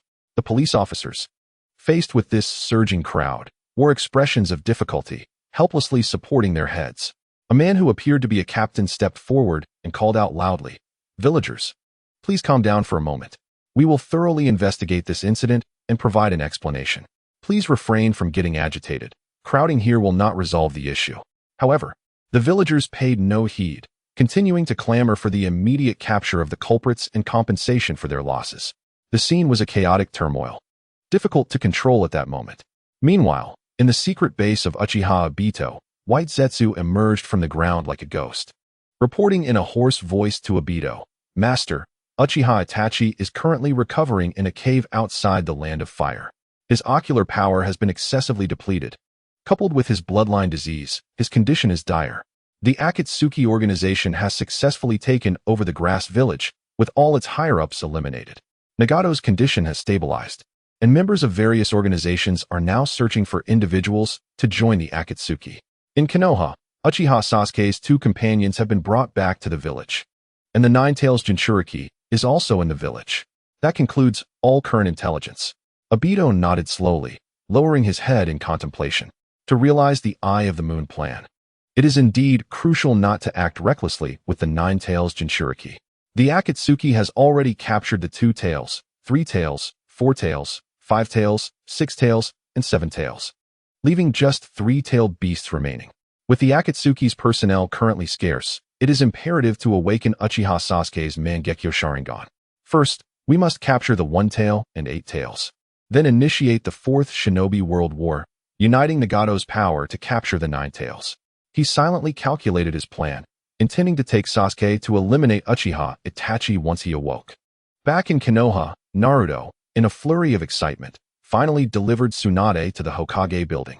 The 2 trails of blue flames he left behind extended straight to the Hokage building's entrance, scorching the ground into a pockmarked surface. With a pungent smell of charred air surrounding them, Tsunade, cursing under her breath, leaped from the vehicle and walked toward the building, turning back to shout, "You troublemaker. Go explain yourself to the police. Do not expect me to clean up your mess. If you do not resolve this matter today, do not think I will let you off easily in the future." Yet Naruto, filled with exhilaration, praised the performance of the Ghost Fire motorcycle. Its autopilot feature is incredible. It sped along at 300 kilometers per hour. What a thrill. My back is nearly breaking. After his excited ramble, he suddenly drooped his head, letting out a resigned sigh as he remounted the Ghost Fire, slowly steering toward the police department to face the impending storm. Chapter 55. Enemies encountering the blazing sun hung high, casting harsh light upon the entrance of the police department, where the cacophony of voices mingled with the stifling air, heightening the irritation. Nervously, Naruto dismounted the offending Ghost Fire motorcycle, and just as he steadied himself, a thunderous roar erupted from the crowd. "That kid. There he is. We finally caught him. Everyone, let us go, beat him up, capture him." In an instant, the already agitated villagers were ignited into a frenzy. Rising like a swarm of enraged hornets, eyes ablaze and faces reddened, brandishing fists, brooms, and anything they could grasp, surging toward Naruto like a tidal wave. Nearby stalls were toppled, goods littered the ground, and the dust danced in the sunlight. "You little rascal, you've ruined my means of livelihood," shouted a vendor. His face as crimson as a ripened tomato, veins bulging in his neck, brandishing a stalk of celery as if to stab Naruto with it. "Damn it, my noodle stall. You've destroyed my family's legacy. I will not let you escape unscathed," yelled the noodle vendor, her hair disheveled like an enraged lioness, waving chopsticks wildly in the air. Before Naruto could react, he was engulfed by the sea of fury. He desperately dodged left and right, but attacks came from all directions. Fists grazed his cheeks, and a broom struck painfully against his back, causing him to gasp. In the chaos, his clothes were torn to shreds, a piece of fabric drifting down. He received several blows to the face, turning it into a mosaic of bruises, and his nose swelled painfully. In the throng, a shoe was kicked off his foot, leaving his bare foot to step on the debris-ridden ground, causing him to limp. Some villagers stumbled over his frantic struggles, cries of surprise echoing. Others, in the confusion, struck the wrong person, followed by a flurry of curses, and the scene spiraled into absolute chaos. Fortunately, the police force reacted swiftly, with teams of officers rushing into the crowd, exerting tremendous effort to rescue Naruto from the tide of anger. After the police intervened, Naruto, filled with remorse, bowed repeatedly in apology to the villagers, nearly bending down to touch the ground. Eventually, a truce was reached. Seeing Naruto in such a pitiful state, the villagers' anger subsided somewhat. They agreed not to pursue the matter of the scuffle further, erasing the losses, but Naruto was required to publicly apologize and pay 200,000 Ryo to repair the road damaged by the Ghost Fire motorcycle. Though Naruto felt the sting of the financial burden, he recognized his fault and begrudgingly agreed. After settling the fine, Naruto left the police department with his head hung low.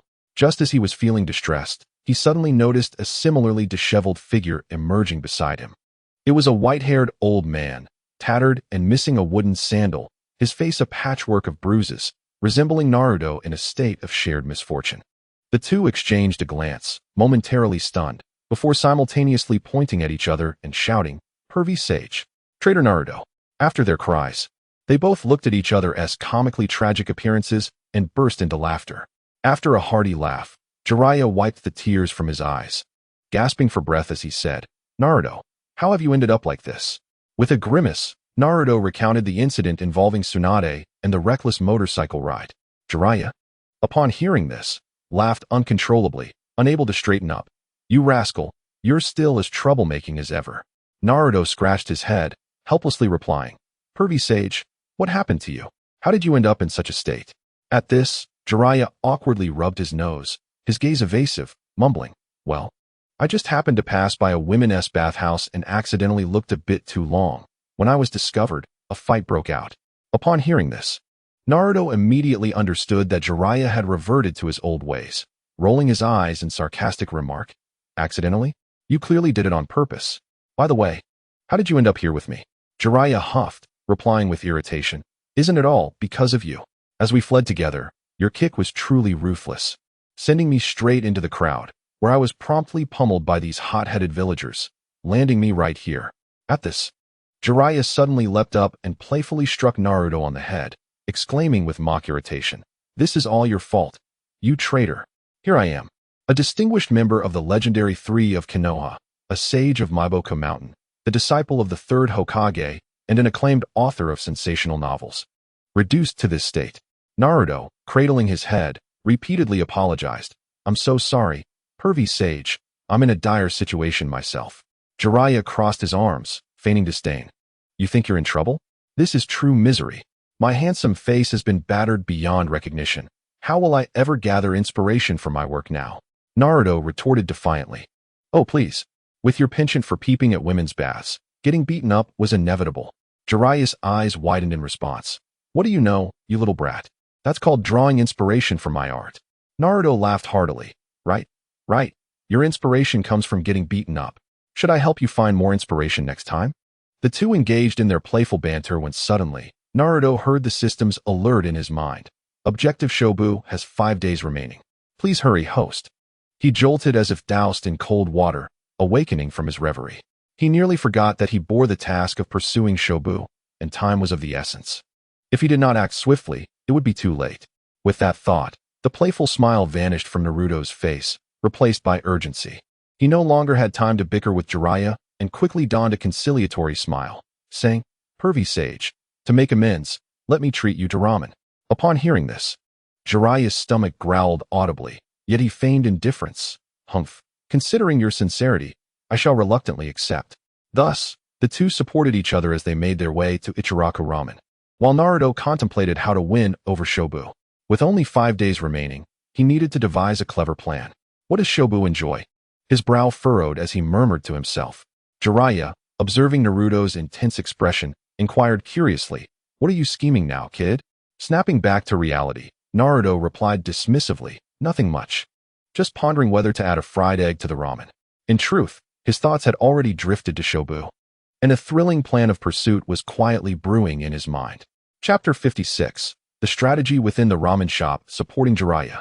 Naruto pushed aside the blue curtain emblazoned with the Ichiraku logo at the entrance. The warmth of the shop enveloped them, and a rich aroma instantly enveloped their senses. The soft, amber light cast a gentle glow over the rustic wooden tables and chairs, while the ancient murals depicting ramen-making told tales of bygone eras, filling the space with a nostalgic and cozy atmosphere. At that moment, the master chef was rhythmically kneading dough behind the counter, while Shobu deftly arranged bowls and chopsticks nearby. Upon seeing the disheveled and bruised appearance of Naruto and Jiraiya, their movements halted in shock. "Naruto, Jiraiya-sensei, what happened to you?" Shobu hurriedly approached, her voice laced with concern. "Were you on some dangerous mission?" She wore a simple floral dress today, her long black hair casually tied back, with a few stray locks playfully framing her fair cheeks, enhancing her fresh and charming demeanor. The fitted dress accentuated her curves, exuding a unique allure. The master chef also set aside the dough, wiping his hands on his apron and scrutinizing them closely. "What kind of intense battle did you two engage in?" Naruto chuckled awkwardly, scratching his head. "Uncle, Shobu, it's really nothing serious. Just a little mishap where I unintentionally angered a group of villagers and got a beating." He then pulled Jiraiya to a vacant seat. Turning to Shobu, Naruto took a deep breath and initiated his strategy. Sitting up straight, he asked earnestly, "Shobu, I've always been curious. What is your greatest dream?" Shobu paused briefly. Then her lips curled into a radiant smile, her eyes sparkling with aspiration. "I just want to one day take over Ichiraku Ramen and create a ramen so delicious that everyone who eats it praises it, warming the hearts of everyone in the village." A charming smile graced Naruto's lips as he gazed at her intently, speaking with heartfelt sincerity. "Shobu, do you know? Every time I step in here and catch a whiff, I sense not just the aroma of ramen, but also the warmth and kindness that is uniquely yours. Like a coal fire in the cold winter, warming my heart. To see you every day would be my greatest joy." At his words, Shobu's cheeks flushed a rosy hue, resembling a ripe apple, and she shyly lowered her gaze, unable to suppress a slight smile. Sitting beside them, Jiraiya watched the scene unfold, his lips twitching in disbelief. This kid, who usually seems so dense, has quite the way with words when it comes to charming the ladies. I wonder where he learned that. His father, Minato, Certainly didn't he have such tricks. Naruto then mysteriously produced a vial of Hexdex seasoning from his pocket. Waving it enticingly before Shobu, I have a secret weapon. If we add this to the ramen, the flavor will surely reach new heights. Really? Shobu's eyes sparkled with curiosity. What kind of magical seasoning is this? After obtaining the master chef's approval, Naruto eagerly entered the kitchen, rolling up his sleeves. He was ready to showcase his culinary skills by preparing a bowl of chashu ramen. He sliced meat, boiled noodles, and concocted broth with fluid motions, finally adding a spoonful of the Hexdex seasoning. In an instant, an irresistible aroma burst forth, rapidly permeating the entire ramen shop. As the bowl was presented, Shobu reached out to taste, but Naruto quickly intervened. Wait, Shobu, this ramen has a special flavor. Just try the broth first. He scooped a spoonful of soup and held it to her lips. Shobu gently tasted it, her eyes widening in astonishment. Oh my goodness, what is this flavor? It's incredible. I've never tasted such a unique broth before. The master chef, drawn in by the tantalizing aroma, approached and sampled the broth. His previously squinted eyes widened in disbelief. Watching this unfold, Naruto inwardly scoffed. Before I crossed over, this Ichiraku uncle was ridiculed as the mysterious Otsutsuki Ichiraku. What a joke.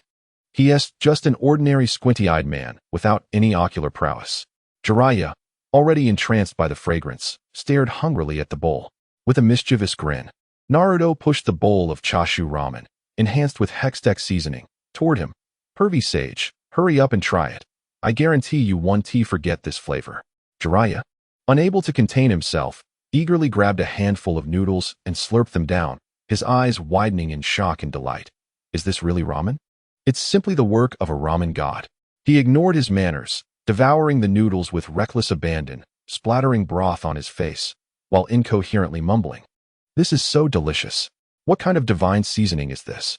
Before long, the bowl was empty, and he licked his lips, gazing at Naruto with eager eyes. Naruto, is there more?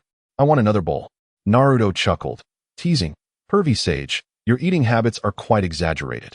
At that moment, he turned to Shobu, his eyes lighting up as if recalling something. Shobu, do you know?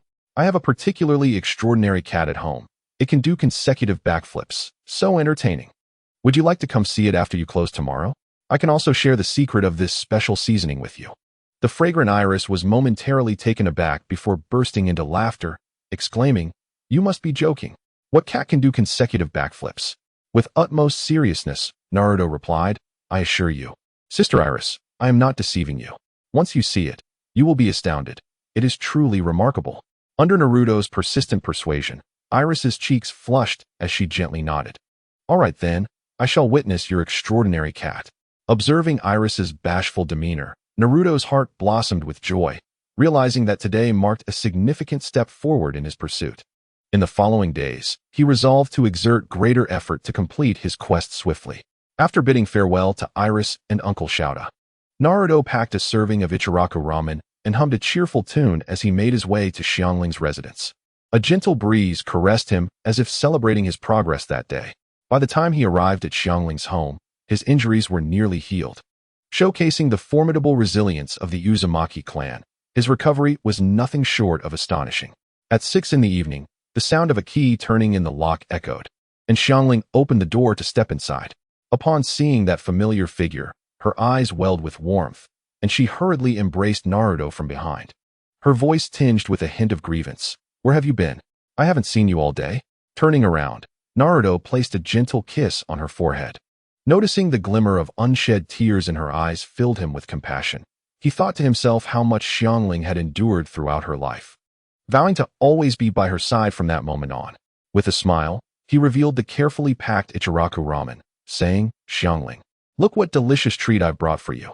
As she accepted the ramen, her face lit up with delight, and she began to eat eagerly. The steam from the ramen enveloped their faces, creating a haze that warmed their hearts. Chapter 57. The oncoming gentle affection inside Xiangling's room. The warm yellow light spread softly, casting a cozy glow around the space. Naruto sat on the edge of the bed, his gaze fixed intently on Xiangling as she savored each bite of ramen. She appeared utterly content, a smudge of broth adorning the corner of her mouth, rendering her adorably charming. Unable to suppress his laughter, Naruto reached out to gently stroke her head, then picked up a nearby handkerchief to delicately wipe her mouth. Naruto, this ramen is absolutely delicious. Thank you for bringing it back for me, Xiangling exclaimed, her eyes sparkling with joy, her smile resembling the warm sun of spring, illuminating Naruto's heart. With a gentle smile, he replied, as long as you enjoy it, I will bring you ramen every day. Now, get some rest. I will stay here with you. Leaning against the headboard, fatigue gradually washed over Xiangling, her eyelids growing heavy until she soon drifted into a sweet slumber. Her breathing was soft and steady. Observing her peacefulness, Naruto carefully tucked her in, moving with utmost caution to avoid making any sound. He lingered quietly by her side for a moment before quietly slipping out the window. The night had deepened, and the moonlight poured down like water onto the streets, enveloping the surroundings in tranquil silence, save for the soft patter of Naruto's footsteps echoing in the stillness. By the time he neared his own home, the clock was nearly striking 11. As Naruto approached his door, a familiar figure caught his eye. Under the moonlight, Hinata stood like a blooming lily, poised and graceful, dressed in a simple white dress. The gentle breeze caused her skirt to sway, accentuating her delicate beauty. Her long, dark hair cascaded like a waterfall behind her, with a few stray strands playfully framing her fair cheeks. Her figure was curvaceous, the moonlight enhancing her enchanting silhouette, her slightly rounded bosom adding a touch of youthful charm. Instinctively, Naruto called softly, Hinata. Hearing his voice, Hinata turned abruptly, her eyes sparkling with surprise and concern. Naruto-kun, is that really you? I heard you were injured today. How are you feeling? Does it still hurt? She quickly rummaged through her small bag and pulled out a box of ointment, her movements urgent and practiced, reminiscent of her childhood concern for him. Here, Naruto-kun, this ointment is very effective. Please apply it. I hope it helps your wound heal faster. Hinata's voice trembled slightly, revealing her worry. Gazing at her tender and caring expression, Naruto felt a pang of bittersweetness. How could the girls in this world be so kind and beautiful? Unconsciously, he raised his hand and slapped himself, filled with regret and guilt. I'm such a fool for making you wait here for so long. It's chilly tonight, and you're wearing so little. What if you catch a cold? How could I be so careless? He apologized profusely, his voice laden with remorse. Hinata felt a surge of compassion and quickly pressed 2 fingers gently against Naruto's lips to silence him. Naruto-kun, please don't speak of yourself that way. I'm not cold at all, and I don't blame you. All I care about is your safety. Looking into Hinata's gentle eyes, love surged within him like a tidal wave. He grasped her hands tightly, his voice quivering. Hinata, do you know? For all these years, you have always been the warmest light in my life. I promise I will never let you suffer again. I will always protect you. With that, he leaned in slowly and placed a soft, affectionate kiss on her lips. Hinata momentarily stiffened, then gradually closed her eyes, instinctively clutching Naruto's sleeve.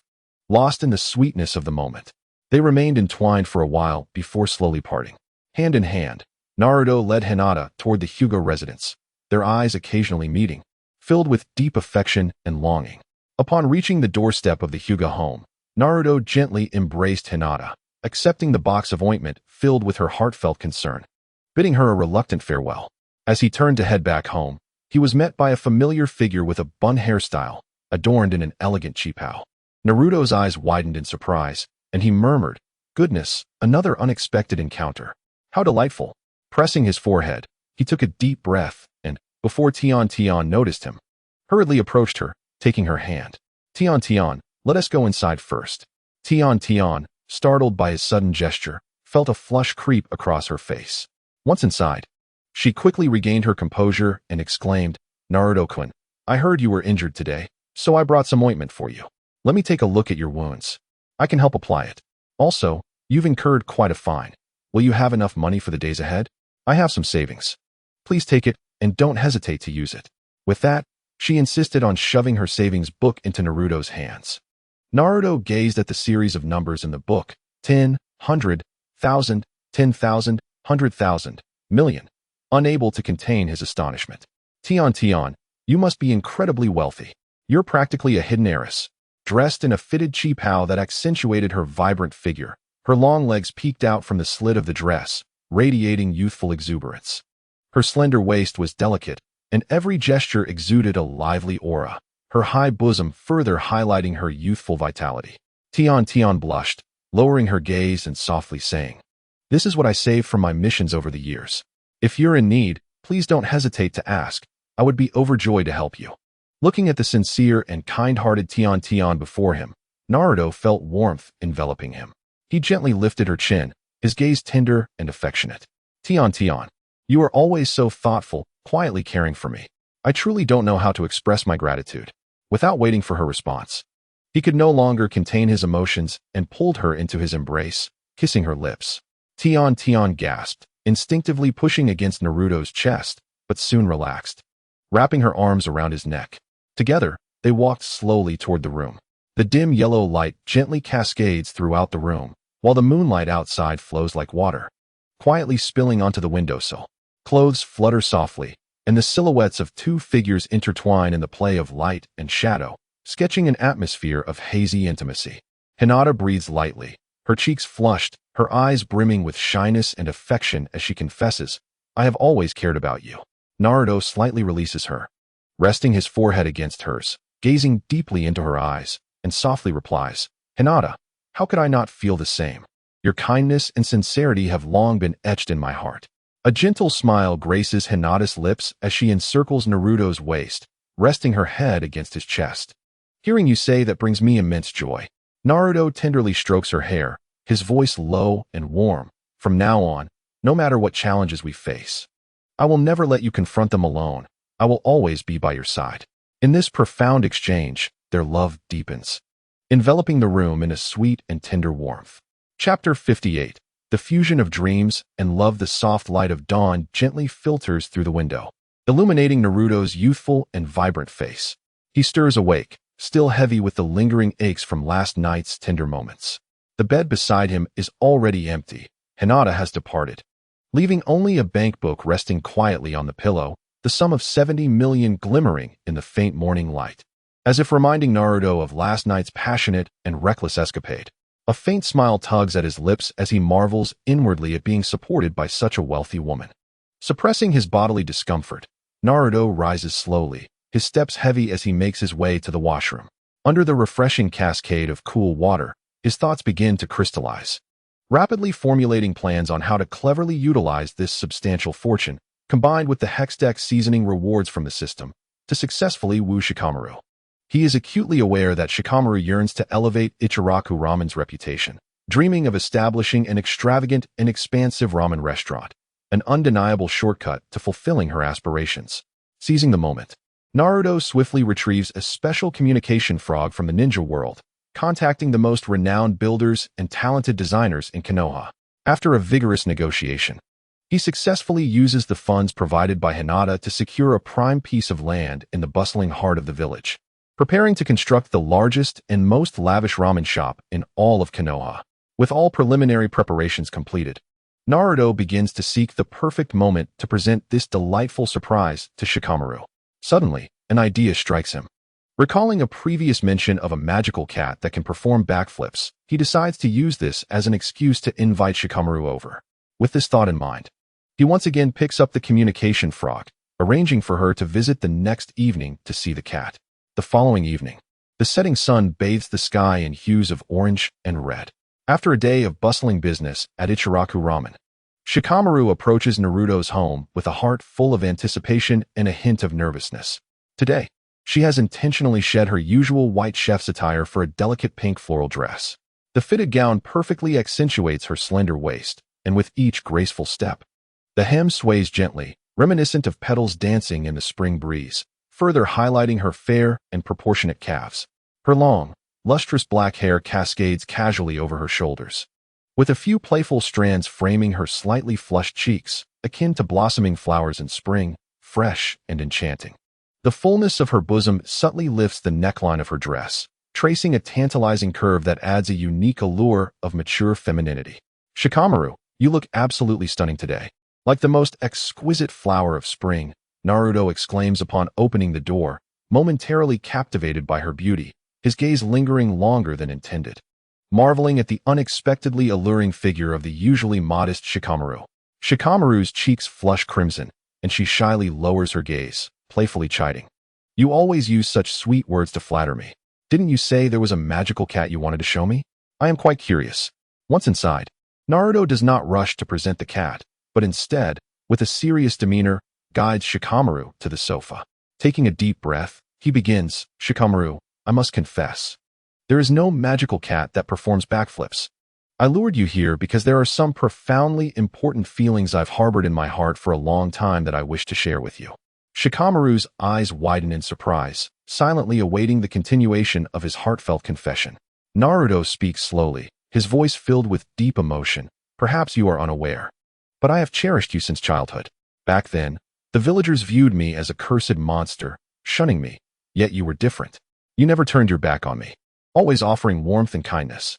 Each visit to Ichiraku Ramen, you would quietly add extra slices of my favorite chashu and greet me with a smile as warm as the spring sun. Those moments of warmth are like brilliant stars etched deeply in my heart, granting you an irreplaceable place within me. Over the years, my affection for you has only deepened, akin to a fine wine growing richer with age. I realize that sharing this with you may seem sudden, but my feelings are unwavering, and your position in my heart is one that cannot be supplanted by anyone else." Shikamaru's heart races, pounding like a drum within her chest, her face aglow with a rosy hue. She shyly averts her gaze from Naruto's passionate eyes, her voice trembling as she replies, "Naruto, I never expected you to say such things, especially since I am quite a bit older than you." Naruto gently takes her hand, his gaze steady and fervent. "Shikamaru, what does age matter? In the face of true love, these concerns are but trifles. Every moment spent with you fills my life with joy and meaning. You are a ray of light that has pierced through my previously dim existence, bringing me boundless warmth and hope." Meanwhile, Hinata, who is at home organizing her belongings, suddenly sneezes unexpectedly. Rubbing her nose, she murmurs, "How strange. Why did I sneeze? Is someone talking about me?" Back in Naruto's home, he rises and hurries into another room, retrieving a beautifully adorned box, carefully presenting it to Shikamaru. "Shikamaru, this is another surprise I have meticulously prepared for you. I hope you will love it." With a heart full of curiosity, Shikamaru accepts the box and gently opens it, revealing the architectural blueprints and land deed for a luxurious ramen shop, prominently inscribed with her name.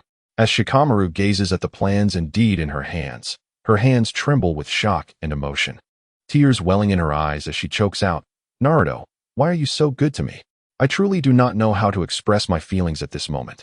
Naruto kneels beside her, his movements tender as if cradling the most precious treasure, gently wiping away her tears and softly saying, "Silly girl, for you, I would give everything.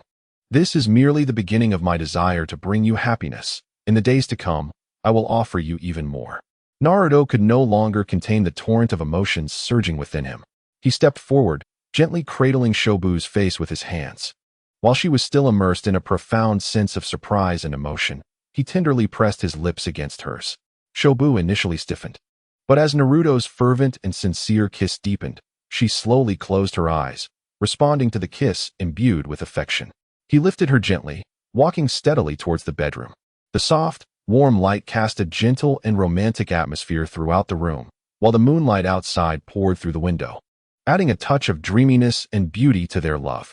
Upon entering the bedroom, Naruto carefully laid Shobu down on the soft bed, as if handling a rare treasure. He propped himself up slightly, his gaze soft and tender as he looked at her, lifting a hand to brush a stray lock of hair from her cheek. His eyes filled with boundless love and tenderness. Shobu's heart raced wildly in her chest, her breaths becoming rapid and erratic. Unconsciously, her hands gripped the sheets beneath her, her knuckles turning pale from the pressure. She turned her head slightly, unable to meet Naruto's passionate gaze, her long lashes fluttering like startled butterflies. "Shobu, don't be nervous." Naruto sensed her unease and whispered softly, his voice a gentle breeze that soothed her anxious heart. His fingers traced down her cheek with the delicacy of a feather, finally lifting her chin to meet his gaze. "I will be very gentle," he reassured her before kissing her lips once more. This kiss was more cautious than the previous one, as if to comfort her while revealing the depths of his feelings. His lips wandered from her mouth to her cheek and earlobe, each touch imbued with tenderness, as if painting the most precious and beautiful canvas of the world. Under Naruto's gentle yet passionate advance, Shobu gradually relaxed her tense body, her hands releasing the sheets to gently wrap around his neck, wholeheartedly responding to the fervent love shared between them, filling the room with sweetness and warmth. After their embrace, Naruto held Shobu tightly, their breaths slowly stabilizing. He gazed at her flushed cheeks and dreamy eyes, his heart brimming with happiness and contentment. He gently pulled the blanket over them, placing a soft kiss on her forehead. And with that sweetness, he drifted into slumber, their future appearing ever more vibrant in their dreams. Meanwhile, a notification chimed in Naruto's mind. Congratulations, host. Shobu's affection level has reached 90. Reward, 1 chakra fruit, which can be administered to others.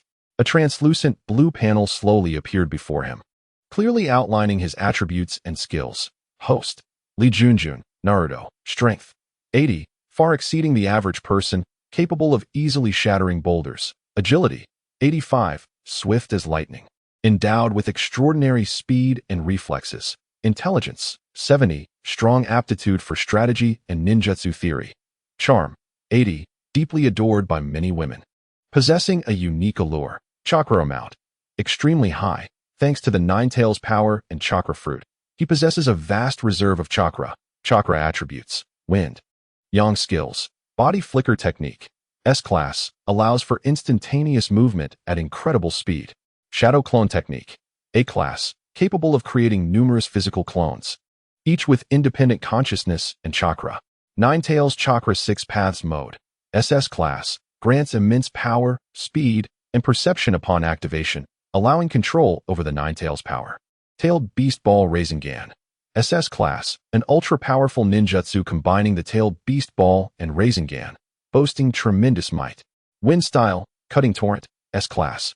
A wind ninjutsu that forms blade-like wind attacks, perfectly aligned with wind chakra. Raisen Shuriken, S-class, compresses chakra into the shape of a shuriken, possessing formidable cutting and piercing capabilities. Infused with powerful yang energy. Seduction technique, C-class, enchants enemies through transformation. The 8 Gates, usable twice monthly with no side effects. SSS class. Removes all bodily restrictions upon activation, exponentially increasing strength. A single kick can produce unimaginable impact, capable of completely disintegrating an enemy's bodily structure, molecularly vanishing. With power akin to a decisive finale. Chapter 59. The intertwining of love and life. The gentle sunlight filtered through the sheer curtains, casting playful shadows within the room. Naruto gradually awoke, finding Shobu still lost in her dreams beside him. She lay on her side, a soft pink blanket partially draping her figure, accentuating her graceful curves.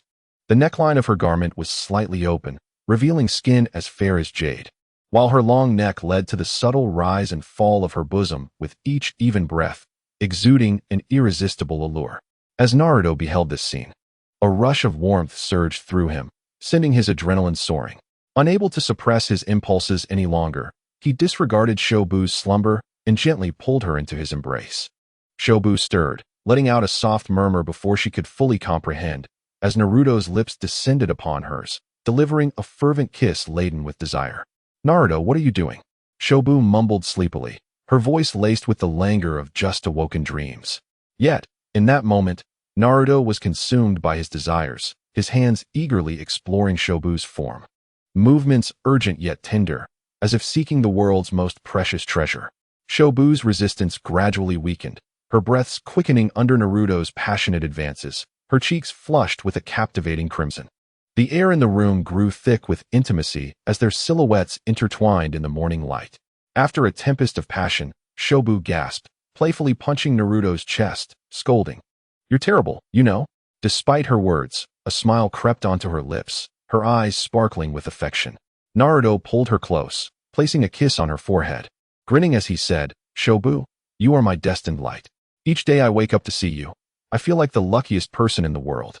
I couldn't help but want you to know how much I love you." Snuggled in Naruto's embrace, Shobu relished this moment of warmth.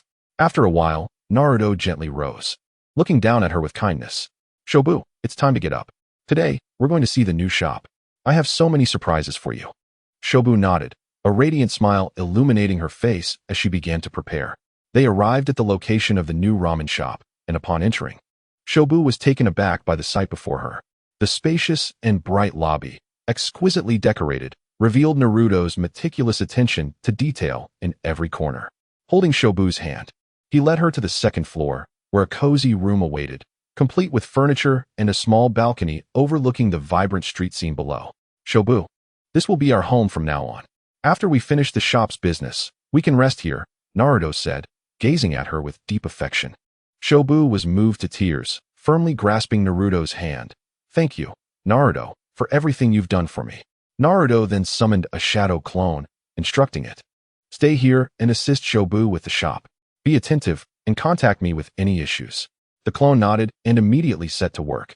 Meanwhile, Naruto bid farewell to Shobu, his thoughts drifting to the dinner he had promised to Korin and his intention to visit Tsunade in the Hokage office. He first arrived at Korin's home, where a lavish spread awaited him. Upon seeing Naruto enter, she greeted him with a smile. Naruto, you finally returned. I made your favorite dishes. Naruto scratched his head, his face filled with apology. Xiangling, I am truly sorry. I was delayed by some matters and returned late. Xiangling feigned anger and pouted. If this happens again, I shall ignore you. During their meal, Xiangling suddenly inquired, what have you been busy with lately? Naruto paused for a moment and replied vaguely. Just some trivial affairs in the village, tasks you know, not very convenient to discuss. However, no matter how busy I am, I always think of coming back to see you. Upon hearing this, a sweet smile graced Xiangling's face.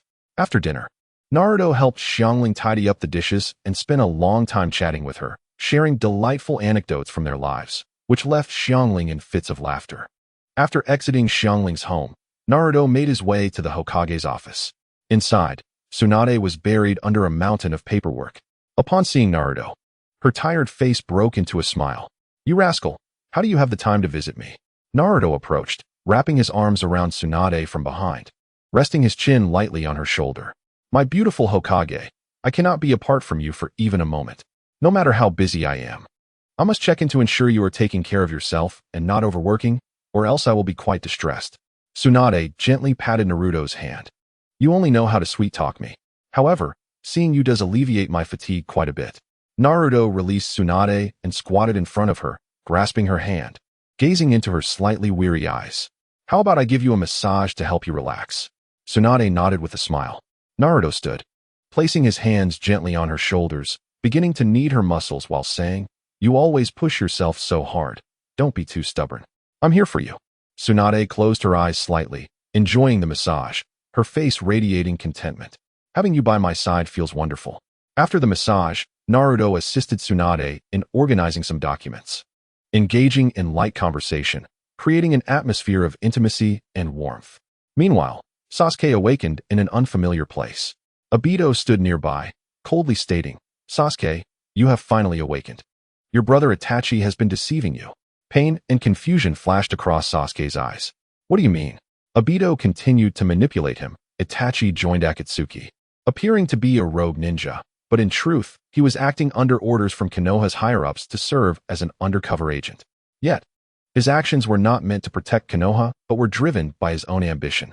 The massacre of the Uchiha clan was not as you believe. Only by killing him can you truly understand the truth and avenge your clan.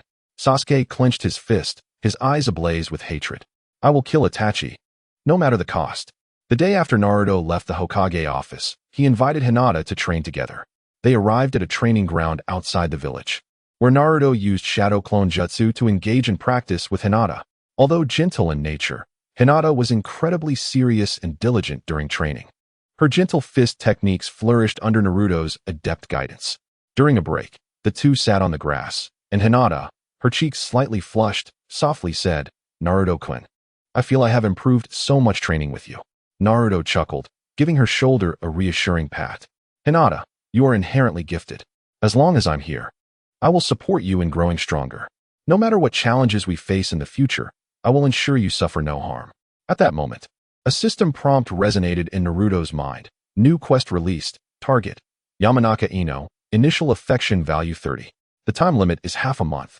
Please complete the task promptly to receive generous rewards.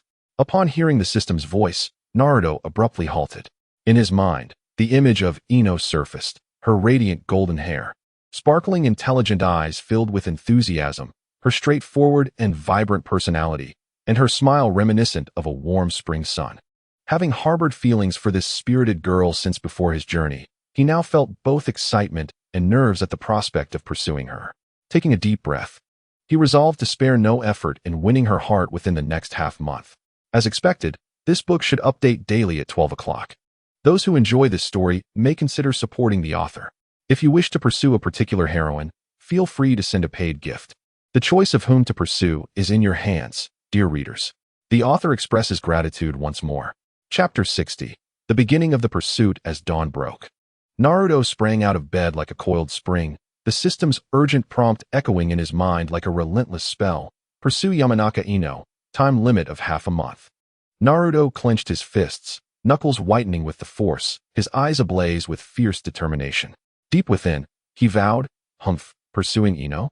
This lively, golden-haired girl won't escape my grasp this time." After a quick wash, Naruto dashed out the door, hopping onto his extraordinarily cool motorcycle. Recalling his previous escapades where he recklessly sped through the village, causing chaos, he had tempered his enthusiasm, setting his speed limit to 80. He turned off the roaring blue flames of the exhaust. With the engine roaring, Naruto sped towards Ino's flower shop like a bolt of lightning. Before reaching the shop, Ino's distinct voice rang out, "Welcome. Feel free to browse and see if there's a flower you like." Taking a deep breath to calm his racing heart, Naruto pushed open the door. "Oh, Naruto, what brings you here today?" At that moment, Naruto felt his breath catch.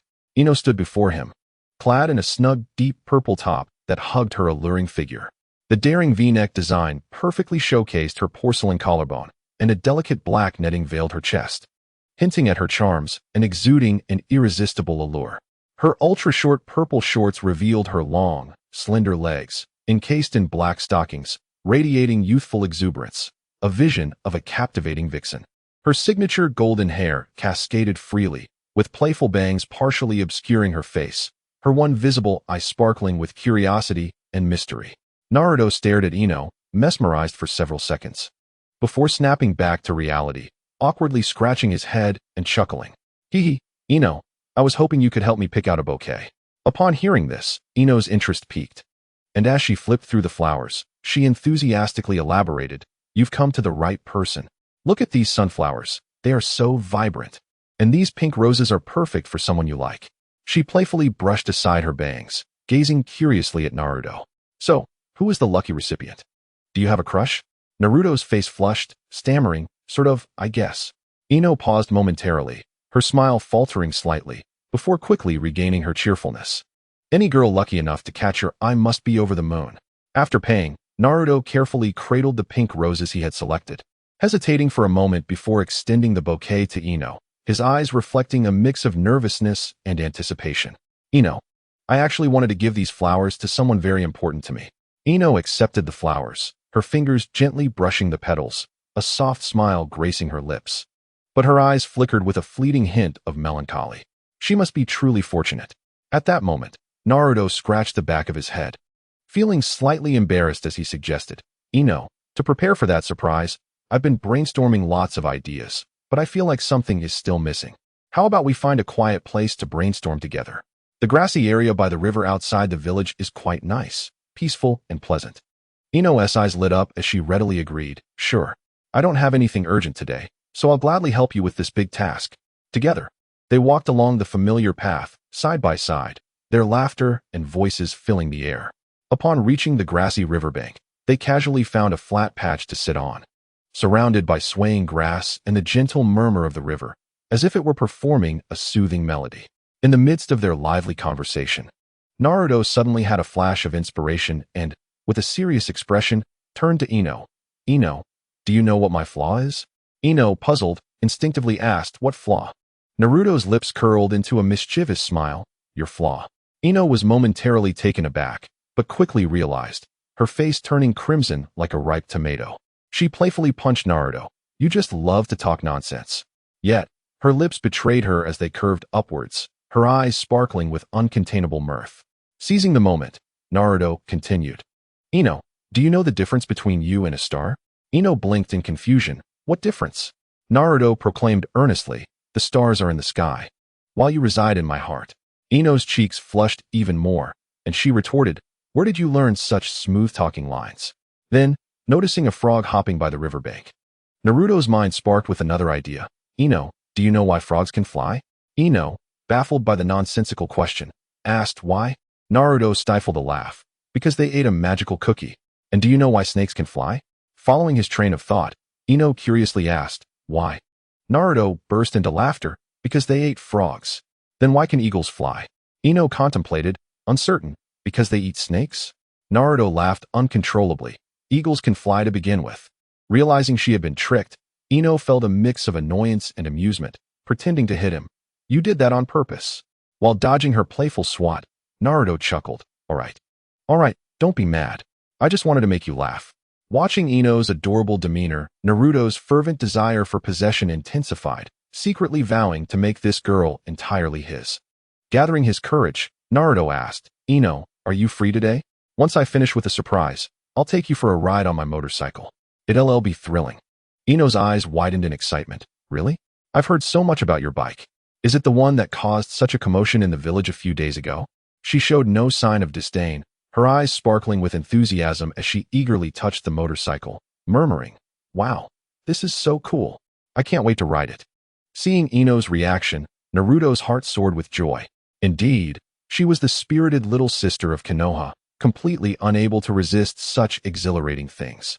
Everything prepared, Naruto took Ino to an open space outside the village. Ino, hold on tight, we're off. He shouted excitedly, revving the motorcycle's full power. In an instant, blue flames erupted from the exhaust, illuminating the dimming sky. The motorcycle shot forward like an arrow, the speedometer needle climbing rapidly. The trees along the roadside blurred into streaks of green, and the howling wind roared past their ears like a pack of wild beasts. The crops in the fields bent under the fierce wind, rising and falling like a tumultuous green sea. As the speed intensified, Ino turned pale with fear, instinctively clinging tightly to Naruto, her soft form pressed against his back. Naruto felt the sensation and his heart raced, a smile creeping onto his lips as he secretly reveled in the moment, twisting the throttle with renewed force, pushing the speed even higher. Naruto, this is too fast. Ino screamed over the howling wind, her voice laced with fear, yet tinged with excitement. Don't worry, I've got you.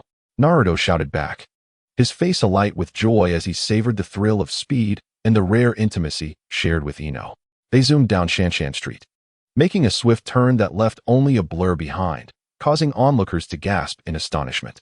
Afterward, Naruto took Ino back to Konoha, leaving long scorched trails on the ground from the motorcycle's blue flames, an awe-inspiring sight. Upon returning to the village, Ino's cheeks were flushed, her excitement palpable. Naruto, that was incredible. Your motorcycle is amazing. You have to take me for more rides in the future. Looking at Ino, Naruto wore a gentle smile. Yet his thoughts turned to the system's tasks, and he suddenly remarked, Ino, you know, the time I spend with you feels uniquely different. It's as if I found something special in you, unlike anyone else, though I can't quite articulate it.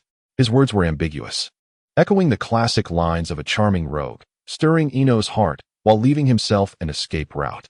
Observing the glimmer in Ino's eyes, Naruto understood that the battle to win her heart had only just begun.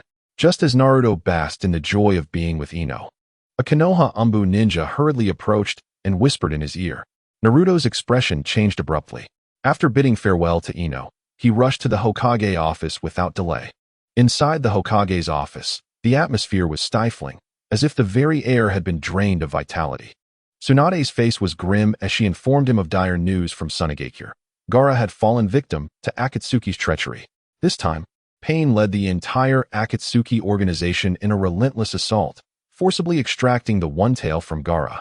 Chiyo, in a bid to save him, used forbidden techniques to revive Gaara but paid with her life. Even worse, Akatsuki had taken the opportunity to rescue the previously captured Sasori. Naruto, filled with frustration, couldn't help but exclaim, wasn't all our effort in vain? I still couldn't alter the main storyline. What was meant to happen, happened. He realized the urgency of the situation. He needed to woo Ino with all his might and focus on enhancing his strength. Though formidable, these enemies paled in comparison to the true terror posed by the extraterrestrial Akatsuki clan. He continued to grumble, with Boruto's saga now introducing tree monsters. Shouldn't we consider taking down Momoshiki first? It would save us some trouble. Chapter 61. The Council of Sage Arts and the Unveiling of Charisma in the Hokage's office. The atmosphere was thick with tension, as if the very air had been sucked dry of energy. Tsunade sat behind her large desk, her brow furrowed into a deep frown. Her expression grave. Her gaze swept over the gathered elite of Konoha, including Irika and Shikamaru. Before she broke the silence with a low voice, the actions of the Akatsuki are utterly brazen. With Gaara stripped of his tailed beast, Konoha will likely become their next target. The situation is critical. Mastering sage techniques is essential to bolster our strength. Naruto, you and Jiraiya must head to Mount Miyaboku immediately to learn sage techniques. There is no time to waste. Standing among the crowd, Naruto's gaze drifted, his thoughts already soaring far beyond the present. Listening to Tsunade, he mused, with so many important figures present, if I don't put on a show now, when will I? Taking a deep breath, he straightened his chest, unleashing a powerful chakra surge. In an instant, golden light radiated from him like a blazing sun, causing everyone to squint against its brilliance as the Nine-Tails Chakra 6 Paths mode activated. The golden chakra danced around him like flames, with runes flickering in and out of visibility, exuding an air of mysterious power. The entire Hokage office was illuminated by this radiance. Even the long-accumulated dust in the corners was laid bare. Tsunade's previously stern face shifted to one of astonishment, her eyes widening like saucers as she instinctively coughed twice, trying to mask her surprise. It seems I was mistaken. Your strength is indeed formidable. Irika, his face a mixture of shock and pride, stepped forward, exclaiming, Naruto, I never imagined you had become this strong. I remember when you struggled to master basic ninjutsu, and now you possess such incredible power. I'm truly proud of you. Shikamaru, taken aback, scratched his head and muttered, this guy always manages to surprise me. I was worried he would struggle while learning at Miyaboku Mountain. But it seems I was overthinking it. At that moment, Ino and a group of girls arrived at the Hokage's office. The sight before them left them speechless.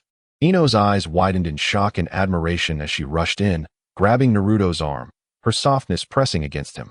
With a sweet voice, she exclaimed, Naruto, you were absolutely amazing just now. 100 times more handsome than Sasuke. That guy always has a sour face. He can't compare to your strength and charm. Hinata stood shyly aside, nervously clutching the hem of her clothes, and whispered, Naruto-kun, you've truly become so powerful.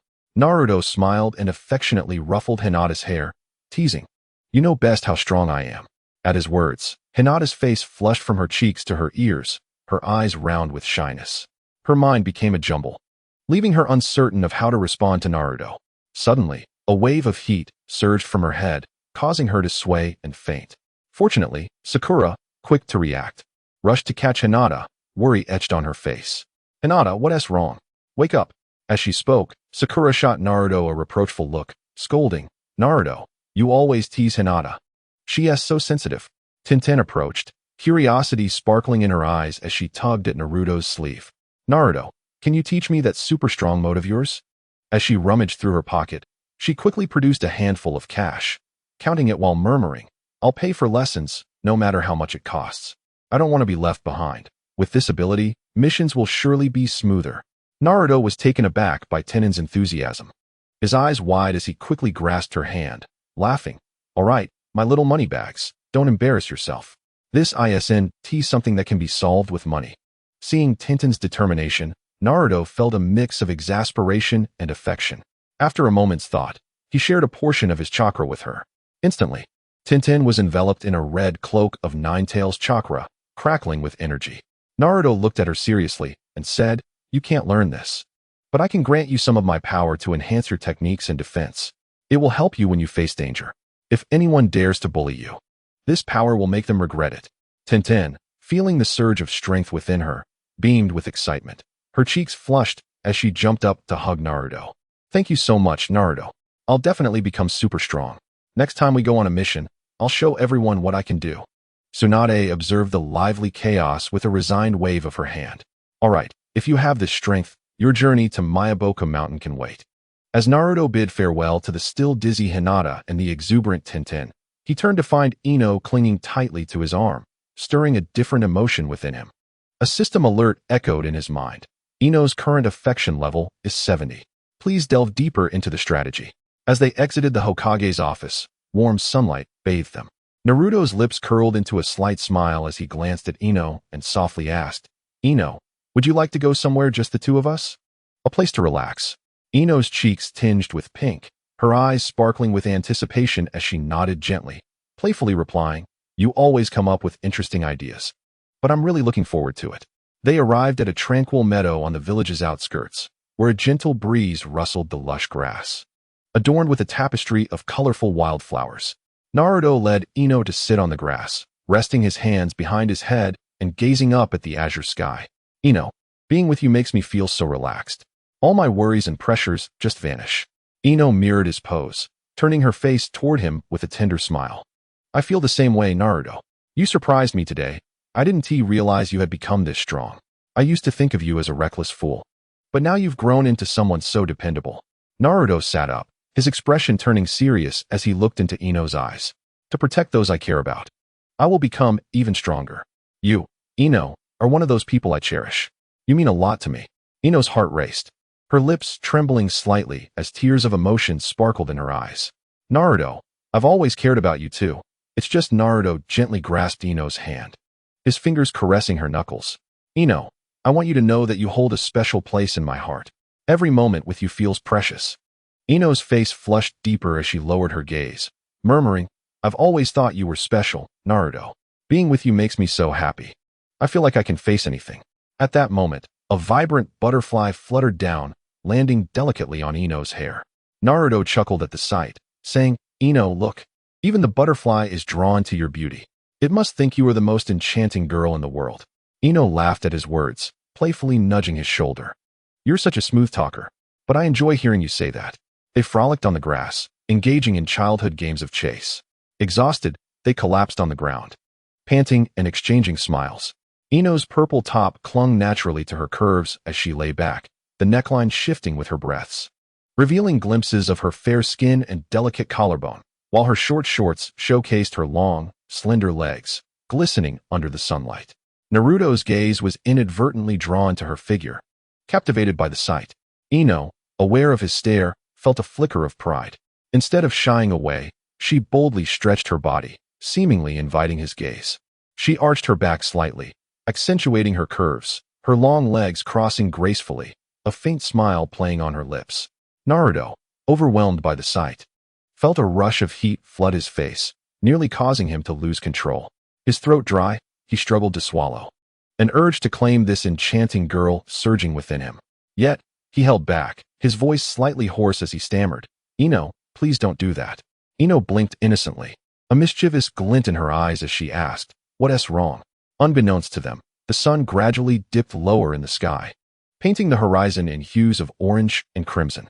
The evening glow unfurled like a vibrant tapestry. The gentle breeze carried the fragrance of flowers, and a few returning birds chirped above them, adding to the melody of the moment. Nearby, a stream flowed serenely, its golden reflections shimmering in the twilight, as if composing a soft serenade for this beautiful time. Naruto rode at a leisurely pace towards the clan in the mountains, with the lovely girl behind him, her arms tightly wrapped around his waist, her head resting on his back as she drifted into a peaceful sleep, the sunset casting a long, shared silhouette of their journey. Naruto rode his ghostly motorcycle, gliding steadily towards the territory of the Yamashiro clan at a speed of 30 miles per hour. A gentle breeze caressed him, bringing with it the unique coolness of the night. Ino tightly wrapped her arms around Naruto's waist, resting her head affectionately against his back. Her voice was as soft as petals carried by the night wind. "Naruto, I'm really happy to be with you today. Why don't you stay at my house for dinner tonight?" A smile blossomed on Naruto's face as he replied with enthusiasm, "That sounds wonderful. It's been ages since I've savored Aunt Shiranui's cooking. Just thinking about it makes my mouth water." Upon arriving at Ino's home, the warm yellow glow of the lights spilled through the windows into the yard, enhancing the serene atmosphere of the night. Ino tugged Naruto along, bouncing into the yard as she called out, "Dad, Mom, I'm back. I brought Naruto home for dinner." Yamashiro Haichi and Shiranui greeted them with smiles as they emerged from the house. Haichi, with a hearty laugh, patted Naruto on the shoulder. "Naruto, long time no see. Welcome to our home." Shiranui approached warmly, taking Naruto's hand and urging him, Come in, come in. I've prepared a feast of all your favorite dishes." As soon as they entered, Ino eagerly seized Naruto's arm, her eyes sparkling with anticipation. She shook him playfully and said, "Naruto, come see my room first. I've redecorated it, and it's beautiful." With genuine curiosity, Naruto followed Ino into her room. The room was adorned with a cozy and feminine touch. The pale pink wallpaper resembling cherry blossoms in full bloom, exuding a dreamy aura. A soft bed was surrounded by an array of adorable plush toys, creating a little world of dolls. By the window stood an exquisite desk, neatly arranged with books and stationery, accompanied by several paintings Ino had created, depicting their familiar village, friends, and landscapes brimming with imagination. The walls were plastered with photographs of her and her friends, each capturing precious moments of their growth. Wow, Ino, your room is absolutely stunning. It's like a princess's castle, Naruto exclaimed as he stepped inside, his eyes roving around in awe. Ino's cheeks flushed slightly as she smiled, revealing two delightful dimples. Of course, I put a lot of thought into it, she replied, playfully nudging Naruto to sit down. After a leisurely chat in her room, Ino's eyes suddenly brightened as if an amusing idea had struck her. Naruto, let us play a game. How about truth or dare? Naruto's eyes sparkled with mischief as a sly grin spread across his face. He thought it would be a perfect opportunity to tease Ino. He nodded eagerly, sure. Let us play. I'm not afraid of you. After several rounds, it was Ino's turn to pose a question to Naruto. Tilting her head, her long golden hair cascading over her shoulder, she pondered for a moment before cautiously asking, Naruto, have you ever liked someone? Seeing the anticipation and nervousness in her expression, Naruto deliberately paused, leaning closer until his face nearly brushed against her ear, and whispered, of course, there's someone I like, far away yet so close. Ino's heart raced. Her cheeks flushed crimson like a ripe apple. She lowered her gaze, nervously tugging at the hem of her shirt, unable to meet his eyes. In the next round, it was Naruto's turn to ask Ino, Ino, do you know what else cucumbers can be used for besides eating? Ino looked puzzled, her big, watery eyes blinking innocently as she replied, huh? What else can they be used for? Isn't it just for eating? Naruto leaned closer, adopting a mysterious tone as he said, they can also be used as a facial mask to make you as beautiful as you are now. But there's another use. You'll find out when you get a boyfriend someday. Ino initially didn't grasp the implication, her mind racing until a bold thought flashed through her mind, causing her to turn beet red. Embarrassed and flustered, she clenched her fists and playfully hit Naruto, saying, Naruto, you're so bad. Always saying these strange things. Naruto laughed heartily while evading her playful blows, grabbing her wrist and pleading, all right, I'm sorry. I promise I won't say it again. Ino finally stopped, glaring at him with mock anger, though her lips betrayed a hint of a smile. Unbeknownst to them, Shiranui called from outside, Ino, Naruto, hurry up and come eat. The food is getting cold. They paused their game and walked out side by side. Upon entering the dining room, they were greeted by a bountiful table laden with sumptuous dishes. At the center was a large platter of golden, glistening roasted meat, sizzling with aroma. The slices cut to perfect thickness, their edges slightly curled, making one's mouth water. Surrounding it were exquisite side dishes, including crisp pickled cucumbers, their vibrant green hue tantalizing, and soft, sweet cooked pumpkin, its orange flesh glistening under the light. Bowls of steaming miso soup floated with tender tofu and fresh green onions, releasing an appetizing fragrance. Naruto's eyes widened in delight, his face alight with surprise as he exclaimed, wow, Aunt Shiranui, you're incredible. This spread is fit for a high-end restaurant. Just looking at it makes my stomach growl. He exaggeratedly patted his belly for effect. Shiranui chuckled, waving her hands in modesty. You're too sweet. Come sit down and try it. See if it suits your taste. Naruto quickly pulled Ino to sit down, grabbing his chopsticks and immediately devouring a piece of roasted meat. A look of satisfaction spread across his face as he mumbled, this is amazing. Aunt, your cooking is too good to not open a restaurant. Ino, you're so lucky to eat this delicious food every day. Ino watched Naruto eat enthusiastically, both amused and exasperated, gently poking his arm. You only know how to eat. During dinner, Naruto sat beside Ino, the warm light softly illuminating everyone's faces.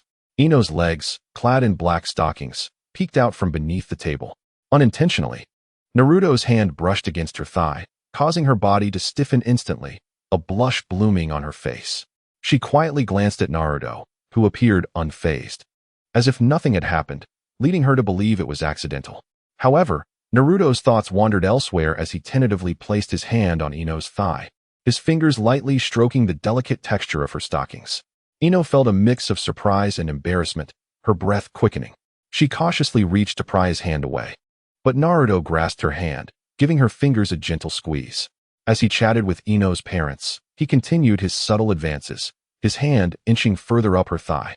Ino was fraught with anxiety, her face burning, feeling both embarrassed and vexed, yet she dared not create a scene. Shiranui, perceptive as ever, soon noticed Ino's unusual demeanor. Her flushed complexion and erratic chakra levels prompted her to ask, "Ino, what's wrong? Are you feeling unwell?" The question made Naruto's heart skip a beat. He quickly withdrew his hand, donning a mask of politeness tinged with embarrassment. "Aunt Shiranui, I think Ino may have played too hard today." Ino nodded fervently, stammering, Yes. I had too much fun with Naruto today," casting a furtive glare at him. Haichi, observing the two, understood the unspoken tension. He set down his chopsticks and turned to Naruto with a serious expression. "Naruto, you and Ino have grown up together, so I'll be direct. What do you really think of Ino?" Naruto maintained his composure, a well-timed smile gracing his lips as he replied leisurely, "Uncle Haichi, Ino has always been special to me. We're good friends, and I cherish our friendship." His words were ambiguous, neither confirming nor denying romantic feelings, leaving an impression of a typical boy. Shiranui pressed further. "What are your plans for the future? Ino is a simple girl, don't let her down." Naruto sat upright, a sincere expression gracing his face as he addressed Aunt Kushina. "Rest assured, I will not allow Ino to suffer any grievances. I have everything under control for the future." Ino, overhearing this, felt a mix of shyness and urgency. She gently kicked Naruto and murmured in playful reproach, "You always know how to say sweet things." Naruto winked at her and, in a voice only they could hear, assured her, "Trust me, I am being serious." After the meal, Naruto bid farewell to Ino's family. As she accompanied him to the door, her eyes brimmed with reluctance. She grasped his hand and gently shook it, asking, "Naruto, will you come again tomorrow?" Naruto affectionately ruffled Ino's hair and smiled, saying, "Of course, I'll take you somewhere fun tomorrow." With that, he planted a soft kiss on her forehead. At the very moment he turned to leave, a system notification resounded clearly in his mind. Ino Yamanaka's affection level is at 80, with 12 days remaining for the strategy. Successfully completing the strategy early will yield double rewards, with this reward being immunity to illusions. If successful, 2 rewards will be granted, one directly to the host, and the other in the form of a medicinal pill, which can be gifted to others. A wave of joy surged within Naruto, quickening his step as he began to anticipate their next meeting and the rewards to come. Meanwhile, Ino stood at the doorway, watching him depart. Reluctant to retreat into the house, her heart filled with eager anticipation for their reunion the following day. Chapter 63. The crisis approaches. Sasuke and the man who claimed to be Uchiha Obito emerged from the dim, oppressive underground base. The intense light compelled Sasuke to instinctively shield his eyes, and as he stretched his gradually recovering body, urgency gnawed at him. He turned to Obito, his eyes ablaze with the flames of vengeance, his voice trembling with urgency. "Obito, I can no longer endure this. Where is Itachi? Each day, I am tormented by hatred, longing to tear him to shreds and avenge the Uchiha clan." Obito paused, his gaze hidden beneath his mask, staring into the distance. His tone was somber, imbued with an air of profound sorrow. "Sasuke, I understand the hatred that dwells within you, but haste will not yield results. Since I have promised you, I will assist you in finding Itachi. The sins he has committed must be repaid in blood. It is his inescapable fate." With that, Obito raised his hand to summon a colossal bird, its massive wings flapping and stirring up a tempest. The two leaped onto it, soaring into the unknown. The howling winds echoing Sasuke's relentless cries for vengeance, unceasing. Meanwhile, within the concealed and mysterious stronghold of the Akatsuki, the atmosphere was stifling, nearly suffocating. Pain, the leader, hovered in the air, exuding an intimidating aura, while the other Pains stood behind him in a disciplined arrangement, a chilling silence enveloping the space. Pain's indifferent gaze swept across the room, and his deep, penetrating voice resonated. "The objective of this mission is to capture the Nine-Tails Jinchuriki, Naruto Uzumaki. His power cannot be underestimated. Everyone must give their utmost effort." Kisame, hearing this, grinned widely, revealing his sharp fangs, his blue skin appearing even more sinister in the dim light. He laughed maniacally, brandishing his sword, the Samahata. "Finally, a worthy battle awaits. I've longed to witness the true strength of the Nine-Tails Jinchuriki." When the time comes, my Samahata will feast upon his chakra until nothing remains. Konan stood quietly to the side, her arms crossed over her chest. Her long blue hair cascaded down gracefully, her eyes reflecting determination and calm. As Nagato's childhood friend, she was acutely aware of the daunting nature of this mission. We must not underestimate him. The Nine-Tails Jinchuriki is far more formidable than we anticipate. Not only does he possess the strength of the Nine-Tails, but he also harbors an indomitable will. During the battle, I will utilize my paper jutsu to provide support and cover from the air. Should anyone require assistance, do not hesitate to speak up. Deidara, previously lounging against the wall, became instantly animated upon hearing Naruto's name, his hands gesticulating wildly as he shouted, "That detestable Nine-Tails Jinchuriki. He not only thwarted my mission, but also caused me to lose an arm. I will make him pay for this. I shall show no mercy. Once my C4 Garuda is unleashed, he is as good as dead. I will make it clear that anyone who dares to provoke Deidara faces a certain demise. The entire Konoha will witness the terror of my ultimate art." Zetsu, whose body was divided into black and white halves, interjected in a mocking tone, his voice echoing in the silent bass. "Konoha's defenses are remarkably tight, yet I have already identified the locations frequented by the Nine-Tails Jinchuriki. When we act, we can catch him off guard. During the battle, I will remain in the shadows to gather intelligence, ensuring that everyone is well informed of the battlefield situation should anything arise. I will promptly notify you all." Sasori lingered in the shadows, most of his body transformed into a mechanical puppet, emanating a chilling aura.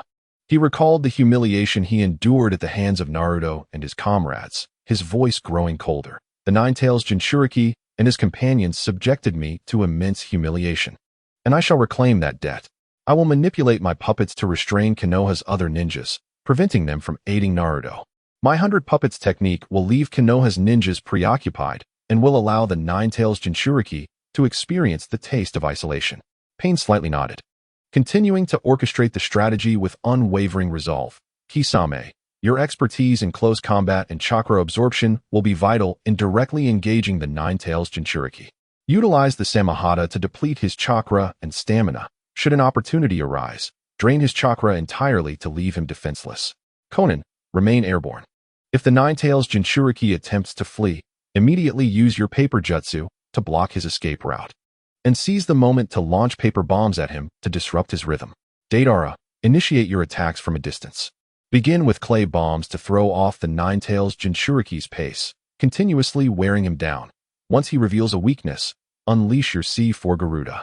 Zetsu, you are responsible for intelligence gathering. Should Konoha send powerful reinforcements, notify us immediately so we can prepare accordingly. Sasori, deploy your puppets to disrupt Konoha's defensive forces, focusing on their Umbu and elite ninjas to prevent them from assisting the Nine-Tails Jinchuriki. I will lead the 6 paths of pain in a concentrated assault from various angles, leaving him with no avenue of escape. Pain paused momentarily, the pressure around him intensifying, the atmosphere growing increasingly tense. If the battle reaches a critical point, I will summon the outer path Geto Mazo to unleash the tailed beasts. This will be our last resort to alter the tide of battle. It should only be utilized in dire circumstances, as it carries immense risk. The formidable Akatsuki force advanced towards the leaf village of the Land of Fire, their presence distorting the very air around them, heralding the approach of a storm of bloodshed. In stark contrast, the atmosphere within the Hokage's office was entirely different. Naruto stood behind Tsunade, gently kneading her shoulders with a balance of pressure, concern etched on his face as he softly spoke. "Tsunade, my dear, you toil day and night for the village, burdened with endless affairs. Do take care not to exhaust yourself. If you were to collapse, it would break my heart. The village cannot do without you, and I would be deeply worried." Tsunade lightly swatted Naruto's hand, feigning annoyance. "You always know how to say the right things. I wonder what schemes you're up to. Yet, I must admit, your technique is quite soothing. My shoulders have been aching terribly from all the paperwork." Naruto continued his ministrations, drawing closer to Tsunade, the warmth of his breath brushing against her ear. "What ill intentions could I possibly harbor? My only concern is for you. You have sacrificed so much for the village. It's time you took a well-deserved rest. I will grow stronger to protect you and the village, allowing you some ease." Tsunade's cheeks flushed slightly, her lips curling into a smile as she teased, "You smooth talker. Yet, your words warm my heart. If only you could apply that sentiment to your training, your strength would surely increase significantly. Suddenly, Naruto halted his movements, his expression sharpening, and the chakra surrounding him tensed instantaneously. Tsunade sensed the anomaly and hurriedly inquired, "Naruto, what's the matter? Why did you stop suddenly? Did you sense something?" Furrowing his brow in vigilance, Naruto's gaze fixed intently on the sky outside the window. "Tsunade, there's malicious intent. That ominous aura is drawing closer. I can feel the intense malevolence radiating from them, like a dark cloud suffocating the air." Just then, the alarm blared sharply, its piercing sound shattering the brief tranquility within the office. An Umbu ninja rushed in, kneeling on one knee, and urgently reported, "Lord Hokage, we face a grave situation. The Konoha barrier has detected a significant influx of foreign chakra. Judging by its intensity and quantity, the intruders are not friendly." Tsunade's expression instantly turned grave, her eyes betraying anxiety and concern. She stood up, looking at Naruto with a tone that was both urgent and filled with trust. "How many are there? This situation is critical. Quickly activate the Nine-Tails Chakra 6 Paths mode and ascertain how many enemies are approaching and their strength. The safety of all Konoha relies heavily on you." Taking a deep breath, Naruto's resolve solidified. A surge of golden Nine-Tails chakra enveloped him, and his eyes transformed into the unique 6 Paths mode, shimmering with an extraordinary light. The chakra erupted, sending papers swirling throughout the office, scattering files in chaotic disarray. Naruto closed his eyes, focusing intently, fully attuned to the fluctuations of chakra in the outside world. As his perception expanded, his expression grew increasingly somber. He sensed multiple powerful and hostile chakra signatures rapidly approaching Konoha. A great battle was imminent, and Naruto was poised to confront his fated adversaries, with the fate of Konoha hanging in the balance at this very moment. Chapter 64. The Fateful Confrontation. The alarm in Konoha blared suddenly, its shrill sound slicing through the serenity like a sharpened blade. Just moments ago, Naruto had been discussing matters with Tsunade in the Hokage's office when an unanticipated alert from his internal system surged forth. A profound sense of crisis crashing over him like a tidal wave, pressing upon his heart. His expression darkened instantaneously, the Nine-Tails chakra swirling uncontrollably around him, his eyes in 6 Paths mode glinting with sharp vigilance. As a traveler from another world, Naruto understood the shocking scene that awaited him, and the thought sent his heart racing uncontrollably. Could it be that he was truly about to witness the terrifying assembly of the Akatsuki? Each villain in this group possessed a charisma that was matched only by their formidable strength, and a fierce battle loomed ahead. "Tsunade, this is bad. Members of the Akatsuki have breached the barrier and infiltrated the village." Naruto shouted urgently, his golden chakra radiating wildly, causing papers in the room to whirl and flutter around them. Upon hearing this, Tsunade's expression hardened immediately. She sprang to her feet, her hands moving like lightning to form seals, ready to issue defensive orders. However, before she could speak, Naruto, utilizing the acute perception granted by the Nine-Tails chakra, pinpointed the location of the enemies. "They are on the roof of the Hokage building." As he finished speaking, Naruto's chakra surged dramatically, enveloping Tsunade and the Hokage guards, transforming them into a brilliant golden light that vanished from their original spot in an instant. In the blink of an eye, they appeared atop the Hokage building. Above them, the once serene azure sky had been violently torn open by an eerie and potent force, creating a vast rift that resembled a gash leading to an unknown dread. Accompanied by a low, mysterious chant that seemed to echo from the depths of the underworld, Nagato, in his Deva path form, swiftly formed seals, summoning a thick, inky black smoke from his palms. The smoke swirled violently behind him, coalescing into 5 ominous figures. The first to emerge was the Azura Path, its metallic body glinting coldly in the sunlight, armed with an array of weapons poised for action, its cannon-like appendages swiveling menacingly as if ready to devour everything in their path. Next came the Beast Path, displaying its fearsome fangs, followed by the Hungry Ghost Path, whose palms bore mysterious swirling patterns that seemed to mercilessly absorb all chakra. The Human Path stood expressionless, its eyes glowing with a profound red light, as though capable of piercing through the very souls of its adversaries. Finally, the Hell Path appeared, the 5 paths of pain standing in unison behind Nagato, clad in identical black cloaks adorned with striking red cloud patterns, rustling ominously in the wind like a legion of deathly specters from the abyss, emanating an aura that instilled dread. At that moment, a raucous laugh erupted from the gaping rift in the barrier. Deidara, riding a colossal bird made of clay, charged into Konoha with reckless abandon. The clay bird, as large as a house, flapped its wings with such force that it stirred up a tempest, sending sand and dust spiraling into the air. Its eyes glimmered with a sinister light, its beak agape as if prepared to swallow everything whole. Deidara stood atop the bird, laughing maniacally, deftly crafting several clay explosives with his hands, exuding arrogance. On the back of the bird stood Zetsu, Konan, and Kisame. Zetsu's bizarre half-black, half-white form swayed in the wind, a faintly sinister smile gracing his face, his figure flickering in the shadows as if merging with the darkness. His tattered black cloak failing to conceal the eerie aura he emitted, akin to a specter emerging from the night. Conan's long blue hair danced wildly, like flowing silk. Her arms crossed with a stern expression, while papers around her fluttered slightly, poised to transform into deadly blades at any moment.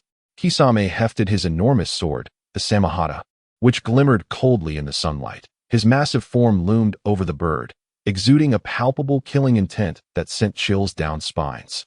The clay bird soared to a halt in midair behind Nagato, and Deidara looked down upon Naruto and the others, letting out another wild laugh. Ha, Konoha ninjas. Are you ready to witness my ultimate art? Prepare to behold true terror. Zetsu chimed in with a mischievous tone. Hee, today shall be quite the spectacle. Kisame grinned, revealing his sharp fangs, licking his lips as if eagerly anticipating a taste of Naruto's chakra, his greedy demeanor repulsive. Konan stood silently to the side, her formidable aura radiating an undeniable pressure, akin to a volcano poised to erupt, hiding immense power beneath a calm exterior. Seeing this, Naruto stepped forward without hesitation, shielding Tsunade and the others behind him, his chakra surging with intensity, nearly taking on a tangible form, encasing him in a golden armor. Internally, he marveled at the terrifying assembly before him.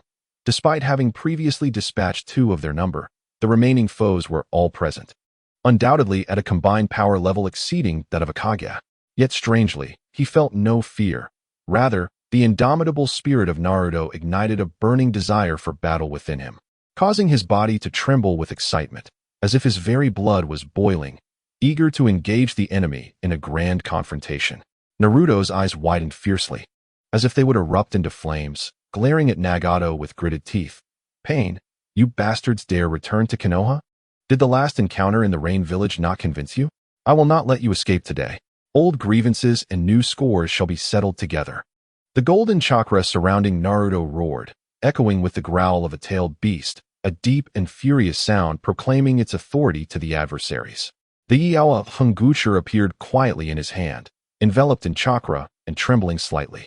The intricate patterns on the shrew seemed to resonate with Naruto's fury, emanating an unusual and searing light, as if yearning for an intense battle. Tendo Pain's expression remained calm, his gaze coldly sweeping over Naruto and then landing on Tsunade and the others. His voice, deep and frigid, resonated like it emerged from an endless abyss. Vortex Naruto, and all the villagers of Konoha, today you shall accompany this decaying village to its grave. Your struggles are but futile.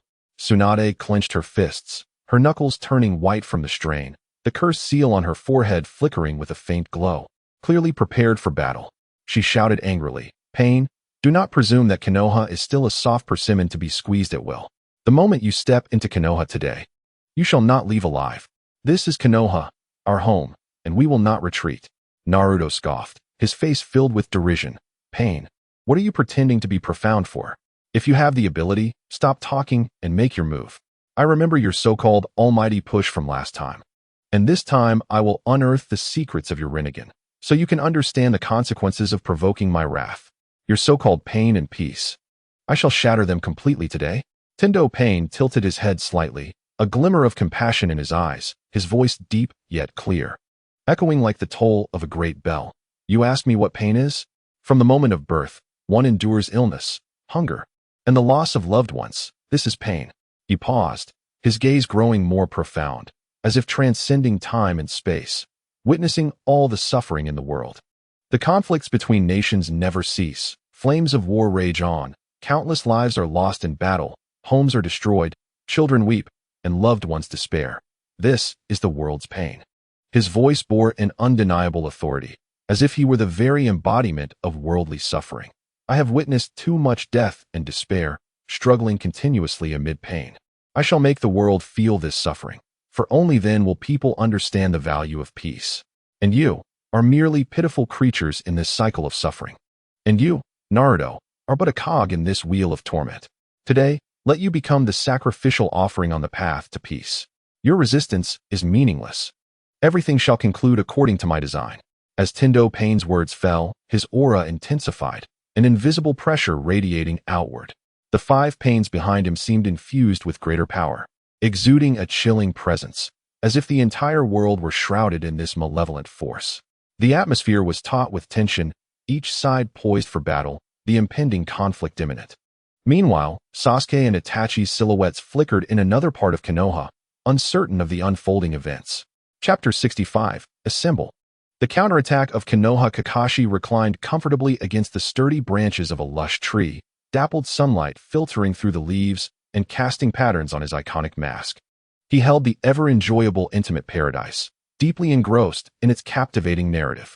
However, the sudden blaring of alarms froze him in place, nearly causing the book to slip from his grasp. Every time, it happens at moments like this, he muttered, his tone tinged with resignation. Swiftly, he tucked the book into his clothes, executed a nimble flip, and leapt from the tree, utilizing his masterful body flicker technique to dart towards the Hokage building. Pondering the audacity of those who dared to trigger such an urgent alarm. In a cozy room within the village, an intimate atmosphere lingered. Asuma and Kurenai were engrossed in a profound discussion about the mysteries of life, the ambience warm and enchanting. Just as their emotions heightened, the sharp sound of the alarm shattered the serenity. Both paused abruptly, their faces still flushed, exchanging a glance before regaining their composure. It seems something has happened in the village, Asuma remarked, hurriedly gathering scattered clothing from the floor and donning it with urgency. Securing his specially crafted chakra blade at his waist, Kurenai quickly rose, adjusting her attire and tying her long hair up. Her eyes filled with vigilance and concern. What could have happened to trigger the alarm? Once dressed, they wasted no time in casting their jutsu and sprinting towards the Hokage building. While traversing the rooftops, they encountered Shikamaru and Choji, who were also rushing to assist. Asuma-sensei, Kurenai-sensei. Shikamaru greeted first, his expression a blend of calm and resignation. This alarm came too suddenly. We have no idea what the situation is.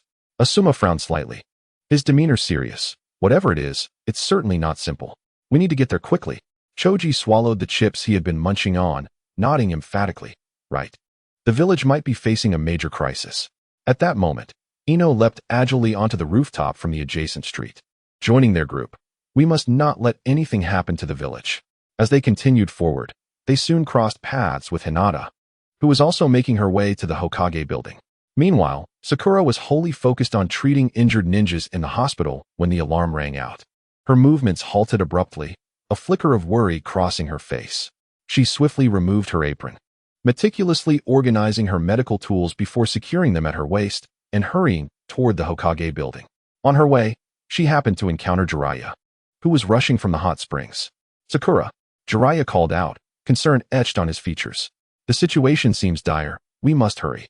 Sakura nodded vigorously. Lord Jiraiya, Naruto and the others have surely engaged the enemy. We must rush to their aid.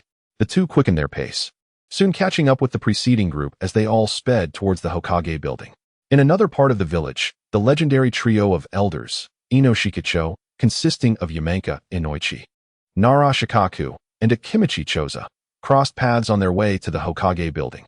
Inoichi's face was filled with urgency as he exclaimed, what sort of enemy could provoke the village to sound the alarm? Shikaku, with a calm demeanor, analyzed, regardless of who they are. Anyone bold enough to invade Konoha must be well prepared. We must proceed with caution. Choza patted the heavy weapon at his side, his voice deep and resolute. Whoever they are, if they dare threaten Konoha, they shall feel my might. Thus, the ninjas of Konoha continued to converge on the battlefield, sharing their concerns and determination, each step growing more resolute. As they traversed the rooftops and streets, their figures moved swiftly, and the sounds of their footsteps blended with the wind, composing a rousing battle anthem. Upon arriving at the Hokage building, They beheld Naruto confronting a group clad in black cloaks adorned with red clouds. It was then that they understood the infamous Akatsuki had arrived. Naruto radiated a powerful chakra from the Nine-Tails, his presence matching that of the adversaries before him. The ninjas of Konoha swiftly spread out, encircling the Akatsuki in a tightly knit formation, sealing their fate. Naruto gazed at his comrades rushing in for support, then cast a wary glance at the imposing Akatsuki organization before him, unable to suppress a low murmur of disbelief. This atmosphere is akin to the Great Ninja War. His gaze fixated on Pain, the leader of the Akatsuki, silently vowing to deal with this so-called elder brother. The ninjas of Konoha assumed their battle stances, their chakra surging around them like a tempest. Conversely, the members of the Akatsuki showed no sign of fear in the face of this sudden encirclement. Some bore mocking smirks, while others remained silent, exuding an overwhelming aura of pressure. An ultimate confrontation between Konoha and the Akatsuki was on the verge of eruption. Chapter 66. The Flames of Konoha. A battle to the death. Naruto stood at the forefront of the formation, his heart pounding violently, as if it would burst from his chest. Stealing a glance at Asuma beside him, he noticed Asuma nodding slightly, his hands discreetly forming seals within his sleeves. At that moment, Pain's voice, cold and devoid of emotion, rang out, "Disperse." In an instant, the Akatsuki members transformed into shadows, vanishing like phantoms amidst the streets and structures, cloaked in darkness. Asuma immediately grasped the situation and shouted, "Fire release, ash pile burning." A billowing cloud of smoke surged forth like a colossal wave, roaring towards the Akatsuki members with unstoppable force. Asuma's eyes sharpened, and he clenched his teeth, sparks erupting between them. With a thunderous boom, the smoke ignited, transforming into a blazing inferno that blotted out the sky. The searing flames roared and surged, consuming everything in their path with a merciless crackling sound. Seeing this, some Akatsuki members executed body flicker techniques, disappearing without a trace, while others hastily conjured defensive jutsu to withstand the scorching fire. The battle had commenced in earnest. Naruto's aura suddenly surged, activating the Nine-Tails Chakra 6 Paths mode. With the sage orbs swirling behind him, exuding an ancient hue, quietly hovering without a glimmer, he charged towards Pain with an indomitable spirit. A flicker of surprise flashed in Pain's eyes, but he quickly regained his composure, levitating in the air, raising his hands, and bellowing, "Shinra Tensei." A terrifying repulsive force radiated from him, tearing the air apart as visible ripples manifested. Naruto and his assault were hurled back, carving a long trench into the ground.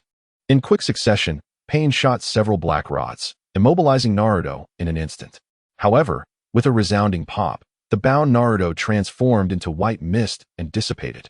Pain scoffed derisively. "Shadow clone, is it?" Just then, Naruto's powerful voice echoed from behind, "Super Big Ball Rasengan." Pain's expression remained cold as he retorted, "A mere trick." He extended his left hand, effortlessly absorbing the Rasengan. Without hesitation, the two closed the distance, engaging in a fierce exchange of taijutsu. Fueled by the immense power of the Nine-Tails chakra, each of Naruto's punches surged with ferocity, the wind from his strikes capable of lifting debris from the ground. Conversely, Pain, relying on his extensive combat experience and peculiar abilities, skillfully countered Naruto's onslaught. Their figures moved rapidly before the Hokage building, like two fleeting phantoms, leaving deep footprints in the ground, fissures sprawling outward. Meanwhile, in the training ground, Jiraiya and Tsunade stood ready, their eyes firmly fixed on 5 of the 6 paths of Pain. Jiraiya's expression was grave as he spoke in a hushed tone to Tsunade. The animal path can summon various powerful summoning beasts. The Azura path is armed to the teeth and can attack from a distance. The human path can extract souls. The Preda path can absorb jutsu. And the Naraka path can revive comrades. I've mentioned all of this before. We must remain vigilant. Tsunade nodded slightly, flexing her wrists, her knuckles cracking with determination, her eyes radiating an indomitable fighting spirit. Rest assured, today shall be their burial ground. The battle erupted instantaneously, with the Azura path launching the first strike, its myriad weapons unfurling and unleashing a barrage of projectiles like a torrential downpour toward Jiraiya and Tsunade. The projectiles sliced through the air, emitting a sharp whistle. Jiraiya swiftly formed seals, shouting, summoning jutsu. With a puff of smoke, the 3 legendary toads, Gamabunta, Gamaken, and Gamagoro, materialized on the battlefield. Upon appearing, Gamabunta bellowed, "Hey! Who dares to cause chaos in Konoha? Watch how I deal with you."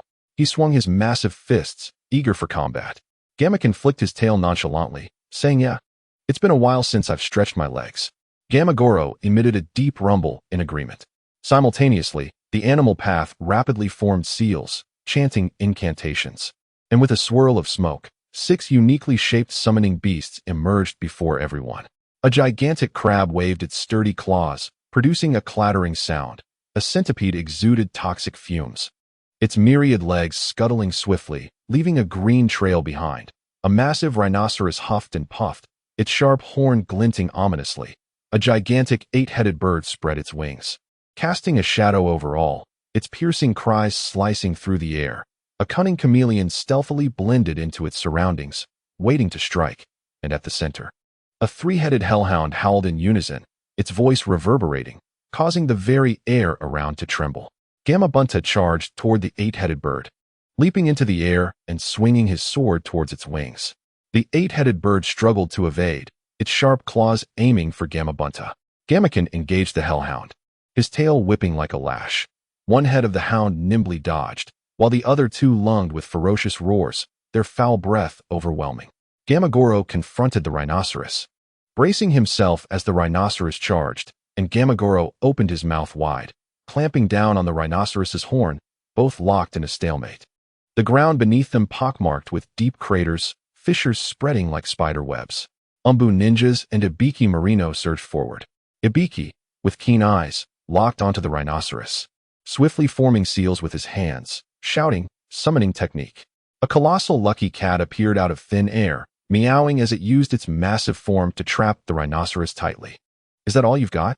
Ibiki seized the opportunity to advance, swiftly changing hand signs to cast the interrogation technique, ensnaring the animal path within the attack range, causing it to stiffen, its movements slowing as it was trapped in a cage. Meanwhile, 3 other elite Umbu Jounin clashed fiercely with the hellhound. One Umbu swiftly formed seals, bellowing, wind release, wind cutter technique. Sharp wind blades shot towards the hellhound, severing its legs and sending dust flying. Another Umbu immediately followed suit, lightning release, for pillar binding. Thick pillars of lightning erupted from the ground, attempting to confine the hellhound. The last Umbu, not to be outdone, declared, lightning release, 16 pillar binding. Fire release, great fireball technique. Instantly, 16 lightning pillars further restricted the hellhound's movement, while roaring flames ignited between the pillars, enveloping the beast in a tempest of fire. The air filled with the mingled sounds of barking and explosions. Seizing the opportunity amidst the chaos of the summoning beasts, Tsunade propelled herself forward, the ground cracking beneath her as she rocketed toward the Azura path like a cannonball. Observing this, the Azura path attempted to launch a missile from its mouth, but Tsunade denied it the chance, raising her right fist high. Chakra converged into a brilliant sphere atop her fist. "Ah!" Tsunade roared, her voice echoing her fury toward the enemy and her resolve to protect Konoha, her momentum unwavering as she brought her fist crashing down upon the Azura path, which, unable to evade, was sent flying, leaving a long trail on the ground. The human path seized the moment to rush at Jiraiya, extending its hands in an attempt to extract his soul. However, Jiraiya was prepared, sidestepping the attack, while simultaneously invoking Sage Art, Needle Jizo. His hair instantly transformed into countless sharp needles, shooting towards the realm of humanity like a silver tempest. The human realm swiftly retreated to avoid them, each needle grazing his body and leaving gashes on his clothing. Seizing the opportunity, the realm of hungry ghosts drew near, arms outstretched, as a small vortex formed in his palms, attempting to absorb Jiraiya's chakra. Observing this, Jiraiya immediately leaped back, chanting incantations to prepare a new ninjutsu. His body emanating a faint golden glow, the sage chakra coursing through him. The realm of hell lay in wait, ready to act whenever a member of pain was gravely wounded, employing its ability to heal. Tsunade recognized the greatest threat from the realm of hell. Her expression hardened as she resolved to eliminate it first. Taking a deep breath, she gathered chakra in her hands. A vibrant green light radiating as runes spread across her body, fine veins emerging on her skin, the 100 healings technique, like a streak of green lightning. Tsunade charged towards the realm of hell, which hastily summoned King Enma for defense. Tsunade's attack struck Enma with a heavy impact, sending up a flurry of sparks, the immense force causing Enma to stagger back, leaving deep ruts in the ground. Meanwhile, Hinata, along with the doorkeeper duo and Captain Yamato, along with a throng of Konoha's NPC ninjas, were evacuating the villagers towards the fortified base behind Hokage Rock. Amidst the crowd, 3 small figures broke away from the main group, making their way towards the battlefield at the Hokage building. In the streets, Shikamaru, Ino, and Choji encountered Konan. With paper wings fluttering behind her, countless sheets of paper shot towards the 3 like razor blades, slicing through the air with a buzzing sound. Shikamaru swiftly assessed the situation and calmly commanded, "Choji, use the expansion technique to block the attack. Ino, we will look for an opportunity to strike at her true form." Taking a deep breath, Choji expanded rapidly, muscles bulging, skin turning a deep red. Expansion technique. He stood like a small mountain, shielding against the barrage of paper. The paper struck him, producing a clattering sound akin to metal clashing. Seizing the moment, Ino executed her jutsu, mind-body switch technique. Her spirit transformed into an ethereal beam, aiming to control Konan's body. Konan swiftly unleashed her paper jutsu, enveloping herself in a sturdy cocoon of paper, rebuffing Ino's attack. Observing this, Shikamaru swiftly employed the shadow imitation technique to immobilize Konan. Shadow imitation technique. In an instant, Konan's shadow was ensnared by Shikamaru's, freezing her movement, surprise etched on her face. Choji capitalized on the opening, delivering a powerful punch towards Konan, compressing the air with a thunderous boom. Meat tank. At the last moment, Konan broke free from the Shadow's grasp and dodged the attack, Choji's fist crashing into the ground, creating a massive pit, while Konan transformed into scattered paper and vanished into the depths of the chasm. On the rooftops, Kurenai and Hinata confronted the realm of hungry ghosts. Kurenai initiated the assault, forming hand seals to cast an illusion. Mist of the illusory sunset. A pale purple mist enveloped the surroundings, as Kurenai's shadow clones appeared to confuse the enemy. The realm of hungry ghosts remained unfazed, swiftly forming hand seals and proclaiming, "Power of the hungry ghost realm." A powerful vortex of suction formed in his palm, drawing in the mist and Kurenai's clones, dissipating them into nothingness. Hinata, resolute, felt her chakra flow steadily as she assumed the gentle fist stance. "I will not allow you to harm Konoha." Her eyes shone with determination. Strands of hair lifted by the surge of chakra, her face a mask of resolve. Taking a deep breath, she gathered chakra in front of her, swiftly transforming it into 2 fierce lion forms, her own developed secret technique, the twin lion fists. With a fierce cry, Hinata charged at the realm of hungry ghosts. The 2 chakra lions roaring as they lunged at the enemy. The realm of hungry ghosts remained calm, easily evading Hinata's onslaught, extending a hand as the vortex reappeared, attempting to absorb Hinata's chakra. Kurenai observed anxiously, searching for an opportunity to counter. Suddenly, she noticed a momentary weakness in the realm of hungry ghosts while it absorbed chakra, swiftly forming seals, illusion, phantom body. The body of the realm of hungry ghosts became ethereal, movement sluggish, as if cloaked in a layer of distorted light. Hinata seized the chance, intensifying her assault with the twin lion fists towards the realm of hungry ghosts. Despite the realm's struggle to resist, it was struck multiple times, bruises forming on its body. However, it quickly regained composure, utilizing its peculiar ability to counter Hinata's attack once more. Undeterred, Hinata focused her chakra again, the twin lion fists glowing even brighter, ready to engage the realm of hungry ghosts in a decisive battle. In the forest outside the village, Kakashi encountered Kisame, swinging his large sword, Samahata. Kisame laughed maniacally. "Haha, copy ninja Kakashi, today marks your demise." Water release, great waterfall technique. Rapidly forming hand seals, a torrent of water surged forth, sweeping towards Kakashi, uprooting trees and carving deep channels into the earth. Kakashi remained composed, swiftly activating his Mangekyo Sharingan, the pattern in his eyes slowly rotating. Kimui. A black vortex appeared in his hand, instantly absorbing the raging waters, disappearing without a trace. Kisame's expression shifted, and he immediately lunged at Kakashi, wielding Samahata. Its spikes glinting ominously. Water release, water shark bomb technique. Enormous water sharks erupted from Samahata, lunging at Kakashi with gaping maws. In a flash, Kakashi vanished from sight. Reappearing behind Kisame, channeling Raikiri, blue lightning crackling. Raikiri. Kisame hastily turned, using Samahata to block, the collision producing a cacophony of sound, sparks flying. In the valley, Asuma led Shikamaru, Ino, and Choji, who had broken away from the battlefield with Konan, confronting Deidara and Sasori. Deidara swiftly formed hand seals, gathering explosive clay in his palms. Exclaiming, "Art is an explosion. See for Karura." He launched the bomb into the air, which erupted into countless tiny clay particles, drifting towards them like a golden mist, destined to explode upon inhalation. Everyone held their breath. Asuma shouted, simultaneously forming hand seals, fire release, ash pile burning, attempting to incinerate the clay particles with flames. Shikamaru quickly analyzed the situation, shouting, "Choji, go attack Deidara.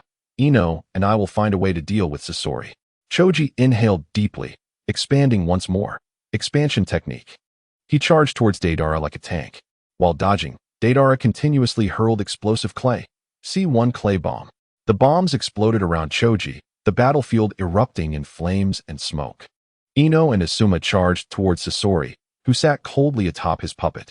Sasori manipulated the puppet, its arms extending rapidly, glinting blades aimed at Ino and Asuma. Ino quickly executed her jutsu, mind-body switch technique, attempting to control Sasori, but Sasori, prepared, had the puppet expel a cloud of smoke, obstructing the attack. Asuma swiftly drew his chakra blade, engaging in close combat with the puppet, while Shikamaru sought an opportunity to disrupt Sasori's movements with the shadow imitation technique. In the shadows of the battlefield, Uchiha Obito, Uchiha Madara, concealed himself in darkness, quietly observing the conflict, his eyes revealing a hint of mysterious light, as if plotting something. Meanwhile, Sasuke pursued Itachi, secretly watching from a distance, his gaze filled with hatred and determination, yearning to confront Itachi and settle their score. Itachi, too, remained hidden, silently watching the unfolding battle, his eyes reflecting a complex mix of emotions, concern and helplessness. Every inch of Konoha trembled, each corner resonating with the echoes of combat. Gratitude to the previous readers for their support. Today, I have added an additional 5,000 words. I am utterly exhausted. Writing battles is not my forte. So I hope for your understanding. Friends who enjoy this book can continue to show their support with likes, as the author is struggling to cover basic expenses. Chapter 67, A Sudden Turn in Battle, Deepening Crisis Outside the Village, in the somber depths of the forest. The clash between Kakashi and Kisame resembled two meteors colliding fiercely in the dim expanse, shattering the silence completely. Kisame stood amidst the chaos, his feet entrenched in the muck, the splattered mud staining the edges of his attire. His hands moved with lightning speed, fingers weaving intricate patterns. Water release, water prison technique. His voice, low and gravelly, reverberated through the forest like distant thunder. In an instant, Kakashi found himself ensnared within an indomitable water prison. Inside the watery confines, Kakashi's figure became indistinct, the surrounding trees, overwhelmed by the torrent, creaked ominously, on the verge of breaking. "Oomph, let's see where you can flee this time." Kisame smirked, revealing his sharp teeth, his grin appearing particularly menacing in the faint light. He continued to weave his hands rapidly, his chakra surging violently, as the water molecules around him were drawn in like moths to a flame, culminating in the water release, great shark bullet technique. With a thunderous shout, a massive water shark emerged from thin air, its gaping maw large enough to swallow an entire tree, surging forward like a cannonball towards Kakashi in the water prison. As it tore through the forest, sturdy trees fell like fragile toothpicks, debris flying in all directions. The ground was gouged into a shocking ravine, dirt and stones scattering, transforming the once tranquil forest into a scene of devastation. Just as the water shark was about to collide with Kakashi, a blinding flash of lightning erupted. It was Kakashi's previously set up lightning clone, charging unhesitatingly towards the lethal water shark. Boom! With a resounding crash, the lightning clone and the water shark collided violently, dissipating in an instant, leaving only a flickering display of lightning and splashes of water. The lightning flickered in the dim forest, illuminating the surrounding havoc. Uprooted trees lay scattered on the ground, the earth turned up to reveal its damp interior.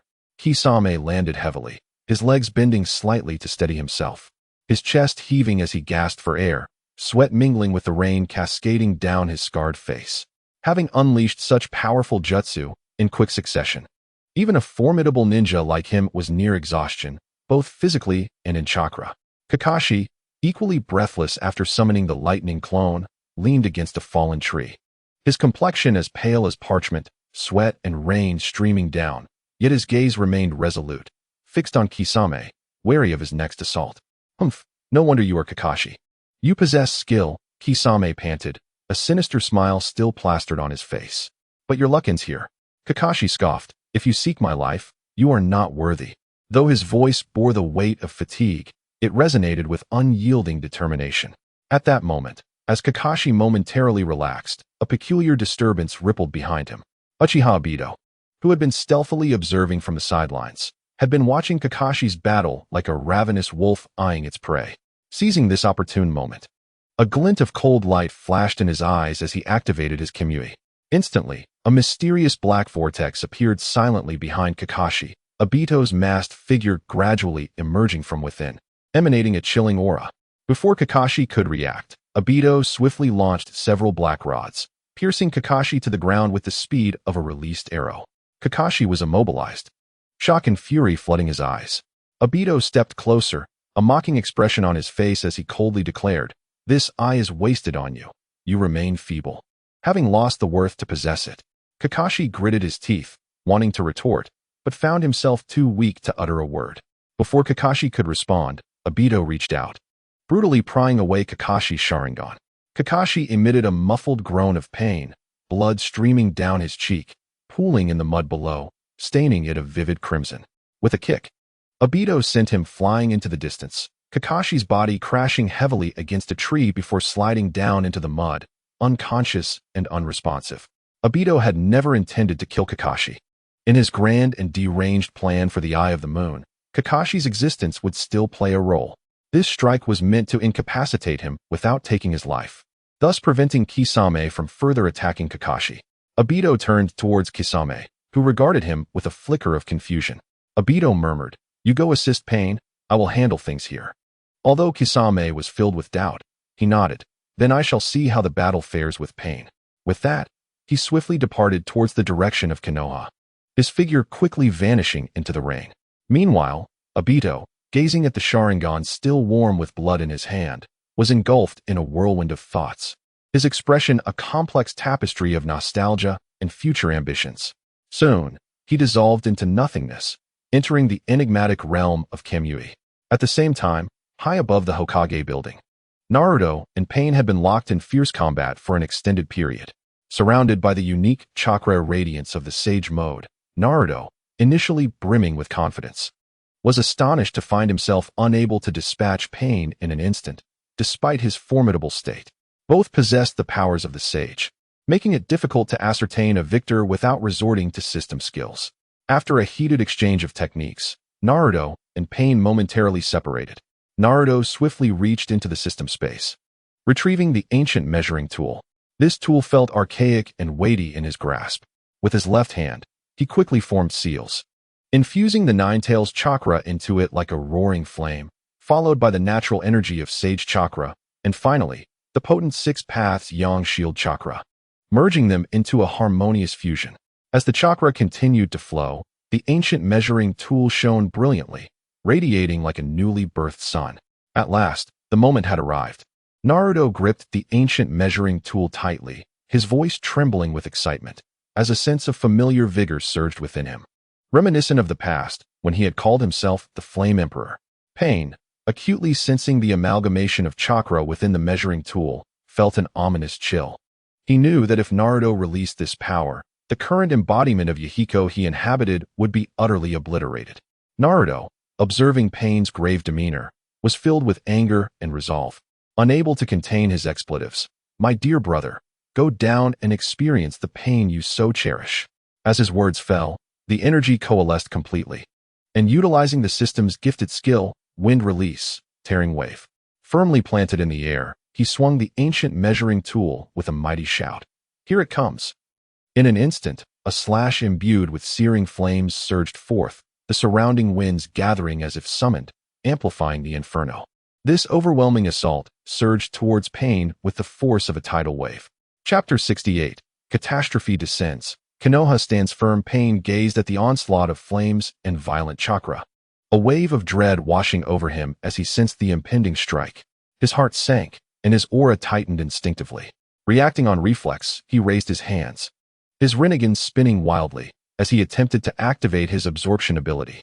Yet, even as the thought crossed his mind, he understood that the combined attack of Nine-Tails chakra, Sage chakra, and Six Paths Yang Shield chakra was far too formidable. In his current state, he could not hope to absorb it in a short time. In a dire situation, there was no time for contemplation. At that very moment, in the concealed space enveloped by mysterious forces outside the Hidden Leaf Village, Nagato furrowed his brow, his complexion as pale as parchment. Beads of sweat, akin to pearls, cascaded down his cheeks, saturating his clothing and clinging tightly to his body. He was fervently channeling every ounce of chakra within him, his energy surging like boiling magma, relentlessly pouring towards Pain, the Deva path, preparing to unleash a colossal ninjutsu capable of altering the tide of battle. Conan stood by his side, her eyes reddened with worry and sorrow, her voice trembling as she implored, "Nagato, enough. You cannot continue like this. You will sacrifice your life." Nagato slowly shook his head, his breath faint yet resolute. "Conan, I am aware of the cost. This is the price for achieving peace. I cannot cease." On the battlefield, Deva Path Pain faced Naruto, throwing his head back to emit a heart-wrenching roar. "No one can comprehend my suffering. None of you can feel it." He continued, "This world is rife with hypocrisy and conflict. Only by making everyone experience pain will they truly understand the value of peace." Upon finishing, he swiftly brought his hands together, black chakra swirling violently in his palms, forming an unfathomable vortex. With a sudden awakening of his eyes, the Rinnegan gleamed fiercely, filled with madness and determination as he bellowed, "Shinra Tensei." In an instant, the sky appeared to be violently torn apart by colossal hands, as a massive meteor emerged from the rift. Following closely, it barreled forward engulfed in flames, striking towards Naruto with an unstoppable force. The intense heat distorted the surrounding air, crackling ominously, as if the entire world trembled beneath this power. Naruto, witnessing the spectacle, could not help but widen his eyes in disbelief, exclaiming, "No way. This script is all wrong. This was not in the original story. How could he possess this much chakra, and why is it growing stronger?" Yet, there was no time for astonishment. The cataclysmic force was upon him. In the blink of an eye, two annihilating attacks collided in the sky. A blinding light erupted, illuminating the entire island nation. The fierce radiance struck painfully at everyone's eyes, prompting them to instinctively shield their faces and peer through their fingers, horrified by the fierce clash of the meteor and the brilliant golden light. After unleashing their techniques, Naruto and Deva Path Pain both leaped from the explosion's epicenter with remarkable speed. Naruto landed and rolled to stabilize himself, his gaze fixated on the billowing smoke of the explosion, his heart brimming with trepidation. Tsunade, witnessing this terrifying scene, felt a jolt of dread. She understood that Konoha was in grave danger. Without hesitation, she swiftly formed hand seals, gathering chakra in her palms, and shouted, summoning jutsu. Amidst the rising smoke, a colossal slug appeared above Konoha. The slug radiated a gentle glow, quickly fracturing into countless smaller segments that burrowed into every Konoha ninja, including those NPCs assisting in evacuating civilians, enveloping them tenderly in a resilient protective layer. With a thunderous boom, the shockwave of the explosion spread like a tumultuous tsunami, causing nearby structures to collapse and raising clouds of dust. Following the explosion, Sakura emerged from the rubble, disheveled and covered in dirt. Disbelief etched on her face as she heard cries surrounding her. Tears welled in her eyes as she trembled, scarcely able to comprehend the devastation before her. The area around the Hokage building had been obliterated. Fortunately, Konoha had not met the same fate as in the original story. On the village streets, Shikamaru, Ino, and Choji stood amidst the ruins, their expressions a mix of shock and fury. Shikamaru clenched his teeth, his fists whitening with rage. "Damn it, those Akatsuki bastards. We will not let them go. They shall pay for their blood debts." Ino and Choji nodded in agreement, and the trio swiftly made their way towards the explosion's center, ready to support Naruto.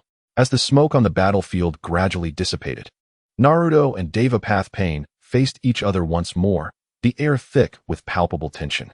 The wind swept through the debris, stirring up dust as a new round of combat loomed on the horizon. Not far away, Jiraiya, having been closer to the explosion center, was significantly impacted. The blast's powerful airwave hurled him into a pile of rubble.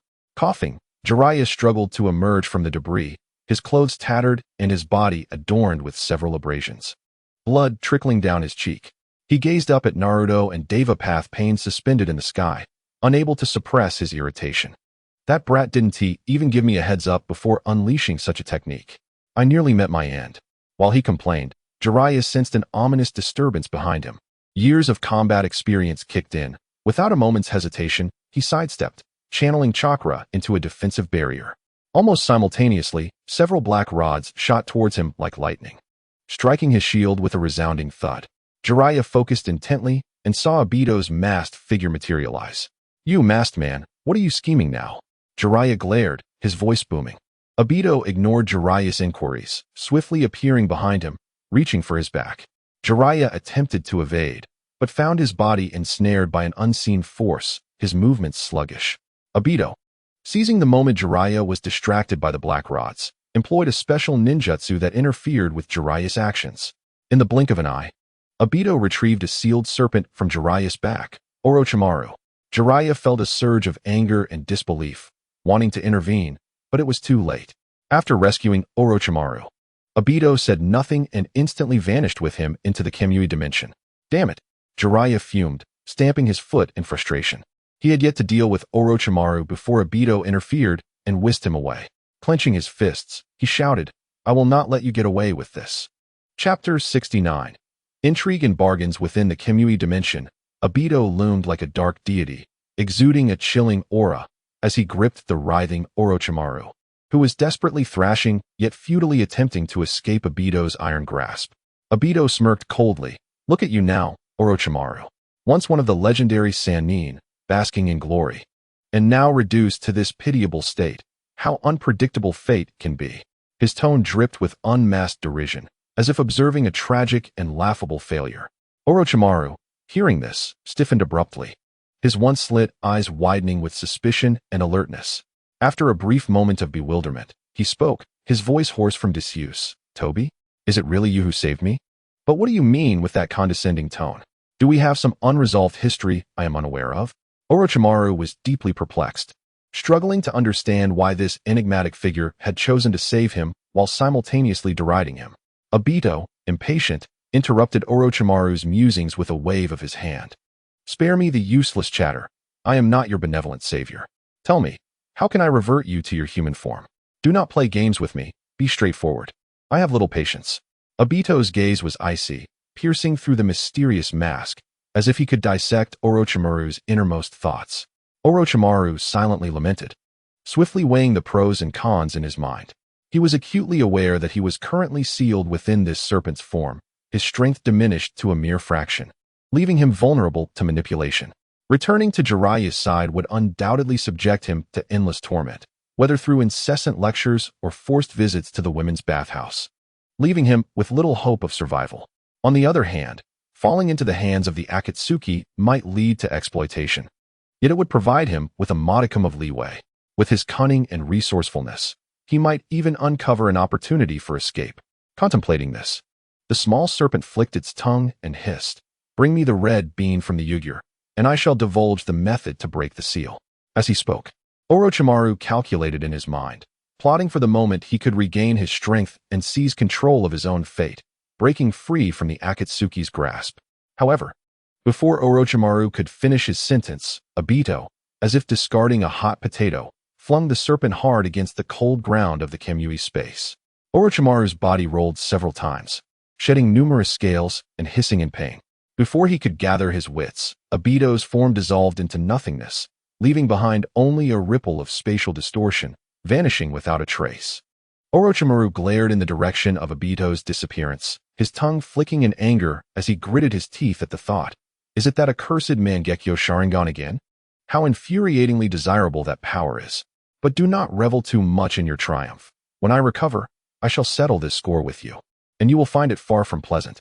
Back on the battlefield of Konoha, Obito moved like a shadowy tempest, swiftly navigating the ruins. The battlefield resembled a hellish nightmare. Smoke billowing in the air, the acrid scent of gunpowder mingling with the stench of blood, inducing nausea. Collapsed structures lay strewn about haphazardly, while injured ninjas groaned in agony. Their cries and the sounds of explosions intertwining to compose a lament of despair. Obito's gaze was piercing as he scanned the debris, soon discovering the unconscious Yugure Red Bean. Lying amidst the rubble, her face covered in dust, her hair disheveled, devoid of life. Without a moment's hesitation, he dashed forward, lifting her effortlessly as if she were a mere chick, her limp form betraying her unawareness of her predicament. He then pulled 2 surviving NPC ninjas from the ruins, muttering, "You two are the unfortunate ones. I hope you prove useful. Do not falter now." With that, he activated Kimui, the powerful suction swiftly drawing the 2 Konoha ninjas and the unconscious Red Bean into the Kimui space, before he himself faded into the enigmatic realm. When Obito reappeared in the Kimui space, Orochimaru was struck by the swiftness with which his demands had been met, a tremor of unease coursing through him. Narrowing his eyes slightly, a flicker of subtle wariness crossed his gaze as he calmly inquired, "Obito, that cannot possibly be your true name, can it? What is your true intention? Now that we have reached this point, surely you can be forthright with me? And those eyes of yours, they send shivers down my spine." As he spoke, Orochimaru coiled his serpentine body, slowly retreating a few steps to maintain a safe distance, ever vigilant for potential danger. Obito remained silent for a moment, his eyes cold and resolute beneath his mask. He had no intention of revealing his true identity to Orochimaru. Merely stating in a frigid tone, "The battlefield outside is severely unfavorable for our organization. Pain and Naruto are at an impasse, both sides gathering strength, and the situation is on the brink of eruption. The other ninjas are nearing their breaking point, and Konoha's resistance grows increasingly tenacious. I require you to perform the impure world reincarnation technique to resurrect Haiden and Kakuzu. I have brought you the necessary sacrifices. It is time for you to act. Speak quickly of the method to break the seal, and do not dawdle. Once the tailed beasts enter the fray, the battlefield will be beyond my control, and chaos will ensue. The overwhelming power of the tailed beasts is prone to spiraling out of control, and at that point, the situation will be irreparable, unless absolutely necessary. The organization does not wish to unleash the tailed beasts into combat. As compensation for your cooperation, upon completing this task, you shall be free from the Akatsuki, and they will cease their pursuit of you. You will be free to go wherever you wish. Is this not a generous offer?" Obito's voice remained flat, as if he were merely stating a mundane fact, yet it conveyed an undeniable firmness. After listening, Orochimaru weighed his options in silence, a cunning smile creeping onto his face. "Very well, since you have laid out such terms, it seems I have little room to refuse. But do not regret this. Once I regain my strength, our dealings will not be over, and the outcome of this transaction remains uncertain." Though Orochimaru outwardly acquiesced with apparent ease, inwardly he was calculating how to extract the maximum benefit from this arrangement, seeking a pathway to his future, unwilling to be led by Obito. After a moment's deliberation, Orochimaru resolved to cooperate with Obito, as regaining his strength was of utmost priority. He meticulously detailed the hand signs necessary to break the seal, adding, "There is a curse mark I inscribed on Red Bean's neck many years ago. Place my soul serpent upon her neck, and follow the hand signs I have taught you." This curse mark was one he had carefully planted, and after all these years, it would indeed prove useful in a critical moment. Obito swiftly pulled Red Bean to him, roughly tugging at her collar. He indeed found the 3 tadpole-like curse marks, scoffing disdainfully, "Orochimaru, you certainly have many tricks up your sleeve, even plotting against your own apprentice. How ruthless." Without waiting for Orochimaru to retort, Obito placed the soul serpent gently upon the curse mark on Red Bean's neck. The instant the serpent made contact, it transformed into a chakra orb, glowing with an otherworldly radiance. Obito's hands moved with the grace of a phantom, swiftly forming hand seals, executing the sequence with fluidity. And then he shouted, "Release the seal, activate." In that moment, a blinding light flashed, and from Red Bean's neck emerged a 2-meter-long serpent, exuding an eerie aura, its tongue flicking incessantly. The serpent's jaws slowly parted, and Orochimaru emerged from its maw, stretching his body.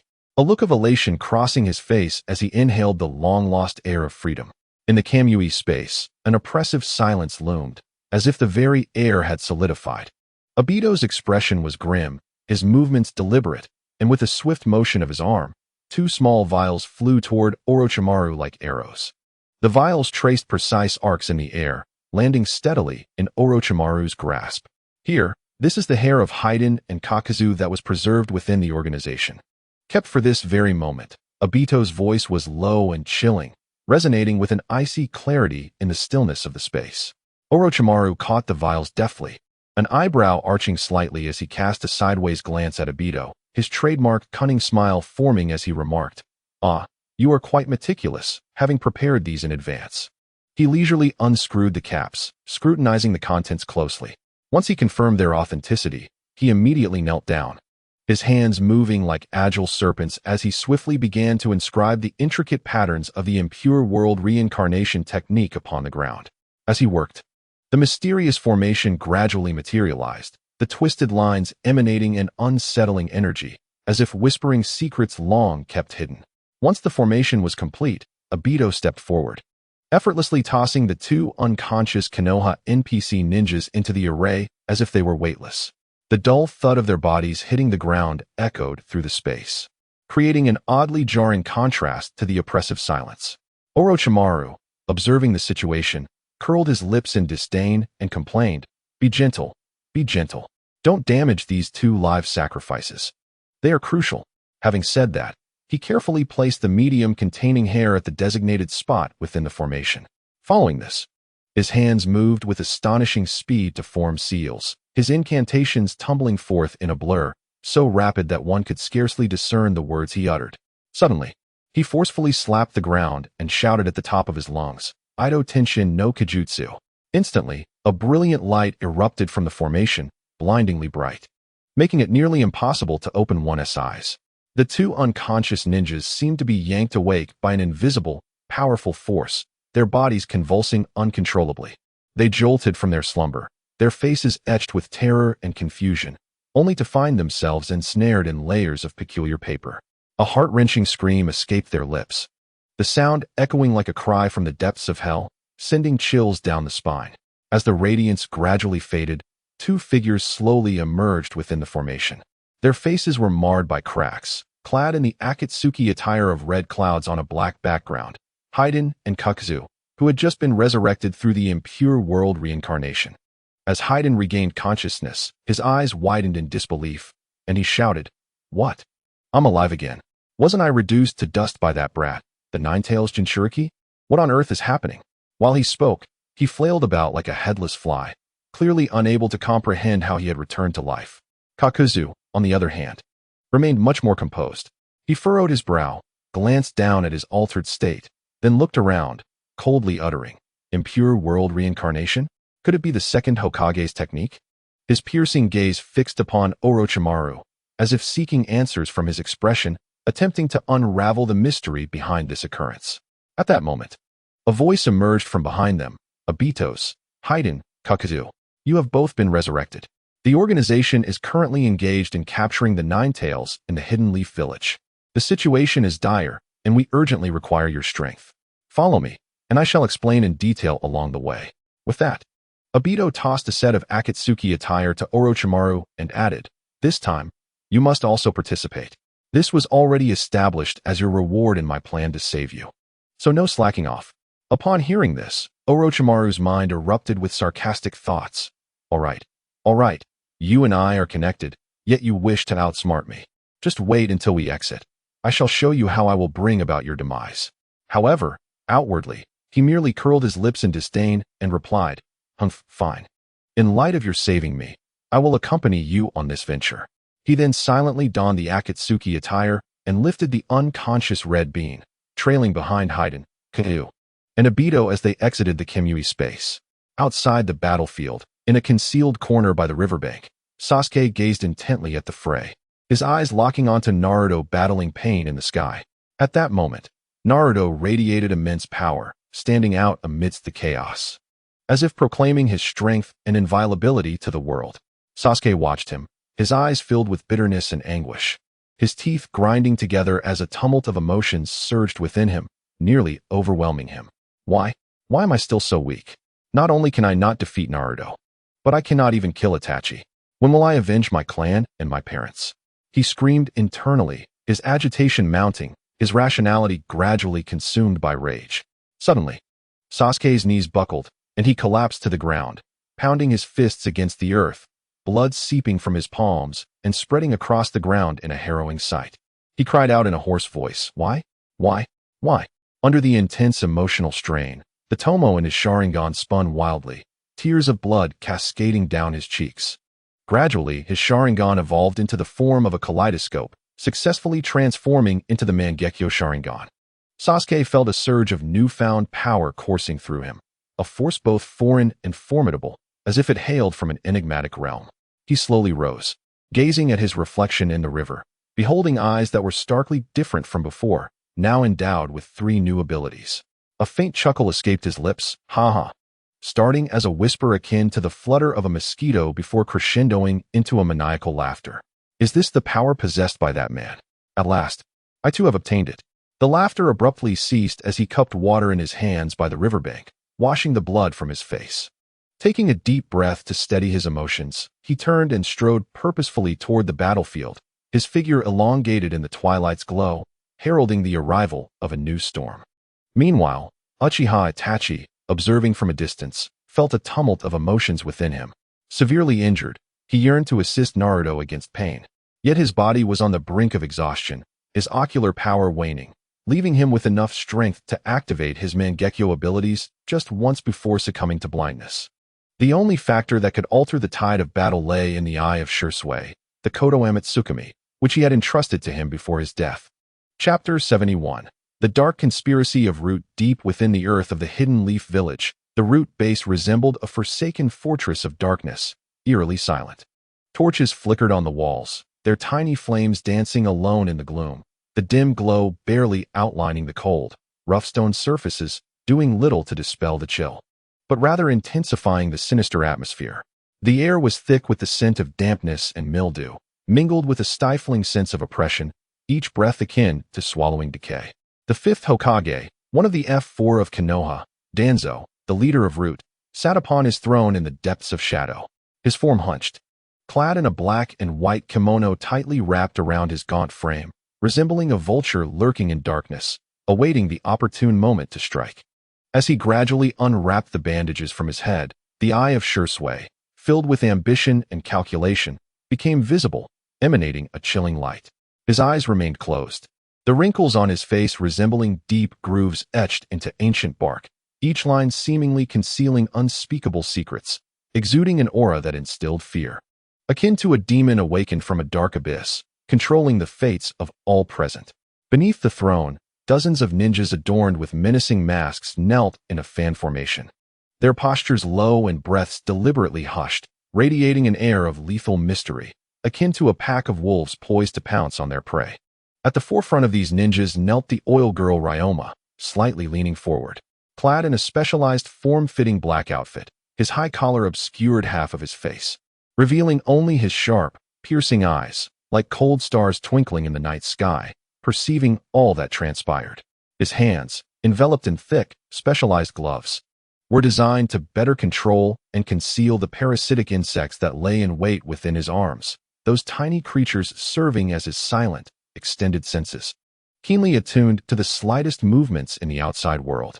Danzo's left hand mechanically drummed against the armrest of his seat, producing a dull, rhythmic sound that resonated clearly in the enclosed silence, each beat striking the hearts of those present, causing their pulses to quicken, as if spurred by a death knell. Suddenly, he spoke, his voice gravelly and low, yet imbued with an undeniable authority, as if echoing from the depths of hell. Enveloped in an unending chill, what is the situation above? It has been so long, yet not a shred of useful intelligence has been relayed to me. What use are you? Upon hearing this, Ryoma immediately rose and stepped forward, his movements swift and decisive, devoid of any hesitation. A testament to the efficiency honed through years of training. He slightly bowed his head and respectfully replied, "My lord, please do not be angry. The information returned by the insect reconnaissance indicates that the village has been largely destroyed, and the battle is still ongoing with great intensity. It seems the Jinchuriki has yet to unleash their full power, while the enemy has not suffered any casualties thus far. However, the enemy's assault is exceedingly fierce, making it difficult for the reconnaissance insects to approach the core area, severely hindering our intelligence-gathering efforts. Danzo's brow instantly furrowed into a tight knot, the veins on his forehead slightly bulging. He abruptly ceased tapping his fingers on the armrest and coldly stated, "Useless. You cannot even handle this trivial matter? Immediately expand the reconnaissance range. If we fail to obtain valuable intelligence again, you know the consequences." A glint of ruthlessness flashed in his eyes, as if warning oil woman Ryoma that failure to complete the mission would result in severe punishment. In his view, failure was unforgivable. Ryoma's body stiffened, a slight tremor coursing through his spine as he hurriedly lowered his head and replied, "Yes, my lord, I will do my utmost to fulfill your command." His voice trembled with a hint of fear, yet was imbued with determination, as if to convey his resolve to complete the task despite the impending challenges. Danzo snorted coldly, his voice chillingly sharp, as if it could freeze the air around him. "Prepare all ninja tools and sealing scrolls. Be ready at my command. When Tsunade falls, we will seal the Jinchuriki and the enemy together." His words were laced with a cold decisiveness, suggesting that everything was under his control. Tsunade's demise and the sealing of the Jinchuriki were merely a matter of time, revealing his blatant ambition. Upon hearing this, the ninjas below involuntarily shuddered, though none dared voice dissent. The atmosphere was thick with tension and unease, as if an invisible net enveloped them, suffocatingly tight. One ninja could not help but murmur, "This is a confrontation with a formidable enemy, and we are targeting the Jinchuriki. The risks are too great. A single misstep could lead to our utter demise." His voice was laden with worry and fear, acutely aware of the perilous gamble they were facing. Another ninja immediately hushed him, saying, "Silence. The Lord has his plans. Do not speak recklessly." Although his voice was lowered, it bore a tone of warning, reminding his comrades to refrain from careless words lest they invite disaster. In this hierarchical root organization, any misstep could cost them their lives. In a corner, a masked ninja could not help but scoff quietly. "It's all about Lord Danzo. Isn't it? This scheme of pitting the clam against the clam, letting the fisherman reap the benefits, is simply brilliant. He's just waiting to seize the Hokage position, not fearing overreaching." His words dripped with sarcasm and disdain towards Danzo's ambitions, though he could only grumble in the shadows. Just as he finished speaking, a nearby ninja quickly nudged him. "Shut up. Don't let those words be heard, or you'll lose your head." Chapter 72. Escalation of War. The battlefield of Konoha appeared ravaged by death itself, with crumbling walls and debris strewn about haphazardly. Smoke hung like a heavy veil, shrouding the entire village in chaos. The sounds of explosive ninjutsu, cries of the people, and groans of agony intertwined, composing a tragic symphony of war. Amidst this turmoil, Obito, Haiden, Kakazu, and Orochimaru emerged from the Kemui dimension, akin to salt being thrown into a hot frying pan, instantly intensifying the atmosphere on the battlefield. As soon as Haiden appeared, he seemed invigorated, shouting with his raspy voice, "Wah, I'm back. Konoha, prepare for chaos at the hands of me, Haiden." While shouting, he brandished his prized blood-soaked scythe, nearly sweeping it across the disdainful face of Kakazu. Kakazu scowled, glaring fiercely at Haiden, and spat, "Can you be quiet for a moment? You fool. Keep swinging like that, and I'll snap your scythe blade." While speaking, he remained vigilant, his tentacles undulating restlessly, as if sensing potential threats. Orochimaru stood with his arms crossed, wearing his signature unsettling smile, his eyes darting across the battlefield. Occasionally glancing at the unconscious Anko in his arms, he muttered, "How intriguing. This grand melee will surely yield countless fascinating experimental materials." With that, he carelessly tossed Anko into a nearby abandoned building, treating her as if she were merely a useless bag of goods. "Humph, little girl, stay here and lie quietly. I'll come to play once I'm done." Meanwhile, taking advantage of the lingering smoke from the explosions, Naruto propelled himself into the air with remarkable speed, as if his feet were equipped with rocket boosters. Radiating with the brilliant chakra of the Nine-Tails, he resembled a small sun plummeting to earth and rising anew, illuminating the surroundings. Naruto's gaze was sharp as he quickly locked onto the floating pane, a confident smile spreading across his face. "Hey, brother, you won't be able to escape today?" Fully aware, Naruto, empowered by the Nine-Tails chakra in Sage mode, sensed that the controlling pain was nearly out of chakra, an opportune moment to strike. In an instant, Naruto dashed like a golden bolt of lightning, appearing behind Pain with such swiftness that the air around him protested sharply. Following this, his Nine-Tails chakra cloak morphed into several enormous golden chakra hands, each skillfully cradling a spiraling Rasengan that emitted an eerie blue glow, flickering as if heralding impending destruction. Brother, catch this. Multiple Nine-Tails Rasengan. Naruto roared, launching the spiraling projectiles like cannonballs towards Pain. Caught off guard, Pain had no time to react to the sudden assault. Unable to activate Shinra Tensei in time, and could only scream in fear, Shinra Tensei. The next moment, he was struck by multiple attacks, erupting into a fiery explosion. A thunderous roar echoed as the explosion surged skyward, dense smoke swirling like a colossal black dragon, rampaging across the battlefield. As the dust began to settle, it revealed that Pain had been reduced to mere fragments, scattered across the ground. In a distant, heavily concealed space shrouded by dense foliage, Nagato felt as if he had been dealt a devastating blow. His body trembled uncontrollably, and he spat out a mouthful of blood, his hands falling limply to his sides. Pain had been defeated. Gritting his teeth, Nagato's face was etched with unyielding frustration. Konan, beside him, was frantic, quickly steadying him with gentle hands.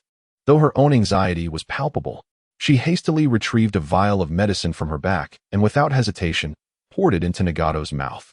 After a while, Nagato began to regain some composure, his breath stabilizing slightly. He spoke, "I must summon the other Pains for support. First, revive Devapath with Naraka Path. Then gather everyone for the final strike. I do not wish to resort to the tailed beast's power." Konan knew Nagato too well. Once he had made up his mind, nothing could sway him. This time, he was resolute in capturing the Nine-Tails. Though filled with concern, she nodded, saying, "Very well. I will head to the battlefield and assist you in launching the final strike." Before her words had fully escaped her lips, Konan's body transformed into countless sheets of paper, fluttering away in the wind, vanishing without a trace. On the other side, upon hearing that the Deva Path had been defeated, Orochimaru's smile grew even more sinister, resembling a cat that had caught the scent of fish. He clapped his hands, turning to join Obito, Haiden, and Kakazu as they charged towards Naruto. Obito, with a dark scowl resembling the bottom of a pot, bellowed at Haiden and Kakazu. "What are you two standing there for? Hurry and restrain Naruto. Don't let him cause any more trouble." Upon hearing this, Haiden's eyes sparkled with excitement as he shouted while running, "That brat Naruto, just watch as I turn you into my cursed doll today. I'll stab you however I want, ha ha ha." As he ran, he slipped, nearly falling flat on his face, but managed to regain his balance, stubbornly declaring, "Umph. This ground is too untrustworthy," daring to trip Haiden-sama. Naruto, preparing to pursue, suddenly caught sight of Haiden and Kakazu charging at him like two crazed bulls. His eyes widened in disbelief, his mouth agape as if a chicken egg could fit inside. "What? How are these two still here? Didn't Ti deal with them already? Why do they seem to have come back to life like cockroaches?" Upon closer inspection, he noticed their vacant expressions, their skin resembling cracked earth, filled with fissures. Their appearance utterly bizarre. To his side, he saw Orochimaru, who, clad in the Akatsuki robe, resembled a villainous boss. In an instant, Naruto understood, smacking his forehead. So it's Uncle Snake's doing, using Edo Tensei to bring these two back. Instead of feeling fear, his heart ignited with excitement, his blood boiling with anticipation. Wow. It seems we are about to witness a grand battle featuring all the Akatsuki members. How thrilling. He not only refrained from fleeing, but also paused his attack, standing there, eager and ready, his eyes gleaming with excitement like a child impatiently anticipating the unwrapping of a gift, eager to witness the full might of the Akatsuki's combined techniques. "Come on, show me what you've got," he exclaimed, striking a cool battle pose, preparing to face the impending combination attack. Chapter 73. The Gathering and Inheritance of Akatsuki. The battlefield in the Hidden Leaf Village resembled a scene from a large disaster film, smoke billowing, and the bombed houses lay scattered like heaps of building blocks, in disarray. The air was thick with the stench of charred materials and blood, a nauseating mix. Amidst this grim setting, Haiden, Kakazu, Orochimaru, and Deidara surrounded the shattered fragments of the Deva Path, as if guarding a rare treasure.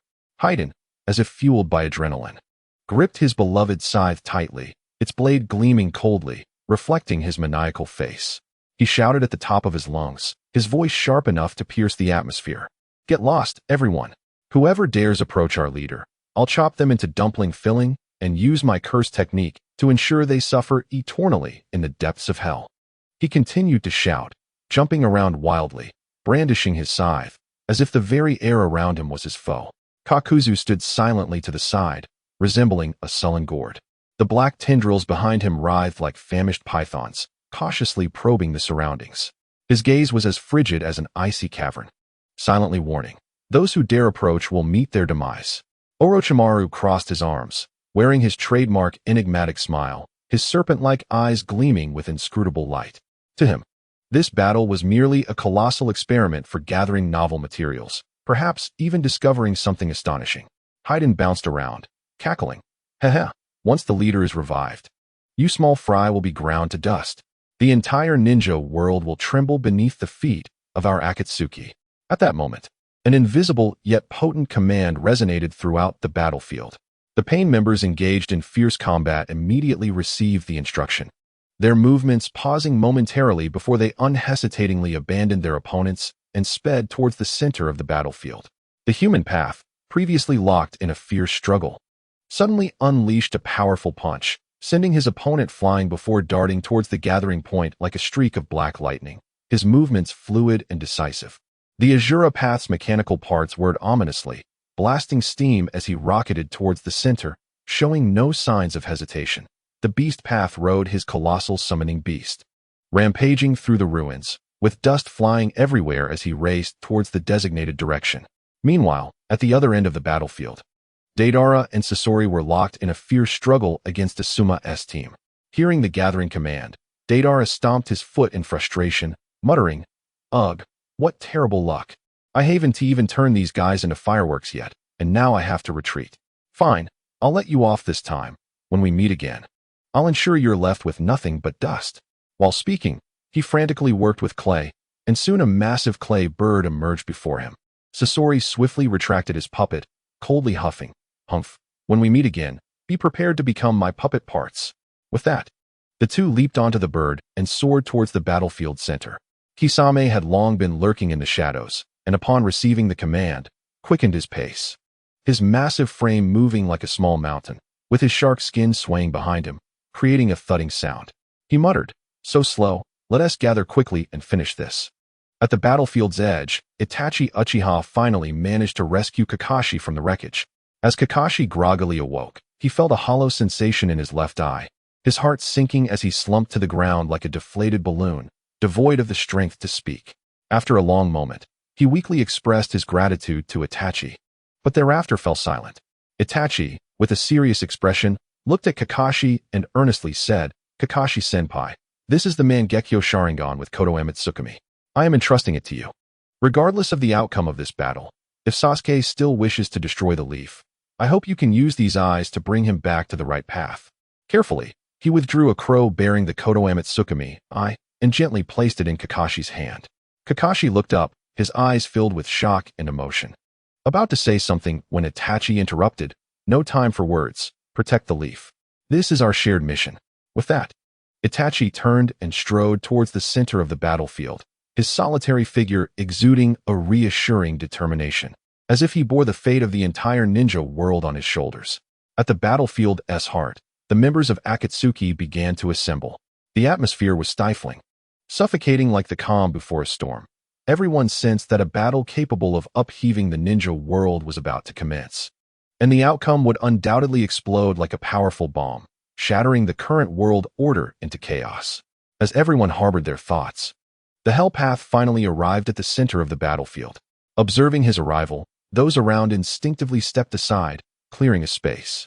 The Hell Path quickly formed hand seals, chanting incantations, and with a thick plume of smoke billowing, the colossal king of hell was summoned, emanating a strange aura and gaping its maw wide, seemingly capable of devouring all in existence. Haiden leaped with excitement, pointing at the fragments of the Deva Path, shouting, "Quick! Swallow the leader and revive him." The Hell Path remained silent, skillfully collecting the pieces of Deva Path and tossing them into the King of Hell's mouth. The crowd held their breath. Fixated on the king of hell, the atmosphere thick with tension, punctuated only by the occasional whisper of wind. After a moment, the king's throat convulsed, and to everyone's astonishment, pain emerged slowly from his mouth. He stood tall, exuding an air of unassailable authority, and the wounds that had marred his body had completely healed. At this moment, all members of the Akatsuki had gathered, the 6 paths of pain, Deva, Asura, human, animal, hungry ghost, hell, Haiden, Katsu, Orochimaru, Deidara, Sasori, Kisame, Itachi Uchiha, and Obito disguised as Tobi, along with Zetsu. As they beheld Itachi, gasps of surprise rippled through the assembly. Deidara's eyes widened as he pointed at Itachi, exclaiming, "Hey, Itachi, what are you doing here? Didn't you betray us?" Sasori chimed in coldly, "This is indeed unexpected." Obito, pretending to be Tobi, opted not to expose Itachi but instead regarded him with a playful smirk, as though anticipating an entertaining spectacle. Itachi, with a calm demeanor, offered no further explanation, simply stating, "I received the leader's order to assemble. I was recuperating." He then positioned himself within the ranks, gazing into the distance as if awaiting the impending battle. The Akatsuki members ceased their inquiries, adjusting their focus to prepare for the ultimate confrontation that would determine the fate of the ninja world. Chapter 74, The Dance of the End. Prelude to despair under the relentless assault of war and smoke.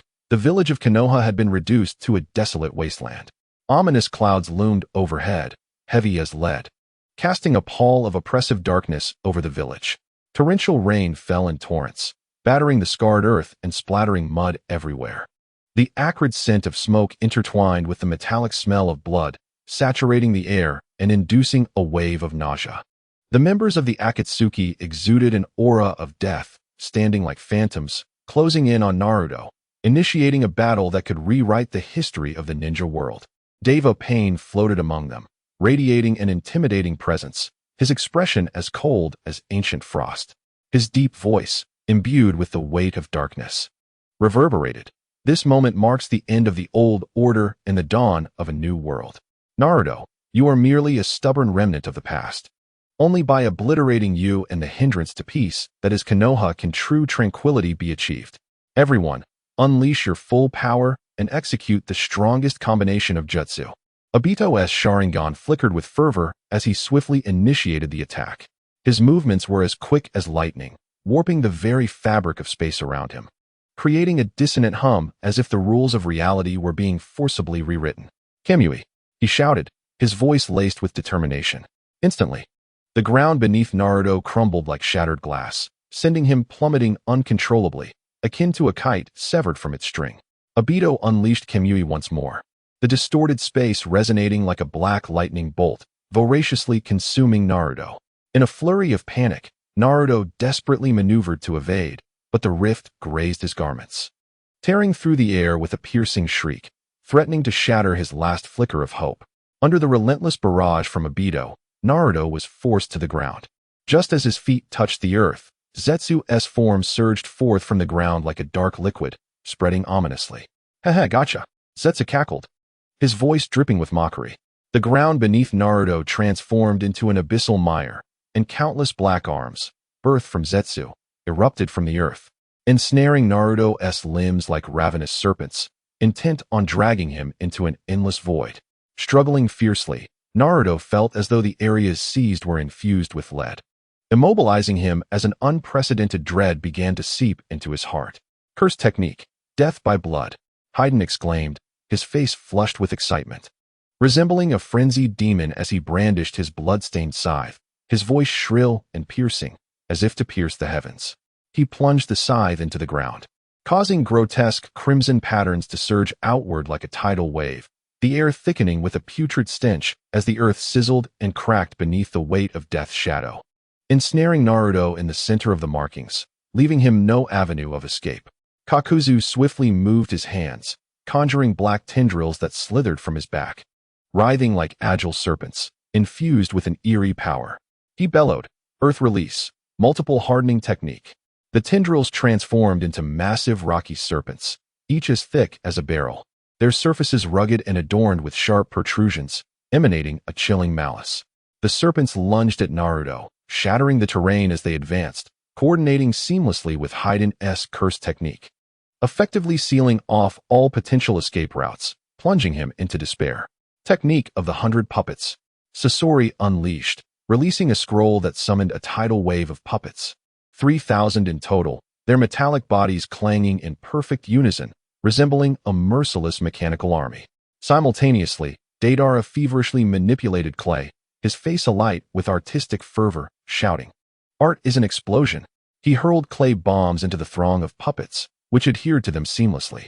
The puppets charged forward, brandishing blades or firing arrows embedded with explosives, triggering a cascade of explosions that illuminated the sky, sending shockwaves crashing towards Naruto, the heat distorting the air, warping the very essence of reality before this overwhelming force. False technique of the undead. Orochimaru licked his lips, weaving hand signs, his voice chillingly resonant. In an instant, he split into several enormous white snakes, their gaping maws spewing noxious venom as they slithered toward Naruto, eroding the ground beneath them, leaving deep scars and an unbearable stench in their wake.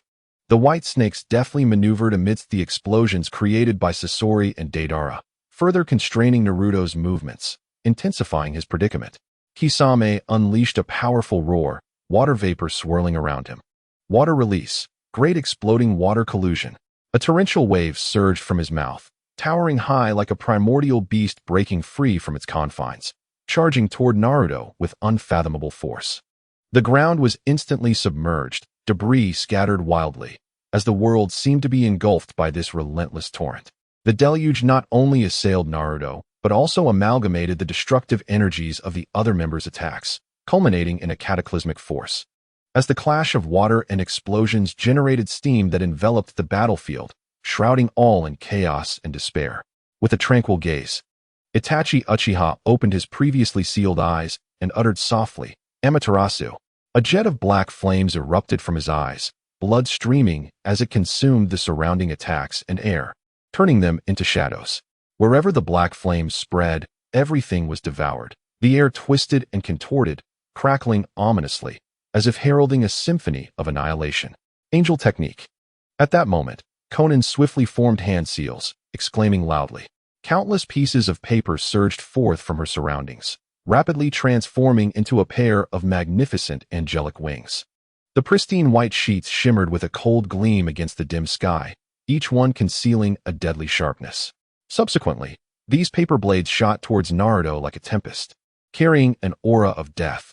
Once Conan's assault entered the fray, various skill energies began to frantically intertwine amidst the chaos. Heiden's cursed blood markings, Kakuzu's rock serpent, the explosive puppet storm of Sasori and Deidara, Orochimaru's white snake venom, Kisame's tidal waves, Itachi Uchiha's Amaterasu black flames, and Conan's paper blades.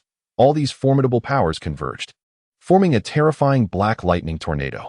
The vortex whirled violently, emitting a deafening howl, as if it sought to engulf the entire world in endless darkness. Wherever it passed, the air was utterly vacuumed, and the ground was plowed into a bottomless chasm. The surrounding structures and land were instantly razed to the ground. Even distant mountains trembled under this dreadful force, boulders tumbling down as if the entire world quaked and succumbed before it. As everyone unleashed their techniques, Devapath Pain slowly turned, arms outstretched, eyes gleaming with madness and determination. His hands reached for the heads of the 5 Pains. As chakra was violently extracted, the bodies of the remaining 5 Pains gradually became limp and powerless, ultimately collapsing in the ring. The brilliance in Devapath Pain's eyes intensified, chakra swirling around him uncontrollably, creating an overwhelming sense of oppression that distorted the air. He howled to the heavens, hands clasped, shouting, "Disappear, Konoha, universal pull." In an instant, a massive black sphere materialized in the sky, resembling a mysterious black hole in the cosmos, exuding a chilling gravitational pull.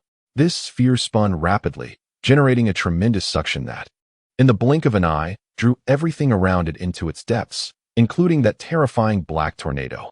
The blood-red markings formed by Heiden's curse, reeking of decay, slithered like serpents into the sphere. Kakuzu's rock serpent was torn apart by the gravitational force, becoming a shower of debris entwined with black tendrils. Sasori's army of puppets and Deidara's explosive clay detonated in unison, sending metal shards and flames swirling into the sphere, creating a lethal tempest. Orochimaru's white snake was violently ripped apart, its venom and shattered remains merging into the abyss. Kisame's water jutsu was instantaneously vaporized, transformed into billowing steam. Drawn into this endless darkness, Itachi's Amaterasu black flames, consuming all, collided with the other energies, ultimately being swallowed by the black sphere. Iruka gazed at the horrifying scene, his legs trembling, nearly unable to stand, yet he desperately rushed towards Naruto, muttering, "Naruto, you are destined to become Hokage. You cannot fall here. I must save you." But the overwhelming power left him helpless, consumed by guilt and anxiety, loathing his own weakness for being unable to protect Naruto at this critical moment. "This is not a force we can contend with. The village will be destroyed, Naruto." Shikamaru's mind went blank as he stared at the black sphere and the terrifying tornado, his usually sharp intellect failing him in this moment. Overwhelmed by an unprecedented sense of helplessness that nearly suffocated him, Choji clenched his fists, knuckles whitening, his face a mask of rage and frustration. "I will not let them get away with this," he thought, fully aware of the vast disparity in strength yet unwilling to surrender. Struggling in despair as he sought a glimmer of hope, Shino hid behind the barrier formed by his insects, witnessing the apocalyptic scene outside, silently lamenting. "This exceeds our understanding. Naruto, you must hold on, but what can I do?" His usual calm demeanor shattered by fear. Hinata watched the terrifying force poised to consume Naruto, tears streaming uncontrollably as she dashed towards the black sphere, crying out, "Naruto, how can I live without you? You promised to be by my side." Her voice was torn apart by the howling energy storm, yet it carried a resolute strength, a testament to her deep affection and reluctance to part from him. Sakura's legs buckled beneath her, collapsing to the ground, tears pouring down her face. The unique experiences she shared with Naruto left her unable to sever her bond with him. Her nails nearly embedded in her palms as she desperately cried, "Naruto, don't leave me. You promised we would always be together." She struggled to rise and rush towards him, but was paralyzed by fear and despair, stumbling helplessly towards the center of the energy. Tsunade gazed at the terrifying black sphere. Memories of her time with Naruto flooding back, the days spent protecting Konoha, the emotions and hope he had brought her. Her hands trembled violently, filled with regret and frustration. Why couldn't she be stronger? Why couldn't she protect Naruto? "You cannot be harmed, Naruto. I cannot afford to lose you again." Tears streamed down her face as she screamed, her voice laced with unprecedented panic and fear, a profound concern for her beloved. Ino's mind was filled with images of her time with Naruto, their laughter, their arguments, and the moments they opened their hearts to each other. Her tears flowed freely, her gaze wild and reckless. "Naruto, I will not allow you to be taken away." She sprinted towards him, heedless of the deadly energy currents rushing towards her, her only thought being that she could not lose Naruto. Ignoring the pleas of those around her, she charged towards the energy's center. Kurenai hid in the shelter, witnessing the terrifying scene through a crack, tears streaming down her face. "Naruto, you must be all right. You promised you would return to eat the ramen I made." Her hands clasped together, trembling as she murmured prayers, her heart filled with worry nearly overwhelming her.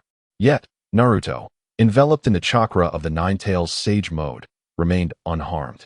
Situated within the energy vortex, unhurried in his response, contemplating how to lure out the Akatsuki members and eliminate them. Unbeknownst to him, his comrades were rushing towards him, prepared to face their fate together. Chapter 75, Konoha Crisis, Rebirth. From the ashes, the terrifying black lightning tornado, intertwined with Haiden's foul-smelling cursed blood markings, Kakuzu's writhing rock serpent, Sasori and Deidara's frenzied puppet explosive storm, Orochimaru's venomous white snake, Kisame's roaring tidal waves, Itachi Uchiha's deadly Amaterasu black flames, and Konan's sharp, icy paper blades, spun with a catastrophic momentum. Wherever it went, the earth shattered, the heavens spun, and various skill energies melded recklessly, culminating in an explosion that could seemingly end the world. A blinding light descended as if the sun had fallen from the heavens, a surging heat wave lifting layers of air, and an unparalleled shockwave shattered everything around it. The earth was plowed into unfathomable, grotesque chasms, clouds of dust obscuring the sky, as the entire village of Konoha trembled and mourned under this hellish power.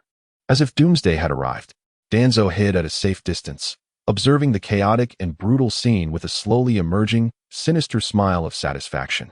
With a flick of his withered hand, a large contingent of root ninjas surged forth, clad in black cloaks, their expressions grim, like phantoms emerging from the shadows. The Akatsuki and Naruto are at their wits' end. Once they have exhausted each other, it will be my time to seize the victory.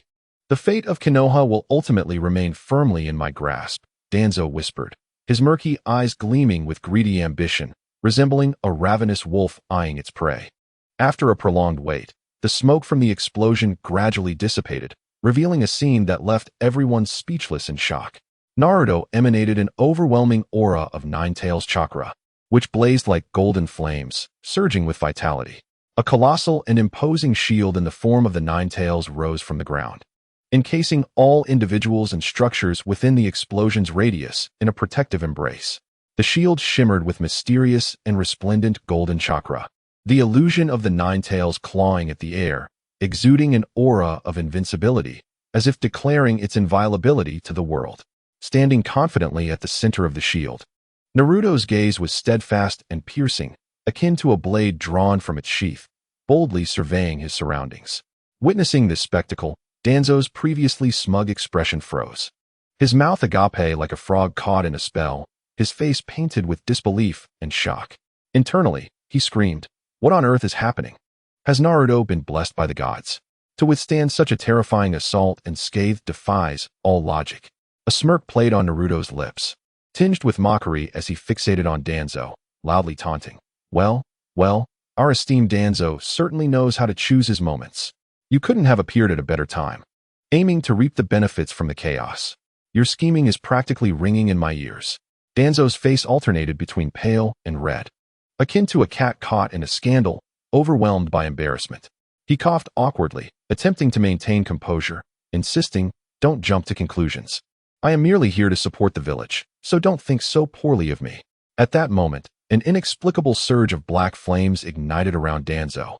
The dreaded Amaterasu flames that struck terror into all beings.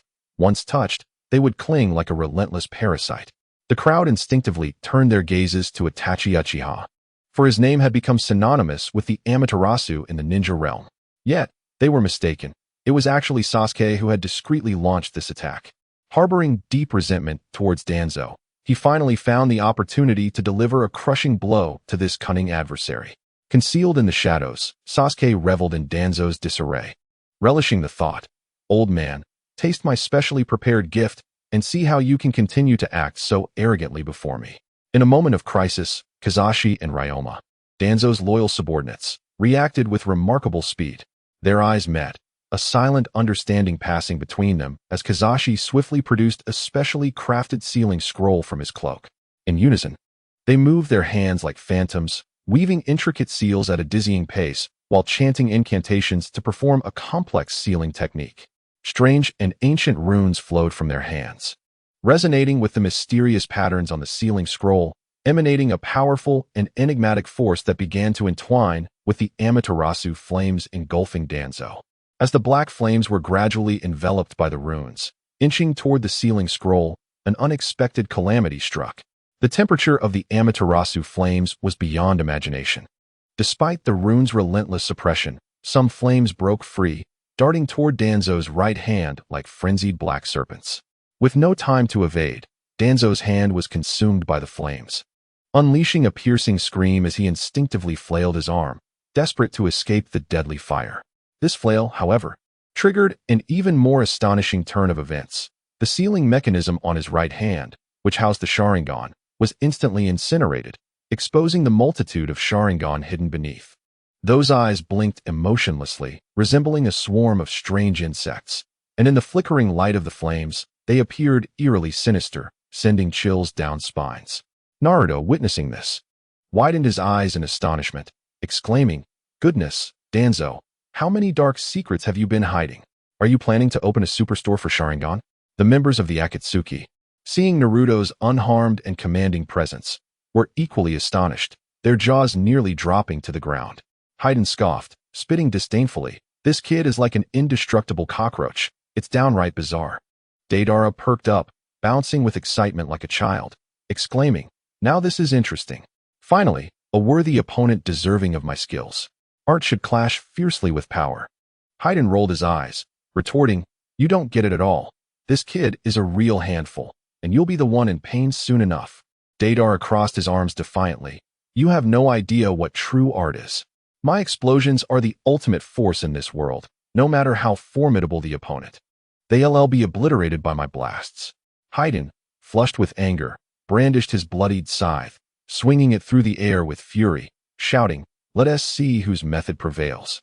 Your explosions or my cursed techniques." Deidara scoffed derisively. "With you? Don't make me laugh. Just don't end up crying for mercy later." Kisame furrowed his signature brows, his gaze sharp, silently calculating how to confront this exceptionally troublesome Naruto. Meanwhile, Nagato, embodying a silent mountain, contemplated the depths of Naruto's potential yet to be revealed. From a distance, Tsunade gazed at Naruto, untouched by harm, her eyes moistening with tears of relief that spilled uncontrollably. Her hands trembled, a blend of excitement and gratitude coursing through her. Overwhelmed with the joy of survival and boundless pride for Naruto, she murmured, "That child, time and again, creates miracles. He has truly grown strong enough to stand alone and protect our beloved Konoha," her voice quivering, as tears streamed down her beautiful yet weary face. Just as she finished her thoughts, a flurry of hurried footsteps approached rapidly. Hinata, breathless and disheveled, with strands of hair dampened by sweat clinging to her tear-streaked face, froze upon seeing Naruto unharmed, as if time itself had paused. Her eyes reddened anew, and with a choked voice, she cried out, "Naruto, you're really all right. Thank goodness." Karen, sprinting fervently, nearly collapsed from exhaustion upon arrival. After a deep sigh of relief, as if a tremendous weight had been lifted from her heart, she exclaimed, "Naruto, you idiot. You scared me to death. If anything had happened to you, I would never forgive you." Her voice trembled, betraying the fear she struggled to suppress. Ino pushed through the crowd, hastily rushing in, and upon seeing Naruto unscathed, she placed her hands on her hips, feigning anger. "Naruto, don't scare us like that again. If you do, just wait and see what I'll do to you. Do you even realize how worried we were?" Her concern was palpable, despite her attempts to mask it with bravado. As the crowd exchanged banter, the sky suddenly became enveloped in a dazzling purple light. Sasuke, wielding his magnificent purple Susanoo, descended like a vengeful deity from the heavens, exuding an imposing aura. As the Susanoo touched down, it unleashed a resonant, thunderous sound that reverberated through the ground, causing it to tremble slightly and stirring up a cloud of dust reminiscent of a miniature sandstorm, with frosty eyes that mirrored a millennia of unyielding ice. Sasuke directed his gaze at Danzo. Naruto, observing Sasuke's dramatic entrance, exclaimed, "Finally, Sasuke, with your colossal purple mech appearing. I almost thought a Super Saiyan had invaded the world of ninjas. If you had delayed any longer, I would have been driven to madness by these pests." Sasuke retorted disdainfully, "Spare me your chatter. With your reckless and impulsive nature, do you truly believe you could handle this cunning old fox without me? Dream on. Leave Danzo to me. After I deal with him, we will settle our own accounts."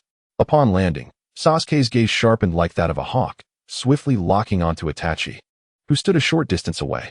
He commanded the Susanoo to advance towards Itachi, each step deliberate and powerful, his voice chilling enough to freeze the very air. "Itachi, today, everything must come to an end. Let us resolve our grievances here, once and for all." Itachi regarded Sasuke, his expression a complex tapestry of emotions, fixating on the kaleidoscopic Sharingan in Sasuke's eyes, a melange of bittersweet nostalgia and unspoken concern flooding his heart. He had once believed that only his demise could serve as the catalyst for Sasuke's awakening of the Mangekyo Sharingan. Yet now he realized that events had spiraled far beyond his control. "Sasuke, you have grown, and you have become stronger," Itachi murmured, his tone laced with a bittersweet mix of pride and resignation, tinged with the deep-seated affection he still harbored. The chapter unfolds amidst the tumultuous winds of the ninja world, where Sasuke's swirling purple chakra surged with ferocity, the Susanoo standing as an unyielding bastion of war, emanating a chilling aura that sent shivers through the souls of those present. The immense pressure it exuded distorted the very fabric of the air, causing ripples like those on a lake's surface. Yet, rather than directing his thirst for vengeance towards Itachi, Sasuke pivoted swiftly, his Sharingan ablaze with an inferno of wrath aimed squarely at Danzo. "Danzo, you treacherous old dog. Today marks your demise. I remember every crime you and the third Hokage, along with the higher echelons of Konoha, have committed. You sheltered corruption, allowing the elite to squander the village's resources while the common folk suffered. You facilitated Orochimaru's inhumane experiments, leading to the demise of countless innocent lives. And you orchestrated the extermination of the Uchiha clan. Loyal to the village, the Uchiha were ruthlessly slaughtered under your baseless accusations. Sasuke's voice thundered like a tempest, carrying years of pent-up rage that echoed across the battlefield, causing the ears of those present to ring painfully. At that moment, Orochimaru, concealed in the shadows, flicked his elongated tongue, his crimson-slit pupils gleaming with a sinister light as he mused, "Humph, Sasuke. How naive you are to believe that revealing these hidden dark secrets will alter the world. The decay within Konoha's upper echelons is deeply entrenched, a long-standing affliction. They are but self-serving individuals, preoccupied with preserving their own interests and power. My pursuit of immortality and ultimate strength is but a response to their narrow-mindedness and prejudice. Those so-called inhumane experiments were merely necessary means for exploring the limits of ninjutsu, yet they paint me as a remorseless monster. How utterly absurd." As tensions escalated between Danzo and Sasuke, the very space appeared to be contorted by an invisible hand, and in a moment of violent distortion, Obito emerged. Cloaked in a chilling, ominous aura, his unique Sharingan flickered with a ghostly light, akin to the spectral flames of a winter's night. As he surveyed the gathered assembly with a scornful, derisive snort, "Danzo, you are merely the most loyal gatekeeper of this rotting system, willing to employ any means necessary to uphold this crumbling facade of order." Danzo's expression darkened, mirroring the ominous sky before a storm as he scrutinized the sudden arrival of Obito, barking a warning. "You, a wandering soul of the Uchiha, have no right to dictate terms in Konoha. This village cannot harbor a traitor like you." Upon hearing this, memories of Rin's tragic death surged within Obito, his heart tightening painfully as if gripped by an invisible hand, the anguish nearly suffocating him. Yet, he maintained a nonchalant smirk, retorting sharply, "Humph. When you two have lost everything you held dear, betrayed by the so-called village injustice, you will understand whether I have the right to stand here. Konoha is already riddled with decay and corruption, and you are one of the hidden sources eroding its very foundation." The members of the Akatsuki turned their attention toward Obito, with Haiden's face flushed with excitement, akin to a ripe tomato, as he brandished his blood-stained scythe, exclaiming, "Ha! This guy speaks the truth. In this world of survival of the fittest, there is no such thing as justice. Only the rules set forth by Lord Jashin are the true reality. To follow Lord Jashin is to embrace the path of righteousness." Deidara crossed his arms, his face betraying disdain as he scoffed, "Bonds and peace are nothing but deceptive lies, utterly hollow. In this world, only my magnificent explosions, represent the most authentic and powerful force capable of shattering all hypocrisy and falsehood." Kisame let out a low, eerie chuckle, reminiscent of an owl's call in the night. In this brutal world, where blood and slaughter reign, power is everything, the only standard by which all is measured. The weak deserve only to be trampled by the strong, reduced to the dust of history. Pain, suspended in the air like a god surveying ants, maintained an expressionless visage. Yet his voice resonated with a chilling authority. In the name of justice, to commit unjust acts, that is the deeply rooted hypocrisy of the ninja world. The so-called bonds cherished by the masses are but twisted curses, shackles that bind the soul, resulting only in endless suffering and torment. It is laughable how many foolishly revere them as ideals. Turning his gaze towards Sasuke, Obito's eyes reflected a shared understanding. "Sasuke, do you believe that by slaying this old coot, you can alter this dark and decaying world? How naive. He is merely a small fragment of the vast, shadowy iceberg. This world is irrevocably rotten, requiring a complete and transformative upheaval. The key to change lies in possessing absolute power. Only by wielding such power can we dismantle these hypocritical and absurd rules and establish a new order grounded in fairness and justice. Join forces with us, Sasuke, and let us reshape this deceiving world." Sasuke stared intently at Obito, his silence betraying nothing, yet the already raging fire of his murderous intent and unwavering resolve intensified, as if doused in a bucket of accelerant. Obito's words struck him like a heavy hammer, resonating within his heart and further igniting the flames of vengeance. making them burn ever brighter and more uncontrollable. Uchiha Itachi stood silently to the side, resembling a mute statue, yet within him roiled a tempest at Obito's words, a turmoil that refused to settle. He could not help but reflect on his life, in his quest to protect the village and his younger brother Sasuke. He bore the ignominious title of traitor, his hands stained with the warm blood of his kin. Yet now, the village remained mired in darkness, unchanged. He began to deeply question the very essence of his convictions, wondering if the sacrifices made for a so-called greater good were truly meaningful.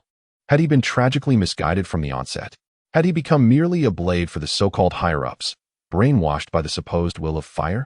Naruto, with a dismissive smirk, maintained his nonchalant, devil-may-care demeanor. Tinker as you will, I have no interest in the world's rules or the notions of good and evil.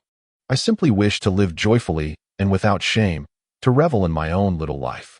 Sasuke, upon hearing this, felt his gaze turn icy, laced with disdain as he retorted, Naruto, do as you please, just do not obstruct my path.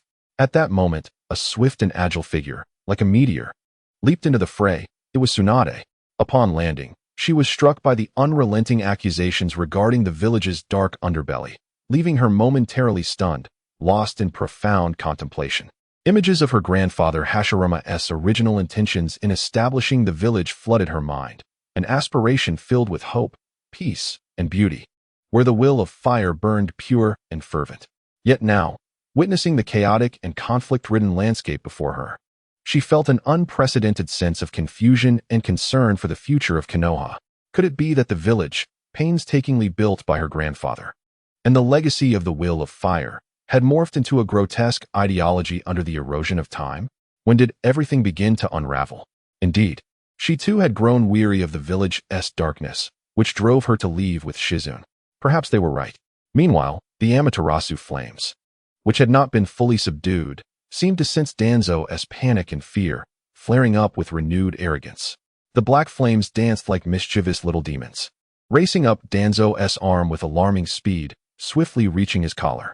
Danzo's face turned as pale as a sheet, frantically leaping about like a scalded monkey, shouting in a frenzy, "Damn this fire, extinguish it at once. What are you two fools doing? Are you just going to stand there and wait for death?"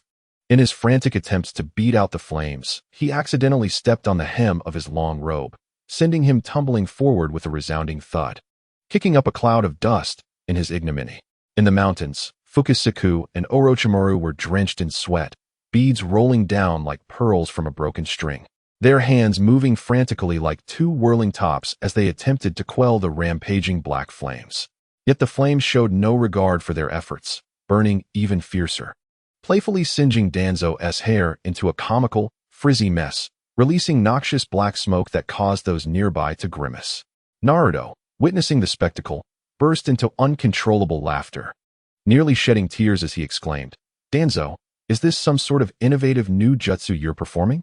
Because it looks more like a monkey jumping through hoops, albeit a singed one." Haha. The crowd could not help but join in the uproarious laughter. The previously stifling atmosphere lightened considerably, their faces breaking into rare smiles. Save for Danzo, whose expression remained thunderous.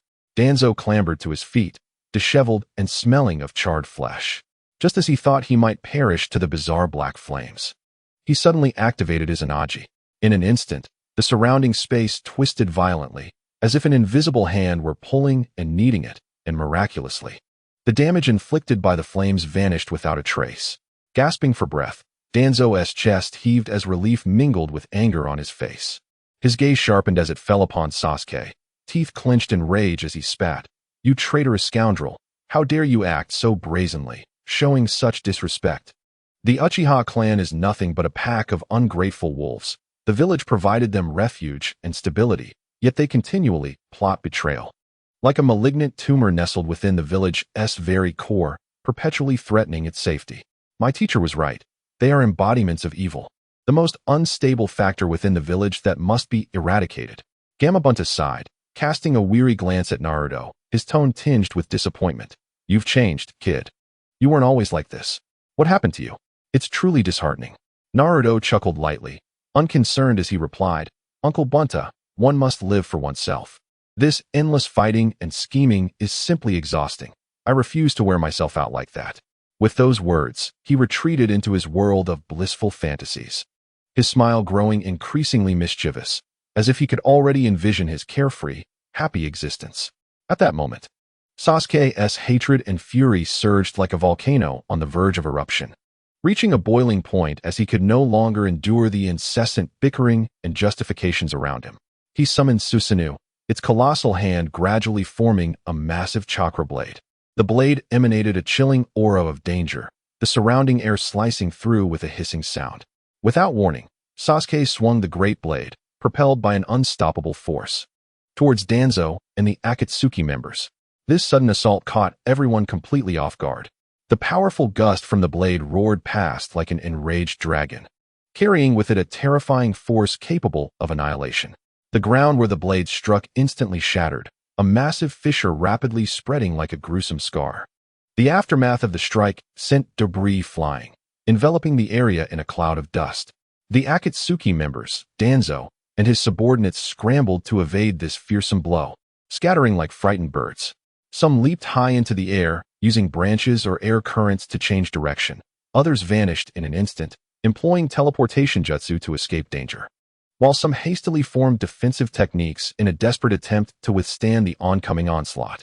In an instant, the battlefield descended into further chaos, and Sasuke's eyes, brimming with murderous intent, glimmered like the coldest stars in the night sky, signaling that this conflict was far from over, poised to enter an even more intense and brutal phase. As Sasuke's chakra blade, imbued with boundless fury, descended with a thunderous crash, the ground quaked, fissures forming beneath its might. In a split second, Danzo sidestepped, narrowly evading the lethal strike with the aid of Izanagi. He understood well that Sasuke's current strength was formidable. A flicker of panic crossed his eyes, but years of cunning allowed him to swiftly regain his composure, strategizing his next move in secret. Having missed his strike, Sasuke's intent to kill intensified. Susanoo raised the great blade once more, the wind howling as if a furious beast were charging towards Danzo. Danzo, unwilling to confront it head-on, deftly maneuvered through the ruins, while hastily forming hand seals. "Wind release, vacuum wave," he exclaimed, releasing a barrage of compressed air blades, akin to rows of sharp steel knives, aimed directly at Sasuke's Susanoo. Though Susanoo's massive form moved with slight sluggishness, its defensive capabilities were formidable. The wind blade struck against Susanoo's armor, merely sparking harmlessly without inflicting substantial damage. Sasuke snorted dismissively, "Child's play." The Susanoo, under the influence of its master, raised another arm, gathering a vast amount of chakra to create a colossal sphere of lightning. Lightning release, Kirin. With a fierce thrust, he hurled the sphere towards Danzo's location, instantly saturating the sky in a hue of violet, as a robust bolt of lightning descended, bearing the destructive force of nature.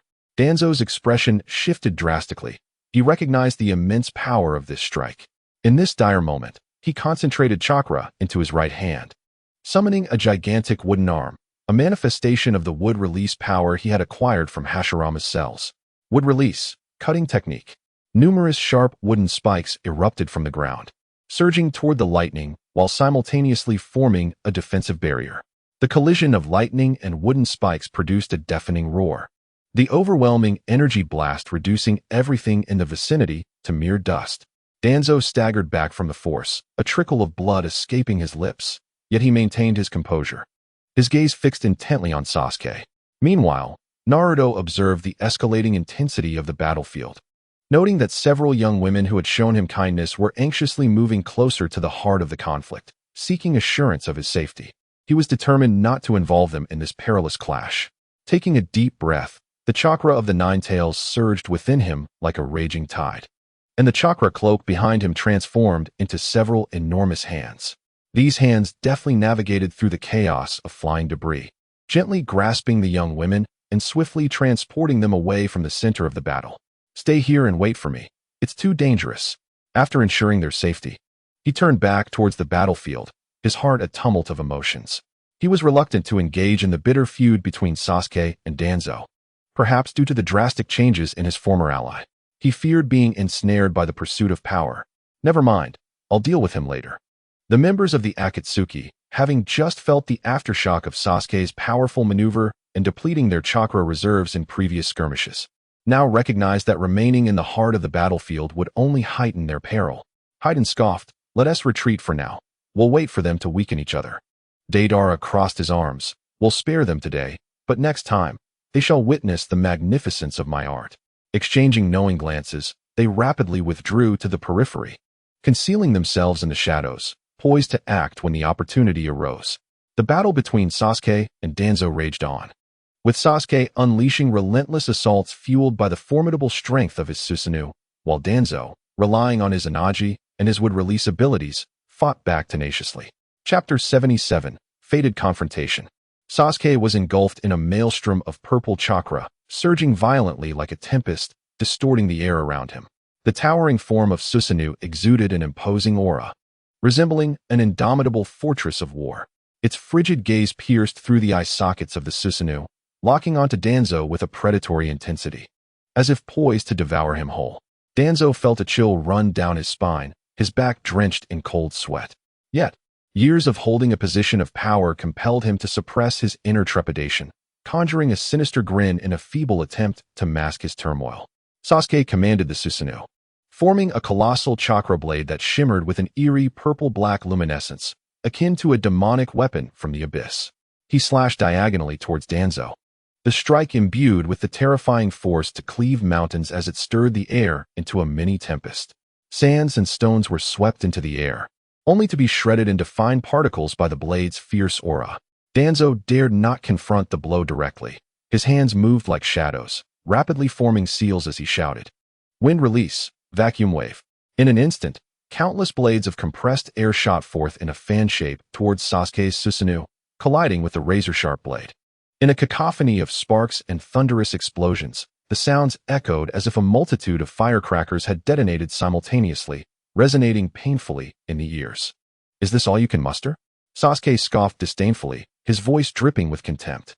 With a swift step, Susanoo lunged forward like lightning. The colossal blade was raised high, descending with the weight of 1,000 mountains, leaving visible rifts in the air. Danzo's figure flickered, utilizing his would-release to leave an afterimage on the ground, narrowly evading this lethal strike. The ground was cleaved open into a bottomless chasm, several meters wide, as the earth cracked and spread like a grotesque wound. Naruto, witnessing the thrilling combat, felt his blood surge with excitement as he shouted, "Sasuke, well done. Make that old fool regret it." His voice rang out above the tumult of battle, brimming with vitality and fervor. "Humph, do not underestimate me," Danzo roared, darting towards Sasuke like a specter. His right fist enveloped in dense chakra, propelled by the whoosh of wind, aimed directly at Sasuke's Susanoo's throat. Sasuke, unwilling to back down, raised his left arm to block, and their fists collided with a sound akin to a heavy hammer striking the air, sending shockwaves that disrupted the surrounding currents. Danzo executed a backflip, unleashing a flurry of kicks in midair, each infused with chakra blades that sliced through the air with a hissing sound, reminiscent of sharp blades scraping against metal. Sasuke swung the colossal blade, severing the oncoming projectiles, the sparks of metal clashing illuminating the dim battlefield. After several exchanges, Danzo's breath quickened, and he realized that he would inevitably face defeat if this continued. At that moment, Fu from the mountain and Ryuma of the Oil Woman clan arrived swiftly to join the fray. "My lord, we are here to assist you." Fu's voice resonated with loyalty and determination. The three formed a triangle, standing back to back. Ryuma swiftly formed seals, unleashing countless parasitic insects from his sleeves and collar, swarming towards Sasuke like a tide of darkness. Concurrently, Fu also formed seals, the waves of spiritual power emanating from him, attempting to disrupt Sasuke's thoughts and plunge him into chaos. Seizing the opportunity, Danzo unleashed the wood-release cutting technique, as sharp wooden spikes erupted from the ground, resembling bamboo shoots after the rain, thrusting towards Sasuke in a coordinated attack with the parasitic insects and the mental disruption. Sasuke's eyes narrowed, the Sharingan spinning rapidly as he commanded Susanoo to wield the colossal blade, creating an impenetrable defensive barrier that shattered the incoming insects, splattering green ichor. Simultaneously, he summoned the power of the Sharingan to counter Fu's mental interference, beads of sweat forming on his forehead, indicating the strain of his resistance. Observing this, Naruto exclaimed, "Wow, 3 against 1, how shameless." With his hands on his hips, his face a mix of discontent and mockery. With a disdainful snort, Sasuke directed Susanoo to leap high, gazing down upon the trio like an ancient god of war. Infusing the colossal blade with lightning chakra, it crackled with ferocious blue currents, emitting a series of sharp sounds.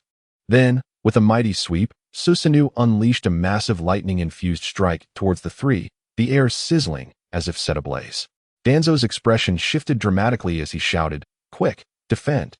Fu and Ryuma swiftly coordinated their efforts, conjuring a mental barrier that enveloped them in an invisible shield, its strength palpable even if unseen. Ryuma directed the parasitic insects to merge with the barrier, reinforcing their defense, as a dense swarm coated the surface like an enigmatic protective film. Danzo summoned a gigantic wooden shield, placing it before him, its wood grain clear and exuding an ancient, powerful aura. The lightning strike collided with their defense, producing an ear-splitting roar as the tremendous force forced the trio to stagger backward. The ground was furrowed with deep trenches, dust swirling around them as if a sandstorm had suddenly descended. Amid the swirling dust, Danzo whispered to Fu and Ryuma, "Prepare to launch the combined ninjutsu." Both nodded slightly, understanding each other's intent, their eyes revealing resolve and determination.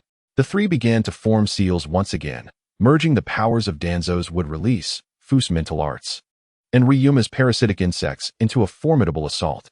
In a short while, a colossal creature, composed of wood and covered in parasitic insects, materialized before the trio, emanating a powerful psychic aura. The monster opened its gaping maw and let out a roar filled with primal ferocity, charging towards Sasuke, leaving deep imprints in the ground with each step. Sasuke's gaze sharpened, his Sharingan spinning rapidly, the blood vessels in his eyes becoming increasingly pronounced as he boldly confronted the beast with his Susanoo. Upon their collision, a tremendous wave of energy erupted, uprooting trees and creating massive craters in the earth. As the battle intensified, despite Sasuke's formidable attacks, he gradually found himself straining against the combined efforts of his adversaries. Seizing a moment of opportunity, the wind of the mountain unleashed a powerful mental assault, causing Sasuke to momentarily falter and the movements of his Susanoo slowed. Danzo capitalized on this fleeting chance, commanding the wooden creature to ensnare Susanoo's arm, while the oil-wielding Ryoma directed the parasitic insects to burrow into the gaps of Susanoo, consuming its chakra. Sasuke let out a muffled groan, feeling a piercing pain. With a sudden surge of strength, he broke free from the creature and the insect's grasp. But several fissures had already formed on Susanoo's arm, purple chakra leaking from the cracks like the blood of a wounded beast. As the battle raged on, Sasuke's ocular power waned, blood beginning to seep from his eyes, trickling down his cheeks and staining the ground. His vision blurred, yet the burning desire for vengeance compelled him to persist. Enduring the dual fatigue of body and spirit, he gathered his chakra once more, preparing to unleash an even more powerful attack. Meanwhile, members of the Akatsuki hid in the shadows, watching the clash with keen interest. Haiden licked his lips in excitement, his blood-stained scythe itching to be used, his face alight with fervent anticipation, exclaiming how the battle was becoming increasingly fascinating and how he wished to plunge his blade into it. Kakuzu remained impassive, assessing the strengths of both sides with a calculating gaze. Deidara, arms crossed, scoffed disdainfully, declaring the scale of the battle insufficient, not even close to his explosive artistry. Kisame let out a low, eerie chuckle, remarking that a splendid spectacle was unfolding. Laughter echoed in the darkness, sending chills down the spine. Standing aside, Itachi observed his brother, Sasuke, embroiled in a desperate struggle, his heart a tumult of emotions. His Manjikyu Sharingan was nearing blindness, each blink accompanied by searing pain, as if countless needles were piercing his eyes. Now powerless, he could no longer protect Sasuke as he once did, merely watching in silence, his gaze filled with concern and helplessness. Sasuke seized an opening and taunted Danzo loudly, questioning the efficacy of their evil clan's power. "You deny the Uchiha yet covet our strength. How ironic, Lord Danzo of Konoha. You claim the Uchiha are a threat to the village, yet what of yourself? In your selfishness, you resort to underhanded tactics to seize power, more despicable than any rogue ninja. Look at you now, hiding behind your subordinates, clinging to stolen eyes in a desperate struggle for survival. Your so-called justice is merely a hypocritical facade. You have schemed to eradicate the Uchiha while simultaneously yearning for their power. Do you not find yourself utterly ridiculous? Today marks your end." His voice, laden with fury and disdain, reverberated across the battlefield. Danzo's countenance shifted between shades of green and white, resembling a color palette, unable to retort, burying his resentment deep within. Despite Sasuke's increasingly dire situation, the flames of vengeance still blazed fiercely in his eyes. He resolved to fight until the final moment, unwilling to yield.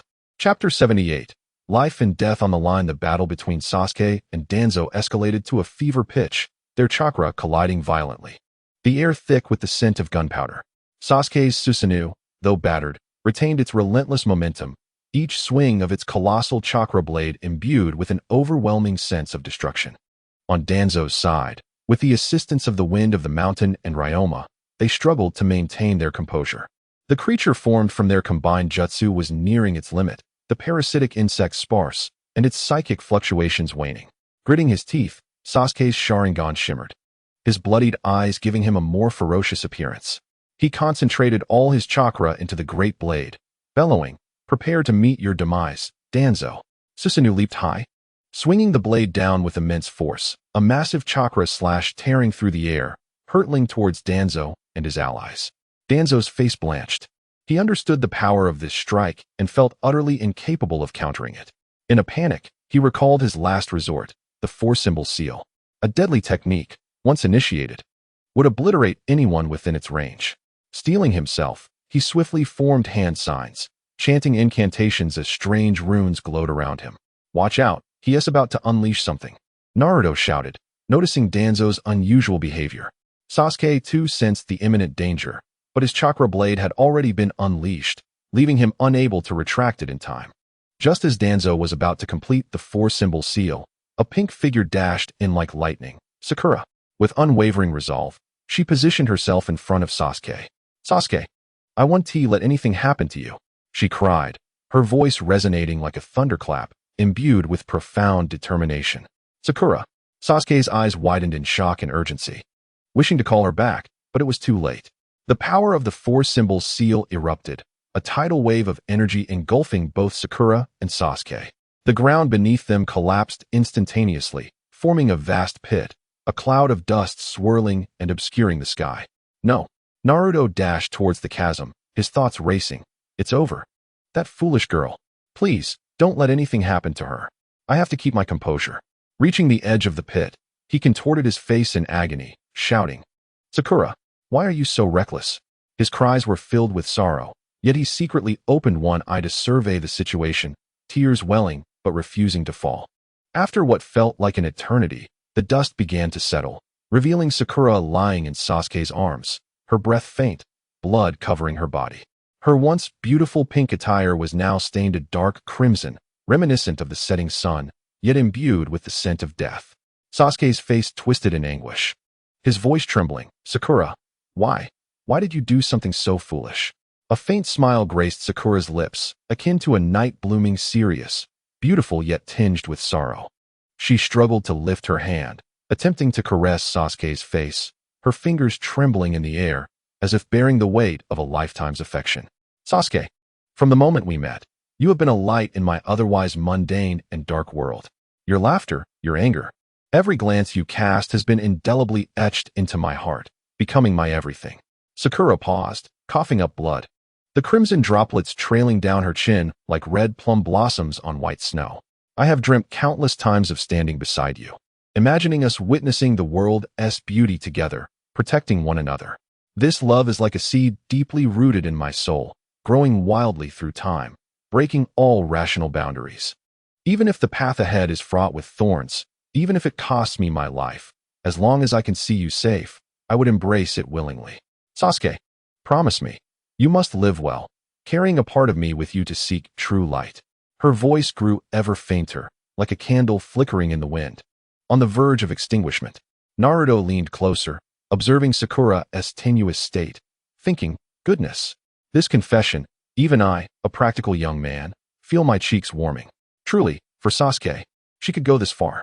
Shaking his head, he snapped back to reality, unable to contain his emotions any longer, his eyes reddening as he cried out, "Sakura, you cannot leave us. We still need to be the pillars of Konoha. Your daughter isn't even born yet. You must take responsibility." Upon hearing Naruto's words, Sakura, whose life was hanging by a thread, found a moment of strength fueled by indignation. At that instant, a lithe figure soared into the fray like a shooting star, Tsunade. She immediately spotted the gravely injured Sakura, her heart racing with urgency. Activating the mitotic regeneration technique, a radiant green chakra enveloped her. Swiftly, she reached Sakura's side, placing her hands upon the girl's heart and gently infusing her with chakra, safeguarding her vital pulse. "Sakura, hold on," Tsunade exclaimed anxiously. Sasuke lifted his gaze, his eyes ablaze with rage and sorrow, fixating on the barely breathing Danzo. "Danzo, you wretched old dog, I will see you buried alongside Sakura." At that moment, Sasuke's chakra surged uncontrollably, emanating an unprecedented aura of terror. Consumed by hatred and fury, he was singularly focused on exacting a harrowing retribution from Danzo. Danzo lay on the ground, breathless, as he met Sasuke's murderous gaze, a profound fear welling up within him. He understood that his demise was imminent, yet he remained unwilling to accept it, muttering to himself, "The Uchiha are a scourge." Sasuke slowly rose, gently entrusting Sakura to Tsunade, and advanced step by step towards Danzo. With each stride, the earth quaked beneath the weight of his chakra. He gathered his energy once more, preparing to deliver the final blow. In the shadows, Fu and Ryuma observed the unfolding scene, their hearts brimming with dread. They recognized that at this moment, Sasuke was an unstoppable force. Exchanging a glance, they quietly retreated, seeking to escape the horrors of this battlefield.